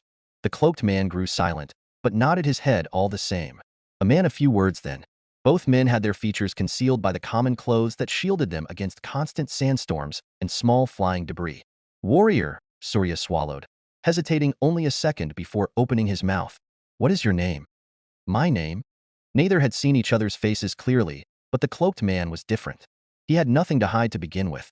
When the wind of another sandstorm blew, the headpiece he wore, which he'd loosened to deal with the horned wolfmen, began to gradually unravel. White hair, pale complexion, and an eye that matched Surya's own. Sunlight pooled down over features Surya could never mistake as the man broadened his shoulders and stared at Surya for a proper face-to-face. Karna, the man said. He who helps. My name is Karna. Composed on the surface, Surya had a clenched fist with Indra's name on it. Chapter 24. Needless to say, Surya had grown increasingly paranoid ever since repelling the pack of horned wolves. There was a perpetual scowl on his face, and he kept the cloth tied over his head tight enough to not sway even with fierce wind while traveling under the escort of a warrior that was leading them back to Kuru. The best way to describe Surya's action was shame. Shame at his perceived failure and inability to realize that someone had dared to tamper with his own memories. Shame that it took him so long to break out of this spell, or that it required some freak phenomena to snap his senses right. Karna. Surya's gaze never left the figure resolutely walking ahead of the group. Karna, the warrior who maintained an aloof yet trustworthy vigil for any threats to the makeshift convoy. The one who talked little, yet smiled softly with a face that clearly weathered numerous hardships. Karna. Surya felt someone nervously tap him on the side. The glare on Surya's face was palpable by this point, but the person who'd nudged Surya had done it with good intentions. "Sir, your hands." The woman swallowed before finally pointing with a finger when Surya couldn't connect how what she said had any relation to him. Surya felt it as droplets of liquid hit a sandaled foot. He glanced at his palms and realized that his own nails had cut into the flesh of his palms from how tightly he was clenching his hands. "Thank you, but it's of no concern," Surya said, acknowledging the woman but insisting that it wasn't something to be worried about. Surya was angry. No, livid. The composure he was maintaining was a product of his own discipline and the unease of whether Karna had seen through him or not. That was the source of Surya's struggle, along with the implication of Karna's existence. Surya began to paint a picture with the logic of the visions he'd seen and what he knew of himself and those around him. Making Kunthi forget Karna would be simple. Karna's conception wasn't an ordinary birth, leaving no signs of post- or pre-pregnancy symptoms. Indeed, roughly translated, Karna also stood for ear, describing the miraculous method of Karna's origin. Given the divine boon to bear a child, a teenage Kunthi who would not have known better thought of Surya, and Karna was born from her ear. Fearing retribution and outrage from having a child out of wedlock, a young Kunthi sent baby Karna adrift upon a river. Surya could not wipe away the simmering emotions within him as he surmised the sequence of events, let alone at the growing implication of a third party's interference. The visions he witnessed, the depth, the emotions behind them, Surya had no doubt that they were real. And any doubt that would have lingered at such ridiculous notions vanished every time Surya could feel the warmth of the sun Karna exuded. Who did it? Kunthi was one thing, as she was immortal and any god with a memory-related field or not, could tamper with her mind if they were determined, but to do the same with him, Surya? Even Indra and other gods who should have known? Surya felt as if he was stepping on the edge of a massive conspiracy of the lower world. Of course, Surya had not wasted time asking other gods about their experiences with these so-called visions of past and future on the day they happened. However, results varied. Every god who bore a supposed offspring had a vision of them, but not all were willing to believe it. They were doubtful, yes, but they couldn't allow themselves to be directed at the machinations of an errant memory god's idea of a joke. Indra was of the same opinion. Surya, not so much. His intuition had always felt that there was something more to it, and this likely had much to do with the fact that Karna's own divinity when he was first summoned resonated with Surya's own. That's why the doubts lingered. And here and now, we will arrive shortly. Karna called from the front of the convey, interrupting Surya's train of thought. If there is nothing else, I will take my leave. Surya still couldn't shake his thoughts, his body moving on autopilot until he found himself returning to the heart of Kuru's command stations where Kunthi was talking with a group of military generals. She dismissed everyone upon noticing Surya's arrival. "You're back?" Kunthi let out a sigh of relief, moving to grab one of his hands. "Thank goodness. I've heard of the horned wolf attack by the Sarasvati. What's wrong?" Kunit's expression sharpened instantly. In contrast, Surya's brow twitched. Of course, Kunthi had noticed that something was wrong just by seeing Surya's face. She, Indra, and Surya had been working together for years now for the sake of the people of Kuru. Nothing, Surya could not bring himself to share recent revelations with Kunthi. Rather, the fire of the sun within him was pointing its flame in a single direction. "Where's Indra?" Surya asked, stone-faced. Kunthi's lip pursed before she pouted with an increasing level of severity. "He's still out on his task with his familia." "Lie," Surya pointed out immediately. "Anyone should know not to lie to a deity unless one wants to get seen through." Kunthi grumbled about the unfairness, but soon gave Surya a stern look. "What will you do if I tell you?" "Figured as much." Kunthi crossed her arms. "Stay away from him," Surya said bluntly. "Huh." Kunthi couldn't understand. Indra was just as important for Kuru as Surya was in keeping the kingdom alive. But for Surya, the reasoning for his words was simple. If the vision had both past and future aspects, and assuming that Karna was the eldest born first from Kunthi in her teenage years, then Kunthi and Indra would need to get intimate in order to create the future Pandavas, one of which was destined to kill his son Karna. Then, if Surya could turn Indra into a cuckold, the matter would be resolved. Surya couldn't care less what Indra would think of this conclusion, but Surya had steeled himself. The worst of enemies aren't those that stand opposite to you, but those who stand close beside you. Unfortunately for Surya, Kunthi was forced to be a pragmatist under Kuru's current affairs. Kunthi sighed, a vein popping over her temples. If this is still about what you and Indra were feuding over, then I'm sick of it. We need to stick together, now more than ever with these trying times. The disasters plaguing the kingdom are weakening our national strength, and the rival powers of the Kauravas are just biding their time for a coup. If this is about strength and enforcement, then there is another far better alternative, Surya said. I met a wanderer who may be able to help our situation more than Indra and his familia ever could should we recruit him. Kunti was quick-witted. She had no choice but to be as the leadership role was thrust to her in the absence of her father and his condition. She bit her lips. Are you talking about the person who fended off the horned wolves? Kunti asked. Surya did not deny it. Rather, he added with certainty. He alone can dash. The door burst open, both Kunti and Surya's expressions hardening. Neither were angry or annoyed at the breach of etiquette for someone to intrude on a superior's office. Rather, they were pale-faced. There was only a single precedent where decorum and regulation could be put on the wayside to fast-track news. It's another attack. A horde of monsters is charging the southern gate again. Kunti flinched. The south was where Kunti, Surya, and Indra had just been repairing before. Its defenses were still the weakest, and its durability would not last. If the wall fell, the kingdom would be overrun. Surya, Kunti yelled with urgency. I'll send a message to my familia, Surya replied just as quickly. They're already en route, but they aren't as high-leveled as Indra's familia. Kunti pursed her lips. Of all times, it had to be when Indra and his familia were preoccupied with another matter. Gritting her teeth, Kunti suddenly tore the bottom seam of her dress up to her upper thigh and began kicking off the heel she was wearing. Surya had a second to process Kunti's actions, then another for it to dawn about what she intended to do. Where are you going? Surya blurted. To the southern walls. Kunti yelled, sprinting, not even looking back. What can you do on your own? Surya had no choice but to follow. Even weakened and restricted in the lower world, his honor would not allow a friend to risk danger while he stayed in the sidelines, let alone the woman who bore him a child. I have hands, I have feet, and I can't stand and do nothing. Kunti increased her pace, and Surya cursed the limitations of his divine vessel while panting to keep up. Surya chased after Kunti with mixed feelings, warring between focusing on her safety or her goals until the southern gates were reached. Thankfully, the horde had yet to reach the walls, but anyone could see from the unease in the air and the panicked expressions that there was little hope in stopping this charge. Kunit was running like a moth to a flame. Surya cursed how literal that thought was not even a few seconds later. In the end, none of Surya's consideration mattered as Surya noticed Kunti running in a blind sprint towards a familiar figure who inadvertently wandered on her path. What was he still doing here? No, given the extent of Karna's capabilities and the decision to keep those he was protecting safe, there was no way Karna would not have sensed the horde of beasts approaching. He would have naturally stayed to ensure that Kuru could at least defend itself. However, Karna would not have been aware of the dire state of the southern wall until now. Of all people she had to bump into, it had to be him.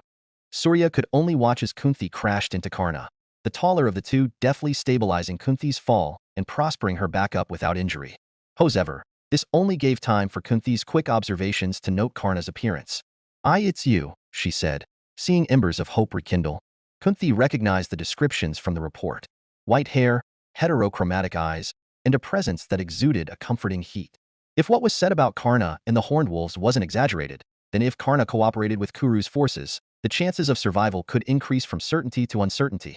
Kunti was willing to take that gamble despite how selfish it would be to put a stranger in a position where his choice could save many or leave many for dead. It was a choice made not solely for her, but for those relying on Kuru's protection. No. Surya could hear the words in his mind as he noticed the expression that came over Kunti's face. Don't do it. Not you, whose words turned into another shackle in a string of fate's curses. The words that forced Karna into only battling the third son of the Pandavas. Surya tried to call out, to stop things before they could begin, but the woman he was competing against was Kunti. Please. I've heard of it, your capabilities. Kunti bowed her head to Karna. Please lend Kuru your strength. Time seemed to freeze. Surya could only imagine the kind of audacity Karna must have been feeling, but irrespective of anything else, Surya knew the answer his son would make. He who would give up his armor and earring at the request of a disguised Indra without hesitation. His son was tied by vow, pride, and honor. The hero of charity, boasting a generosity acknowledged on either side of a long war. Whenever he was asked to give, he always did. Never did he say he had nothing to give, be it an item or a plea for aid. The golden hero of benefaction sharpened by crimson flame. Despite whatever reservations flickered over Karna's expression, the moment he closed his eyes and opened them, the outcome was already set. Lancer, regroup. Relay Unit Ortlinde has made contact with Dash. One should practice what one considers one's duty. Karna ignored Assassin's silent transmission. He would have to delay his plans with the others for a bit longer. The dragon could wait. The dragon's collateral damage and poisoning of the area were more of a risk to the innocent. It shouldn't take long. Kuru will not fall on this day. Karna gently sets Kunthi aside while glancing at Surya's ashen expression. In this single instance, Surya had so many things he wanted to say, to admit to, but what came through the silence was Karna's unwavering gaze. The path he set, and the one he still walks, is what guides him. Karna began moving, irrespective of any plan Kunthi was trying to persuade him with until she grew frustrated. Wait. What are you doing on your own? Kunthi could accept Karna's noble act, but she couldn't accept recklessness when others were at equal risk of death. I've heard that you're strong, but it's best to rally with Kuru's army and dash. Karna quietly filtered out all obstructions in his mind, focusing on the endeavor before him. Was this how it would have been like to fight as a Pandava had he not been abandoned at birth? There were no feelings of attachment left for his original mother. Rather, they were stronger for the family of charioteers who had adopted him in his youth. Nevertheless, for this moment, he'd indulge in a theoretical what-if scenario. Karna, the eldest of the Pandavas. A wry smile graced his lips from the irony of the thought before he refocused. His stark figure walking through the southern wall's defense forces was impossible to remain ignorant of even in the chaos. For each step he took, the acrid scent of blood and sweat wafted up his nose, and for each measured action, the phantom echo of screams and grating metal graced his ears. Nostalgia or reminiscence, Karna could not decide what to feel as he continued forward under the growing attention of those who noticed his advance. Nevertheless, further and further still, he was moving towards the very edge of the southern wall until in a single stride, he leapt off of it and directly in the path of the charging tide of mutated beasts.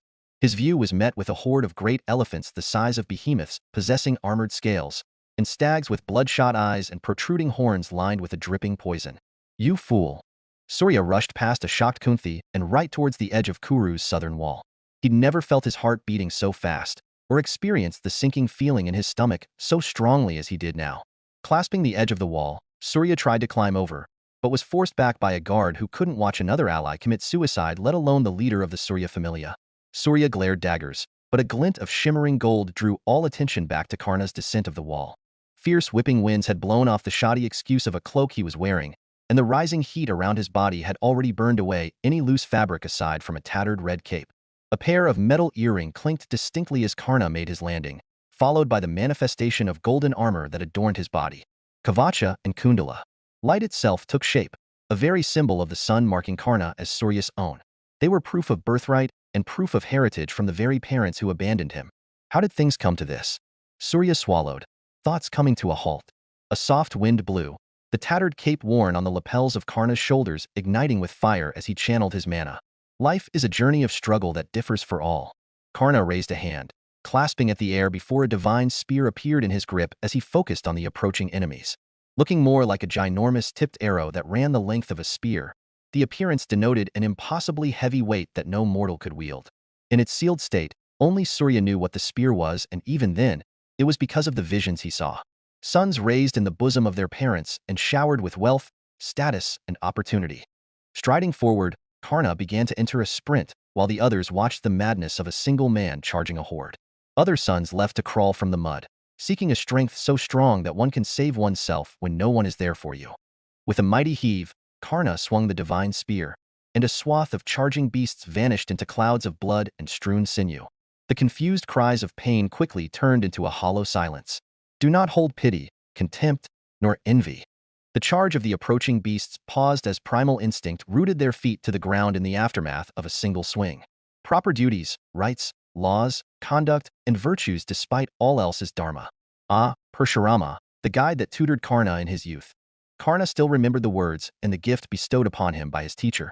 From the beginning, he had no intention of swinging his spear countless times against the beasts before him, mutated by the one-eyed black dragon's draconic energy. Obrama. The bangs of hair over Karna's right eye lifted to reveal a dazzling glow hidden within the pupil that gradually grew brighter and brighter. A torrent of flames surrounded him at the center, rising from around him and creating the blazing image of the Surya familia in the sky. Surya flinched at the look of wonderment that flickered across Kunthi's face as she glanced at him. There is no mercy on the battlefield. Karna reached a hand towards his right eye and gently willed out what was concealed within. Like pulling on cloth, the coalescing energy poured out of Karna's eye and gathered into a glowing mass over his palm. Behold the immortal blade, that which was granted to him by the Brahmin Parshurama. A keening echo reverberated like a charging current of electricity. Its true form was that of a projectile denoting the concept of astra, but in Karna's hands, its form varied by class. Arrows if he was an archer, a hidden sheath as a saber, and in this case as a lancer, sealed in his right eye. Honor will be upon you if you can endure it, destruction if you cannot. Having brought out the tool concealed in his pupil, Karna willed the energy to funnel and take form while the natural instinct of the mutated animals had them begin to panic.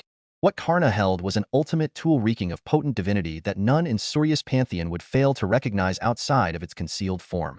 A white-hot chakram of light now floated at the tip of Karna's outstretched palm, the air distorting as the heat of the sun's divinity was funneled through.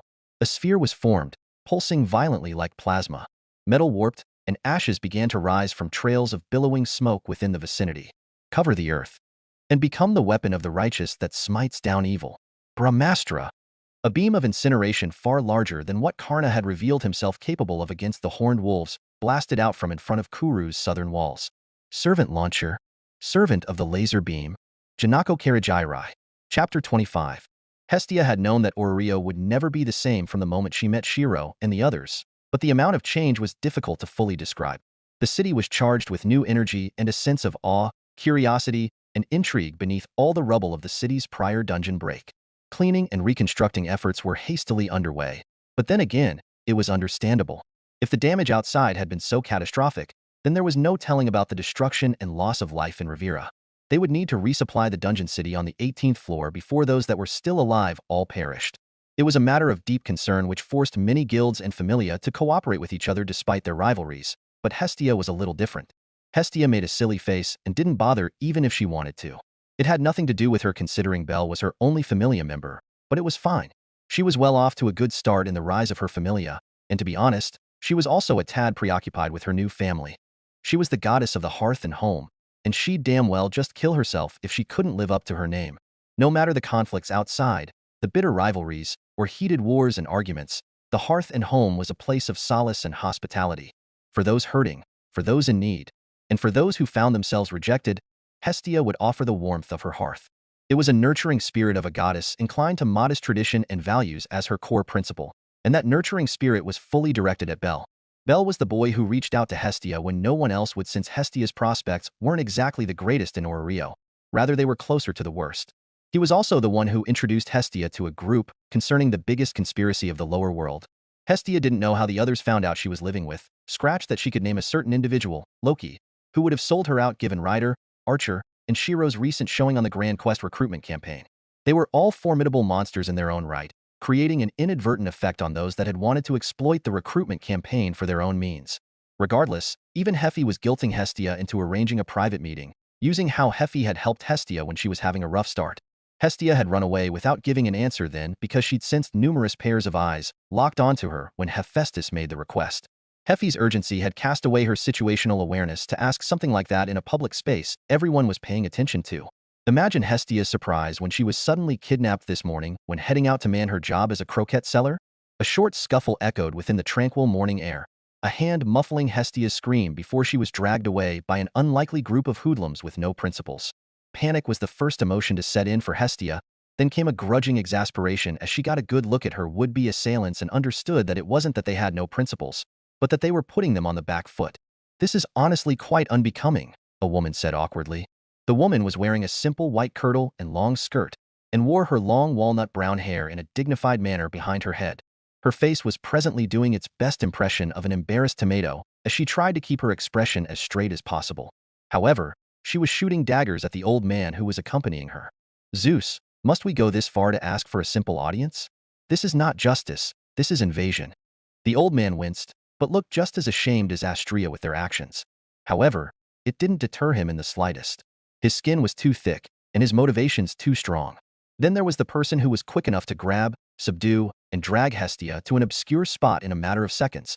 No matter how Hestia tried to struggle, she didn't even have the time when she realized someone had kicked her off of her feet and dragged her into the nearby bushes.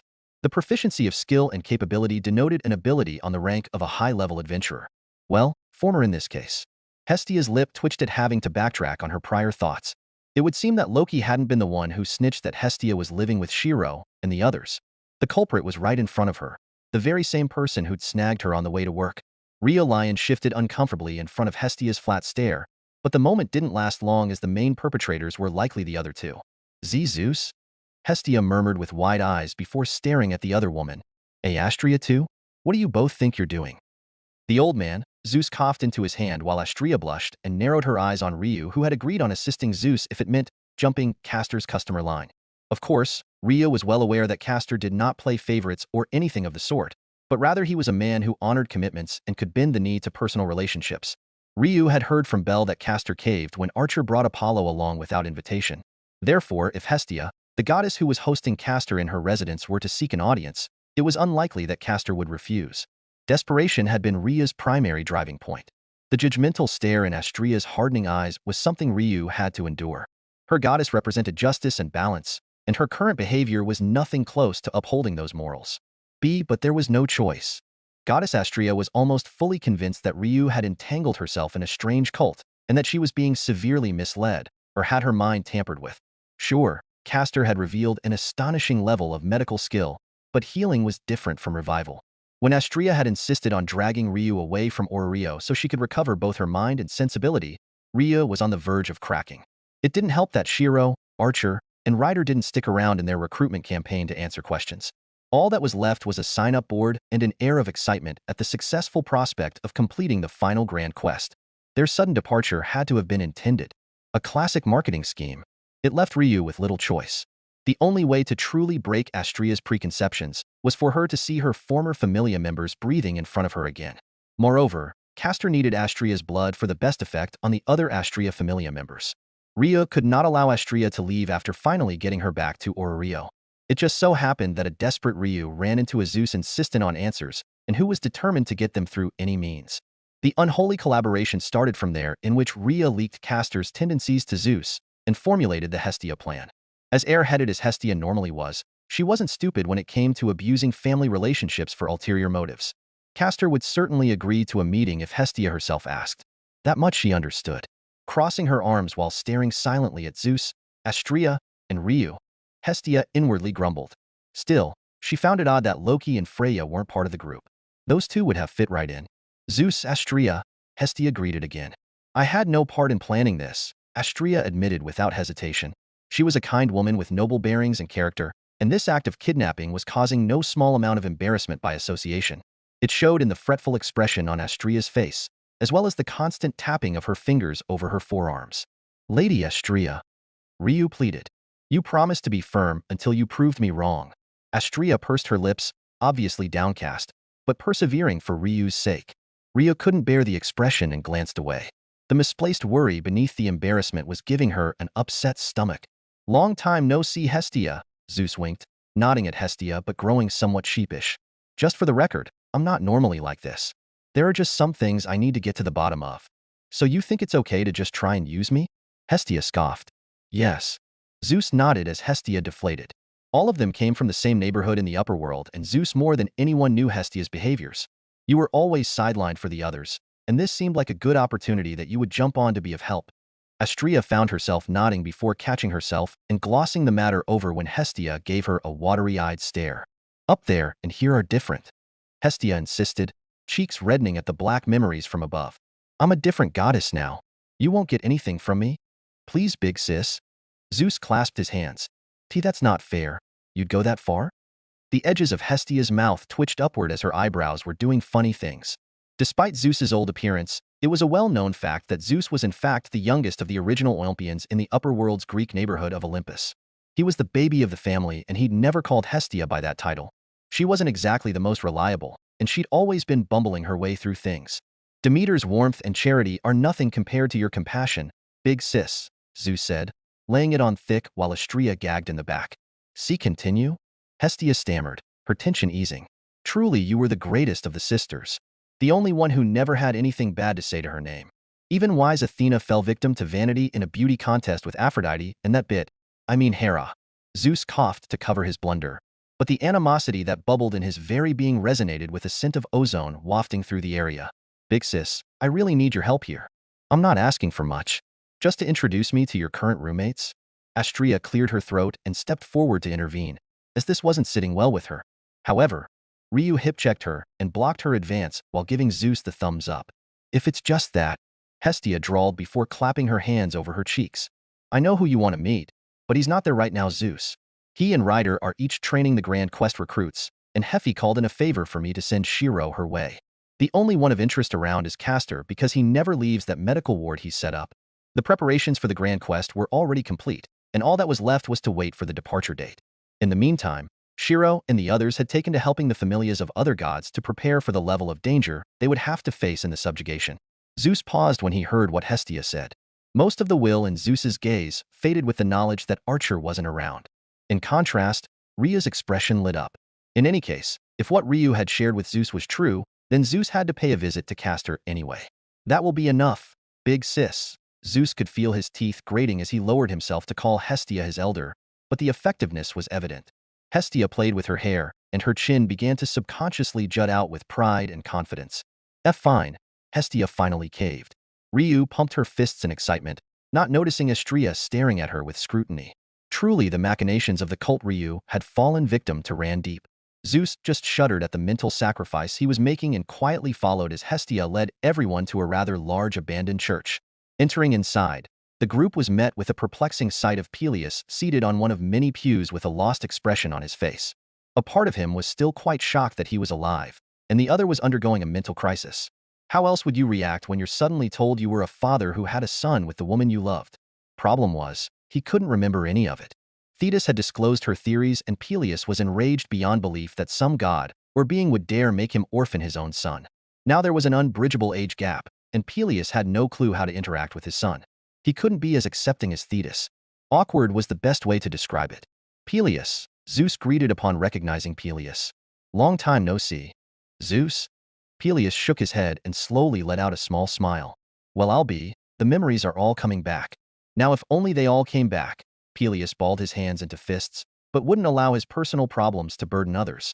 Good to see you. Zeus cracked a smile that quickly faltered as a blur of blue threw herself on Peleus. Peleus, you should have been there and seen our boy. He was amazing. Thetis wrapped her arms around Peleus's shoulder and hung off of him in her excitement to talk about their son. It was only after silence stretched that Thetis realized that there was company. Ah, you. The she-devil. Zeus was of course familiar with Thetis, but prior impressions now differed somewhat from the past ones. You live here too. Zeus's expression hardened just as fast as Thetis's did. The feelings were mutual. Where our son stays is naturally where we stay. Thetis sneered at Zeus while hugging an embarrassed Peleus close. Our love bore fruit, and our Achilles is the strongest. Friend or not, that Heracles has nothing on him. Bitch. You take that back while I'm being civil. Zeus gnashed his teeth. You have no idea the extent of that boy's trails and the extent of his abilities, you cheater. Your boy Achilles can't compare. What does he mean by cheater? Thetis Peleus expressed doubt. Don't listen to the enemy Peleus. Thetis hissed, muffling Peleus's mouth. Enough. Hestia intervened. This place was under her godly domain. Big Sis is guiding, and this home will have no violence. The declaration froze many faces, not the least of which was Thetis, whose expression slowly morphed into a mocking smile. Zeus's head hung low in contrast as thunder echoed above. The sacrifices he was making. Peleus gave Zeus, Astrea, and Ryu weird looks, but Hestia soldiered them on before they could retort and out of earshot of Thetis's choked laughing. Castor's medical ward wasn't too hard to find. Just take the stairs because the ward took up the entirety of the abandoned church's second floor. Castor, Hestia knocked on the door between the stairs and the upper floor landing. Can I come in with some guests? The bounded field Castor had set up flared for a second before recognizing Hestia's divine energy and fading away. The magic latch holding the door closed opened with a click. Enter, Castor said flatly. Hestia walked in followed by Zeus and Astrea, but Astrea had to give pause. Ryu, what are you doing? Astrea asked. Ryu had frozen before she could even enter Castor's space, a giant metal snake barring her path. I am banned. Ryu blurted out with a red face. Castor's bounded field still rejected her and Belle from the premise after their prior stint. So, this was the place? Zeus quietly mulled to himself while gradually losing the playfulness from his eyes. It was one thing to act in ignorance, and it was another to force himself to still act the same way after the visions he'd witnessed. The inside of Castor's medical ward was spotlessly clean. No traces of dirt or untidiness could be seen, creating a sterile environment for the patients to rest. All were huddled near a staff lodged in the ground that radiated a divine, healing energy that nourished those within even without food or water. Castor! Hestia waved in greeting before running up to the local physician. A golden sheep was perched on Castor's head, a large snore bubble coming out of its nose and irritating Castor to no end. His patience was already thin, but Hestia had a soothing effect due to the nature of her divinity. And now, just hear me out. Zeus didn't pay attention to whatever greetings Hestia and Castor had from there. Instead, his gaze was drawn to former members of his familia he never thought he'd ever see again. The sight was humbling as it was a symbol of Castor's true capabilities. This all coming from a time where the grand quest against the one-eyed black dragon would resume. If the powerhouses of his familia could get back on their feet, then they too could once again participate. Zeus balled his hands into fist and momentarily put thoughts of his son away in his mind. Sob. Astrea had already fallen to her knees in a daze, eyes crinkling as she sobbed and sniffled at the sight of her former familia peacefully sleeping and alive. Zeus could not claim to be unaffected either. It was just that he was holding it in better in his experience as a leader of one of Arario's former powers. Castor's work was truly a miracle, but Zeus's gaze soon found itself wandering to the most familiar woman in the room, the one who was the nearest to the staff of Asclepius, and whose gaze had focused on Zeus since his arrival. One step took Zeus closer, followed by another until he was standing next to the woman's bedside. Zeus and the woman looked at each other for the longest time. "It's been a long time, Althea," Zeus said with a hint of emotion. "Hm." Unexpectedly, Zeus actually got an answer. More of a scoff than anything, but proof of the efforts Castor had been making. Although the most effective means of healing a patient was the divine blood of their god reacting to their fauna, it didn't mean that there was no effect from the divine blood of other gods. It was just that the effectiveness was far weaker. Althea had just proven that she could move her mouth and speak. Why she hadn't done so with Castor before, more because the both of them enjoy the silence more than their words. "Why are you here?" Althea croaked, voice pitifully weak. "No, it would be odder if you weren't here." Althea glanced at the other members of the Zeus familia in the medical ward, and then back at Zeus. For a while, Zeus tried to answer, but he just couldn't find the right words. In the end, he settled on what mattered.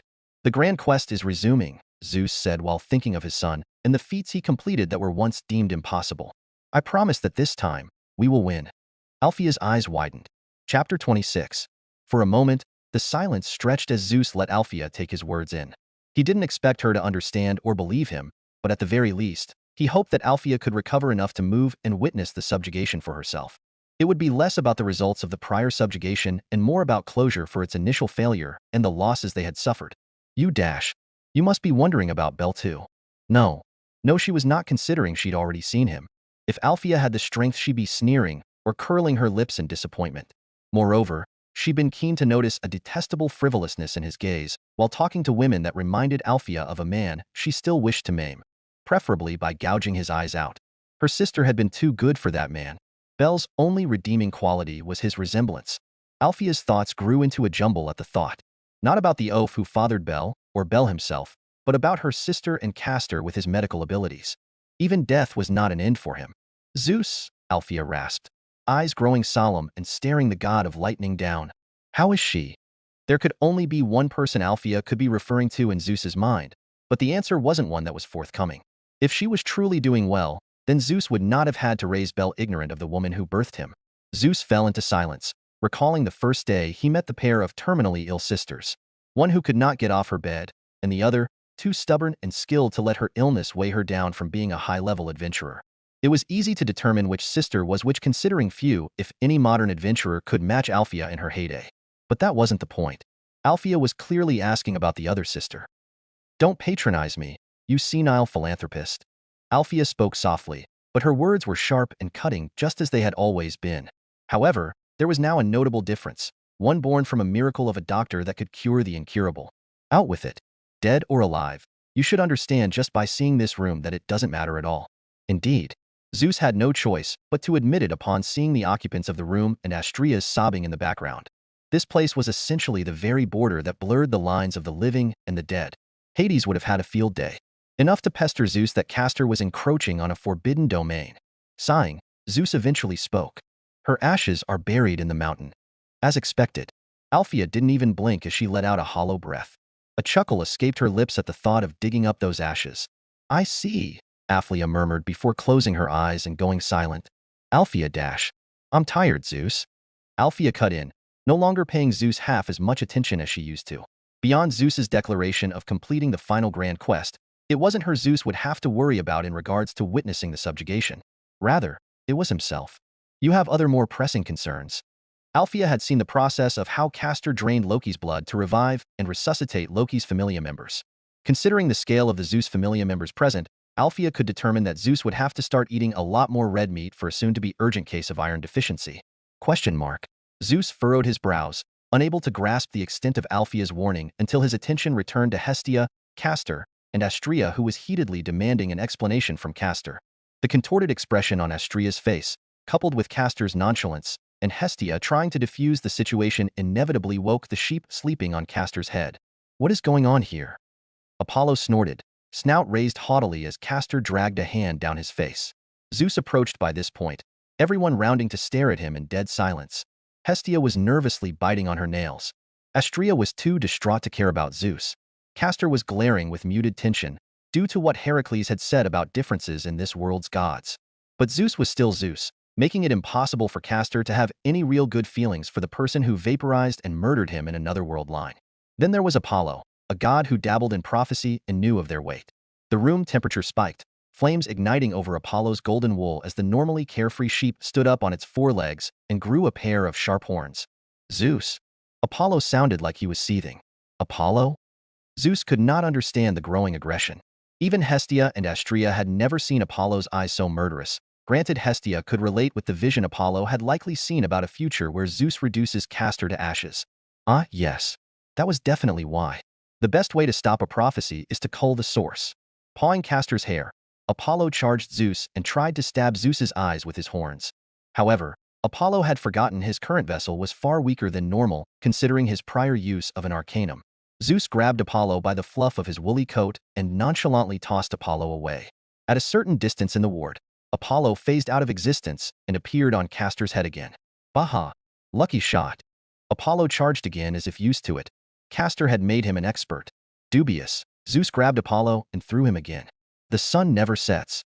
Apollo reappeared on Castor's head, pawing before charging once more. No matter how tall the mountain is, it can never block the sun. Ere the sun rises. Oh, come on. Just one eye. Enough. Castor's hood had been pulled back and Apollo's hooves were now leaving Castor's hair in disarray. The scowl on Castor's face made it clear he wanted to rid the place of all distraction. Apollo grudgingly restrained himself while Zeus lowered his arms away from a catching position as if he and Apollo were playing some game. My name is Asclepius, Castor said bluntly, staring at both Astrea and Zeus whom Hestia guided to Castor. State your business. Zeus, Greek god of lightning, thunder, and the sky. Zeus introduced himself before Astrea could. I wish to do what I must for my familia members in your care. Zeus raised a hand in formal greeting. Light flickered from Castor's face as he stared at Zeus's hand. A quick calculation done in his mind about the best way to exploit the most material in the coming transaction. The thought of furthering his research had Castor smiling, knowing the contrast to what Zeus would see with divine perception and his current expression would increase the effectiveness of the coming blow. This world's Zeus seemed to have a whole lot more empathy than the Zeus Castor knew. If so, Castor strongly gripped Zeus's palm in a firm handshake, divine perception enabling Zeus to see snippets of the other person's divine nature. If Zeus could not understand Apollo's prior hostility, then a potential prophetic vision of one of his own divine lightning bolts killing Castor clued him in. Apollo's bloodshot eyes appeared in Zeus's view. This wasn't going to go as well as he thought, wasn't it? Fuck off, you old man, and stay away from my boy. The golden sheep continued to rage. The time would soon come for the raid party to deploy, and Shirou was doing his best to expedite the process along with his servants. Beyond the brave warriors that lead the subjugation party, the raid itself hinged on the integrity and quality of the arms and protections provided. Shirou's role was no less important than that of archer or rider as a primary provider of equipment and weapons. Tracing weapons in a world without Gaia's influence made the impact of his tracing beyond this new world's understanding. On a whim, he could very well flood the market with quality weapons, but that wasn't the intention. What he needed now was unity and cooperation. It was no easy feat to supply and maintain the equipment of an entire subjugation force, not to mention the constant drain in his energy reserves before his magic circuits overheat beyond critical. Hestia had asked him to meet up with Hephaestus as a favor, but Shirou had already intended on doing so to cement his cover in this new world. If he was able to obtain the god of blacksmith's support, then few if any could try to pick apart his background. He wasn't sure if he'd be able to maintain the intended ruse of being her child, but getting her support in order to convince others was the goal of this negotiation. Shirou was sure that he would have something that he could offer to Hephaestus that was tempting enough to earn the blacksmith god's favor. Perhaps a new trap for Aphrodite? Or maybe something that could trouble Ares. Shirou had a lot of options to consider if he went by the mythological lore he knew about Hephaestus. The familia of the blacksmith god was not difficult to find in Ororio. Due to the reconstruction efforts the city was facing, the busiest location where the echo of hammers and steel reverberated was Shirou's destination. The Hephaestus familia was large and primarily filled with craftsmen who didn't spend as much time trying to improve their levels as they did perfecting their crafts and smithing techniques. Shirou's arrival was met by an onset of silence. The sound of the hammers stopped, and the heat of sizzling water quenching steel bubbled in a cooling bath that someone had accidentally dropped a heated metal ingot into. Shirou stood out like a sore thumb, whispers echoing around him. Members of the Hephaestus familia were not spared in regards to the rumors circulating about Shirou and their patron god. His distinct shade of red hair and the way he could conjure weapons on a whim only further added to the speculation. While many were happy or thoughtful about the rumors, not all were willing to accept them lightly. The sound of a single hammer echoing drew Shirou's attention to a tall adult man with short spiky hair and dark blue eyes. A scarf was worn on his neck, and his attire primarily consisted of a long-sleeved shirt beneath a dark kimono he wore over his person. Oddly enough, the man's hair closely resembled Shirou's own. The only real difference between them was the shade of their eyes. The man's name was Welf Kratzo, and he grunted before standing up and staring level with Shirou. Welf had heard many things about Shirou, but he could care less for any of that. He only believed in what he saw as a straightforward and honest person. Though, arguably, he wasn't in the best mental state as the rumors never failed to get a rise from him. It was no secret that Welf held feelings for Hephaestus, and as far he knew, she was single. Welf would much rather believe the prior words of his goddess than that of a stranger's. Therefore, Shirou was a fake, and Welf would prove it on his title as High Smith. Welf had just been waiting for a chance. "Oi, you!" Welf bluntly called Shirou. Shirou perked up and put his full attention on Welf. Teeth gnashing together, Welf raised his hammer and gestured to one of the many forges within and inside the vicinity of the Hephaestus familia. The intention was as evident as Welf's irritation with Shirou. "A test then?" Shirou mused, a wry smile tugging at his lips. Considering his objective, there was no reason to refuse. Respect wasn't given. It was earned. "Very well," Shirou said, Welf nodding in agreement as his tight expression softened. "At least you've got a backbone." Welf grunted before tying a bandana around his head and growing utterly serious. In the crowd, Tsubaki grimaced with her arms crossed as she could sense things were about to go awry. Hephaestus had tasked Tsubaki with quickly escorting Shirou to meet her, but it was unlikely that he would just follow given Welf's provocation. Whether or not Tsubaki was actually curious about Shirou's skills and didn't actively try to shut the impromptu competition down was anyone's guess. Clear the area and gather their forging supplies. Rather, Tsubaki yelled with more enthusiasm than anyone else, her eyes blazing with fiery passion. "I'll stand as a judge. Why wasn't he here yet?" Hephaestus bit down on her lower lip, her mind a jumble of thoughts, doubts, and insecurities as she paced back and forth in her office. However, no answers would come to her no matter how hard she tried unless she could get Shirou in front of her to ascertain everything with certainty. Hephaestus had tasked Tsubaki to escort Shirou to her the moment he arrived, so it didn't make sense that she was tardy. Unless Shirou didn't come at all and Hestia's favor was worth nothing, it wouldn't be a surprise considering Hestia's track record for reliability in the lower world. Frowning, Hephaestus walked to her office's window that overlooked her familia's forges and noticed her entire familia crowding at the entrance of the smithies. A ghost of Tsubaki's image could be seen in the distance, and Hephaestus was starting to grow increasingly suspicious of foul play. Tsubaki had never failed her before, but there were some curiosities that blacksmiths just couldn't shake. Without another thought, Hephaestus found herself drawn to whatever attraction was interesting her entire familia to forego their own smithing. If anything, it could pose a distraction from losing herself to her thoughts while waiting for Shirou. Of course, Hephaestus's thoughts on the situation changed when she arrived to see Tsubaki overseeing some sort of competition involving Welf and Shirou. Everyone was gathered around the two competitors with separate forges made for the both of them. "Tsubaki," Hephaestus hissed, scandalized. "Shoo." Too caught up in watching every minute detail, Tsubaki didn't notice it was Hephaestus scolding her and shushed her goddess. Tsubaki gestured forward with a growing sense of admiration in her eyes. Welf had never looked so motivated and filled with passion than he did now. The arrogance that had been flaws his work was being chipped in real time as the two began the initial forging process of melting their ores into pure ingots to be heated and shaped. There was no doubt in Tsubaki's mind that Welf would likely produce his best work ever in this competition spurred by emotions. In contrast, Shirou's process was taking longer. Shirou was struggling, but not for reasons others would dare hope for. Every single blade, shield, armor, or weapon stored within Shirou's unlimited blade works had its own blacksmithing process his tracing made him privy to, the complexities of which could not be further overstated for noble phantasms. Right now, he had to pick and choose a forging method. Shirou tuned out whatever Welf was doing and focused solely on himself. In the end, if he wanted to impress, then there was only one method of forging the current spectators wouldn't fail to recognize and appreciate. Circuit patterns flared over his forearms, his eyes glowing with a sheen of blue as he activated his magic circuits and drew out a reflection of his inner world made real. I have forged over 1,000 blades. The declaration was met with an unseen yet riveting pressure that caused the hairs on the back of the neck to raise. Shirou shut his right eye, losing his perception of depth as he placed a heated ingot over the anvil and brought the provided hammer down. Clang. Hammer and mold. Clang. Heat and quench. The actions were no different from Welf's, but the underlying weight of each swing carried a broader resonance that drew the attention of all blacksmiths. Slowly, but surely, only the sound of a single hammer began to echo as eyes turned. Murmurs pervaded. Clang. What unraveled before them was a sensation that many had only ever felt while under the direct supervision of Hephaestus herself. At the forge of the blind god, the one-eyed giants are assistants. Beyond the level of highsmith, Hephaestus's expression in the crowd grew unreadable in the face of a competition that had only just begun. The quality of a divine smith. Chapter 27. Events prior. / The day had started like any other day for Hephaestus lately, stressful and busy. There had not been a single day's peace since the dungeon break that ruined Babel Tower and numerous buildings around the dungeon's entrance. As a smithing familia focused on trade and logistics in the arms business, much of the focus had shifted into infrastructure projects. Ore was smelted into ingots, which were then streamlined straight into steel support columns, or used in makeshift soup kitchens to prop up tents. Other uses were for pots and pans, and utensils. Hephaestus digressed. Back then it was still manageable. Things only got worse for Hephaestus after Iris's banquet. She'd sent Tsubaki as a representative of the Hephaestus familia, but the entire familia dynamic changed when Tsubaki returned.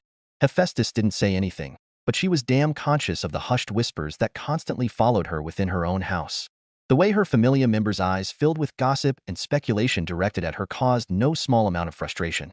No one dared bring the matter up to her face and share. Even Tsubaki was acting differently, scoffing every time Hephaestus lamented about her love life. Worse, Tsubaki made it feel like it was Hephaestus's fault. All that happened on that fateful night after Iris's banquet was that Tsubaki confronted Hephaestus. "Is there something you have to say to me, or maybe forgot to say to me? What are you on about, Tsubaki? A man you were seeing? A secret rendezvous behind our backs? Stop. You're going to make me cry. Have you ever been intimate in the past? Tsubaki. Enough? I see. Perhaps we weren't as close as I thought to share such a secret, but it's understandable." Hephaestus's mouth twitched just thinking about the look of disappointment on Tsubaki's face. Tsubaki should have known how abysmal Hephaestus's love life was. She'd been trying to get a boyfriend for years with no luck. Most suitors were fine before they grew curious and were repelled by the deformity of her eye. Hephaestus bit the nail of her thumb. A part of her couldn't pretend to be indifferent anymore. Not since what she saw in the Grand Quest recruitment campaign. Achilles and Heracles were one thing, but Hephaestus couldn't take her eyes off of the one with the red hair a shade so similar to her own. What she saw, what she felt. That's it. No more. She was going down a rabbit hole where she had no idea it would lead. She wouldn't allow this to affect her work and mental state. She was better than that as a god of blacksmiths. Oof. Hephaestus grunted, clutching at her nose and growling. Who in the divine fire would be moving so fast in a crow dash? Hephaestus blinked at the woman with the bluest shade of hair. Sorry. Picking herself up onto her feet, Hephaestus grumbled that she'd chosen the wrong day to venture out into town for supplies when she had familia who could do that for her. She just wanted to clear her head, not have it aching. Thetis, Hephaestus said, grumbling while giving the goddess in front of her the stink eye. I know it's been a while, but really? Sorry. Thetis bowed her head, carefully keeping a basket held in both hands. She had chosen to fall on herself rather than let the basket's contents be spilled or rattled out. Considering the image Hephaestus had of Thetis in their upper-world neighborhood, her actions were jarring from the regal lady of water rumored to be one of the prettiest nymphs. To be honest, Hephaestus was jealous of Thetis's beauty even now. She'd be able to find any suitor with just a couple words. It wasn't fair. What's the rush? Hephaestus eventually got out. A soft smile graced Thetis's mouth, her lips curling upward before she dusted herself off. "I was on my way to bring lunch to my son," Thetis said, checking the contents of her basket before sighing in relief. Everything inside was handmade, reflecting a level of affection that didn't lose out even to the other version of herself in another world. Hephaestus's face twitched at the word son, but as if Thetis had never noticed, she continued. "I think he's been avoiding me recently, and can you believe it?" Thetis crossed her arms and huffed. "Peleus thinks it's because I embarrass him in public, or that I put too much effort into propositioning the Amazons to join in the Black Dragon raid." Thetis scowled, but all Hephaestus could picture was Thetis clinging to Achilles at all times. No wonder the boy wanted space. "All right," Hephaestus shook her head to rid her of the image before refocusing. She was not used to this new Thetis. "Oh, and I have to thank you for doing such a splendid job on my son's armor and shield." Thetis suddenly changed the subject and clasped Hephaestus's hands in her own. The gratitude was genuine. "The workmanship is brilliant, and everything carries your specific flair in metallurgy to even recreate a legend within a shield. My son tells me it's saved him from numerous pickles, tough situations."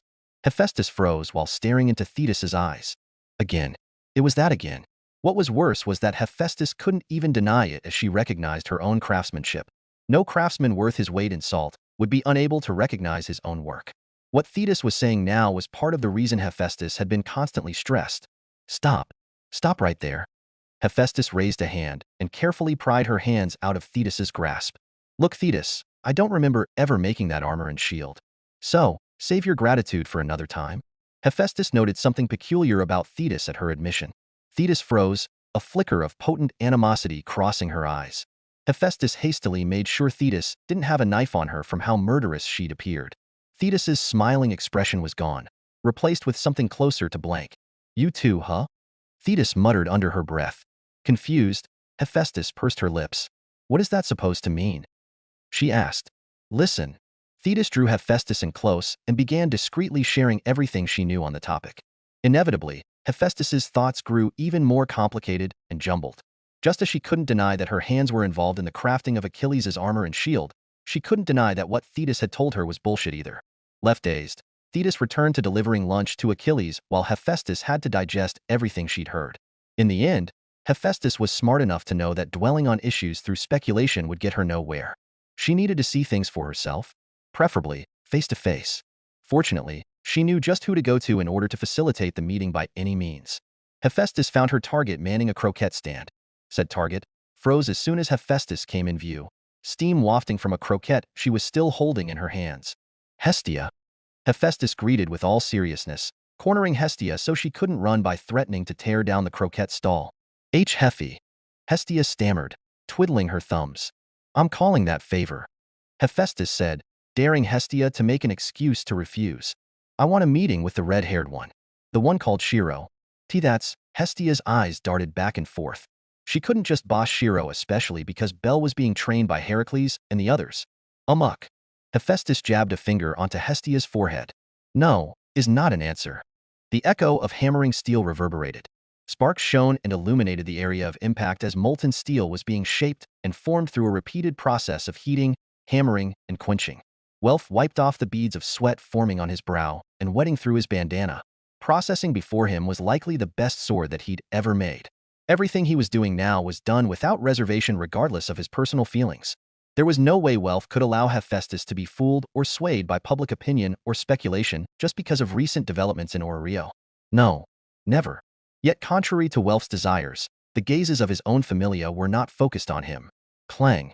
A shudder traveled down Welf's back as he resisted the urge to glance across from him where he knew his competitor was forging steel.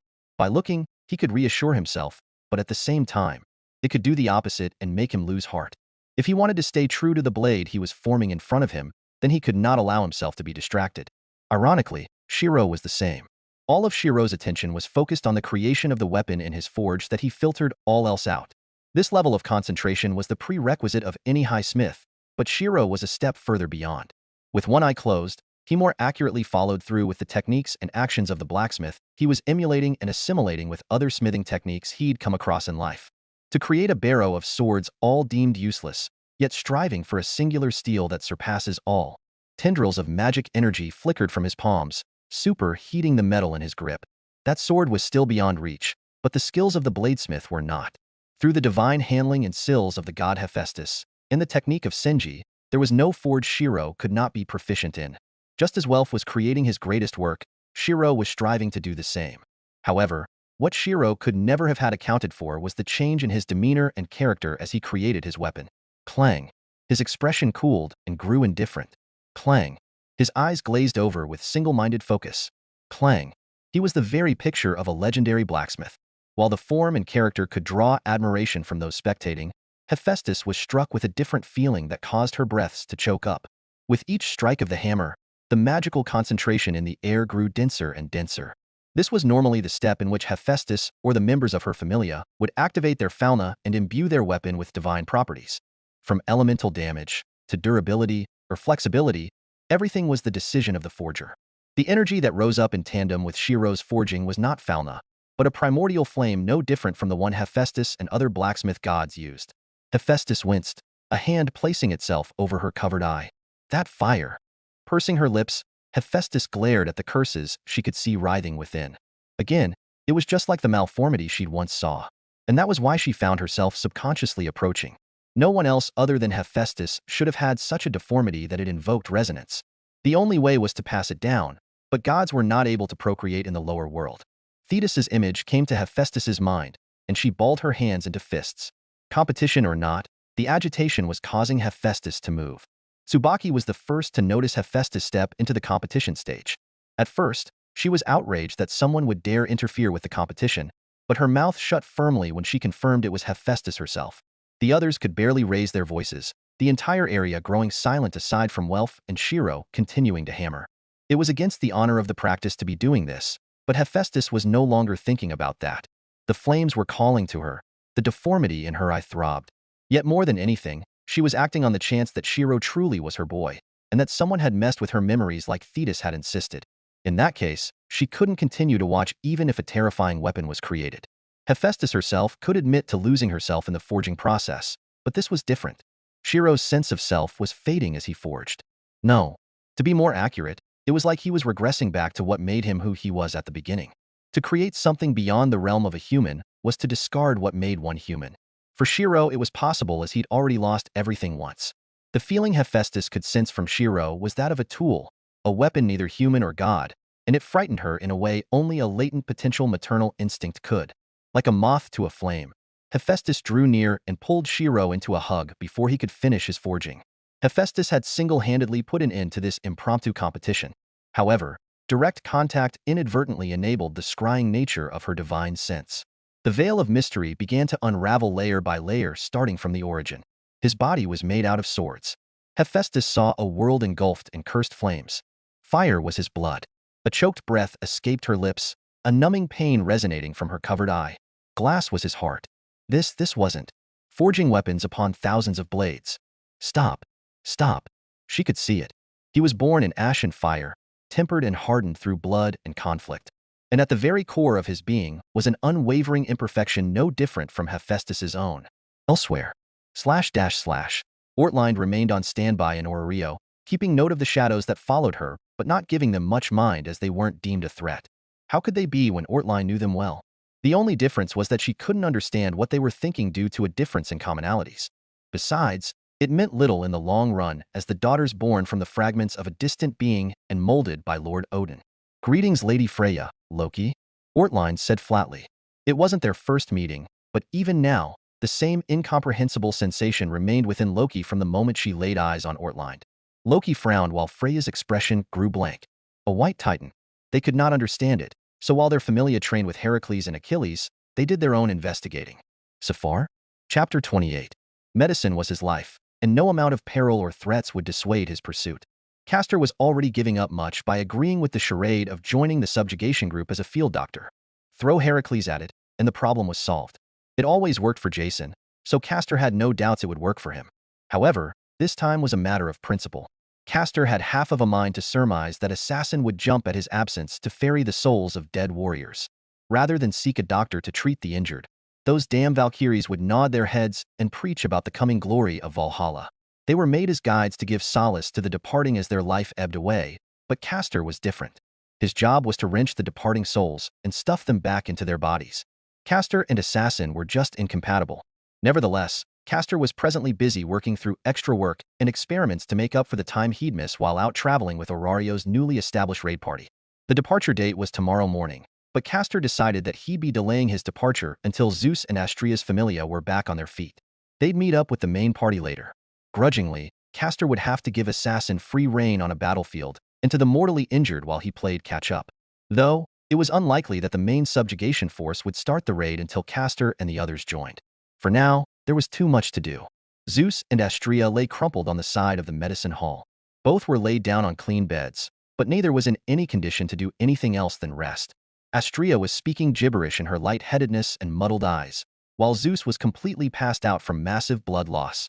Laid out before Zeus and Astrea were various foods that Caster had Hestia collect to nourish both gods, filled with meat and iron to replenish blood lost. It was almost like a morbid case of blood farming that had Hestia giving Caster dubious looks, but in the end, Caster was a doctor far outside the scope of ordinary doctors. When one thought about it, you couldn't even reason that Caster was going too far. If someone died, he'd just cure death, creating vicious cycle in Hestia's mind about whether she should intervene despite knowing Caster may harbor ulterior motives with the contrast between Astrea and Zeus. It was the first time Hestia ever felt pity for Zeus when he'd always been so successful. Irrespective of Astrea and Zeus's treatment, Hestia couldn't argue with the results as many of the comatose patients were showing signs of awakening. The problem was the quantity. Even if a few woke up, there were still many more to go, and Ryu would constantly pester Hestia to check up on her familia. Hestia was flustered each time because there was a level to Caster's tolerance. Disrupting Caster's work every day to check up on patients Caster already gave a time frame for was just annoying for the eccentric doctor. Ryu was not helping her ban case in the least. Nevertheless, today wasn't about Hestia, Zeus, Astrea, or even Ryu. It was about work and medicine, and Caster was all for it. There was much to be done today, and just as Caster was about to tune all else out, he blinked as a woman appeared to place one of his used decanters into a sterilization area. Caster paused in his work and stared. Patient 0, Althea was standing in front of Caster with a blank expression, chin held up as she was certain that Caster was in process of moving his used decanter. She just did it for him in order to save the doctor time. Silence stretched between the two for a good minute, making Althea think she'd got one over Caster, but that was far from the truth. Caster flicked Althea on the forehead, scowling. "If you could move, you should have said so." "You wee," Althea flinched, making a cute noise she'd never thought possible from her when she registered the pain of the impact. She'd forgotten how it was to be weak. Coupled with the lack of pain after Caster cured her of a disease she believed unassailable, and her nerve receptors were being too reactive. Althea maintained a strictly neutral expression, but the crawling red rising from her throat and over her face showed her growing mortification. Her eyes were definitely glaring in the same manner Caster's would have been if he'd been slighted. No, really. Caster was scowling.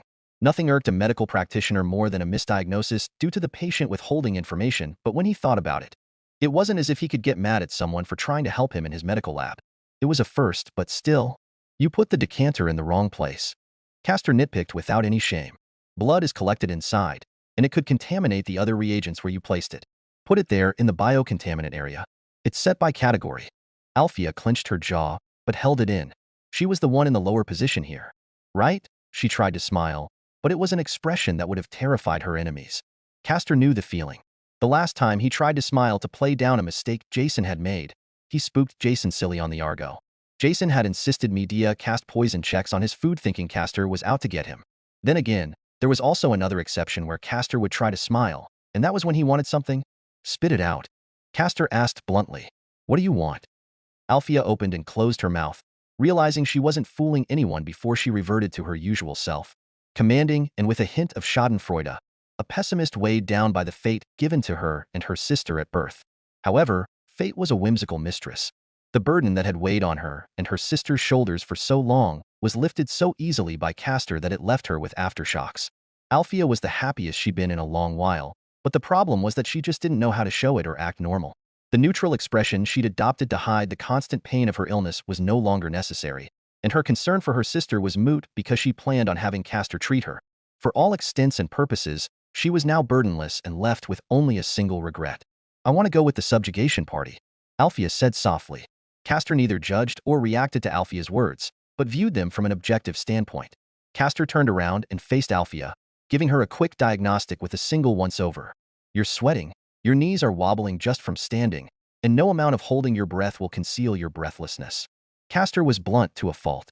He would not hold punches with a patient under his care. You are unfit for long travel. Althea expected it, but it was also Castor who'd proved her wrong when they first met. He was someone who could clearly do the impossible if he really wanted to. You are a talented doctor, yes? Althea fluttered her eyelids. Naturally. Then dash. It's not about whether I can or can't, but how much you want to kill these two? Castor shrugged, pointing at a pale Zeus and Astrea moaning on the side. Both were reaching the verge of anemia. That or find another god or goddess willing to donate a copious amount of divine blood for you.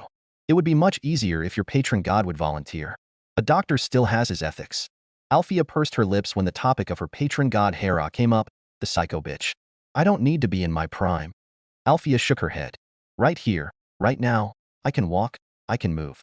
That's enough. It's not as if you'll be doing much moving yourself. Castor's brow twitched, realizing that Althea had heard his request to the Loki Familia to provide means for his transport, likely wagon or carriage. And if all else failed, he'd ride atop his metal snake. You make it sound as if bringing you along would be of use to me. Castor snorted. Because it will. I assure you that. A glint appeared in Althea's eyes. I am different from other pests and annoyances. H.N. Castor rolled his eyes. You can try, but few have the patience or dedication. Even Atlanta, an old colleague of Castor's on the Argo, could not withstand Castor's torturous silence while researching. The edges of Althea's mouth curled upward before she forcibly maintained her neutrality. She'd never failed to meet a challenge. No, she always excelled. It wasn't as if she was the most sociable person anyway. Silence was golden in her candid demeanor. The medical hall fell into a hushed lull, the two falling into an almost harmonious din of research and assisting. Apollo yawned on top of Castor's head, staring at the two competing silverheads. An inwardly smug Althea would wordlessly hand something to Castor just when he needed it, and Castor's lip would twitch as he clicked his tongue, before acting as if Althea's actions were natural. The only mistake Althea had made was at the start. She'd truly observed Castor for long enough to understand his habits and character. It was all she'd been able to do when her body was immobile. It was almost like a game between the two at this point. A boring one. Very boring. Apollo rolled on Castor's head and considered pulling out a harp to play, but his son didn't like disturbances in the medical hall. Nerds. What does it mean to be a hero to you? Bell flinched as he was sent flying back from a blow that shattered his guard and had his weapon clunking over the ground. Panting heavily, Bell wiped the sweat off of his forehead as he stared up at the form of a towering giant acting as a mentor for him. Weak. It was the same assessment once again, making Bell grit his teeth. Part of him dearly hoped to attain the man's recognition because he was practically everything Bell saw in a true hero, but even after so much training, Bell could hardly even touch the man's blade. We will resume tomorrow, Heracles said, watching Bell stagger back to his feet and grab his dagger. But I can dash. Heracles shook his head and flicked Bell on the forehead, sending the teen right back onto his ass. Funny really. Heracles could see where Chiron could draw amusement from fostering the next generation of heroes. Familia in this world weren't true demigods in the sense that they had no divine blood, but divine power coursed through their imbued fauna, making them semi-demigods by nature. You must rest up for the march. Heracles reminded Bell. Image was also key for a hero. One could not put their faith in a hero who was sloppy, hunched, or dressed in rags. You are the only Familia representing Hestia among numerous veterans. Hold your head high. It was biased, Heracles knew it. However, Bell was someone Heracles couldn't help but have some expectation for. Heracles and Ryder had been training the subjugation forces while waiting for all preparations to be finished, and tomorrow was that day. In the meantime, Heracles had been giving one-on-one lessons with Bell, and it wasn't just because of good feelings for Hestia, but due to the boy himself.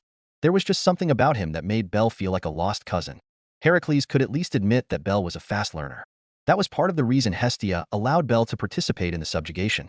Heracles had promised to protect Bell and use the trip to foster the boy's growth. While others still struggled to stand up against Heracles' pressure, Bell was already trying to charge in. Bell would prove a capable warrior in the future, if just a little lecherous. Words could not describe the level of patience Heracles displayed when Bell asked him if it was wrong to pick up girls in the dungeon. A hero attracts women by just being true to himself. Act with righteousness and character, and the rest will follow. Even Jason knew that, and his friend's problem was commitment if nothing else. Medea could honestly be quite scary. Enough about Jason though. This was about Bell. For such a young teenager, where did he learn the indecency that has marred a warrior's mind? Sighing, Heracles shook his head and knelt in front of Bell. Reaching a hand over the lapel of Belle's shirt, Heracles pulled a long strand of blonde hair and raised a brow. "Effort where it counts, Belle," Heracles said, grunting while waving the strand at Belle. Belle froze stiff, eyes darting left and right before his expression gave everything away. In the distance where Belle had packed his belongings on a wagon for tomorrow's march, the linens covering the perishables from the sun shifted uncomfortably, as if there was more than just food beneath. He was clearly sneaking a passenger. Evidently, Belle had yet to learn from his past experience with Ryu and the consequence with Castor. Or perhaps it was because he just liked this woman more. Belle was at that age. In his experience, Heracles would not miss something so obvious. A man and a warrior's duty. I won't say anything, but a man must always know to shoulder in full what he decides to carry or promise, Heracles said solemnly, patting Belle on the shoulders and helping him up. That includes stubborn women. Worse if you become the subject of their ire. Heracles knew it all too well with the things Hera had put him through in life. He didn't wish such an outcome on Belle if he could prevent it. "Now go, before others notice," Heracles said. "Besides, I don't know how long the lady has been there, but she must be hungry by now, and putting her next to rations is just torture." "You understood." Belle bowed his head and hurriedly wheeled the wagon he'd packed with his belongings away from Heracles' scrutiny. Grunting, Heracles stood to his full height and watched Belle run back towards Orerio, presumably to buy rations for 2 instead of 1. That guy. Really, where did he get that attitude from? It didn't matter. Heracles would work it away with time. Rather, there was someone else in need of counsel. "You may reveal yourself, Aunt," Heracles called out, watching Hestia nervously reveal herself from behind a tree in the clearing Heracles and Belle were using as a sparing ground. "If you're asking me to go easier on him, then you are doing nothing else than endangering him. If he's unable to act under pressure or overwhelming odds, then he will not act when it matters most." Oddly, Hestia hadn't come because of that. Rather, she made an appearance due to something else that was said. "Heracles, about what you said to Belle." Hestia grew flustered as she began, but soon hardened her heart. Heracles was doing Belle a favor by teaching him, and a teacher shouldn't be left in the dark about his students' aspects. "I need to talk to you." Liaris freeze. What? What did she just say? Heracles made the most dubious expression he'd ever made. What he was hearing was unheard of. Sure, it worked for motivation, but for it to reflect both physically and mentally in Belle's training was unprecedented. Hestia definitely noticed what Belle did with the wagon, but the fact that she didn't stop it meant that it was also for Belle's benefit. The more love he feels, the stronger he becomes. Is it wrong to pick up girls in the dungeon? The line came to Heracles' mind unbidden as he thought of Belle. Aphrodite would have loved this development. Elsewhere, Hephaestus found herself cradling her face with her hands. Her office was a mess, items discarded, and pieces of broken glass strewn around as she battled with her inner thoughts and revelations. She didn't care about the gossip within her familia anymore or whether or not they were secretly judging her. She called off the entire competition with Welf and Shirou and had somehow managed to maintain a candid demeanor during Shirou's visit, but it was all a ruse that ended now that she was alone. She'd uncharacteristically promised her full support and that of her familias without any trial or further scrutiny. What she'd seen, what she'd felt, it was enough to bring her back into a spiral. A part of her didn't know what to do anymore, but a deeper part of herself felt what could only be maternal instinct. There had been a time where she was drowning in her loneliness. The prospects of getting a partner were few and far between due to the deformity hidden within her eye. At the time, her creator's instinct had been on a full-time high and inspiration was aplenty. If she couldn't have it, then she'd make it. Hubris mixed with pride, and a failed result followed. Whether Shirou was her son or not was the clearest to her. Shirou, he who was closer to a living weapon than a human. Hephaestus wept. There was a secret she'd never told anyone but Zeus. A matter she'd embarked upon to create her ultimate masterpiece, but in the end, she got too attached to and thought ruined. Project Pandora. Numerous gods and individuals had their own thoughts, reservations, and ideas regarding Orario's sudden changes, but time waits for no one. By the dawn of the next morning, the recommencement of the grand quest was at hand, and an exemplar subjugation force marched out of Orario under the lead of a flying Valkyrie. Chapter 29. Regrets and mistakes carried the weight of an unceasing burden known as penance. To pay back what was done, to make it right, or simply to soothe the turmoil of one's own actions by taking the steps to restore what was lost or destroyed. "Heffy, you're making that face again?" "Ooh wowie," Hestia screamed incoherently as Hephaestus harshly pulled her cheeks. "That's not how you talk to someone you owe a favor." Hephaestus smiled with veins popping over her temples. "I'll let go, you'll sag them." "Sag them? I already paid you back," Hestia insisted, pushing Hephaestus's hands away and huffing. "Is that so?" Hephaestus said. Hestia did not like the look on Hephaestus's good eye. It was the expression of a sibling who had more dirt to pull over the wool. Pursing her lips, Hestia hastily thought back to anything else she could have done or still owed. As generous as Hephaestus had been to Hestia, this was the first time Hephaestus had ever come to her to insist on returning favors, and it was scary. Suddenly paling, Hestia realized that there was a whole list of favors Hephaestus had done for her from the moment Hestia had first descended to the lower world. She was a newbie, and had no clue about what she was doing, or the reputation to easily garner familia members to establish her own influence.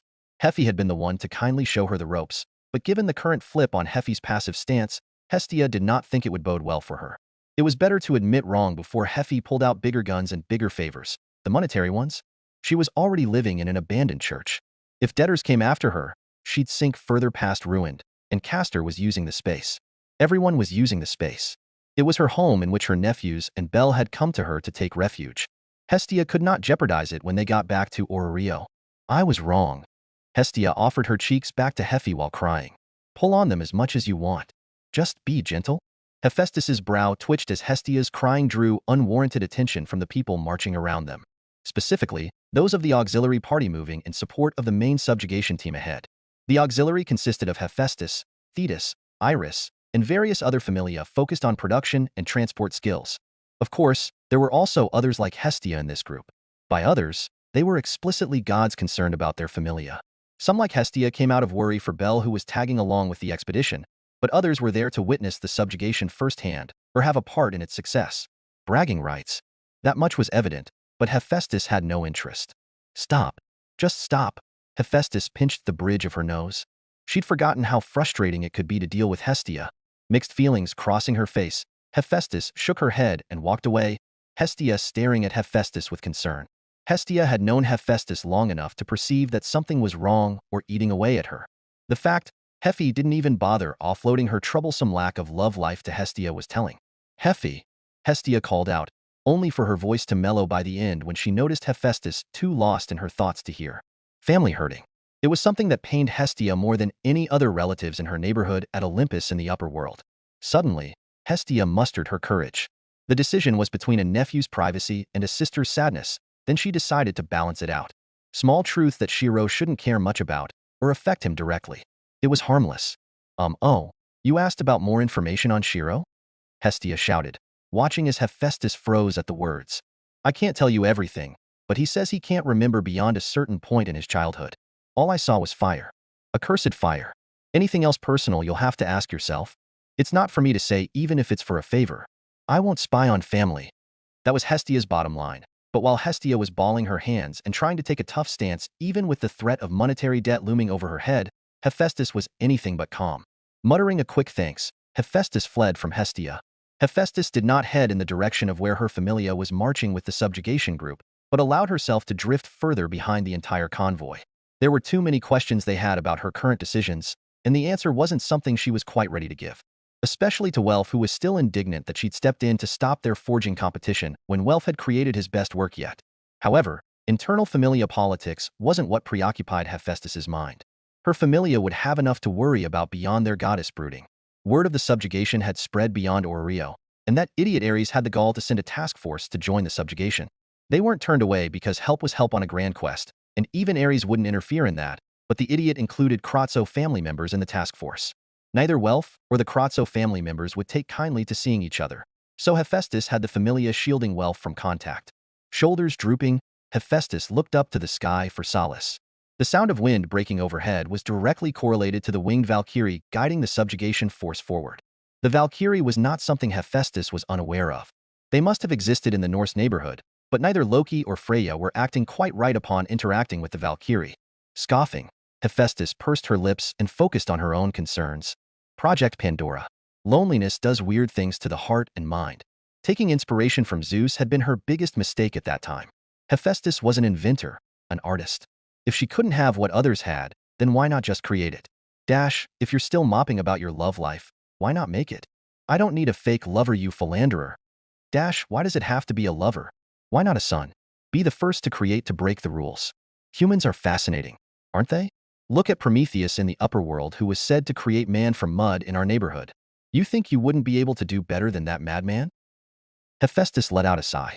What she had created was someone in her image, but whose flaw made him more weapon than man. She'd passed down everything in hopes of making someone whose characteristics and interests were in line with hers, but in the end, what was left of her vain hopes was the poison of her own corruption that bled into her creation. It failed, all remnants eaten away in cursed fire. Ah, am I interrupting? A voice drew Hephaestus out of her stupor. She looked up and sucked in air, her breath hitching in her throat. I really am interrupting something, aren't I? Shirou scratched the back of his head, grumbling about how Hestia had managed to pull one up over him. He never thought of her as a goddess with a penchant for pranks. Sorry, Shirou apologized. A part of him still shell-shocked that Hephaestus was a woman in this world. You must have been thinking about forging your next masterpiece. I'll head back. It was what Shirou assumed from the experience of several renowned blacksmiths in his tracing. The answer was anything but correct. And no, wait. Hephaestus violently shook her head and tried to reach out to Shirou, but she realized she was getting ahead of herself. She cleared her throat. Walk with me. Shirou had no reason to refuse, but the sense of awkwardness started from there. Hephaestus had no idea what to say or what to do. Her words were more of a spur-of-the-moment decision rather than something she truly thought out. In the end, that didn't change that she wanted to spend more time with Shirou. Running away from a problem wasn't something Hephaestus did, let alone not owning up to her mistakes. The silence was pressuring, causing Hephaestus to fidget, a hand running through her hair as she tried to socialize. However, it wasn't as if she was well-versed in the art of speaking. She spent most of her time in front of a forge and nothing else. Related topics, come on. Damn it, what would Hestia? Stressing, Hephaestus finally realized something that she could latch onto. She'd seen it in the hands of that bell-crannel boy who was the first to join Hestia's Familia. That dagger Hestia's Familia member is using. Hephaestus began with a fluster due to a lack of anything else to say. You made it?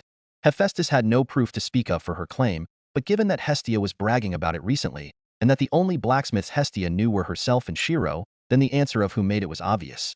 Still, the technique. It was definitely hers. Hephaestus grumbled inwardly. There was no way. There was just no way it was another item that she somehow forgot making. After all, it was the timing. And Hestia said that she wasn't the one to make it. Therefore, the answer could only A, be from someone who could forge identically to her, and B, be acquainted enough with Hestia to grant her a favor without monetary reward. Hestia had a penchant to be broke after all. Yes, Shirou freely admitted, verifying Hephaestus's suspicion. He had nothing to hide in this regard. Albeit, Hephaestus's expression began to flicker at his admittance. Sucking in a breath, Hephaestus could feel her stomach churning like mechanical butterflies scratching along the linings. She had apprentices, blacksmiths that she taught, but displayed in the dagger was the ability to imbue divinity that she'd not taught to anyone. It was something that could only be passed down, not learned. And so, with a dry mouth and facade of composure, Hephaestus asked her next question. What skill do you possess to create those weapons and armors from thin air? It was like an authority Hephaestus herself could call upon in the upper world. A means to access her armory of self-forged items. An authority, a godly authority. Hephaestus stared hard at Shirou with her lips constantly pursed. Magic was the work of Falna, and the only way for one to use magic without a Falna was to be related with a god in some manner. Specifically, the dagger Shirou made required Hephaestus's divine energy, and Shirou was no member of Hephaestus' Familia. In a sense, what Shirou was doing was similar to Hephaestus in the upper world, as he was also pulling from an armory. The only difference was the type of armory. Whereas Hephaestus pulled original items from her armory, everything in Shirou's was a fake or a forged copy. But Hephaestus could not possibly know the intricacies behind the details regarding Shirou's abilities. The best she could do was infer using her own common sense. You're curious? Shirou still asked. He had an idea in mind. Take it with a grain of salt, but he'd always been curious if a fake could truly outrival the original. Want to compare the better weaponsmith first? He spoke. Who better to make the call than a god of blacksmiths? Hephaestus's lips twitched upward with a craftsman's pride, but she forced her mouth flat. By all means, she smiled coyly and momentarily put aside her inner turmoil. Nothing stokes a craftsman's inner fire than competition or comparison with a fellow creator. Rummaging through her belongings, Hephaestus pulled out an intricate sword grafted with gold metal and engraved with the motif of a howling wolf. Shirou stared at the weapon Hephaestus pulled out and hummed in thought. Hephaestus waited for Shirou to pull out his equivalent, but was inwardly testing and observing Shirou's every action. Her thoughts were still mixed, but at the very least she'd start with baby steps. Acting like Thetis did with Achilles frankly unnerved Hephaestus. There was affection, and then there was Thetis-level affection. Baby steps, Hephaestus reminded herself again. She wasn't even 100% sure yet. All right, I'm ready, Shirou nodded, while lifting his hand to Hephaestus. It was an empty hand, but Hephaestus wasn't too perturbed. She'd seen Shirou pull weapons out of thin air, so any minute now, she was sure Shirou would be presenting her with something. A sword, a spear, a dagger, it didn't matter. Few, if any other blacksmith gods could compare with Hephaestus's works. I am the bone of my sword. Unmistakable power welled in those words, resonating even with the core of Hephaestus as a god of blacksmiths. The feel and presence of an unapparelled creation. She shivered, biting down on her lips. What Hephaestus didn't expect was a replica of the very weapon she presented to compare to appear in Shirou's hand. For once in a long while, Hephaestus was lost for words while trying to grade the work and craftsmanship of a weapon. You didn't steal that, did you? She asked dryly, tongue wetting her lips from how long she'd held her mouth open. Shirou shrugged, but eagerly awaited the result of Hephaestus's assessment. Are ridiculous. Hephaestus scrutinized over every detail of the identical weapons in front of her, but was still coming up blank. It was to the point that she'd start sweating if she didn't already know which one was hers, and which one Shirou created out of thin air. As a god of blacksmithing, Hephaestus could read a weapon's history and experience. How long a person used it for what purpose it was used for, or even how well it was maintained, all of it was made known through her eyes. And what her eyes were telling her was that she could discern no difference. Even the history and craftsmanship she could read from the weapon were the same. Further scrutiny finally revealed the flaw in terms of durability. If her original dagger had a hardness of 10, then the copy had something closer to 7 or 8. How? The word left Hephaestus's mouth as she and Shirou made eye contact. The same flicker of light that gleamed over their pupils shone while they directed their view on the weapons. I can read the history and experience of any weapon I lay my eyes on. That's the same as me. Hephaestus knit her brows. And I have a skill that lets me recreate objects based on how familiar I am with them. Shirou said. He didn't go into much detail, but the crux of the matter was conveyed. Hephaestus could understand. If Shirou had the same ability to perceive weapons with his eyes as she did, then if his skill allowed him to recreate objects based on his familiarity, then all those weapons you create into the air are weapons you either created or have once seen. Shirou nodded, letting Hephaestus come to her own conclusion about how his tracing worked. He didn't specify that he could reenact a user's skill, only that he could perfectly recreate weapons. Hephaestus stopped walking, planting her feet firmly into the ground. Naturally, Shirou stopped too and gave the goddess a questioning stare. They were already on the fringe of the auxiliary party's march, and stopping now would make them get left behind. Is there something wrong? Shirou asked. For better for worse, Hephaestus came to a decision both out of personal motivations and public interest. Join my familia? Shirou would have a lot to think about.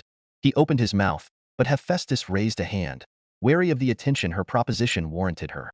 She leaned in closer to Shirou and whispered, when you have time, there's a matter we must speak about, preferably in a more secure and private location. Based on the travel path, the subjugation force would still take another 2 weeks before reaching the one-eyed black dragon. There was time. In the end, Shirou ended up agreeing out of necessity. Hephaestus would not take no for an answer, reminding Shirou heavily of Taiga when she was being protective of him. By the tracks left on the ground, and the sight of smoke wafting up from a base camp on the next ridge, it was clear that a certain group was close to reaching the subjugation party. This group consisted entirely of lithe women, and they weren't a hostile force in that they had been invited to participate in the glory of a successful subjugation. They were a group of Amazon warriors of the Amazonian kingdom led, personally, by one of its queens. Low would Amazonia be if they shirked back out of fear from joining the subjugation of the Black Dragon. How an invitation was sent with the direct name of a specific Amazonian queen was unheard of, but Amazonia would not back down from some witchcraft or sorcery. Shall we approach my queen?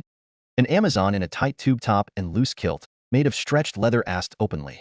The queen that the Amazonian was referring to was none other than a strikingly beautiful woman with silver hair and a model body enhancing feminine curves and charm. The synergy of her toned muscles and fair complexion created an athletic sprinter's build with revealing abdominal muscles and honed twitch-like reflexes. With a sharp gaze and angular cheekbones, the queen hid her face behind a gaudy helmet with a blue plume over top. Forward. Her name was Penthesilea, one of few Amazon queens in Amazonia. The fact she decided to personally lead the force was testament to the degree of the honor to be gained in completing a grand quest. Penthesilea came not as a queen or a woman, but as a warrior ready to fight. Alert them of our presence, Penthesilea said.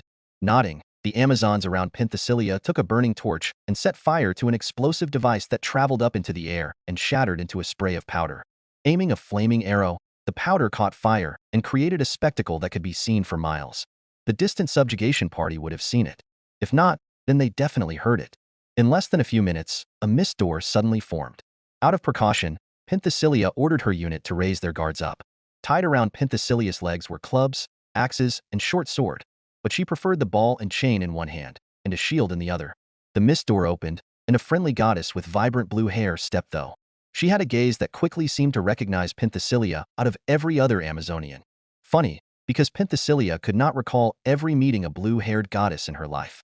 Rather, the goddess seemed overly excited for reasons beyond Penthesilia's understanding. This way. The goddess got directly into Penthesilia's personal space, causing her to flush in embarrassment, but the goddess wasn't even attacking her. The goddess was pushing Penthesilea on the back in the direction of the gate. Once you go through, you'll be directly with the subjugation party. The goddess explained. Gathering her composure, Penthesilea reluctantly realized she was dealing with an ally of the Grand Quest and restrained herself and the other Amazonians from doing harm. What should I call thee? Penthesilea asked. Mother in a hymn, Thetis. Thetis nearly let her true intentions slip, but covered it up with a cough. This way, come, there's much to do. Penthesilea furrowed her brows. You should lose that helmet as well. You'll give the wrong idea to allies. Hear that? Allies. This time you're not enemies. He. Thetis had a distant look on her face. I will decline. Penthesilea felt a shiver go down her back and refused Thetis's suggestion. I am a warrior before anything else. You wouldn't get mad if anyone called you beautiful, would you? Thetis probed. Penthesilea clenched her jaw, unable to relate with Thetis's thought process.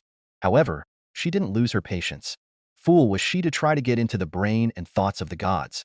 Just lead the way, Penthesilea said. Without further delays, Penthesilea and her unit crossed through the mist gate. It was like magic, bridging the distance between groups like it didn't exist. However, far from what Penthesilea was expecting, there was an almost leisurely air in the subjugation group. Did they truly have such confidence in victory? Where was the solemnness of subjugation? Moreover, Thetis was only further unnerving the Amazon queen. It was like Penthesilea could see flowers surrounding Thetis's face. And what was with the knowing smile Thetis kept giving her? It was annoying beyond words.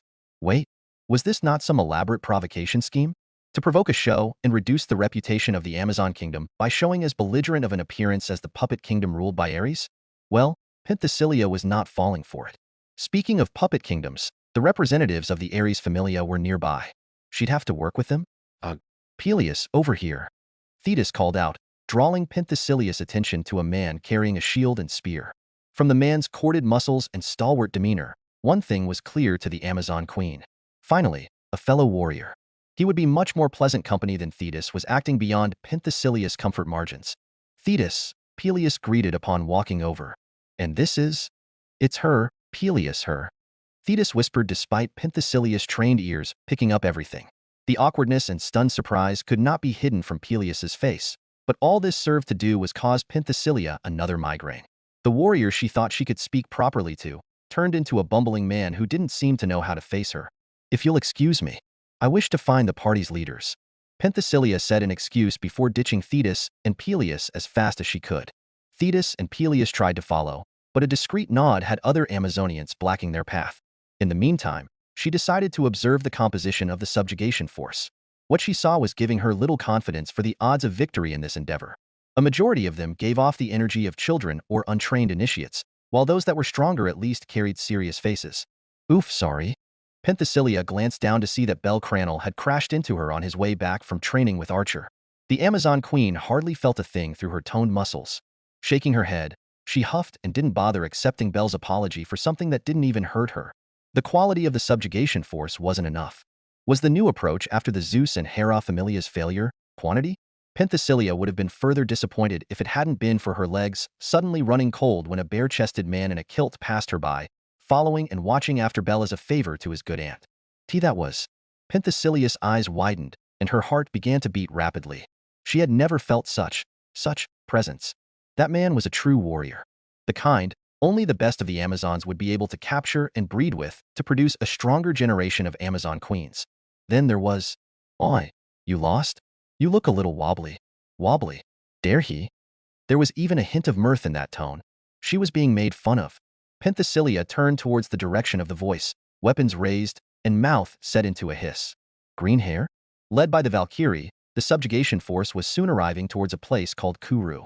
There were few, if any, obstacles that served to hinder the group, with Archer and Ryder in the lead, coupled with Thetis and Iris providing logistics, and the journey was swift. It was at the latter end of the journey, with only a few days left before combat, was to be expected with the one-eyed black dragon, that they ran into a different kind of issue. When asked why they were heading towards Kuru, the Valkyrie had an almost annoyed expression on her monotone face. The Valkyrie had said that they had lost contact with a comrade and were making a detour to check. As much as the admittance brought grumbles, those from the Indian pantheons that were staying in Orrio were in better moods. Kuru was a place that held great reverence for the Indian pantheon in the upper world. The last Ganesh had heard, Surya and Indra had made a base there. Of course, among the voices of dissent, there were some with voices of influence. Archer in particular possessed both wisdom and strength. He was made aware of who exactly Ortlinde was sidetracking in order to make contact with. Does it really require everyone going? Archer brought up to Shirou in confidence. Lancer is a capable man. If something has his attention, then there would be reason for it. If he was truly in great peril, he would have responded in the link. We could send Ryder, Shirou hummed in thought. With Ryder's speed, he'd be there and back in less time than anyone else. Speaking of which, where is Ryder? He should be here with us right now. Even Archer gave an uncharacteristically perplexed look. It wasn't like Ryder to miss out on important things even with his frivolous sense of adventure and fun. But lo and behold, he was not present. Shirou also had enough on his mind with whatever Hephaestus wished to speak with him about. He tried to press her for a time to do it, but the goddess herself seemed to grow a pair of cold feet and kept delaying it. Sighing, there was little else left to do but brainstorm with Archer. Shirou actually agreed with what Archer said. Karna was capable. Not only that, he was noble and a hero of charity. Few, if anything, should be able to hamper him, and even if it did, he wasn't the sort not to make contact about a potential danger to everyone. This narrowed the degree of severity to something closer to a personal venture rather than an emergency. Splitting a small group off to check Kuru was the wiser choice, while the main force met up with Saber, Berserker, and Assassin's main bodies. The question now was who to send? Archer was overkill. Ryder was absent. Castor would have flat out refused if he was around. Ortlinde needed to guide the main force. Shirou couldn't go because he fully suspected Hephaestus and her familia would follow him, losing a core component of the auxiliary team.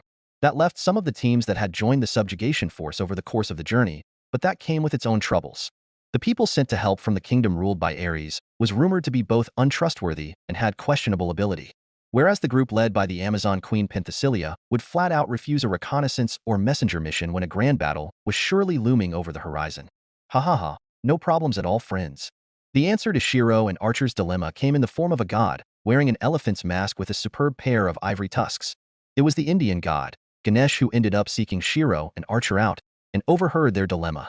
Ganesh was willing to volunteer and look for the group's missing comrade in Kuru. It's been a while since Ganesh had seen old friends anyway, and news of the subjugation shouldn't have reached this far out given the state of the land.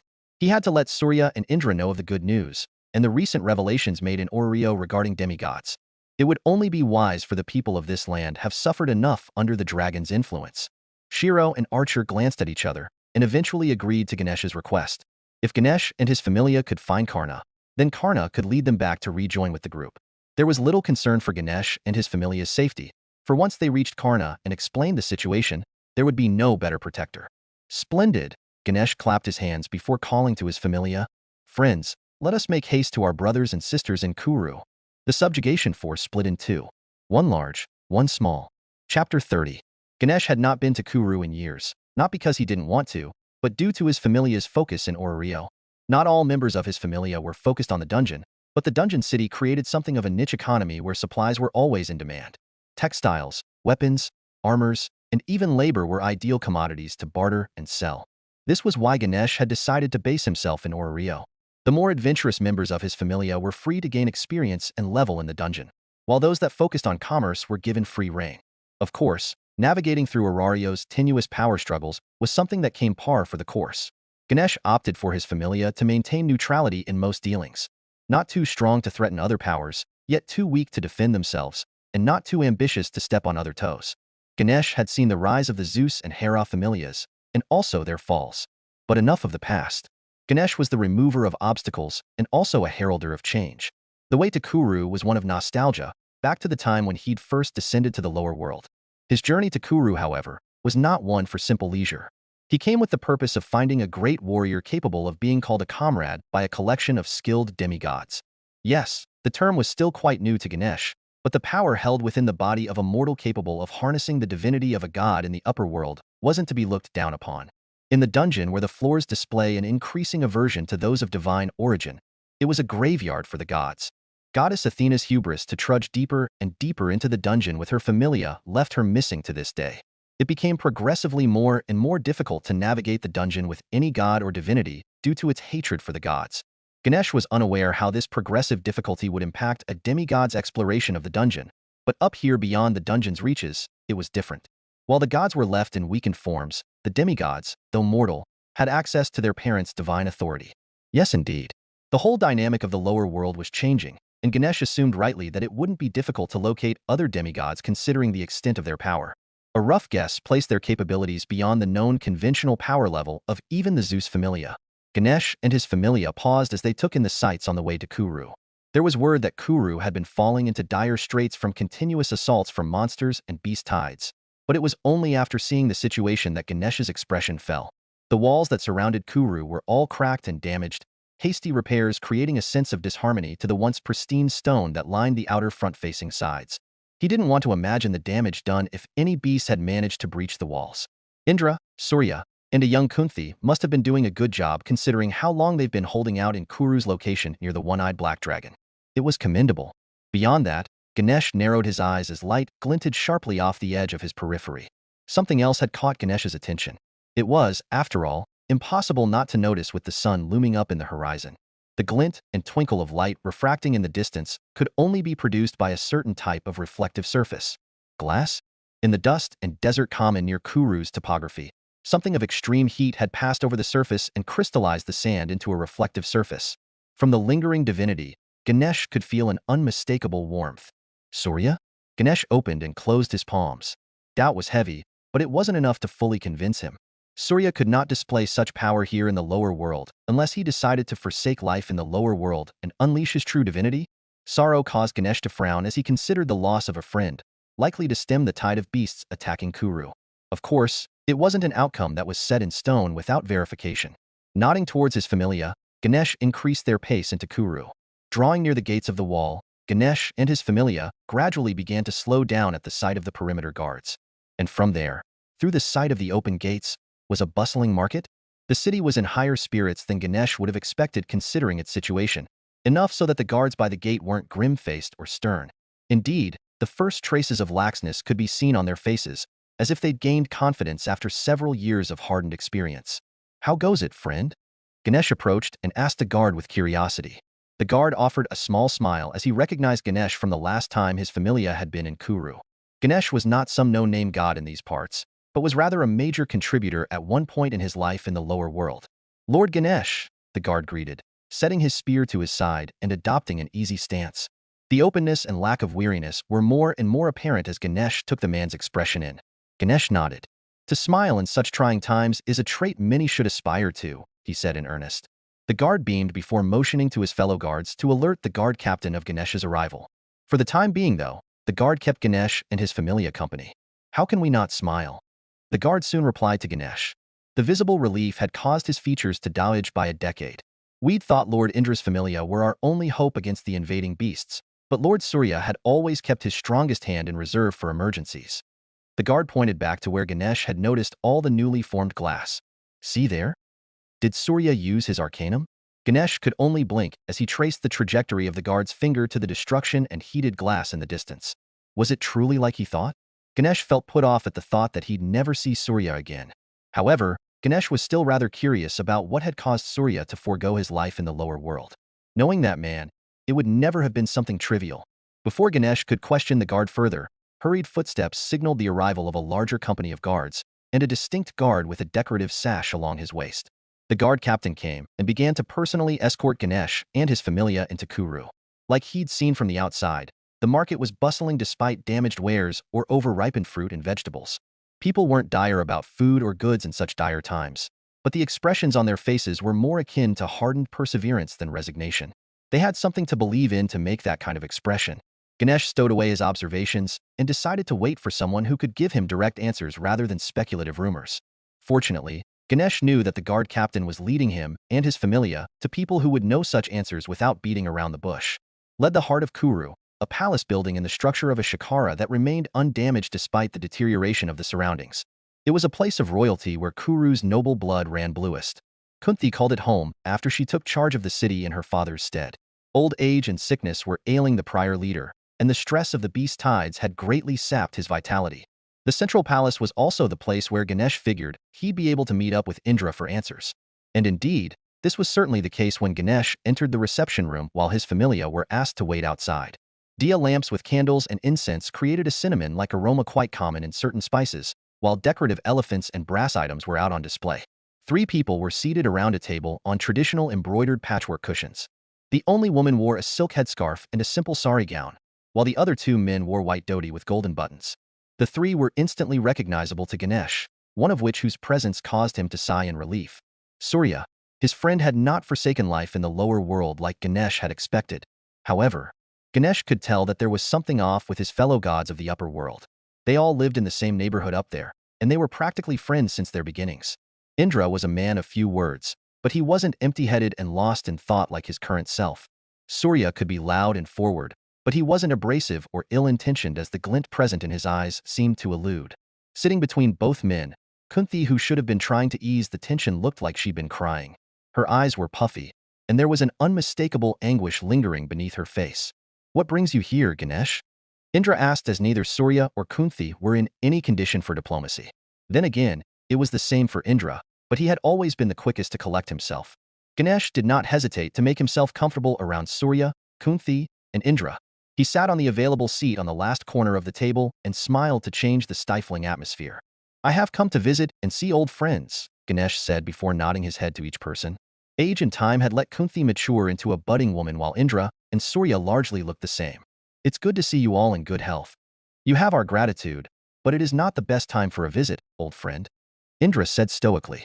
"Unless there's something more you need to gain? Actually, there's a matter I may need your help in." Ganesh was quite forward, embodying the unrelenting footsteps of an elephant seeking water. "I've come on behalf of someone else to deliver a message to a friend going by Lancer." The moment the name or pseudonym came out of Ganesh's mouth, a subtle shift occurred in the air. It wasn't anything covert, but Ganesh's faith in his friends made him blind to it. Ganesh did not conceal his purpose. "His comrades are waiting for him, and I've come to urge him to conclude his matters and meet up with the others." Silence. Not even the normal kind of silence, but a heavy sort that lingered enough for Ganesh to notice the stress lines appearing over Kunthi's face. And Surya, Ganesh had not known Surya could make such an expression. Indra was tired. All 3 stood up, staring at Ganesh while Kunthi signaled orders to the palace guards. The sudden looks all 3 people were giving Ganesh evidently did not bode well for him. "Friends?" he asked ominously. A door creaked closed, its large iron hinges begetting a certain degree of sturdy confinement. "This was not how I saw this turning out." Ganesh sighed while staring through the bars of a private guest room where he and his familia were not allowed out for the time being. Oh, they were certainly treated well, but any mention of the name Lancer had practically become taboo. Ganesh lamented, "I have been humbled once again, and my ego has been destroyed." Days prior. The heat of the sun loomed down from the sky above, overlooking a vast expanse of scorched ground and heated glass from patches of sand. A figure donning lustrous armor stood at the center of it all with an arm outstretched. Traces of fire and light congregated around him in swirling flux patterns that flowed from his spear and armor to the earring he wore. He was handsome, the slight emaciation of his body leaving a decadent air. However, the piercingness of his eyes and the nobility of his demeanor were without mortal comparison. A warrior through and through. Retracting his arm to his side, the figure swept his spear out, generating a current of wind that blew away the dust and debris. The tattered shroud he wore dangled in the breeze, drawing eyes to the golden armor clad over his entire body. It was armor and earring that granted invincibility. Not even the famed Arjuna could hope to pierce it in legend. None knew this aspect better than Surya, the original owner of said armor that was the mark of a birthright and claim. The figure's name was Karna, son of Surya, and with a sweep of his lance and a point of his hand, he pushed back the threat encroaching over Kuru for the sake of a single promise. A hero of benefaction, Karna followed the path of karma and the cyclical nature of dharma. He was honorable to a fault. He carried a poise, demeanor, and character that even brought Indra to shame for his treachery. A trick for his son Arjuna to claim victory in legend. Surya ground his teeth, watching Karna make his way back in the distance. The two made eye contact, the respective divinities carried in their gaze resonating with the other. From the very beginning, Surya had been foolish to believe that he could have hid anything from such an outstanding son. He was proud. So damn proud, but the greater his fondness and recognition for Karna grew, so too did the paranoia of the vision pertaining to his son's dishonorable death. It wasn't fair, an utter disservice. Surya would sooner shed tears of blood than let that tragedy happen. Various emotions flickered through Surya's mind, causing his self-awareness to wane just enough that Kunti took him by surprise when she hugged him in glee, jumping on her feet up and down, and pressing her face to his chest while using his stalwart form as a pole to spin around. Hee-ha-ha, Surya. Why you hit it well? Kunti could not contain her jubilation. You hit it well, you bastard. Surya was not sharing in Kunti's joy. Rather, he was dreading it. Given the enormity of the achievement Karna had just compelled, and the scale of the weapon Karna could freely invoke in the lower world, there was no way Indra had not noticed. Wherever he was in Kuru, he too would have felt the nature of an ultimate weapon unleashed. Brahmastra, the chakrams of light that incinerate evil. Don't think about it, Kunti, Surya said stoically, steadying Kunti and forcing her into a standstill. Surya knew Kunti long enough to recognize the look in her eyes while staring at Karna. It wasn't avarice or greed, but rather a cunning attempt to recruit Karna by whatever means. Considering she had the misconception that Karna was part of Surya's familia, she must already be thinking about how to best make use of Karna's capabilities for Kuru. Kunti was always pragmatic like that, and Surya often played fiddle to it, but not this time. Never this time. Surya couldn't say for sure what things would remain the same in a future vision after he was made aware of it, but what he concluded was that it wouldn't happen if Karna was nowhere near the promised battlefield. Moreover, to ensure everything, forcing Indra back to the upper world would prevent Arjuna's conception. He, Surya, had confirmed he was a father, and it was a father's duty to protect his son. Surya? Kunti took a step back, momentarily frightened by the bloodlust that manifested over Surya's face. However, as if it had never been there, Surya's expression grew blank as the clanking of armor echoed in Kunti's ears. The warrior, Karna, had returned atop Kuru's walls where Kunti and Surya stood. Karna's arrival quickly took Kunti's attention. Frowning at Surya, Kunti spoke to Karna. The rumors were not exaggerated, mighty warrior, Kunti praised, moving to shake Karna's hand, but paused as Kunti noted hesitation in Karna's gaze. Was he uncomfortable around her? She could still work with that. Please stay in the palace. We'll hold a banquet in your honor and speak about possible rewards for your service. Oh, and Surya can help strengthen your Falnadash. Kunti. Surya hissed while glaring. Wilting, Kunti could not understand the source of Surya's bad mood when Karna was part of his familia. Kunti knew she wasn't a god, but she knew that Surya never played favorites. So why was he doing it now?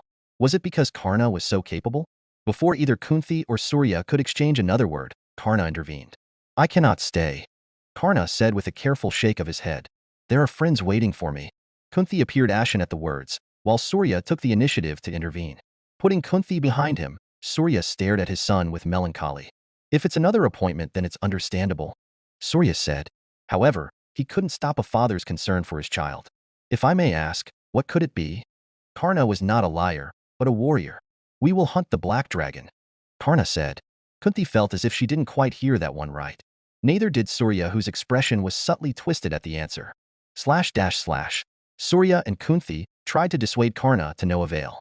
Rather, each refusal only caused Surya's expression to tighten by the second. By the end of it all, Karna had cordially excused himself, giving a longer look to his father than his mother. It was an aspect that pained Surya greatly, further augmented by Kunti's clueless features.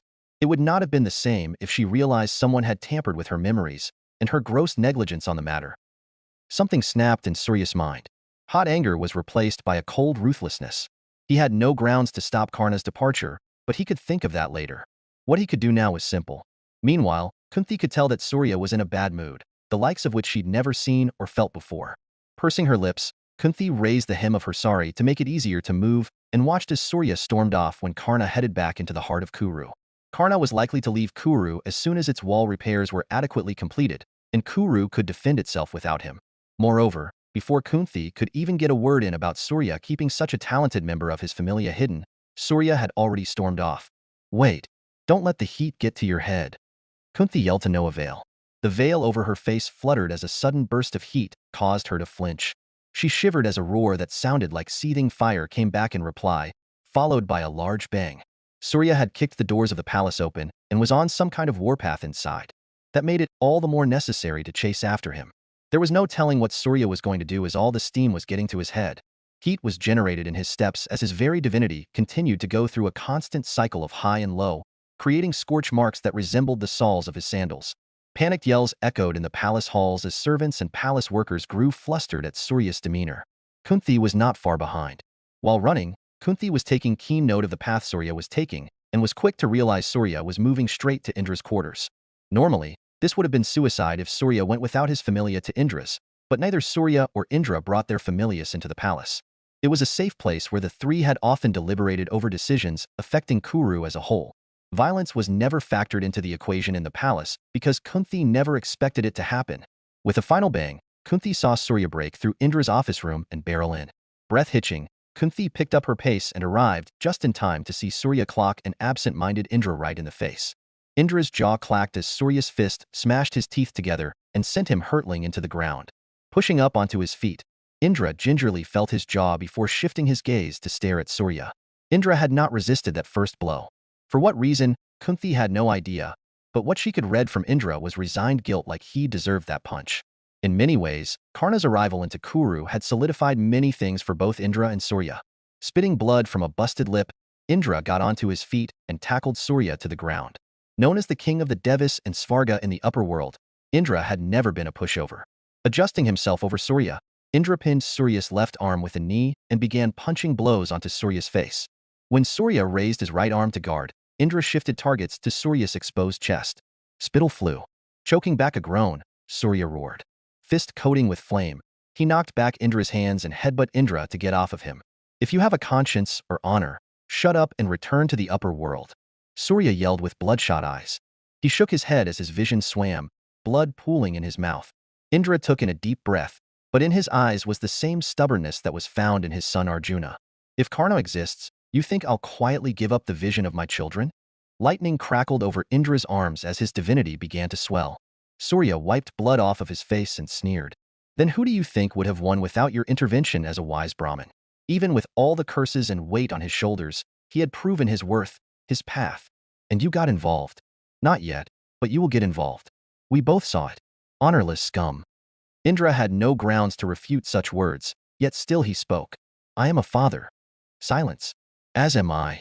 Spittle and blood flew. Indra appeared in front of Surya in a flash and unleashed a combo of punches and kicks aimed to break and kill while Surya hastily defended. He was biding his time before he countered with a left hook that clocked Indra by the temple. Dazed, Surya threw Indra into an armbar. Surya was a powerful god in his own right, but with both gods weakened in the lower world, it became more of a physical battle rather than one of authority. Which meant to say, I can win. Surya saw red as Indra flinched and loosened his grip. Not missing the opportunity, Surya snaked his hands around Indra's throat and pushed him off of his feet and down onto the ground, hard. For a second, the wind was knocked out of Indra. GHK. Indra thrashed, but Surya's grip was firm and growing tighter and tighter. Kunti finally snapped out of it as she realized the mortal severity of the two's fight. Surya was out to kill, and incomprehensibly, Indra was no better. Indra, Surya, enough? Kunti got in between the two former friends and pushed them apart, slapping Surya again and again until Surya's grip loosened. Flinching as Kunti made eye contact with both Indra and Surya, her heart broke. Gasping for breath, Indra froze just as Surya did at Kunti's admonishment. Both Surya and Indra had fallen silent at Kunti's expression. Still, Kunti played as vital of a role in all of this as either did. I don't understand. What is wrong with you both? Kunti screamed, having had it. She was fed up and terribly saddened at the actions of her friends. I knew there was something wrong before, but this, why you're trying to kill each other? There was a warble in Kunti's lips, a clear indication of how much emotion she was holding back. And suddenly, it just wasn't fair. See for yourself. A tired Surya placed a hand on Kunti's forehead and invoked his memories into her. Her reaction made it impossible for either Surya or Indra to continue their feud here of all times. Especially because death for either of them was just a return to the upper world. They'd settle their differences later. Karna? Kunti fell to her knees in a daze from the flurry of memories. As if a spectator to everything, she watched a tragedy revolving around family, honor, and dharma play out, including her own role in the past and a future to be. What have I? And no, this isn't real. It can't be. Kunti clutched at her heart and gripped her hands together. There were so many things she needed to address, but before all that, To fight the mighty one-eyed black dragon was to send her own son to death. It couldn't be allowed. Yes, it couldn't. Not with the royal blood running through his veins. Kunthi began to make a desperate plan while biting the nail of her thumb, racked with guilt, regret, and confusion all at once. And so started the temporary coalition of three. Karna felt a certain sense of nostalgia in his time within Kuru. The land's architecture, culture, and general layout had too much overlap with the lands in his memory and were causing certain buried aspirations within himself to rise. There was no man that didn't have regrets in life. It just wasn't possible. There was always something that could have been done better, a tragedy that could have been averted, and such. For Karna, there were several he could think of if he had the chance. Raised in poverty, he understood hardship, one that built character and integrity from his adopted parents. In this new life, nothing about him had truly changed, and that was both a blessing and a misfortune. Karna found himself frowning. His stay in Kuru had been oddly extending day after day when he should have already departed by now. He was a warrior and was no fool. The attempts to keep him in Kuru were hardly unnoticed for the past few days, and it was his fault that he kept delaying. It was like Kuru's management understood him too well and kept presenting him with tasks they knew he would not refuse by principle alone. Gathering food for the starved, saving children isolated from an ill adventure, clearing out animals threatening livestock. It varies day by day. All had the same pattern, however. Long, and not something one could complete quickly even with both power, speed, and wit. As much as Karna had already caught on, the requests were real. That was the problem. Karna sighed. They got him good. Hello, friend. A voice suddenly caught Karna off guard while he was walking through Kuru. Given the tasks he's been completing and the sight of him single-handedly repelling a beast tide, his popularity was soaring in Kuru. Unbeknownst to Karna, Kunthi also had a hand in the matter, but that purpose was for a later time. The present result was that Karna preferred to stay out of the public eye and carry out his aid to others while concealed. It just so happened that Karna had stumbled into an area of Kuru, Kunthi, Surya, and Indra would not have wanted him to stumble into. However, the guards could not be blamed. Karna's capability was far above their own, and it wasn't as if Karna had been carrying ill intentions either. Turning in the direction of the voice that called out to him, Karna found himself staring at a pair of iron bars that framed the side of a sturdy house's window. A man wearing elephant tusks could be seen smiling from the other side. A man that didn't fail to garner Karna's attention. This familiar and wise divinity. You are Ganesh? Karna said cordially, easing his guard. As if unsurprised with being recognized in Kuru, Ganesh gestured to the window and made himself comfortable. Care to speak for a while? Ganesh asked, peering into Karna's internal plight. It was practically something that came natural to Ganesh. I can tell that you seem to find yourself at an impasse, and if anything, I'm a god that can help overcome them. Indeed, Ganesh was a god whose aspects revolved around overcoming obstacles. He was known for great wisdom, and wisdom was something Karna could use right now. My name is Lancer, but you may call me by my true name, Lord Ganesh. You of all gods deserve it. I am Karna, Karna introduced, taking the time to lean his back on the wall beside the window. He could tell that Ganesh was doing the same. Oddly, Ganesh seemed like he was in confinement. It was a question for later. A change occurred when Karna had introduced himself. For a moment, a flicker of realization passed over Ganesh's eyes, and it connected with the odd behavior of Indra and Surya. The warmth of the sun identical to Surya's own, and the knowledge Ganesh had obtained from Rio left a single conclusion. Ah, so you're Surya's boy? The might of the sun dwells strongly within you. Ganesh saw right through everything now. For the time being, he held back on letting Karna know that he'd been sent here on Shirou and the others' request. Karna already appeared well aware of those waiting for him anyway. If you're willing, I'm more than willing to listen to your troubles. It would be unwise not to confide with you when given the opportunity. Karna let out a small smile and began to recount his dilemma. Ganesh was more than aware of who could be causing Karna to continue delaying his departure. He alone had both sides of the story here, but there was one aspect he could account for that Karna might have missed. The issue was that Kunthi and Surya's concerns weren't without merit. Regardless of those trying to keep you in Kuru, what would you do if the fallout of the dragon's victory or defeat were to spill over into Kuru? Ganesh asked. Karna crossed his arms and hung his head in thought. Dharma and duty, Karna was a warrior that abided by both. Once he agrees to a task, he should see it through. Wise Ganesh. It was an encounter that helped quell Karna's doubts. Karna thought about it and made a decision while using his link to convey his thoughts to the master. Chapter 31. What is the mark of a warrior? It was a question that every Amazonian woman asks herself before going to sleep, before training, and before battle. All of it was in hopes of striving to become the image of the ideal warrior they had in their minds. Was it overwhelming strength, enough to shatter rocks and topple trees with mere punches and kicks? Was it speed that outmaneuvers any attack that could possibly be thrown at oneself? Or barring that, a foot speed able to outpace the toughest of monsters? What of stamina to pursue the hunt to their exhaustion for an easy kill? Then what of techniques that relied on the dexterity of the hands and body? The Amazon Queen Penthesilea believed in a combination of all of them, and that was why she strived to never miss a day of physical and mental conditioning. Inevitably, she became one of the strongest, if not the strongest, of all Amazonians despite not joining a familia. And she didn't mean this by just strength alone, but through capability. Even without a Falna to rely on, none could best her, revealing the fruits of her efforts. To begin with, Amazonians' physiology was superior to ordinary humans, and were around even before the gods descended. To think that the only way for an Amazonian to grow in strength was to either pursue power through faith in the goddess Ishtar, a bipolar degenerate, or Kali, a murderous sociopath, disheartened Penthesilea greatly.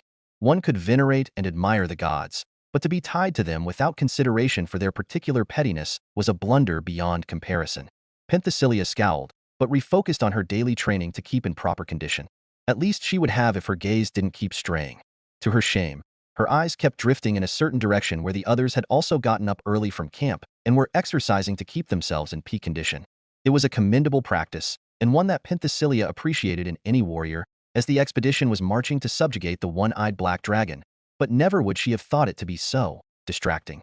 Blushing beneath the metal plate helmet she wore to conceal her facial features, the feather plume above her head resembled an upright ahogue as she viciously shook her head from side to side. Snap out of it. Penthesilea inwardly rebuked herself, but her heart was doing funny things. Hell, the guy was just standing there with his arms crossed and primarily overseeing the training of the others for anything that needed to be fixed or changed before battle. He looked like a strict teacher, someone who'd learned from the best, and was now enforcing that best onto others. It was none other than Heracles. How could a man be that strong yet possess such charismatic poise? The chiseled giant, a full head taller than Penthesilea, made a kilt of all things appear attractive in that it showed off his bare chest and tower-like legs. And ugh, a rippling eight-pack. Penthesilea should not have been moved by such things as she had her own set, but the sheer valor the man exuded was doing things to her body beyond her control. It was due to the physiology of an Amazonian. She too could not escape it. Born an Amazonian, a race inherently female, the urge to bear offspring with a strong warrior was even more prevalent in her than most because her standards were too high. First of all, a potential mate had to be stronger than her, and that already put many men off of her radar. Thus, she had never felt anything, adopting a form of indifference. Marriage was only considered in the case of being overpowered and defeated by her potential suitor. It was tradition. Penthesilea would never settle for a man who was just purely book smart or knew only how to use his tongue. And that man she bore witness to in this subjugation party was the epitome of manliness. If there was an ideal that all men or warriors should strive towards, it was that man. The myth, the legend. Yes, what was his name again? Penthesilea had heard of it in passing while in the camp. It wasn't as if she actively hunted for the information. It was only out of obligation for her sister Amazons who were star-eyed and salivating. There were no ulterior motives. None. Besides, it wasn't that difficult either. Many in the subjugation spoke highly of three individuals that acted as the basis of their confidence against the Black Dragon. As people imperative to the success of the subjugation, Penthesilea naturally did her research, finding the man she'd been eyeing in question was one of them. Heracles, son of Zeus. If that title didn't bring shivers down her spine as an Amazon at the revelation of a demigod, then the prospect of birthing a daughter with demigod blood was an aspect even she couldn't take lightly. It was no wonder that the sister Amazons that Penthesilea was training with were smitten. Of course, this attraction extended to the other two as well. A supposed son of Hephaestus existed, but he was being monopolized and swarmed by the blacksmiths and traders, not the least of which were the Kratzos and their craze upon hearing the description of Shirou's abilities. Hephaestus supposedly disliked the behavior of the Kratzos and other blacksmiths, so much that she mobilized her entire familia to shield Shirou. There was a particular distaste for the Kratzos, but that may have had something to do with political tension than anything else. As for the last demigod, all Penthesilea had heard was that he possessed an unbelievable speed, iconic golden armor, and that his name was Achilles. Well, in contrast to Heracles' physique and demeanor who didn't need any armor, was there really a comparison? Subconsciously, Penthesilea found herself glancing in Heracles' direction again, but fortunately, her helmet prevented others from seeing the direction of her eyes. Of course, this didn't work for everyone. He's not that great. The hairs on the back of Penthesilea's neck rose at the voice that suddenly appeared behind her. Her perception didn't even alert of a stranger's arrival until he spoke, almost as if the person had appeared out of thin air. What Penthesilea failed to consider was that the man could have been so fast that she was unable to register his movement until it was too late. Strands of green hair slicked back into a neat warrior's cut came within Penthesilea's view. Penthesilea turned around to address the man with a measured expression. This wasn't their first meeting, as she'd already had a run-in with this person when she first arrived in camp. What sort of name was Ryder? Still, who was she to judge? Especially when Ryder appeared to be a fellow warrior in this subjugation party filled with greenhorns. Excuse me? Penthesilea refused to show that she was startled at Ryder's sudden appearance, but the same couldn't be said for her fellow Amazons. The Amazons Penthesilea brought with her to aid in the subjugation jolted in confusion, some moving to grab their weapons while others remained wide-eyed at the implication of Ryder's infiltration technique. Penthesilea motioned for her warriors to stand at ease, as she didn't want to give Ryder the satisfaction with that cocky grin he had on his face. It was like he was teasing her, not that Penthesilea had ever been teased before. Yeah, actually it's never happened. As such, she did not have the patience to appreciate the humor in it, nor understand that she was the odd one out. If one boasted to be better than her in weightlifting but couldn't even lift one boulder, she'd sooner scorn the man. The same could be said for a contest of speed, though she never understood that there were ulterior motives. Primarily, with each bounce, she took as she jogged or sprinted. She was a queen, and few, if any, could ever hope to challenge or unnerve her anyway. They were beneath her notice. But Ryder was persistent, if nothing else. I said he's not that great. Ryder crossed his arms, pulling back the smirk on his face. As much as Penthesilea tried not to show a reaction, Ryder was a warrior and had clearly seen her flinch after he snuck up on her. To pretend that she was unaffected was too much like the Penthesilea Ryder knew in his legend. That woman was the true warrior and a work of art. A true work of art. Wistful, Ryder shook his head. He then elaborated while nodding toward Heracles, overseeing the training of the others using Chiron's Spartan workouts. A big body like that hinders nimble movement, Ryder clarified while pointing out Heracles' top-heavy build and tree-trunk-like legs. Its efficiency against beasts and monsters is without question, but in combat with humans, a sleeker and robust form is the ideal. A difference in era, if you will. Heracles grew up challenged with the divine intervention of Hera, which forced both mental and physical labors thought to be impossible. His current body was a reflection of what was needed to attain victory over each obstacle. Coupled with his God-given strength, there was nothing Heracles lacked. In contrast, Achilles grew up training for war and brought himself universal fame as the only warrior hero that could rival the great hero Heracles. He was specialized and he'd fold you. Penthesilea did not beat around the bush. Ryder shrugged. Yeah, he knew damn well that Heracles could literally fold him, but he had to catch him first. A feat not so easy. He'd try, Ryder answered with a smirk, noting the subtle twitch in Penthesilea's shoulders. Penthesilea paused, glancing over towards Heracles again, and then giving Ryder a once-over. The physical specifications and demeanor practically screamed, no contest, especially because Ryder's presence was muted. Unlike the passive effects of Heracles' god hand, Ryder's presence shone more while in battle, not in his leisure. Penthesilea couldn't be blamed for thinking Ryder weaker. You'd lose. Penthesilea resumed her morning warm-up, uncaring if Ryder was watching.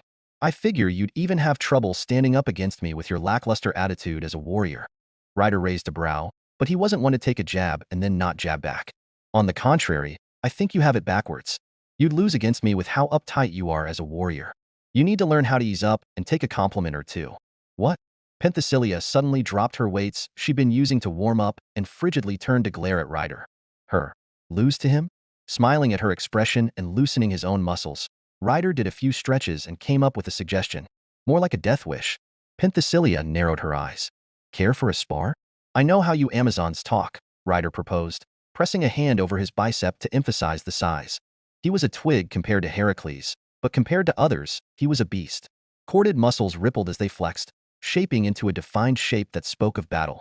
Penthesilea caught herself before she was found staring, and instead hardened her stance. Ryder shifted from stretching to aerobic movement to loosen his joints. None of you will even consider the words of a person weaker than you anyway. More so for Penthesilea, who likely never knew defeat in the Amazon. With gleaming silver hair draping out of her helmet, the Amazon queen seemed to bristle as she compared her own muscles. She would never back down from a warrior's challenge. State the terms of the spar, Penthesilea spat. Weapons, unarmed, or grappling, I excel in all. First to draw blood, Ryder offered. Agreed. Penthesilea nodded, but silently put away her weapons when she saw Ryder had no intention of arming himself. Her pride and honor prevented her from drawing a weapon on an unarmed opponent. Whoa there, Ryder gave fair warning. You don't have to put away your weapons. Just use what you're most familiar with. Funny. He should be a comedian. Penthesilia's face soured beneath her helmet. This spar came at a good time.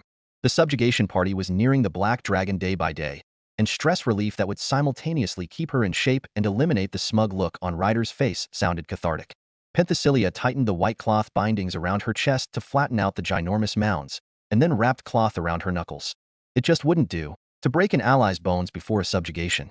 Finishing her preparations, Penthesilia gestured to one of her fellow Amazons to act as a spar proctor.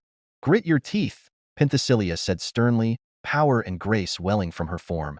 Her muscles and tendons were stretched taut like a drawn bow ready to snap forward. "Humph!" Ryder stood at leisure like a charlatan who knew not what was to befall him. "Start." A fellow Amazon gave the signal, and Penthesilia did not have to be told twice. This wasn't the first time she dealt with cocky men who thought too little of her abilities or overestimated themselves. She would prove why she was an Amazon queen right here and now. Lunging forward, she took 2 fingers and jabbed them towards Ryder's eyes in a bid to disorient him before he could react and show him how foolish he was being to challenge her. Something wasn't quite right. Her fingers stopped just short of touching Ryder's eyes while fully extended. Did she misjudge the distance? That's never happened before. Penthesilia could hear the murmur of her Amazon sisters surrounding her, and inwardly stifled a growing feeling of embarrassment. "Oh, you missed?" Ryder said, seemingly standing in place. It was as if he didn't even move. In her fluster, Penthesilia and the Amazons failed to notice the depression marks of the grass beneath Ryder's feet trailing back by an inch. They never even considered that Ryder had grasped Penthesilia's exact reach and location of her attack within the span of her strike, and moved just enough to not be in range. Growling under her breath, this time Penthesilia wasn't playing. She put aside all reservations and seriously considered this match. She found herself insulted that rather than counter-attack her for her blunder, Ryder just stood there. Could he have also realized that Penthesilia hadn't been taking things seriously and allowed her to fully grasp that she is dealing with an equal warrior? At least he had honor. Penthesilia's expression lightened before she balled her hands into fists and took a proper stance. "No more playing. I'll end it with this dash." Penthesilia moved her leg and took a step forward until she was right within range of Achilles. A good blow comes not just from the upper body, but through the rotation of the hips with legs planted firmly into the ground. Bracing her weight on her back knee, she chambered her other leg forward to swipe into a debilitating jab, only to grow confused when her forward foot crashed into Achilles' shin mid-step and caused her to destabilize her momentum. A feeling of vertigo quickly assailed her as her punch missed entirely, and Achilles once again remained standing in place. The only difference was that he'd also taken a step that coincidentally mirrored Penthesilia's own movement. In contrast, she was knocked off of her feet and landed face first on the ground. What? Penthesilia blinked back with utter confusion. "Sorry, I should watch where I step," Ryder winked, practically stifling a laugh. "I didn't know you were this clumsy." This bastard. What he did to not strike back at her before wasn't honor. He was making fun of her. Wiping the dirt off of her helmet, Penthesilia was very much conscious of the stares her fellow Amazons were directing at her.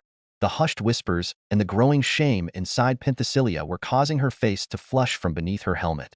Her reputation felt like it was crumbling away stone by stone. Her shoulders started trembling, shadows cast over her eyes. Ryder felt the change and spoke without meaning to. "Easy now, the woman I knew was, you shouldn't lose your composure." He quickly changed course, but lost himself to a hint of melancholy. This Penthesilia wasn't at that level yet, but she was gradually working there. The best Ryder could do was help guide and tease her along. "Don't patronize me," Penthesilia hissed while getting back into a fighting stance. Again. It was a demand, and Ryder was more than willing to oblige. "Ooh, you're glaring. Again." Don't just react. Why you?"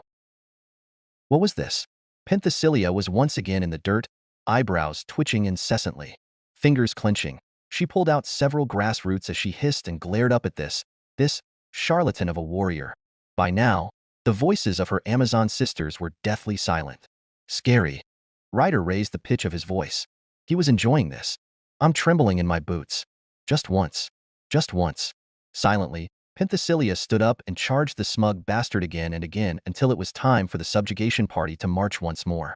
She needed to punch that face in. Ace knew she wasn't supposed to be here, but she still went anyway. Loki was sure to disapprove of her actions, but Ace insisted on this first rebellion and would ask for forgiveness at a later time. Her goal wasn't the defeat of the dragon, but to look for anything that Castor could use as a medium for her parents who'd perished in the first grand subjugation raid. Belle had been instrumental in bringing her along, and if that meant stowing away in a supplies carriage, then she would do just that. Groaning, Ace quietly massaged the ache in her back and waited for Belle to sneak her more food. Her legs felt cramped in the limited space, and she was itching to move her body after several days of staying in place while the wagon pulled her along. The only reprieve was in the night when everyone was out sleeping and Belle would help sneak her to his camp where she could stretch and do a light workout. In the end, was all this worth it? What was she going to be able to do in this battle except shirk away from the collateral damage? No. Ace clapped her cheeks while listening to the rickety rolling of the carriage wheels. She swore this was the bumpiest ride she'd ever been in her, but was starting to blister. Another bump, and she felt like exploding. Instead, she changed position to reduce the pressure on her tailbone. It didn't help that she was wearing armor, but she had to persevere. No one else would be able to search for the right signs to locate the remains Castor would need. It was only her because she was a special existence. Ace's mother was a spirit, of which not much was known of their existence, but Ace just knew that if there was something related to her mother or father, only she would be able to sense it. Still, there was the question of whether or not Castor could revive her mother too. Ace never got the chance to talk to Castor and inquire about the nature of spirits from such an accomplished doctor. Is it just me, or do you hear metal in the wagon?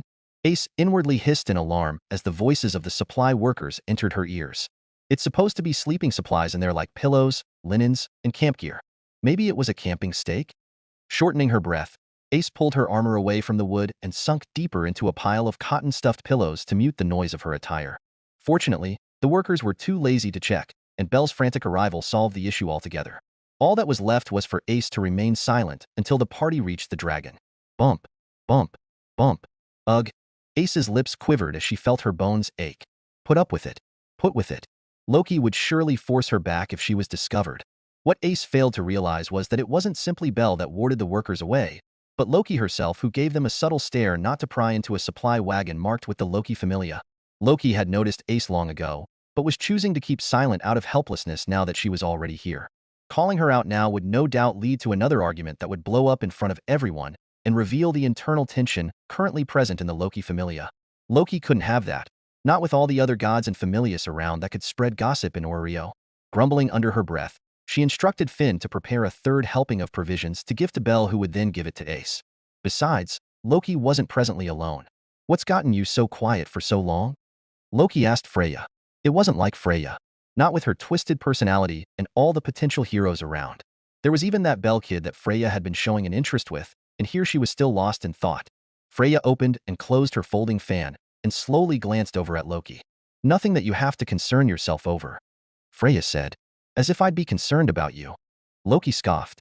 The two fell into silence once more, but both of their gazes trailed after Ortlinde's form leading the subjugation party at the front. There was a question in Loki's mind. What was the White Titan? Who was Safar, and why did her divinity shake at the mere mention of the name? That just wasn't possible. In truth, Loki had gone to question Odin on the matter, but the all-seeing god looked stricken at the name and refused to elaborate. Meanwhile, Freya was mulling over something and making Loki feel like the only one out of the loop. That much was certain, but Loki wouldn't pry into it now. Not when the priority was the one-eyed black dragon, whom even the Zeus and Hera Familia had failed against. Loki had no choice but to prioritize. There would always be an after. Besides, she'd never seen Riveria or Finn sweating so hard during training under Heracles. Their levels were noticeably increasing. Loki puckered her face as if sucking on a sour lemon. Maybe she should have brought Gareth too?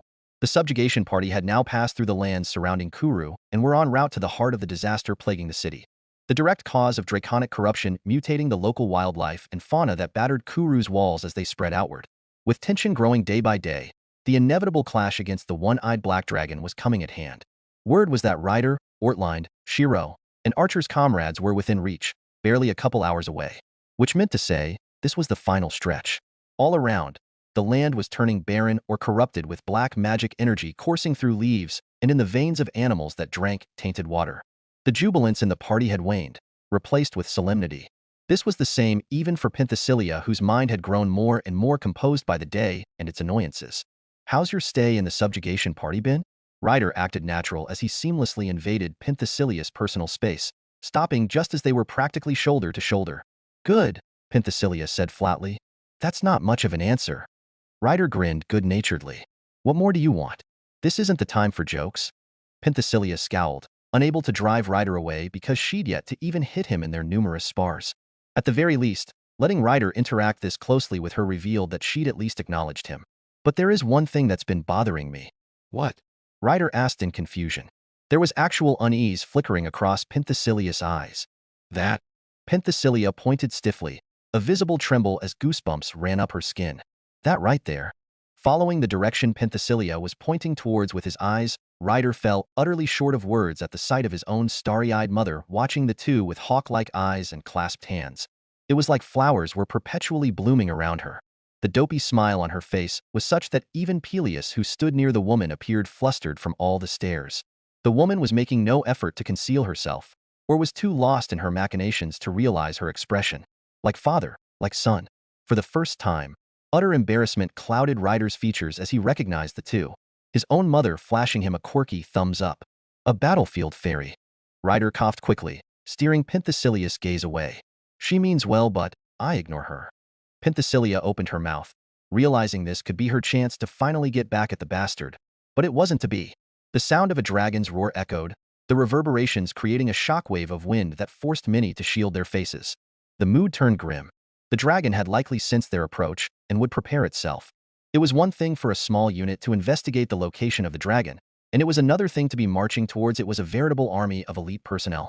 Everyone gave pause, a somber air pervading as even Ryder, Archer, and Shirou felt the sheer magic energy being emitted in the distance. Dragons were always the very embodiment of power in all mythology. They stood at the pinnacle of phantasmal species that possessed various abilities. Wise dragons, cursed dragons, elemental dragons, evil dragons, righteous dragons, there were many legends, all of which denote the type of adversary ahead. Even Heracles had to give pause when faced against Ladon in the labor of the golden apples. Expectedly, the cry of the dragon was followed by a stampede of hundreds of panicked beasts and monsters headed in the direction of the subjugation party. However, the subjugation party's reaction was vastly different from what Penthesilia had envisioned. The same was true of the Ares Familia that joined the raid. The entire party from Ororio remained unguarded yet tense. They didn't get into formation, let alone do anything else. A single name was called to handle the issue. Ryder. Hearing the name that echoed out, for the first time, Penthesilia widened her eyes as the implication of what was happening set in. Madness, she sneered, gripping fast to her favored spiked ball and chains. Even more maddening, Ryder made no motion to deny this suicide request and got started doing light stretches. Are you worried about me? He even had the gall to joke. You insufferable, egotistical, maniac. There's a difference between concern and rationality. A warrior should know better. Penthesilia said with genuine emotion. Even if Ryder could understand where Penthesilia was coming from, it was her who couldn't yet understand him. Then you just haven't seen one like me. I was the champion of an entire army, you know? Souring visibly, Penthesilia glared not only at Ryder, but then at the audacity of the party subjugation members who made it look like it was normal to send a lone warrior to his death. She should have never joined such an honorless party. Even Ishtar Familia was better than this. And Ryder, what was this? More baseless bravado? Witness the might of the finest of the Myrmidons, Ryder declared while mounting a chariot that seemed to appear out of nowhere. There wasn't even time for Penthesilia to question everything before Ryder was off. Wait, she screamed. That man, what was he thinking? As much as she was annoyed with him, she found that he was actually helping her find her faults while sparring. He was surprisingly genuine in his actions despite all the aggravation. That sincerity was something Penthesilia had never had directed at her from anyone. Ryder was a good man and warrior. Why were they just letting this happen? Did they have no camaraderie? Let it be said that the Amazons never forget favors or friends. Amazons. Penthesilia began a call to rally, but the words died in her throat even as her sisters prepared for battle. A flash of light suddenly covered Ryder's body up high, and then, Penthesilia's eyes widened. Golden armor? Ryder, the man she'd been bickering with for the past few days, and the third demigod known for his speed and golden armor. He was Achilles, son of Thetis. Chapter 32. It still baffled him how it was possible for a man to move that fast. Wind brushed Finn's hair, but he wasn't fooled by the light breeze and quickly shielded his face with his arms before the gale force of a shockwave hit. The air was literally rippling in Ryder's wake as he pushed onward on his chariot, leaving conical cloud-shaped formation in the sky. The green blur of Ryder's spear was all that could be seen. Its swiftness and precision akin to a lightning storm that raised the ground to powder and mottled it full of holes. The charging beasts that headed in their direction were decimated, and greatly discouraged other beasts from running in the same direction. With a single act alone, one man was able to change the course of a battlefield. It wasn't as if this result was unexpected given Ryder's performance in Rio, but the result did not fail to take people's breaths away. Finn subtly noted the silence pervading through the raid party, primarily from the newcomers who stood gawking or pensive. The Amazon Queen looked lost for words, having been staring at every party member like trash seconds before trying to mobilize her forces to aid Ryder. However, the effort was evidently moot. Meanwhile, Finn focused on the people that Ares sent to help in the raid, specifically, the Kratzos who'd been hounding the Hephaestus Familia throughout the journey. Most of the blacksmiths appeared put off and irate, but the Kratzos were insistent due to certain political maneuverings. Finn had half a mind to believe this demonstration was for them. They likely did not have a proper grasp of what it meant to be classified as a demigod. Rumors had already spread to the recent editions of the raid about the miracle of gods bearing offspring, but that reality just hadn't hit home quite yet until now. Using Ryder as a reference, it could be inferred the level of skill Shirou and Archer possessed. Then for the Kratzos to realize they'd been badgering someone on that level throughout the journey, and their pale expressions and awkward stances were understandable. Ryder's initiative and skill was one thing, but it was another entirely to realize that Ryder had moved on Shirou's request. That fact was also dawning on the Kratzos. Serves them right. The Hephaestus Familia were gloating over the Kratzos' sudden meekness, but Finn wouldn't allow himself to get caught up in the pettiness. He focused on Ryder instead, marveling at his figure riding through the skies on mighty horses, his lance a blur of motion that seemed to effortlessly cleave through opposition. Finn shuddered just thinking about Ryder's level in a war as a certain army's finest warrior. Of that Finn had no doubts. That kind of power and skill still eluded Finn. From the very beginning, Finn's life had never been easy. His very name was one he took only after the tragedy and betrayal of the mountain village he grew up in. Attacked and ravaged by monsters, the other Palams in Finn's village fled, leaving Finn and his parents behind. Due to Finn's skill and drive for knowledge and skill, he'd once been seen as the village's sage, but people revealed their true colors in crisis. While Finn tried to save others, except for his parents, those very same people abandoned him to die in the village.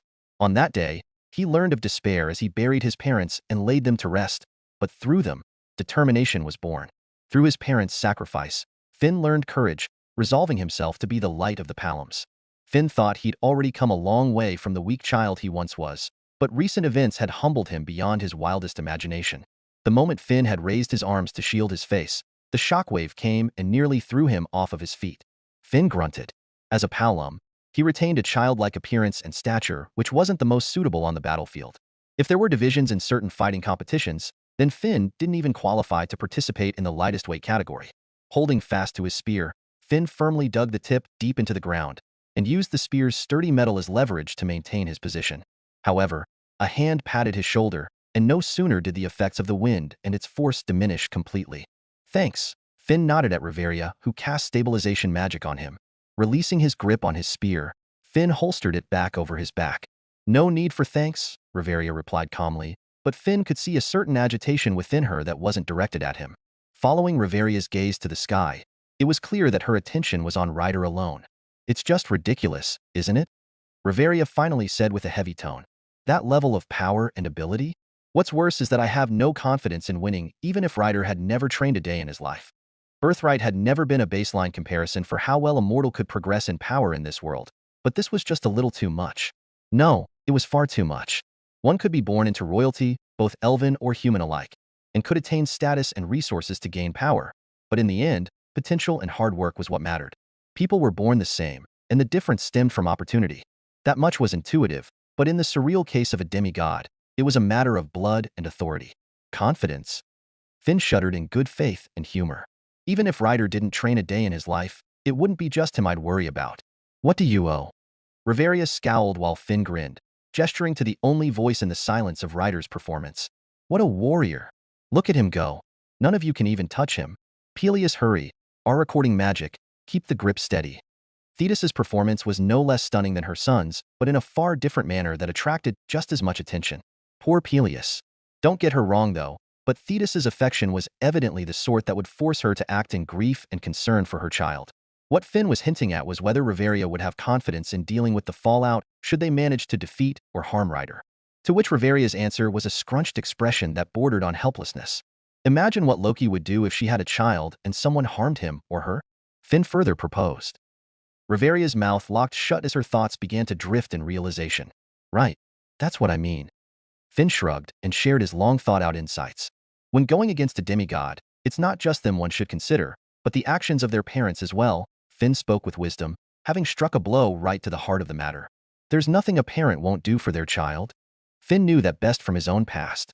But there was also something else that perked Finn's interest the most. On another point, did you know what Archer said? He said we may reach Rider and his strength the more we can channel our god's divinity through our bodies, namely through levels. Both demigods and familia run on a system of augmented divinity. The only thing that separates a demigod from a regular familia member was the compatibility and use of divinity.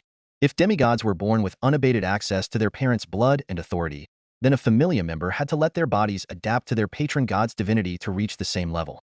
In essence, same power, different conduits. We have nothing to be discouraged over, Finn said boldly. What we should do is stare at them as a benchmark for what we hope to become. Finn's muscles still ache from Archer's training, but the trade-off in skill and ability was glaringly noticeable. Riveria was the same. Often associated as a scholarly type, Finn would never forget the morning he saw Riveria staring blankly at herself. Having worn a tank top and shorts for the day's stamina training, Riveria was flustered in wonderment as she stared at a burgeoning set of abs showing on her stomach. It was an expression only a thin-bodied recluse could have or understand when seeing the first effects of bulking up with actual muscle definition. Ahem, yes, well, he's a good teacher. Riveria coughed and puffed her chest up. Though, he can be a bit too much at times. You mean Spartan? Finn felt a shiver travel down his back. Even Ares would not push his warriors to such limits, nor encourage a fighting style like Pancration and its focus on lethal blows. Makes you realize how much he was holding back before. Riveria did not comment, her lips pursing as she shook her head and refocused on the present circumstances. Ryder was all but finished clearing the way of charging beasts, while letting the rest scatter in random directions. All that would be left from here was the path to the one-eyed black dragon. Finn, Riveria whispered solemnly, dismissing the magic, protecting her and Finn as Ryder's shockwaves abetted. Yes? Finn quirked a brow.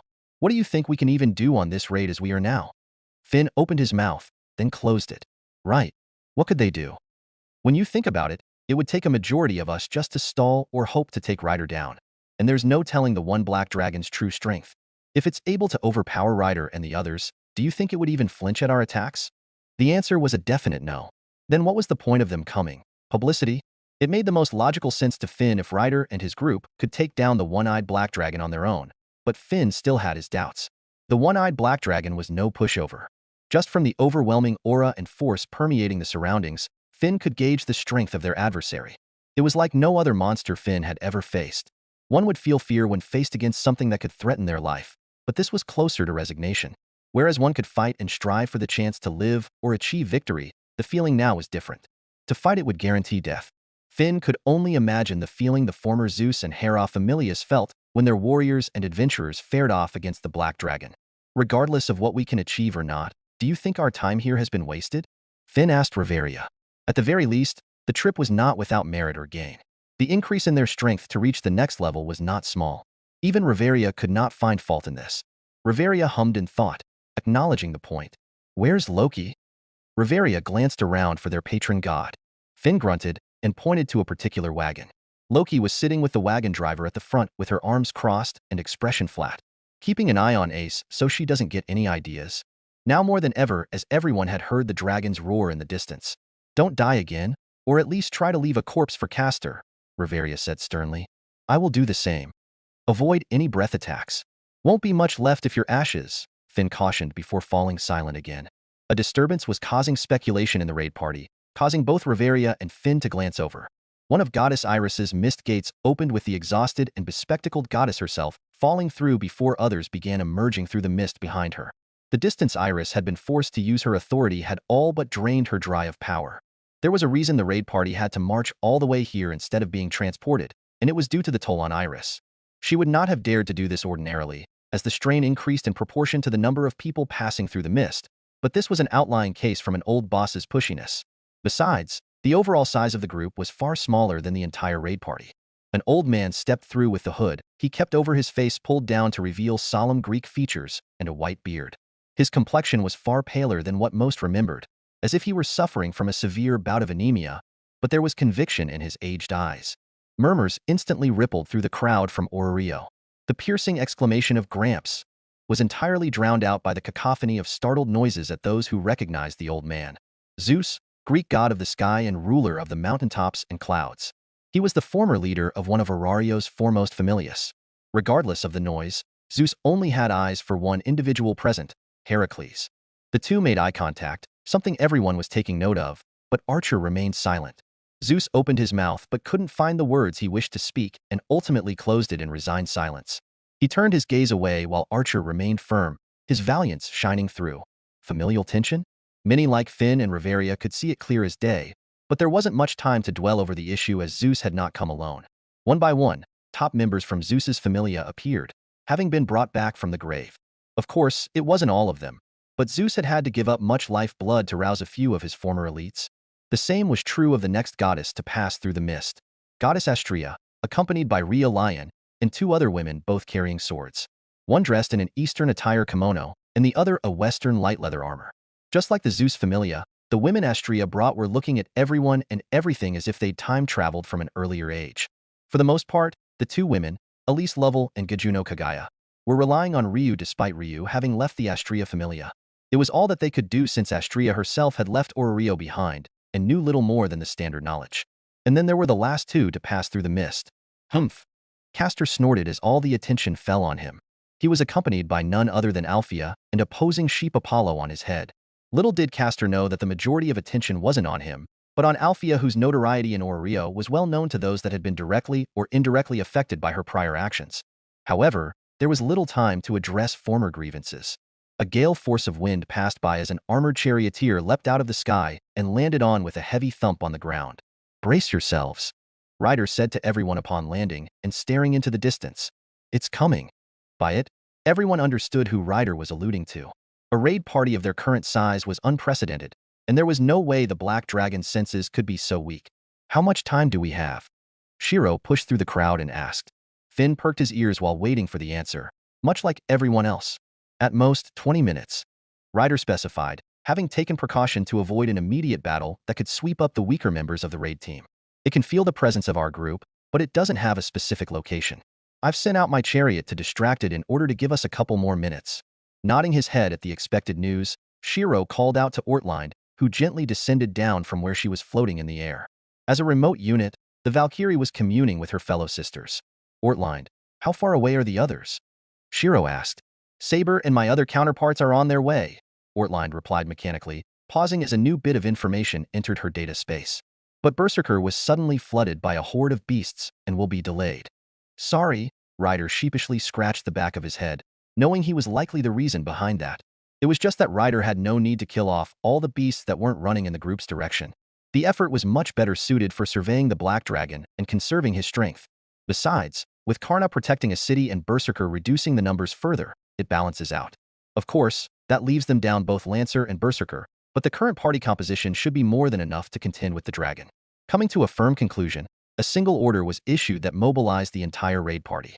"Ready yourselves for battle." Tension rose as the advent of battle was drawing to a head. This was a battle Althea could not afford to miss, for her mental sake if nothing else. And yet, standing here amid distrustful gazes and barely held contempt, Althea could say with certainty that she never could have had imagined experiencing this. Helping Castor set up a medical base, Althea found it woefully ironic that someone as formerly strong as her was reduced to a backline nurse position in a raid. Everyone was gearing up for battle, regardless of weak or strong, as they rallied behind those who carried the torch of their confidence. Admittedly, this was a first for Althea. Back in the day, it was her carrying the torch, not gazing upon it. The difference was jarring, such that Althea couldn't even laugh. No, she actually did. A flicker of a giggle escaped her lips at the absurdity. The difference in mental state between then and now was the direct cause. Though strong back then, she was impaired by ailment, constantly moody. In contrast, she was weak now, but cured of her illness with hopes of curing even her bedridden sister. Her spirits were in happier places. A pessimist nihilist, Althea had always resented the world she and her sister were born into. It was a curse, a potential to be the best, but a sickness that would always prevent it. Then what was all this? She'd been saved, and it practically cracked any former sentiments she'd used to have over the life the world dealt her. "You're wasting time," Castor's gruff tone interrupted Althea's melancholy. "Set up the beds before the battle happens. I will erect a divine magic ward." Brow twitching, Althea glanced at Castor and sent the blockhead a meaningful stare. Well, the best she could muster, as she had never been an expressive person. A smile would suffice, but unknowingly, It appeared all too sinister in the eyes of the others who formerly knew her. Patient is experiencing facial paralysis. The smile on Alphea's face froze as Castor took out Alphea's patient notebook and began jotting down his flawed observations. Locked jaw. Her lips are twisted at an odd angle, and she may be hard of hearing. Testing. Can you hear me? Patient appears deaf. May need more blood dosage to cure further ailments. Is the divine blood of others gods too, diluted to prove fully effective? Can you hear me? Castor repeated again. Alphea's response was to glance between her hand and a sterile hacksaw used for amputations. Mental impairment? I said set the beds, not grab the saw. TCH, that's what happens when you work with subpar material dash. You're not winning, son. Apollo interrupted Castor's note, taking with sweat forming on its beady face. Shut up! Castor closed his patient notebook and growled irritably at the sheep on his head. No, really, you need more pizzazz and delicacy? Why do you keep throwing me? Alphea suppressed herself and forcibly began setting the beds as Castor had directed. She owed too much to Castor to be resentful of him now, especially when she knew her own personality hadn't been the most endearing. Though, this humiliation did ignite the drive within Alphea. She would need to hunt down Hera to have any chance of that psychopathic woman offering her blood to help her and her deceased familia members recover. As Castor threw a fit at Apollo, Alphea reminisced while observing the raid party preparing for battle. Rider, Archer, Shirou, and Ortlinde stood together at the front of formation led by the Zeus and Loki familia members, while the other participants gained distance so as not to affect the stronger members. Alphea blinked, and for a moment, her mind drifted back to the past. Rider, Archer, Shirou, and Ortlinde were replaced with herself, and her fellow captain and vice-captains of the Zeus and Hera familias all those years ago. Behind them were the bulk of each familia's elite forces. They too had been just as confident, just as eager to put an end to the grand quest, and yet that dragon was far beyond the other two. Behemoth was manageable, Leviathan had been difficult, but the one-eyed black dragon, it was a despair-inducing nightmare. Alphea blinked again, and the memory of herself surviving in a field of her familia's charred corpses appeared, ashes blowing in the breeze as blood dripped from numerous injuries across her body. Once more, that feeling was coming back. The dread, the horror, the unspeakable feeling of helplessness at the future. If the one-eyed black dragon was this strong after coming out of Arario's dungeon, then just how strong were those still at the bottom? Regardless, now was not the time. Soon. 10 minutes. Ryder's voice echoed out in warning for all those still preparing themselves. 8, 6, 5. Fierce winds were beginning to create storms in the distance, revealing the frightening accuracy of Ryder's battle sense. As the time drew shorter and shorter, the raid party grew quieter and quieter. Alphea had already moved away from setting up beds with Castor and walked to the edge of the divine boundary Castor had created through territory creation. Swallowing, she stared into the horizon where everyone else was looking towards. Just like that day, she could feel it coming. Thunder echoed with the sound of a roar, causing reverberations in the air. A primal terror was welling up from deep within. 3, 2, 1. Dash. Only seconds remained, and the sky and the horizon had been ripped asunder in wake of the wing beats of black reptilian scales. Blue highlights formed flame-like patterns throughout a sleek yet massive body. One eye was blinded from a scar that ran perpendicular to the destroyed iris, but the remaining eye possessed a madness that permeated all across the soaring body. We meet again. A shudder traveled down Alphea's back at the sight, as Castor clicked his tongue and pulled her deeper into his protection ward. Brace!